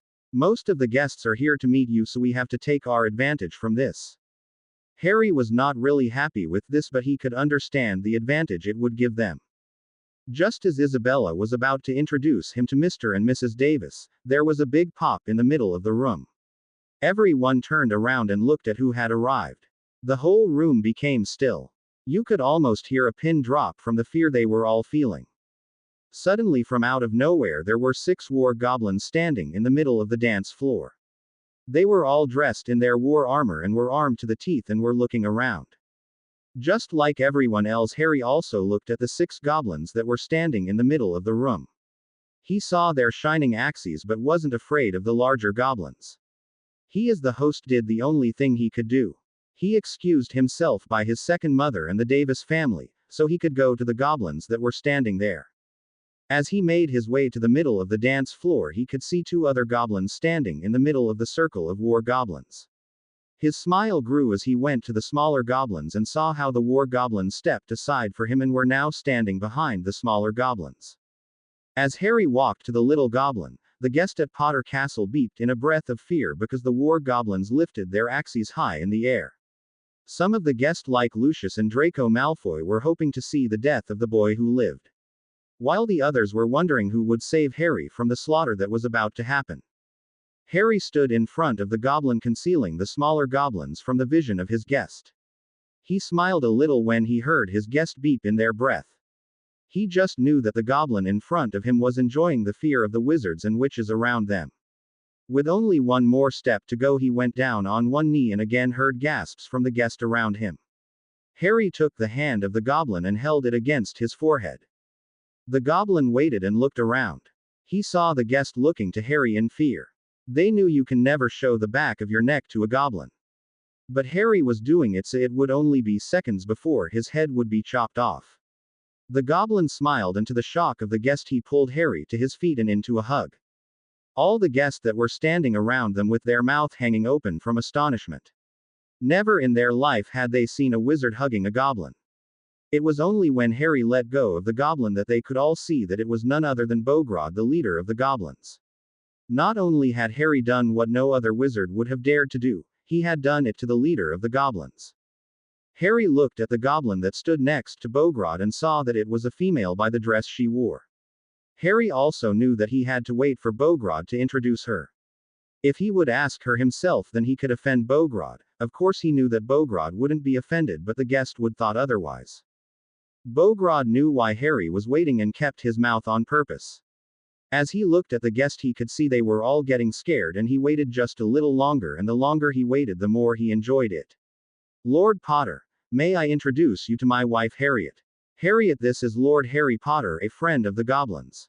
Harry took her hand into his and key at the back of it. It's an honor to meet you. If you would come along with me, I would like to introduce you to my friends and family. The show of respect and hospitality Harry showed to the goblins was received with mixed feelings by their guest. The dark families were talking about a disgrace. The light families were talking about it with wonder, and the neutrals were holding their tongues. Unknown to Harry, he had just built the start of a bridge between the goblins and the wand wavers, as the goblins called them. It was something that not even the great Albus Dumbledore had achieved, or tried for that matter. As the guest just looked at what was going on, Harry took the hand of Harriet and guided her over to his friends and family. Bogrod, the leader of the goblins, followed behind him like a normal guest. As Harry started to introduce the 2 goblins to his friends and family, he knew that all his other guests were all listening intently to him. It was also on one moment that he could hear all his guests gasped for breath at the same time. Lord Bogrod and Lady Harriet, I would like to introduce you to Miss Bella Fig, Heiress Lady Greengrass, Heiress Lady Bones, and Heir Lord Longbottom, and Miss Hermione Granger. Harriet and Bogrod were walking along and showing their respect by shaking the hands of the friends of Harry. They in their turn were received as friends and almost as part of the family. Harry waited until they were done before he went on. This is the Lady McGonagall, Potter, my grandmother. This is Lady Amelia Bones, Lord David Greengrass, and Lady Augusta Longbottom. Harry again waited before he introduced the next person to the goblins.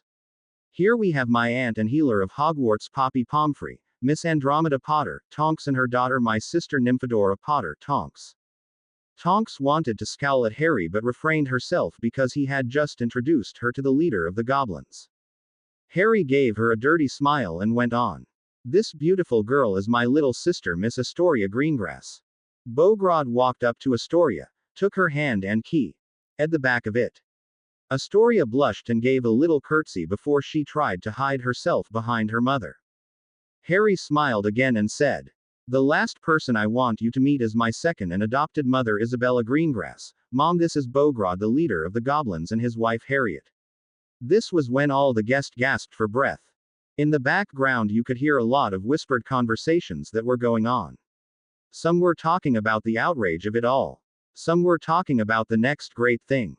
But most were just about the wonder of it. Harry smiled to Bogrod and knew the party had started. Without any hesitation, he made his way over to his friends to start talking. Bogrod went over to David and Harriet went to stand with Minerva and Augusta, where she met Emma, with whom she instantly bonded as friends. Just as Harry was about to say something, he again felt a hand on his arm.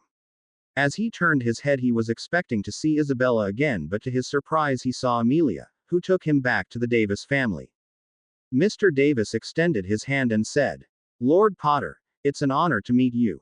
I do have to say that you have opened our eyes to the possibilities with other magical users. From what you did just a moment ago, we the adults can only tip our hats and learn from it, thank you." As they were talking, Harry learned that the Davis were advocates with very good credentials. It was also on the advice from Amelia that he hired the Davis as his legal representatives. Bogrod, who came and was now standing next to Harry, told him that they at Gringotts were also using the Davis as their representatives and legal advisors, especially when they needed them in the Muggle world. At the end of the evening, David Greengrass became their accountant. It was his daytime job that he also did with the help from Isabella. Mr. and Miss Pottle were stockbrokers in the Muggle world and business analysts in the magical world. They also received a lot of new customers at the end of the evening. A couple of those new customers were Harry and Bogrod. Harry even opened a new vault in the name of Hogwarts. Harry was taken along from guest to guest. Amelia was introducing him to everyone and telling him who they were and what they were doing. From out of the corner of his eye, he saw David doing the same thing with Susan, his grandmother, with Neville. When he saw Augusta doing the same thing with Daphne, he just had to ask. Amelia heard the question and took Harry over to the side of the room where they could have a minute alone. "Harry, this is a very special party. It's not only for the guest to get to know you four, but also for you four to get to know your guest. Now, the ideal thing would have been if Minerva had walked you around for the last years and we didn't need to have this party in this way. But Albus prevented that by taking you away from our world." Harry was listening intensely and knew that Albus had done more damage than he would ever know. Amelia saw his face go from interest to sadness. She knew what he was thinking about and laid her hand on his shoulder. "Harry, it's all going to be okay. This party only became much more, and me taking you to meet your guest is a big part of that.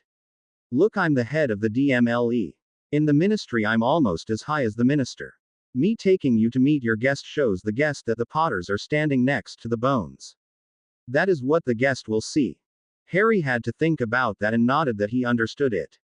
Amelia smiled at him and went on. "Harry, this is going to be a very important year, and this party is the start of it. First, we wanted Isabella to introduce you to the guest, but when you said she was your adopted mother, then we had to change that, and I got the job," she told him with a smile. Harry smiled back but didn't know if that was the right thing to do. When Amelia gave him a reassuring hug, he knew it was right. "Now, because you said Isabella was your adopted mother." The guest immediately knew that House Potter was standing next to House Greengrass. Amelia held up her finger and pointed it to David and Susan.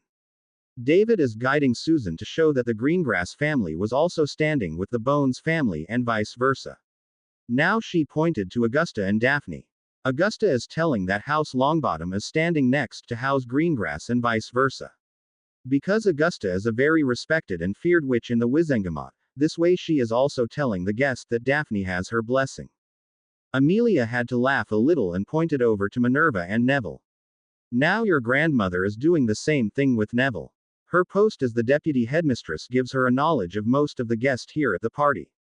Not only does she know them from one of her classes, but also as the parents from most of them. Albus may be the headmaster, but everybody knows that Minerva is running Hogwarts.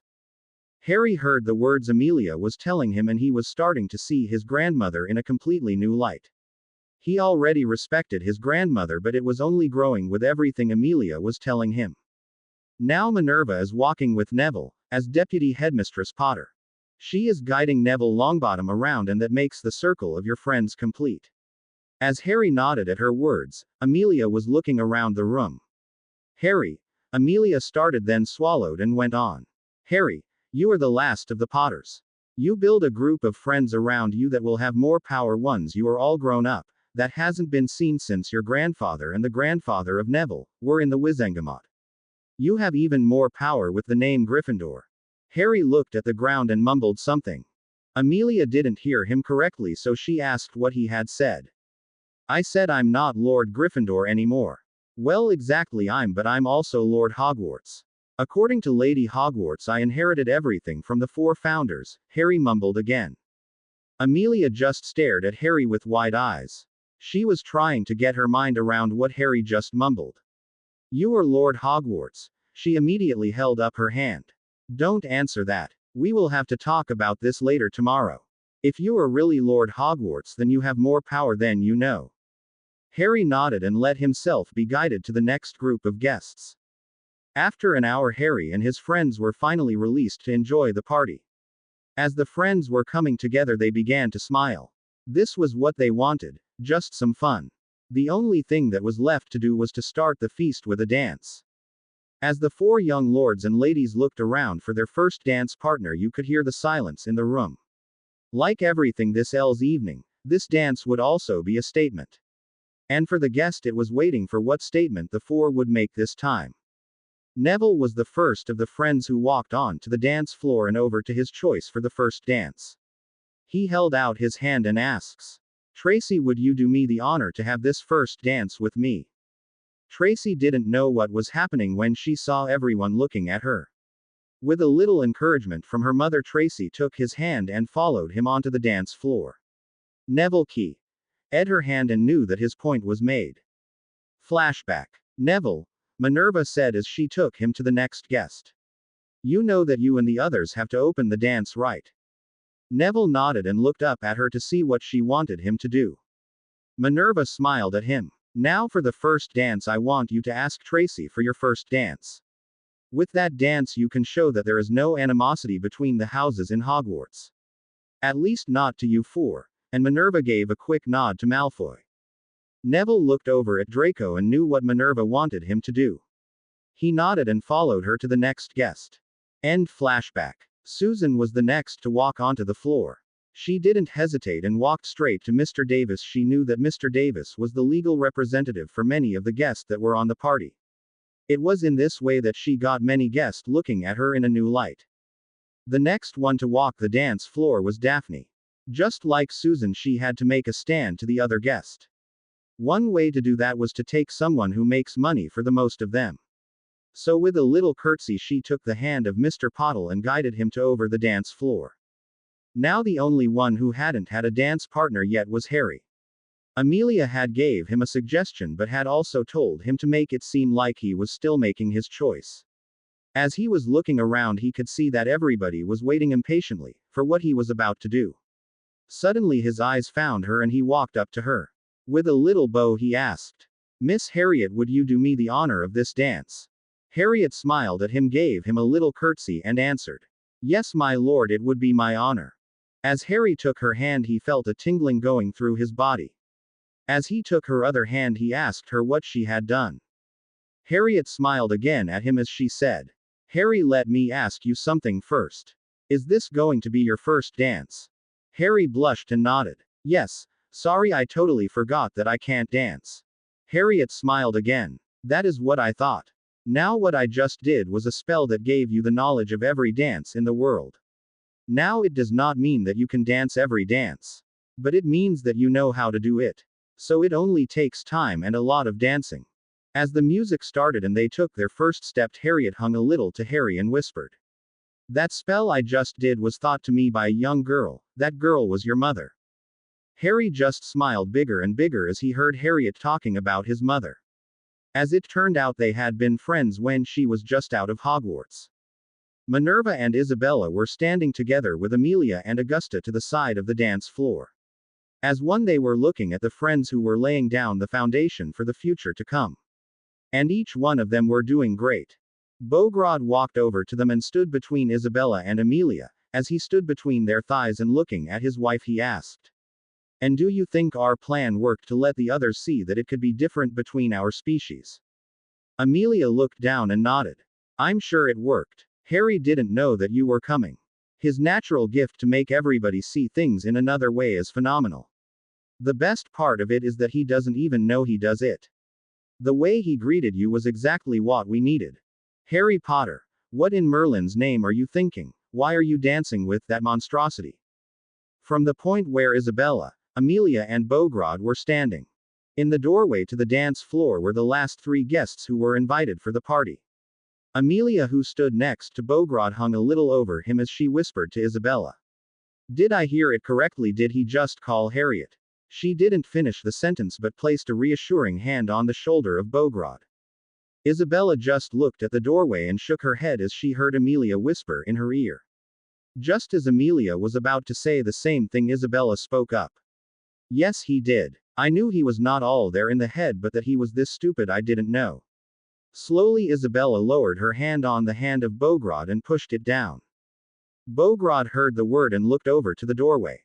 He saw the look in the eyes of Fudge. He didn't need anyone to tell him that it was Fudge who said the sentence, or who he meant with those words. Immediately he lifted his hand to tell his guards to attack Fudge and kill him. He only didn't do it because he felt the hand of Amelia on his shoulder and the hand from Isabella pushing his hand down.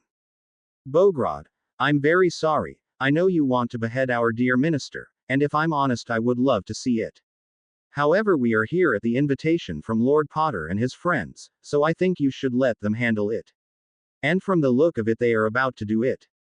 So sit back and enjoy the show. I can tell you this, Harry is on his best when he has to protect his friends." Isabella would not realize how true that statement would be. Bograd looked at the dance floor and saw what Isabella meant by those words. He could see how Harry and his friends were standing around his wife. As he looked, he could see that they were more than just friends, they were a unit and they were ready for everything. "Harry Potter, what in Merlin's name are you thinking? Why are you dancing with that monstrosity?" From the point where Susan, Daphne and Neville were dancing. The first dance was going smoothly. They were all talking and just having fun. Daphne was laughing, Neville was concentrating on his feet, and Susan was having a small conversation. It was on that time that the voice of Fudge sounded through the room. The 4 friends looked at each other and were as one. Their eyes crossed and they knew what they had to do. The facts that Harry had his eyes closed already and was holding his wand got them all on edge. Nobody really knew how fast Harry really was, but at moments like this there was nobody faster. Without any warning, they told their dance partners to go and stand with the other guest. As their guests were walking away, they took out their own wands and took a protective possession next and around Harriet. From the side they could see Bella and Hermione already walking towards them, closely followed by Tonks. Harry was now standing in front of Harriet. He was holding her behind his back so she was safe for what was to come. As his friends took their position, they all looked at the 3 people in the doorway. "Harry Potter, what in Merlin's name are you thinking? Why are you dancing with that monstrosity?" From the point where Bella, Hermione and Tonks were standing. Bella was standing at the side of the dance floor. Tonks was hanging with her arms over her shoulder. Bella was looking at her Harry and Tonks was looking at her little brother. In a teasing tone, Tonks said, "I'm having the next dance with my little brother." Bella threw back her elbow, but there wasn't much force behind it. "Don't you dare, Tonks, he is all mine," Bella said with a laugh. "But it's my little brother, I have first rights," Tonks whined in a soft, sad voice before she turned into a fit of giggles. Hermione, who was standing next to them, just looked at them and back to Neville. "Thank Merlin I don't have to share my man," and she immediately blushed when she realized what she had said. This brought another fit of giggles from all of them. And then there was the voice of one Cornelius Fudge. "Harry Potter, what in Merlin's name are you thinking? Why are you dancing with that monstrosity?" Bella looked over to the doorway and had to sigh. Not only was Cornelius Fudge standing there, she could also see the headmaster there with his trusted sidekick Big P Snape. She gave Harry a look and said, "Come on, Hermione, this is going wrong and it is going wrong fast." With wands drawn, they walked onto the dance floor and were followed by Tonks. As they walked onto the floor, they could already see how Harry had taken a defensive and protective position in front of Harriet. Tonks walked behind them and took a good look at her little brother, as she took her place behind the group. If there ever was a true Auror, then it was her little brother. Everything about him was power and confidence. When the three of them stood at the back of Harriet, Susan, Neville and Daphne went to stand between them and Harry, with Harriet in the middle. On the 30 seconds it took for the friends to go and stand around Harriet, the guest only had time to take one breath and hold it in. The only thing they could do was look at each other. Most of the guests were taking some steps backwards and were looking between Harry, the Goblin Guards, and Amelia, the head of the DLME. What surprised the guest the most was that Amelia was just standing there doing nothing while the Goblin Guards were holding their axes with both hands ready to strike. What was even more confusing to the guest was that even Isabella, Minerva and Augusta weren't holding their wands or going to the aid of the kids. Now they all looked at the three wizards who were standing in the doorway. Albus was standing in the middle and had his wand drawn. Snape was standing next to him with his wand ready and a sadistic sneer on his face. Minister Fudge was standing on his other side and was still fumbling to get his wand out of his pocket. As the group of friends took up their positions around Harriet, Albus was building up his magical aura. From the looks Cornelius and Severus were giving him, you could tell that they were feeling the magic. While the magic was increasing, the guests took another step back. The friends, on the other hand, just stood there and were looking like they didn't feel the magic of Albus at all. They were just as focused as they were when they took their position and were looking more and more determined by the second. Many of the guests were starting to look at them in a better light than they were at the beginning of the evening. Harry was standing in the front protecting one of their guests. His friends were standing around him like a shield for the others. It was something many of the adults in the room would have never done if it had been their party. This again told them that the friends were not to be messed with. That fact became even more evidential when the magic of Harry also started to increase and he was almost as powerful as Albus. From the point of Harry and Harriet, Harry had a wonderful time at the dance floor. The idea alone that he could now dance, and all because of a spell his mother had taught Harriet, was all he needed to just smile. Harriet was helping him count the steps he had to do, and with each step it was easier and easier. It wasn't far in the dance that he promised Harriet to dance again later in the evening just to show her what he had learned. Harry Potter, what in Merlin's name are you thinking? Why are you dancing with that monstrosity? Harry heard the voice of Cornelius Fudge and instantly knew who he meant by that word. It wasn't that long ago that his so-called uncle would say that about him. Only this time it wasn't his uncle and it wasn't him. Whatever happens, you will stay right here and behind me, okay? He said in a low voice. Harriet nodded at Harry and saw that he closed his eyes. From the corner of her eye she could also see that he had his wand in his hand. How he did that so fast she would never know, but she was highly convinced that he never let go of her hand. When Harry had told her to stay behind him, she had to suppress a little laugh. Sure, as a goblin woman she was less of a fighter than the male goblins or the goblin warriors. But to a wizard she was just as deathly. However, the fact that Harry wanted to protect her warmed her heart, and she knew there was hope for them all to come together as one magical society. The moment Harry opened his eyes, Harriet had to take a step back. She could see the raw power that was behind those emerald green eyes by the way they were glowing. Her statement from only a second or three ago had to be thrown out of the door. She could take on any wizard, but not Harry when he was fully grown and taught. Slowly she let go of Harry and let him turn around. She did take a peek underneath his arm and saw Cornelius and Snape swallow when they saw those eyes of his. From the point of Cornelius Fudge, Albus Dumbledore and Professor Severus Snape. It was just after 8 that the portkey from Albus and Cornelius Fudge was activated. Just like everyone else, they got that letter and portkey just after 12 o'clock. The invitation for Albus was for the Chief Warlock and the Minister of Magic. However, Albus took it upon himself to invite Severus Snape. When they stood in the main hall, they could hear music coming from just down the hallway. It was strange that there was nobody to meet them, so they just walked over to the music. What they didn't know was that it was all planned. Albus and Fudge had to arrive during the dance where they would see Harry dancing with Harriet. When they saw it, they had to be just as speechless as the other guest had been. Only that last part didn't go as planned. As Albus opened the door, he saw the one thing he never wanted to see: a wizard dancing with a goblin. Severus Snape saw Harry and had already drawn his wand to curse him where he stood. Cornelius Fudge saw Harry dancing and did what nobody would ever dare to do. He took a deep breath and shouted, "Harry Potter, what in Merlin's name are you thinking? Why are you dancing with that monstrosity?" Before he realized that it was the wife of Bogrod who he had just insulted. It was the worst thing that you could ever do. Before you know it, you had a magical war on your hand with the goblins, one you were sure to lose. "Minister Fudge, how nice of you to come to this party," Harry said with a sneer and as much hate as he could put in the words. "Before you say another thing, Minister, I would like to point out that it is Lord Potter to you." Cornelius Fudge sniffed at those words. It was now that he felt the magic of Albus and saw that he had his wand in his hand. When he looked over at that Potter boy, he saw that he also had his wand out. So as fast as he could, he pulled out his own wand, but it got stuck in his pocket.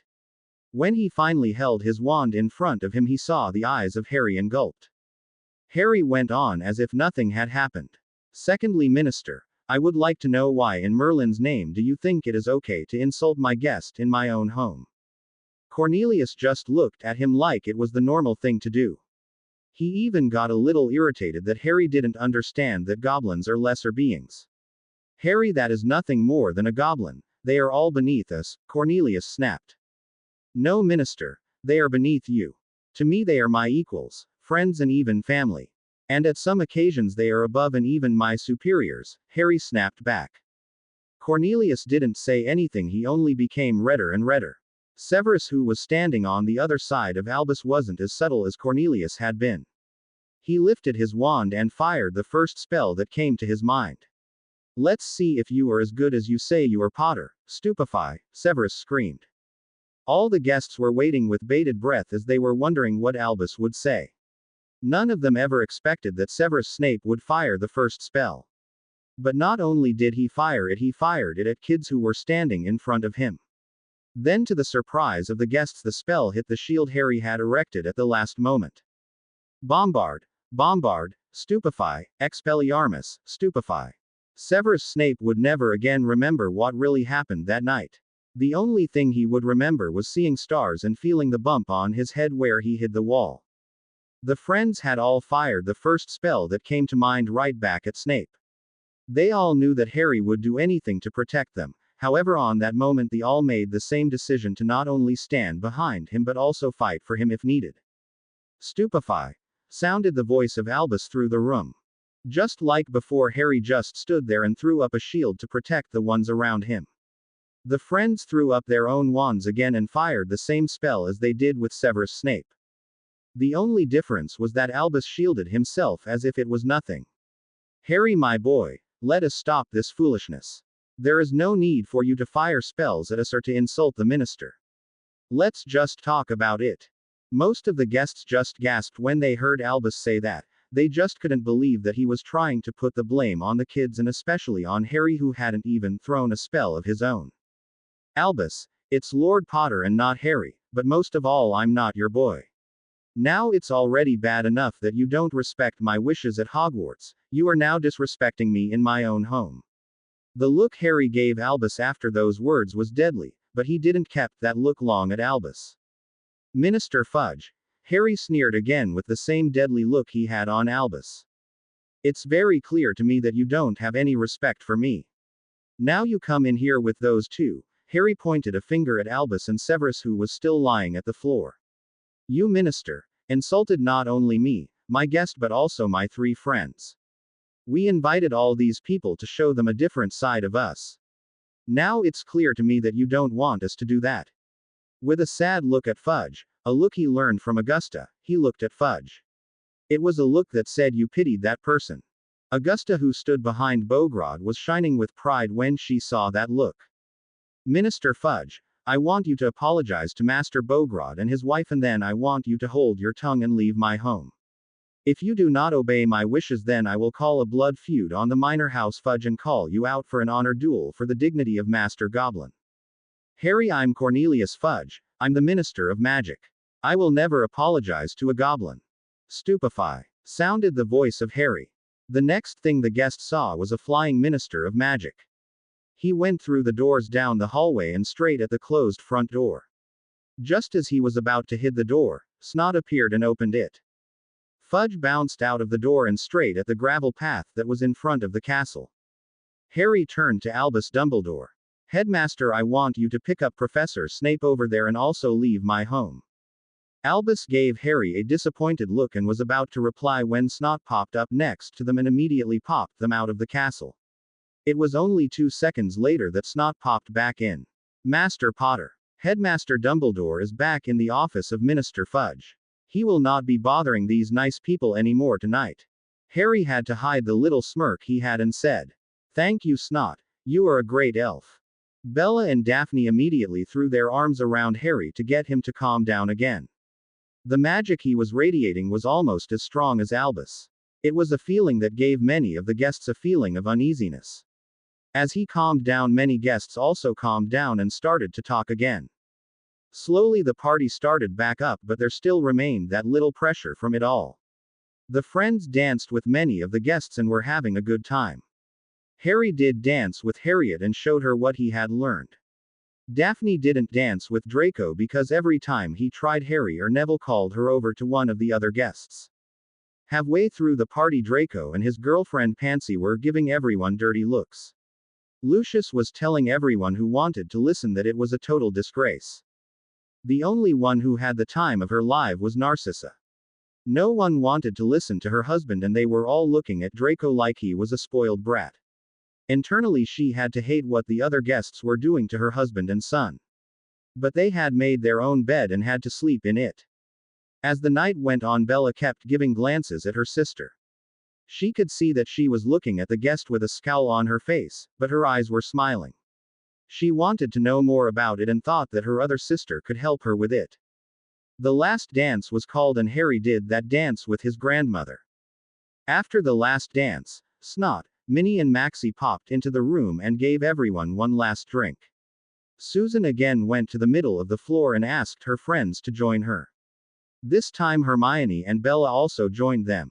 With a little cough, Susan again took the attention and said, "Honored guests, we the lords and ladies thank you all for coming tonight. We hope you all had a good time and like us are looking to a better future." Harry and his friends were standing in the hallway and were saying goodbye to their guests. Most of them smiled and said they liked the young lords and ladies they have met tonight. But some, just like Lucius, didn't say a thing and just walked away.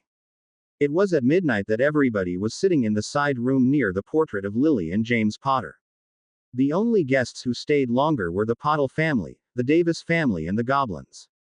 Only the goblin guards had left. Together they looked back at the evening. Harriet was talking to Lily and the kids were huddled together just laughing.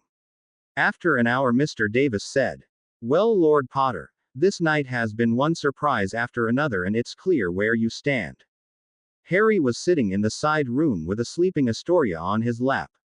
To his left sat Bella, who had curled up against him. To the right of him sat Daphne, who was also curled up against him. Both had their legs trussed outwards and their heads resting on his shoulders. In front of them on the ground sat Susan. She had her head on his knee and was already asleep with the hand from Astoria in her hand. In one of the corners sat Neville. He had a sleeping Hermione with her head on his lap. She had her knees pulled up to her chest and her thumb in her mouth. Most of the people in the room smiled at the innocence she was showing in that way. It once again told the most of them that they were still kids. The party had been a success and there had been a lot of dancing. Most of the kids were tired and it shone on their faces.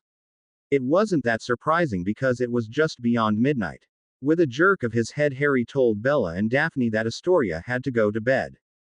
Isabella started to get up, but Harry told her, "Mom, let us do it. I think Susan and Hermione would also like to go to bed." He then looked over to Tracy and the Pottle twins and asked them if they also wanted to go to bed.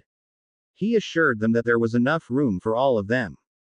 Tracy took the offer because Daphne wanted her to stay so they could have a day together. The Pottle twins also took the offer, but they didn't want to go to bed just yet, just like Tracy did. As Harry walked out of the room with Astoria in his arms, Isabella looked over to Lily and had a smile on her face. Both of them knew that the kids were growing up to be good and caring persons. Harry was the first to come back into the room. Behind him was Snot with a very big plate full of sandwiches. As Harry sat down in his spot, Minnie and Maxie popped into the room and gave everybody a drink. Butter beers for the children and fire whiskey for the men. Emma Granger was drinking white wine and was soon followed by the other woman in the room.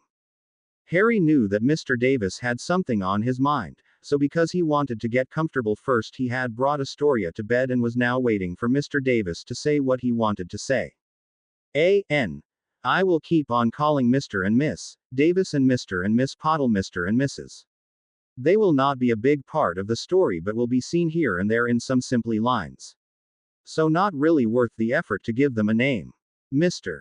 Davis cleared his throat and said, Harry, I do have to say you made it quite clear where you are standing today. Harry looked at him, but it was clear that he didn't understand Mr. Davis at all. So he told him the first thing that came to his mind. Mr. Davis, firstly, we are all friends here, so please call me Harry.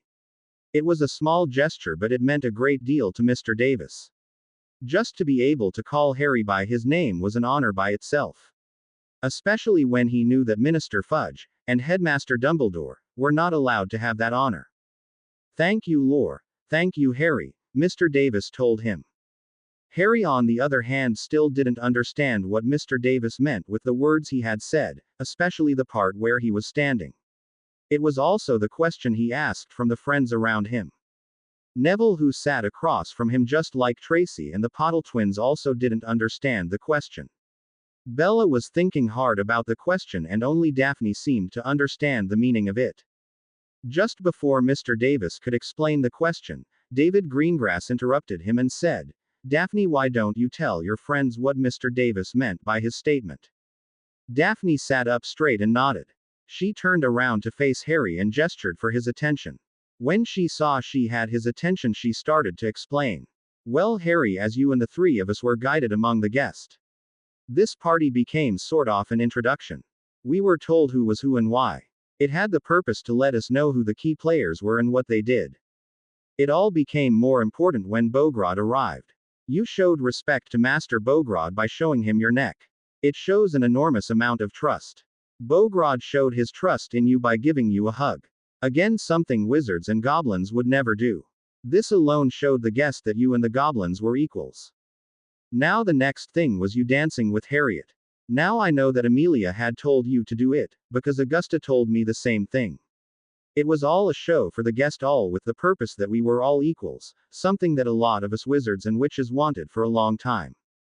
To achieve such a goal, we needed the right wizard or witch and the right goblin to pull it off. It was something you and Bogrod did. Now it isn't much, but it is a start. That start, however, was emphasized by the fact that when you were dancing with Harriet, you had to make a choice whether to protect Harriet or to abandon her. It was because you defended her to the Minister and Dumbledore that you showed everyone where your alliance lay. Everyone knew that you were a power block by yourself when it comes to politics. You are the head of 3 houses. And together with us we have a 60% of the votes in the Wizengamot.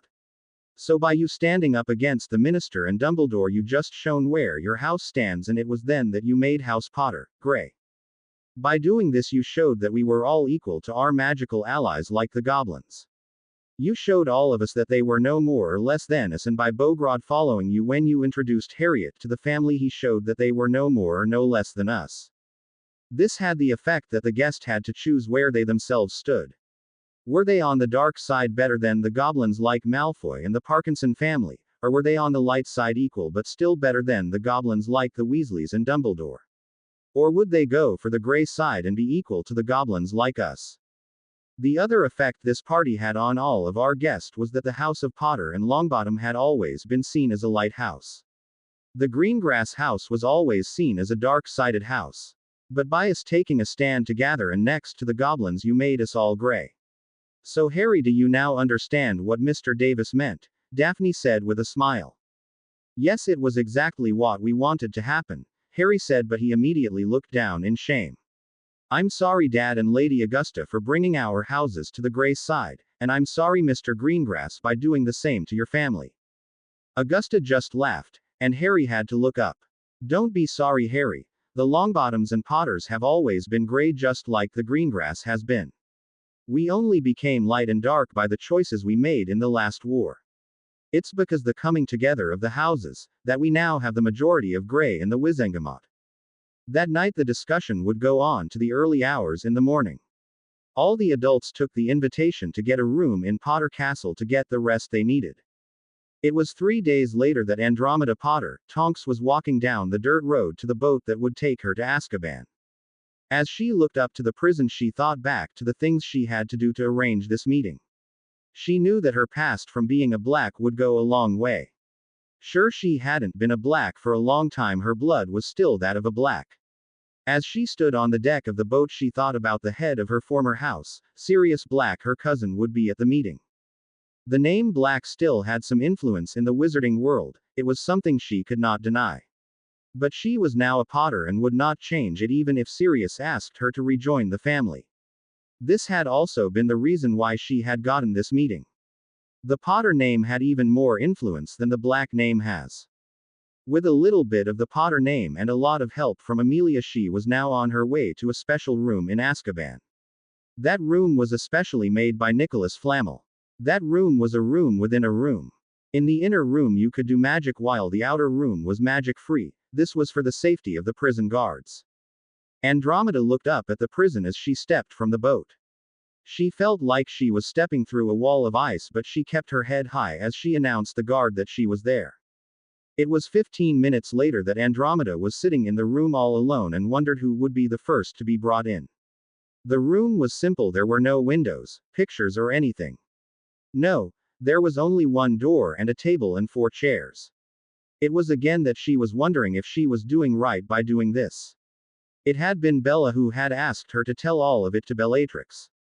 First, she didn't understand why she wanted to tell Bellatrix, but all had to do with the protection of Harry. The main thing was that Bella wanted Bellatrix to know who she was and what was about to happen. The other part that she was not sure about was why Bella wanted Narcissa in this meeting. Sure, she had seen the looks Narcissa gave Harry when they were all on Potter Castle. Only she didn't see it as a good thing. She saw a lot of Lucius in those looks. According to her, they were looks of loathing and disgust. But Bella had told her what had happened when he had rescued Dobby. But her own daughter Nymphadora had also told her that Narcissa was on their side. Was she seeing it wrong? A little smile crept on her face as she thought back at the party. The way Minister Fudge was thrown out of the castle had been hilarious for her. Again, she was glad that there had not been any reporters. She was sure that if Rita Skeeter was there, that Harry would have been in the Morning Prophet saying that Harry Potter attacked the Minister of Magic and Albus Dumbledore and not the other way around. That would have been something that would not have gone well by the public. Just as Andromeda was about to sit down, the only door of the room opened. As Andromeda looked up, she saw that the first to walk into the room was her younger sister Narcissa Malfoy.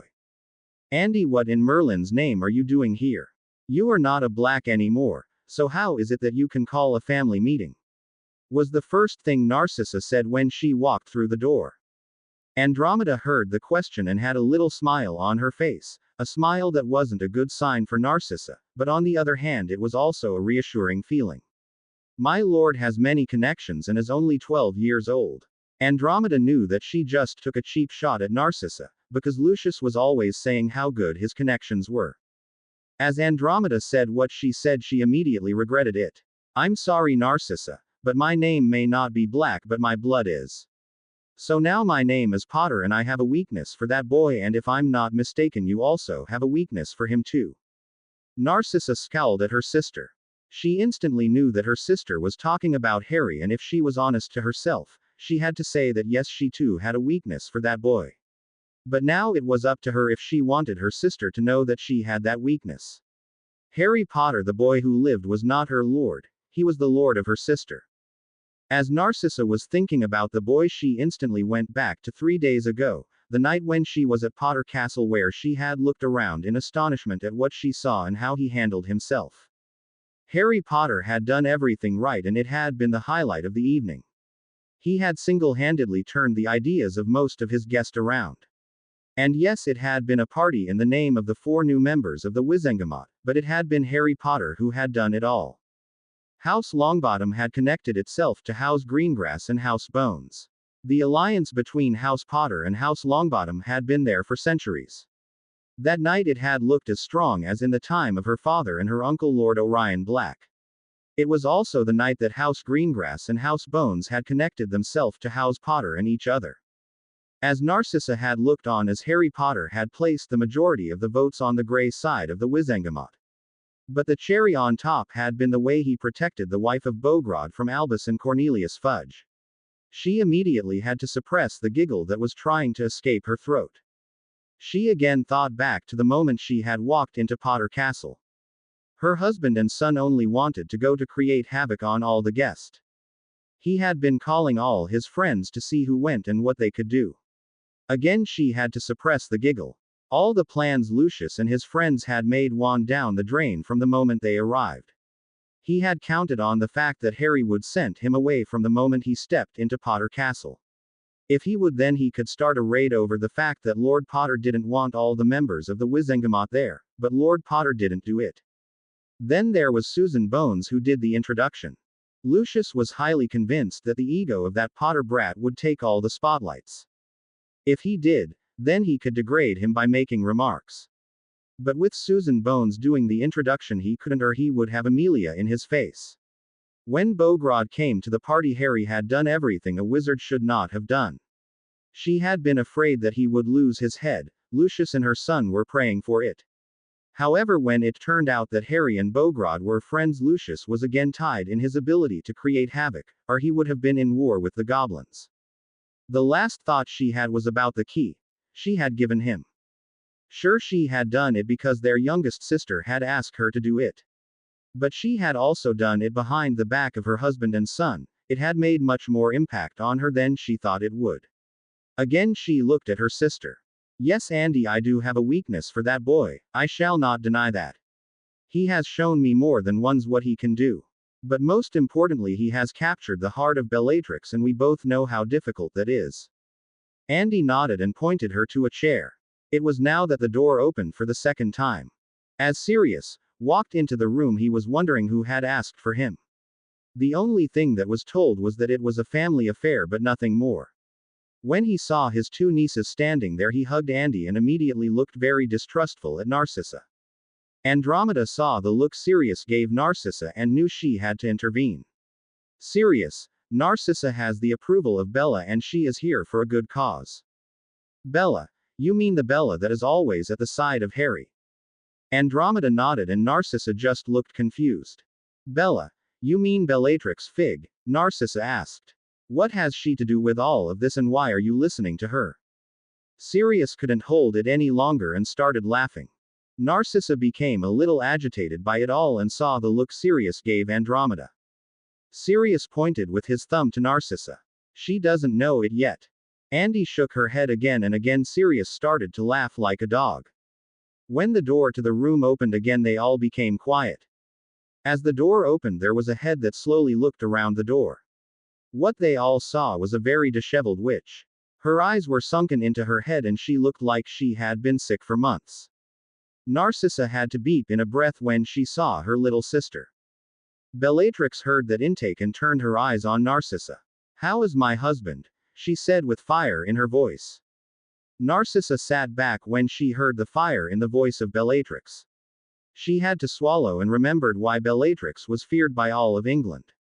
The loving look she had when she was at St. Mungo was gone. No, it was clear for Narcissa. Mass with Harry and you have to deal with her. She was in love with Harry and would go to hell for him, and what do you know, she is here in hell and fighting for her Harry.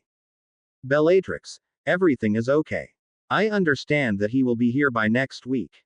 Narcissa almost had to wipe away a tear when she saw the happiness crawl onto the face of Bellatrix. This was the point that Andy took over and said, that is exactly why we are here today.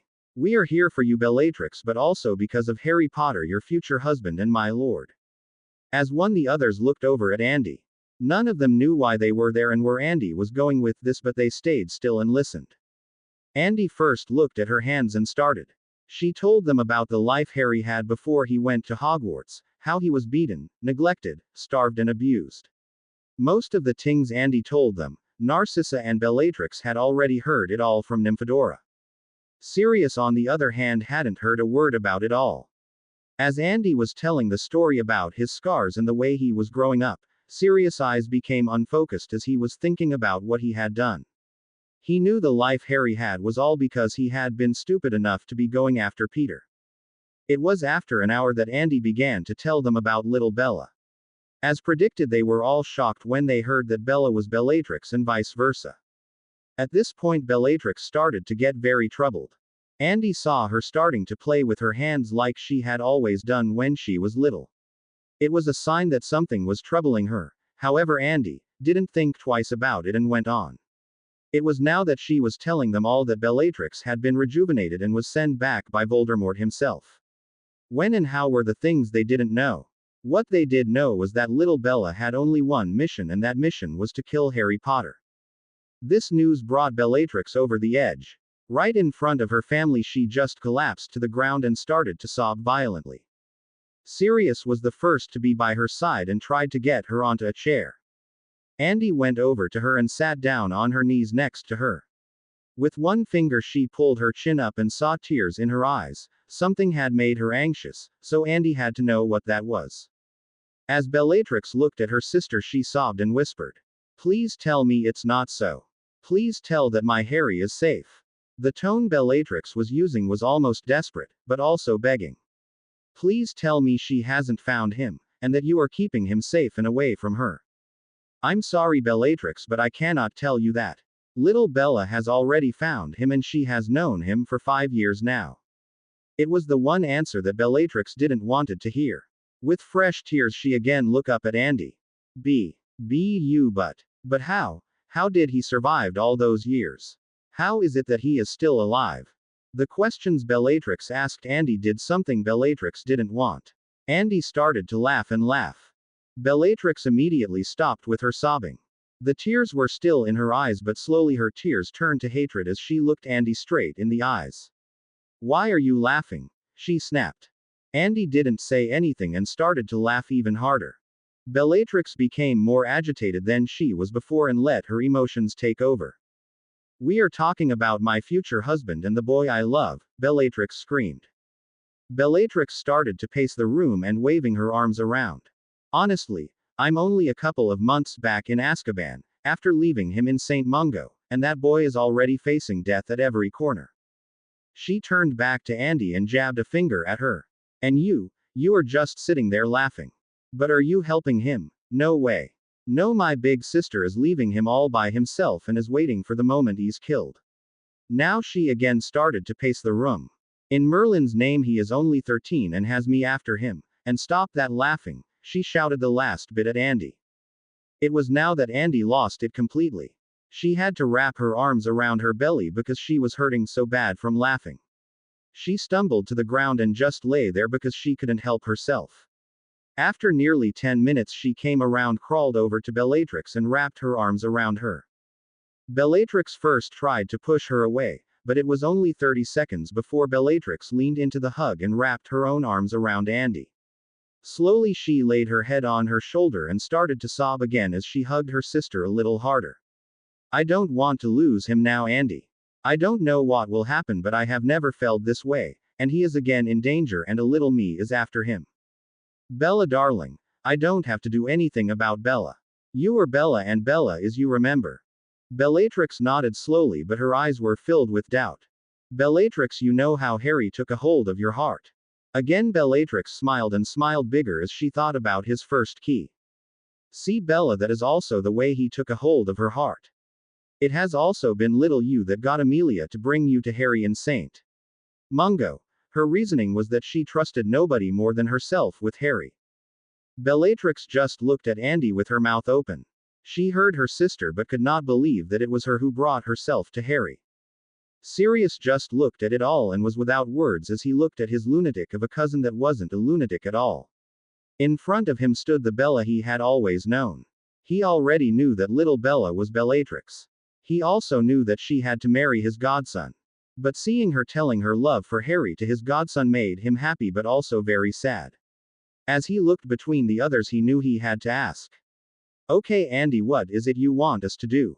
Andy let her head hang down for a moment to then look up at them all. Well, it's quite simple actually. I want you all to make a magical oath to do everything you can do to help and protect Harry and Bella. Both Sirius and Bella would make the magical oath without any hesitation, only Narcissa had a doubtful look on her face. In her heart she wanted to do anything for her little sister. But her doubt was that she still had a Death Eater at home who wanted nothing more than Harry's death, and especially if it would be by his own hands. Sirius saw the look on the face of Narcissa and instantly knew what he had to do. With a few steps he walked around the table and over to her. He placed his hands on her shoulder and his forehead against hers. It has been something he would have done when they were little, so he knew that he had to do it this time too. Narcissa, tell me what it is you are thinking about. I know you long enough to know that something is wrong. Narcissa turned her eyes away exactly as she would do when she was little. So Sirius took her cheeks into his hands so she could not turn away. Narcissa, please don't. You know I know you since we were little, and you always do this if something is bothering you. Narcissa looked down and did everything to not look Sirius in the eyes. Sirius on the other hand didn't let her look away and kept his head against hers as he waited. Suddenly, just like always, she pulled her head away. Okay, she said frustrated. It's Lucius. What in Merlin's name am I going to tell him? Oh, Lucius the First did oath on my magic to protect Bellatrix. That will be okay because he thinks she is a Death Eater. But if I tell him I did a magical oath to protect Harry now, that will be a problem. I already had to stop him from killing him before at Hogwarts, only because that boy saved our house elf from a life of misery. After that, Narcissa started a tirade about everything Lucius said and thought about Harry Potter, or in his words, Harry bloody F. King Potter. Everyone just looked at Narcissa with their mouths hanging open, as she went on and on for more than 15 minutes before she started to slow down. No, he just can't stand that boy. She sighed and threw her hands up in the air. That is only what he thinks of that boy, and I have not even started about Harry Potter himself. He is just a boy of only 12 years old who has already killed a basilisk, if I can believe the stories of Draco. That snake had been 20 meters long and he killed it with a sword I tell you, not with magic, just bare-handed with only a sword. Bellatrix just looked at her sister as she was telling her about her Harry. Andromeda, you knew, she snapped. You knew all of this, didn't you? She snapped again as she slowly stood from her chair, anger radiating from every fiber in her body. Andromeda nodded slowly as she looked at the door that was the way out. And you did not think that I would like to have known that too? Who in Merlin's name lets that boy end up in all those situations? She immediately asked. Andromeda looked at the ground as she mumbled her answer. Bellatrix, Narcissa and Sirius just stared at her. Only Narcissa knew what was happening at the school. Even if it had been by her son Draco, she always knew that it was half of the real story. His stories had all been about how it had all been Harry's fault and that he was only doing that for the attention. But now she knew better. She had seen the way he held himself in the infirmary. He had pride and not that heroic attitude. It was now that she looked even harder at Andy than she did a moment ago. Andy swallowed again as she looked at a crack in the floor. It was Albus Dumbledore who has let it all happen. The scars all over his body and everything that had happened before his Hogwarts days, he knew all about it and just let it go on. In his first year on Hogwarts, Harry together with Bella took it on themselves to defeat Voldemort for the second time. Only this time he was more of a parasite that had taken possession of a professor, and Albus, well, he did nothing. In their second year they did it all again. Only this time it was a memory of Voldemort that was trapped in a diary. That memory took control over a first-year student. It all came down to Harry versus Voldemort again. You, Bella, you were laying in the infirmary petrified. Harry became so mad that he saved Ginny Weasley and killed that snake because it had hurt you. The only difference between me and Sissy is that I have heard that snake was over 60 meters. Bellatrix sank down on her chair and looked ahead of herself without seeing nothing. Her mind was going to one thing. Why was her Harry always in the middle of this? Sirius was only looking sadder and sadder. All of this was new to him.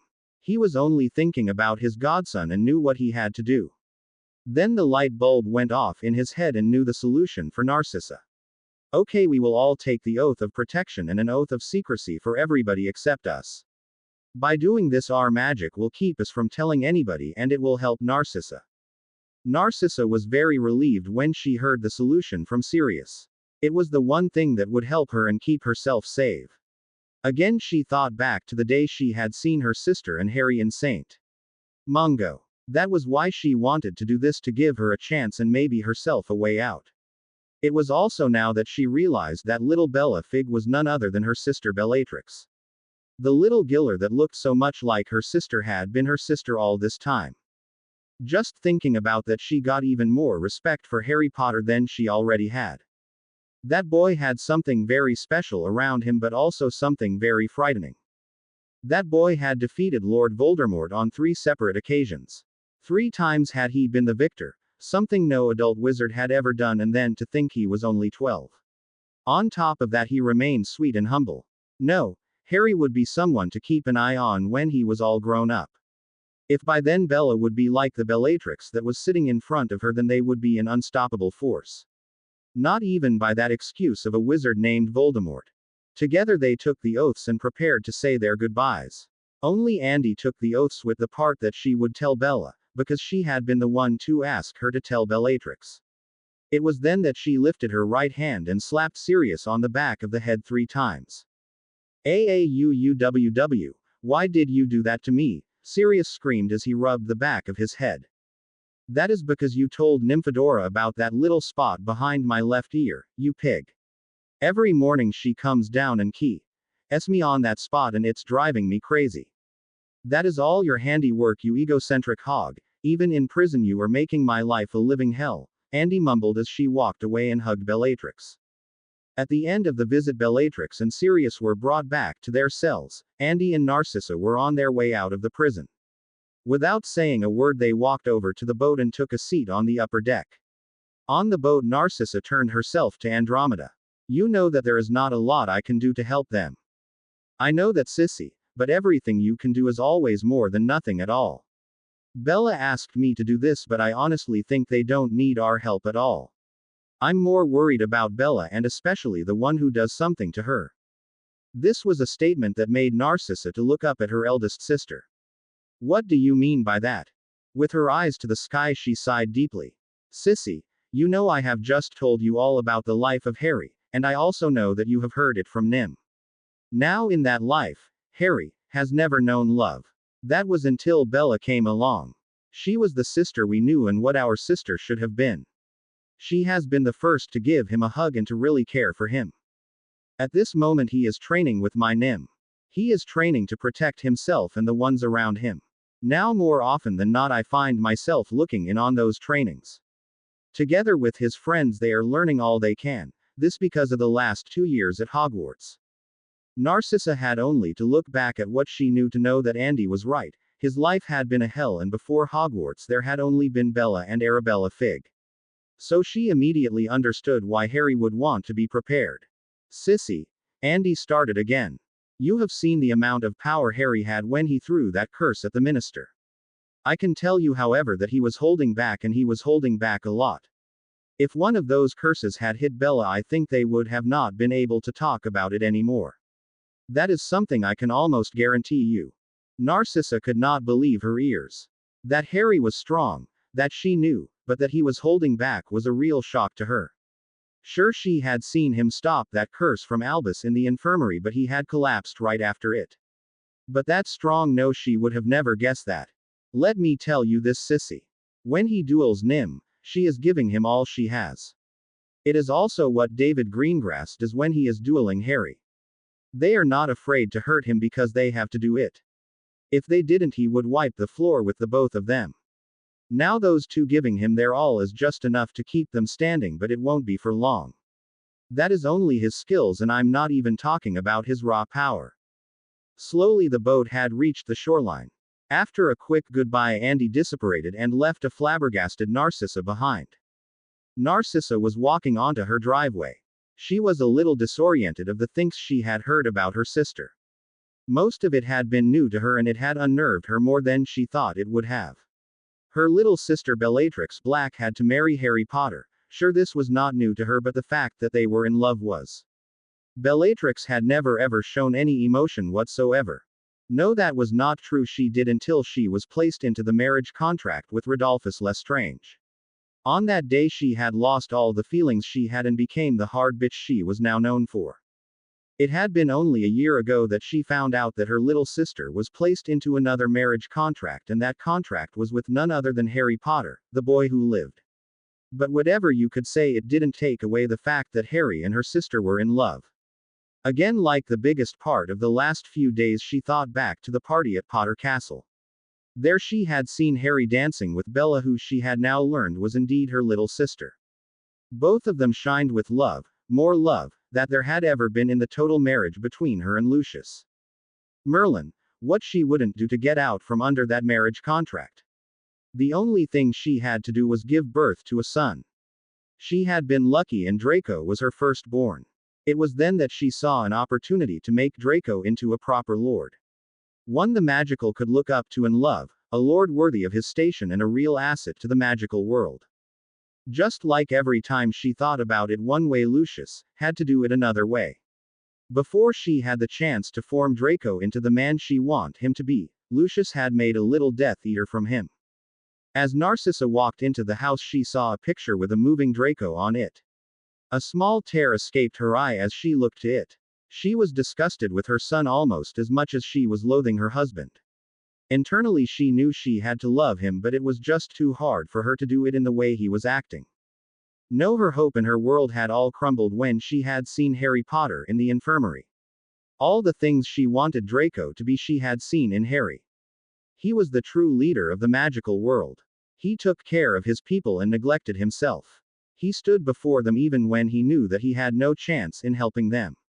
He was the one who would take the punishment even though he didn't have to. Draco was the other way. He would whine and whine about the hurt he was feeling even if others were worse than he was. Just like her husband, he would stand behind someone or push them in front of him to save himself, and if there was punishment then he would be the one to give it because he couldn't take it. No, Draco was her husband through and through. As she took a glass of the finest wine she had and wiped away her tears. She knew she had lost her son the day Lucius started to train him to be a Death Eater, and there was nothing she could do about it. With the second glass of wine she looked around the room. Her husband was away for a couple of days. He was probably somewhere in the Muggle world where he could beat a Muggle girl, with his sadistic way of hurting them. Her son Draco was with one of the boys from the other Death Eaters, probably the son of Grab or Coil. With the third glass of wine in her hand she went to her own room. The time had come to start planning her way to help Harry, but especially her little sister Bella Fig. As she sat at her desk she knew it was time to be a spy for the other side. It was early in the morning when Harry woke up by a night bus that landed on his stomach. With a big sigh he looked up and saw two blue eyes staring at him. Harry, wake up, I want to use your wand.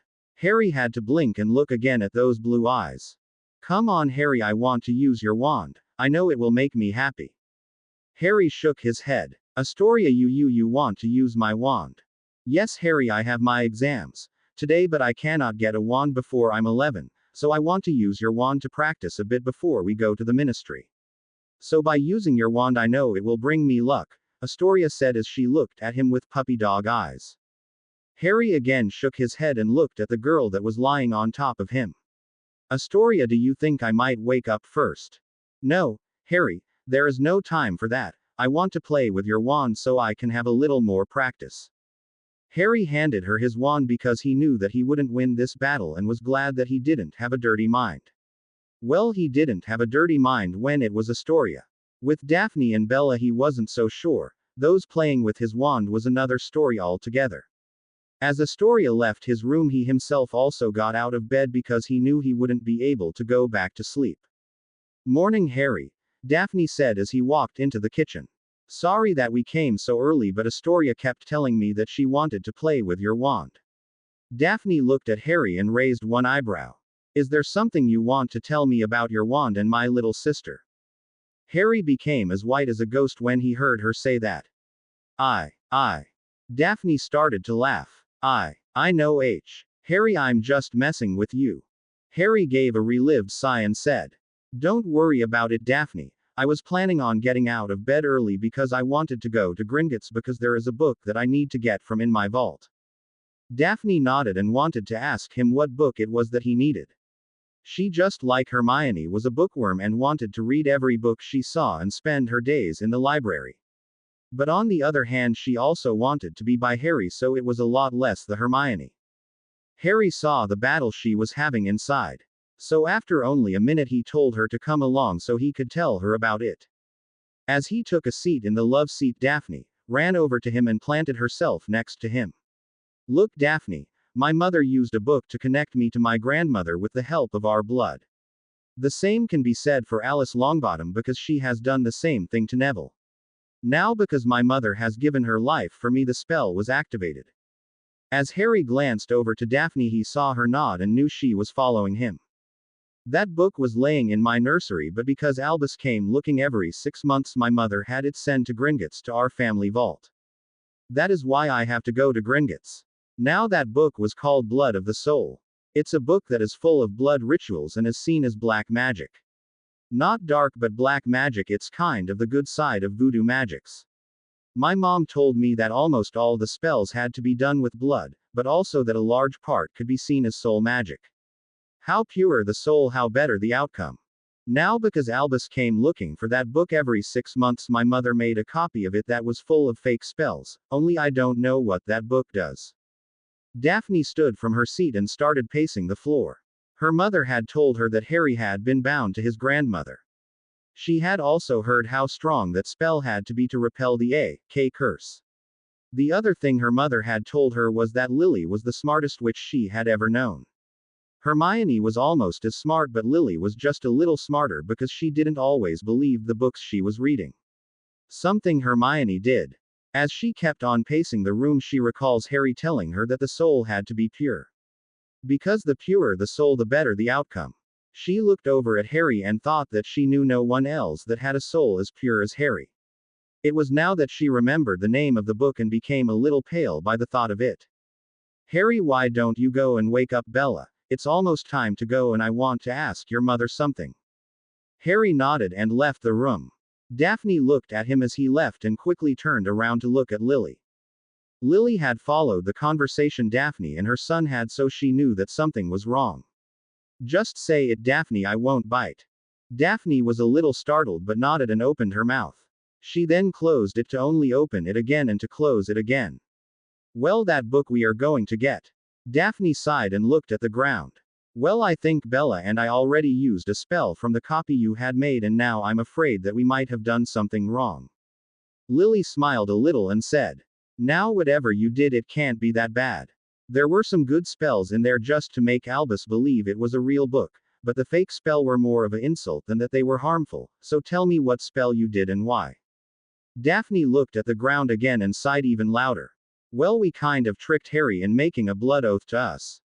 I don't really remember what the spell was, but it was something like, with our blood we feed you our love. With our blood we heal you our love. Let us be one. In love, let us be one in blood. We had him do it to us and told him it was a kid's game. Now we did that the day before he was beaten up and brought to St. Mungo. While he was there and Poppy was doing all she could to save him, we did the same ritual under her nose and kind of sealed the ritual. Lily just looked on and smiled a little wider. I knew that you two had found that book. But I was not worried, I was actually looking forward to the one who would be prank without you knowing it. Now there were only 4 real spells in that book and the one you were talking about was one of them. Now the beauty of that spell was that if Albus would find that book and use that spell, he would bind his life to that of Harry. That spell would prevent him from doing anything that would harm Harry. So because it was you two to do that spell for fun but also when he needed it the most, I can honestly tell you that it had been you two that saved his life that day. Daphne sighed with relief and was just about to say something else when Harry came back into the room. He sat down in the love seat and patted the seat next to him. Daphne smiled and rushed over to sit next to him. Bella is getting dressed, so we only have to wait a couple of minutes longer. Now the reason why we have to get that book is because there is a spell in that book that might give Lady Hogwarts a real body. At least my mother thinks that there was a spell in there that would make an entity into a solid form. She only didn't know what it was we needed for that spell or ritual. So that is why we have to get that book, Harry told Daphne. Daphne smiled at him and asked if they could go and look at some of the shops while Astoria was doing her exams. Harry nodded and Daphne snuggled closer to him. I hear my grandmother has secretly tutored her at night. I have also heard that she had been here almost every day with Mom just to learn all the spells. Daphne smiled again as she heard Harry calling her Mum. It gave her a warm feeling and snuggled even closer to him. Well, Daphne, do you think I can have the other side of him or are you keeping him all to yourself? Sounded the voice of Bella from the doorway. Daphne jumped from her seat and looked shyly at the floor. Bella laughed loudly and walked over to her and pushed her back down.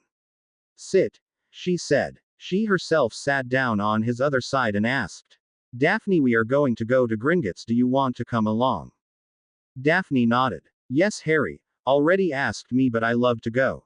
It was almost an hour later that Isabella came to get them and Minerva over to the ministry where Astoria would take her exams. As Harry, Daphne and Bella left the ministry to go to Diagon Alley, Astoria went over to the front desk to see where she had to go. Just before the left, Harry bends down and looked Astoria in her eye. Here, you can take my wand to use for your exams. Really? Astoria asked. Harry nodded. Really? I'm not allowed to do magic out of the school and I think you can really do it if you use this one because I told it to help you. Now I'm sure I'm going to make it. Thank you, Harry. And she hugged him very tightly.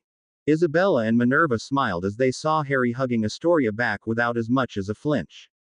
It was 30 minutes later that Harry was walking into Gringotts with Daphne and Bella on his arms. With some polite words to Griphook and to the other goblins, he and the ladies were escorted to his vault. The ride in the cart was faster than it was the first time and Bella and Harry were screaming with joy. Daphne, on the other hand, was not as happy as they were. She had her head buried deep into the back of Harry and was holding onto him for dear life. Now if she would only be a little more reckless as Harry and Bella, she would have enjoyed it and she would realize just how close she really was to Harry or where her hands were holding him. The search for the book didn't take long. It was because Harry had asked Snot to bring the little frames so his mother could point them into the right direction. No, the weird thing started when Harry and Bella stepped out of the vault. Harry, I don't feel so good.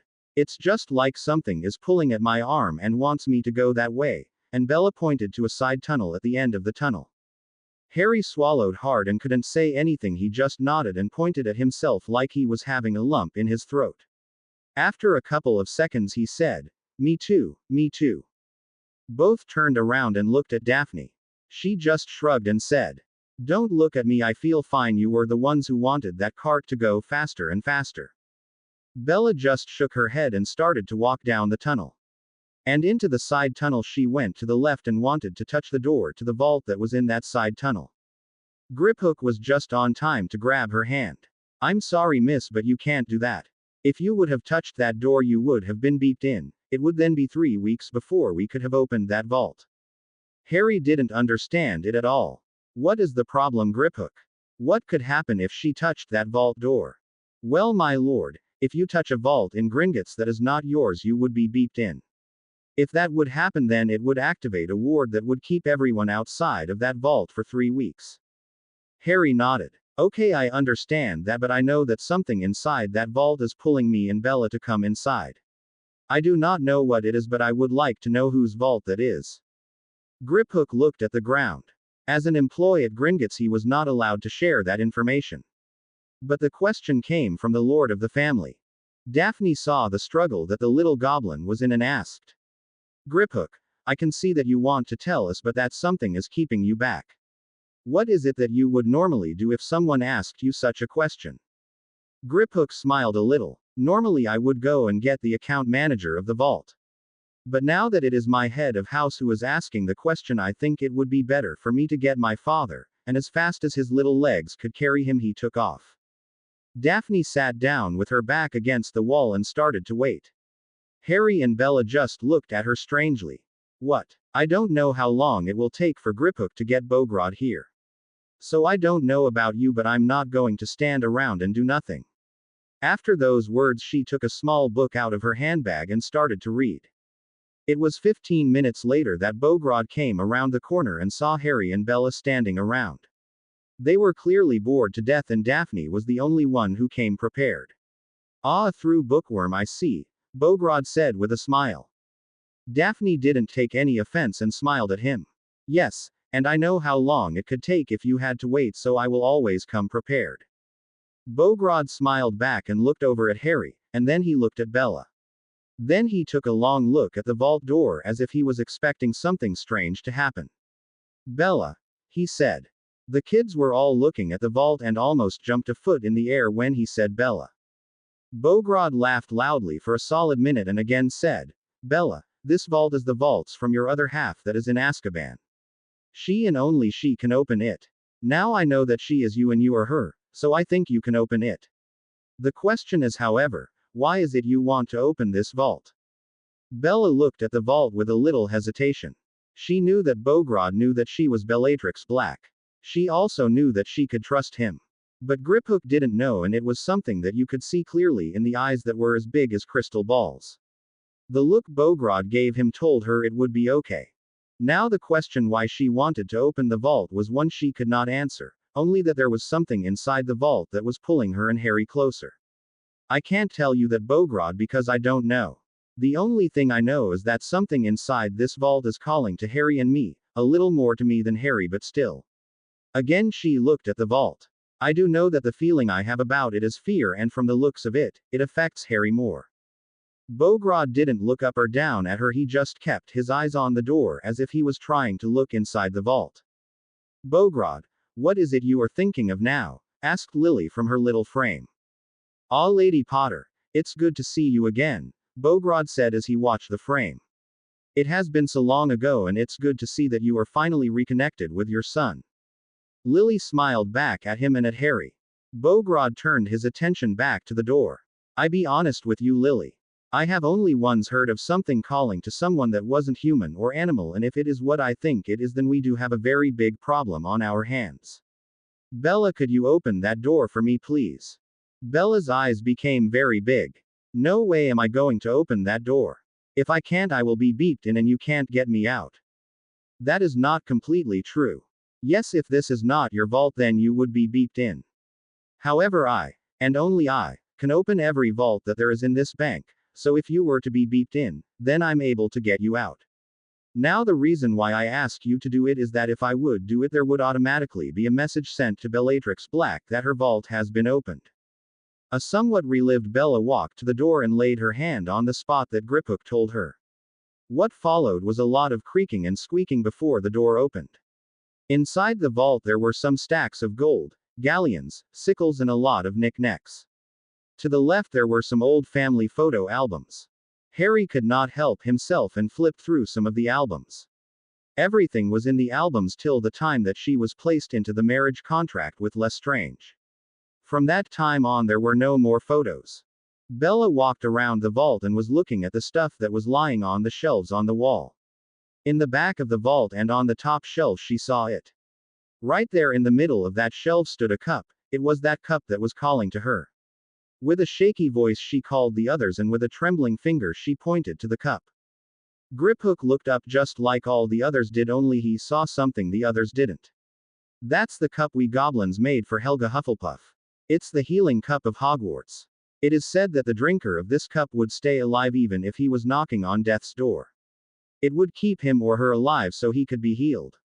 Bella wanted to reach out to grab the cup, but when one of her fingers touched it, she pulled her hand back as if she was burned. Harry saw her reaction and immediately rushed to her side. Now it was Harry who wanted to grab it, but he also pulled his hand back. Bogrod was the only one who could pick it up from the shelf, but it was only a couple of seconds later when he dropped it again. So he took a long plier and grabbed it from the floor. With the cup in front of him, he brought it to a chest that was standing in the tunnel, and then he brought it back to his office. Back in the office they were all sitting around the cup that had been taken out of the chest and was now standing on Bogrod's desk. Nobody said a word and were only looking at the cup with uncertainty and a little fear. Something had been done to the cup and no one knew what. Even Lily didn't have an answer. "Bella, what did it feel like when you touched it?" Bella kept her eyes on the cup and didn't dare to look somewhere else as she heard Lily asked her about her feelings. I don't really know, she started. It's a feeling I know, it's a feeling I can trust. But it's also a feeling I do not want to feel, like it's going to hurt me. It's hot and also very cold. She became quiet and closed her eyes. It is like I can hear it calling my soul. Everything in my body wants to listen and do what it is telling it. As she was talking, Harry slipped his hand into hers. In her other hand, she could feel the hand from Daphne doing the same. They gave her support and strength to tell her feelings. It was this feeling that really told her what the cup was telling her. She closed her eyes again and slumped to the ground. What happened was a mystery to all of them. Sure, she fainted, but why? After a while, Bella came around and looked around her to see where she was. I had a dream or something like that. It was about the cup. It all sounded even strange to herself because she had never seen that cup before. But it was also like it was a memory, like she was there. Bella, take a seat and tell us what you have seen in the dream. I think I know what it was, but I have to know it first, Lily said from her frame. Bella gave a sharp nod and slumped down on a chair. I do not know if it was the past, the future, or just a dream, but I was standing in front of that vault. Behind me stood Voldemort with that cup in his hand. He told me he wanted to do something and had me place a goblin under the Imperius Curse. It was because of the Imperius Curse we were able to place the cup in my vault. As I placed the cup in the back, he told me I could not tell anyone about that cup. Not even my husband at the time. I was also not allowed to ever touch that cup. When I asked him why, he told me, Bellatrix, my most faithful Death Eater, this is the cup from Helga Hufflepuff. I have stolen this cup when I was in my first year at Hogwarts. I have placed many curses on this cup just to make sure the right person can touch it. I have done this because this cup is very special to me. Let's just say I have put my heart and soul into this cup. Now you, my servant, has to keep it safe. If the time comes and I'm death or murdered, then you must do the following. You must take the cup and give it to a boy of 20 years old. When you did that, the cup will do the rest. Is that understood? What he meant by those words I don't know. I only know that he was treating the cup like it was his most precious possession. He did tell me that this had been number 4 and that number 5 was just as precious to him. The only thing left to do was to make number 6. I did, however, see him petting his pet snake in the most disturbing way. Nobody could make heads or tail from the dream or vision Bella had. Only Lily was walking in and out of her frame. Harry saw how she was acting and wondered what his mother was thinking. Mum, what? Not now, Harry, I'm thinking. Harry was startled and closed his mouth with a snap. He then shook his head and listened closely to what his mother was mumbling. Harry, what was the feeling you felt when you took hold of that cup? Lily asked him as she walked back into her little frame. I don't know, Mom. First it was like it was calling to me to come and take it. As I came closer, the feeling changed. It was like something dark, a feeling I always felt in my scar, but also when I held that diary. Again Lily started to walk in and out of her frame. She mumbled on and off but didn't look into the office. She started to mumble again and kept on walking. Suddenly she turned in her frame. Wait, get the book and look at the word Horcrux. No, Lily, you can't be serious, Bogrod almost shouted. I'm not sure, Bogrod, but everything I hear is pointing into that direction, she said. I got it, Bella shouted. Well, there is not much about it in the book, but it says here that it is the most evil form on soul magic. It's splitting your soul into 2 pieces and placing one piece of it into a container. Daphne was hanging over her shoulder and Harry was listening intently to every word Bella was saying. By splitting the soul you can stay alive even if your body is not. Now, in order to split your soul you have to kill someone in cold blood. When the soul is split you can place it in an object which will send out a pulse to get someone to take it so it can take over another soul. As Bella was closing the book she looked over at Harry. As her eyes met Harry's she started to sob. Lily came closer to the frame and locked her eyes with Harry. Only she couldn't really see because her eyes were filled with painted tears. Bella just looked at Harry and between her sobs she said, Harry, everything is telling us that you were a Horcrux. You could have been possessed on every second of the day. I do not know how you kept him away, but you did. But I also do not know how you were able to get rid of it. Harry just had his eyes on the ground. He didn't know what to say or what he had to do. He just could not believe that he was, or had been a Horcrux, and if he was, he could not remember how he got rid of it. Daphne, on the other hand, did have an idea when she heard Bella ask the thing about the Horcrux. Daphne had sat down on a chair and had her hands folded on her lap. "I think I know how," was her whisper. Everyone snapped their heads to Daphne and she gulped. Well, as Bella just read aloud was that a Horcrux was a very dark form of magic. Something that is not told in this book. The text, however, let you know that there is also another side to the magic, and Daphne took the book from Bella and placed it open on her lap. Now this book is focusing on the pure side of the blood and soul magic. It is this magic and the soul of Harry that saved him. Again, everyone just watched Daphne. "I do not know what spell you used, Mrs. Potter, but it did not only destroy Voldemort, it gave Harry more power than you think." Well, that day Voldemort lost his body and split his soul. Now I do not know what happened that day, none of us do, but it all came down to that one day in the infirmary. Bella was stuck in one of her dreams. Harry was lying on the other bed and could not help her. We had just found out that Harry's magic was still bound. Well, Bella started to scream and Harry broke through his bindings. It was the first time Harry told Bella that he loved her. That's when it happened. Harry's soul was purer than it has ever been. I don't think that the piece of Voldemort could withstand the pureness of his soul and vacated the scar of Harry. I for one know that there is no soul more pure than that of Harry. With everything he has been true, he still is this loving person. That could only come from the pureness of his soul. Any other would be corrupted and failed. Everyone nodded and turned their eyes to Harry. Something that made Harry extremely uneasy. Daphne laughed a little and went on. The soul of Voldemort is very dark and rotten to its core. So his Horcruxes are just as dark and rotten. No, for a Horcrux to take over another soul, that soul has to be corrupted. It does not have to be a lot, just a little bit will do. A soul that is greedy or easy to manipulate is already enough to be taken over by a Horcrux. Now an object can only function as a container for the Horcrux. As we have seen with the diary and the cup. Now that Harry could expel the Horcrux is all thanks to Bella. It has been the love for her that saved him from the Horcrux. It was that love that Voldemort could not handle. It was a feeling that he does not know or could handle, so it drove him from his body. Both Lily and Bella looked a little unbelievingly at Daphne. They both knew that Harry felt a great deal for Bella, but could it really be that simple?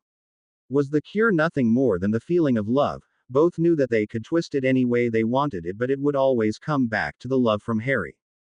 But what did take care of the Horcrux in the diary? Bogrod asked. That is simple. Harry killed a basilisk and stabbed the diary with the fang. There is only one thing stronger than the basilisk venom, and that is Phoenix tears. That is also how Harry survived the basilisk bite. You were bitten by a basilisk, Bogrod shouted from his chair. Daphne nodded and, just like the others, looked at the cup that was on the desk. Bogrod told them that he didn't have any basilisk venom lying around. He did, however, have some of the best curse breakers who he could have a go at it. It would even be free without any payment. Harry told him that he could get some more venom when he got back to Hogwarts. But he first had to get permission from Bellatrix to go into her vault, and somehow he didn't think that would be a real problem. The meeting in the office only lasted another hour before it was time to go. The first thing they now had to do was to get their books from Flourish and Blots for the next year. After that, the things they knew they needed, like quills and ink. Then they had to go back to the Lakey Cauldron to meet the others, because tonight they were going to get that dinner that David still had to pay for. To be continued. I hope you enjoyed this story. Also remember to subscribe and like this video. See you in the next video.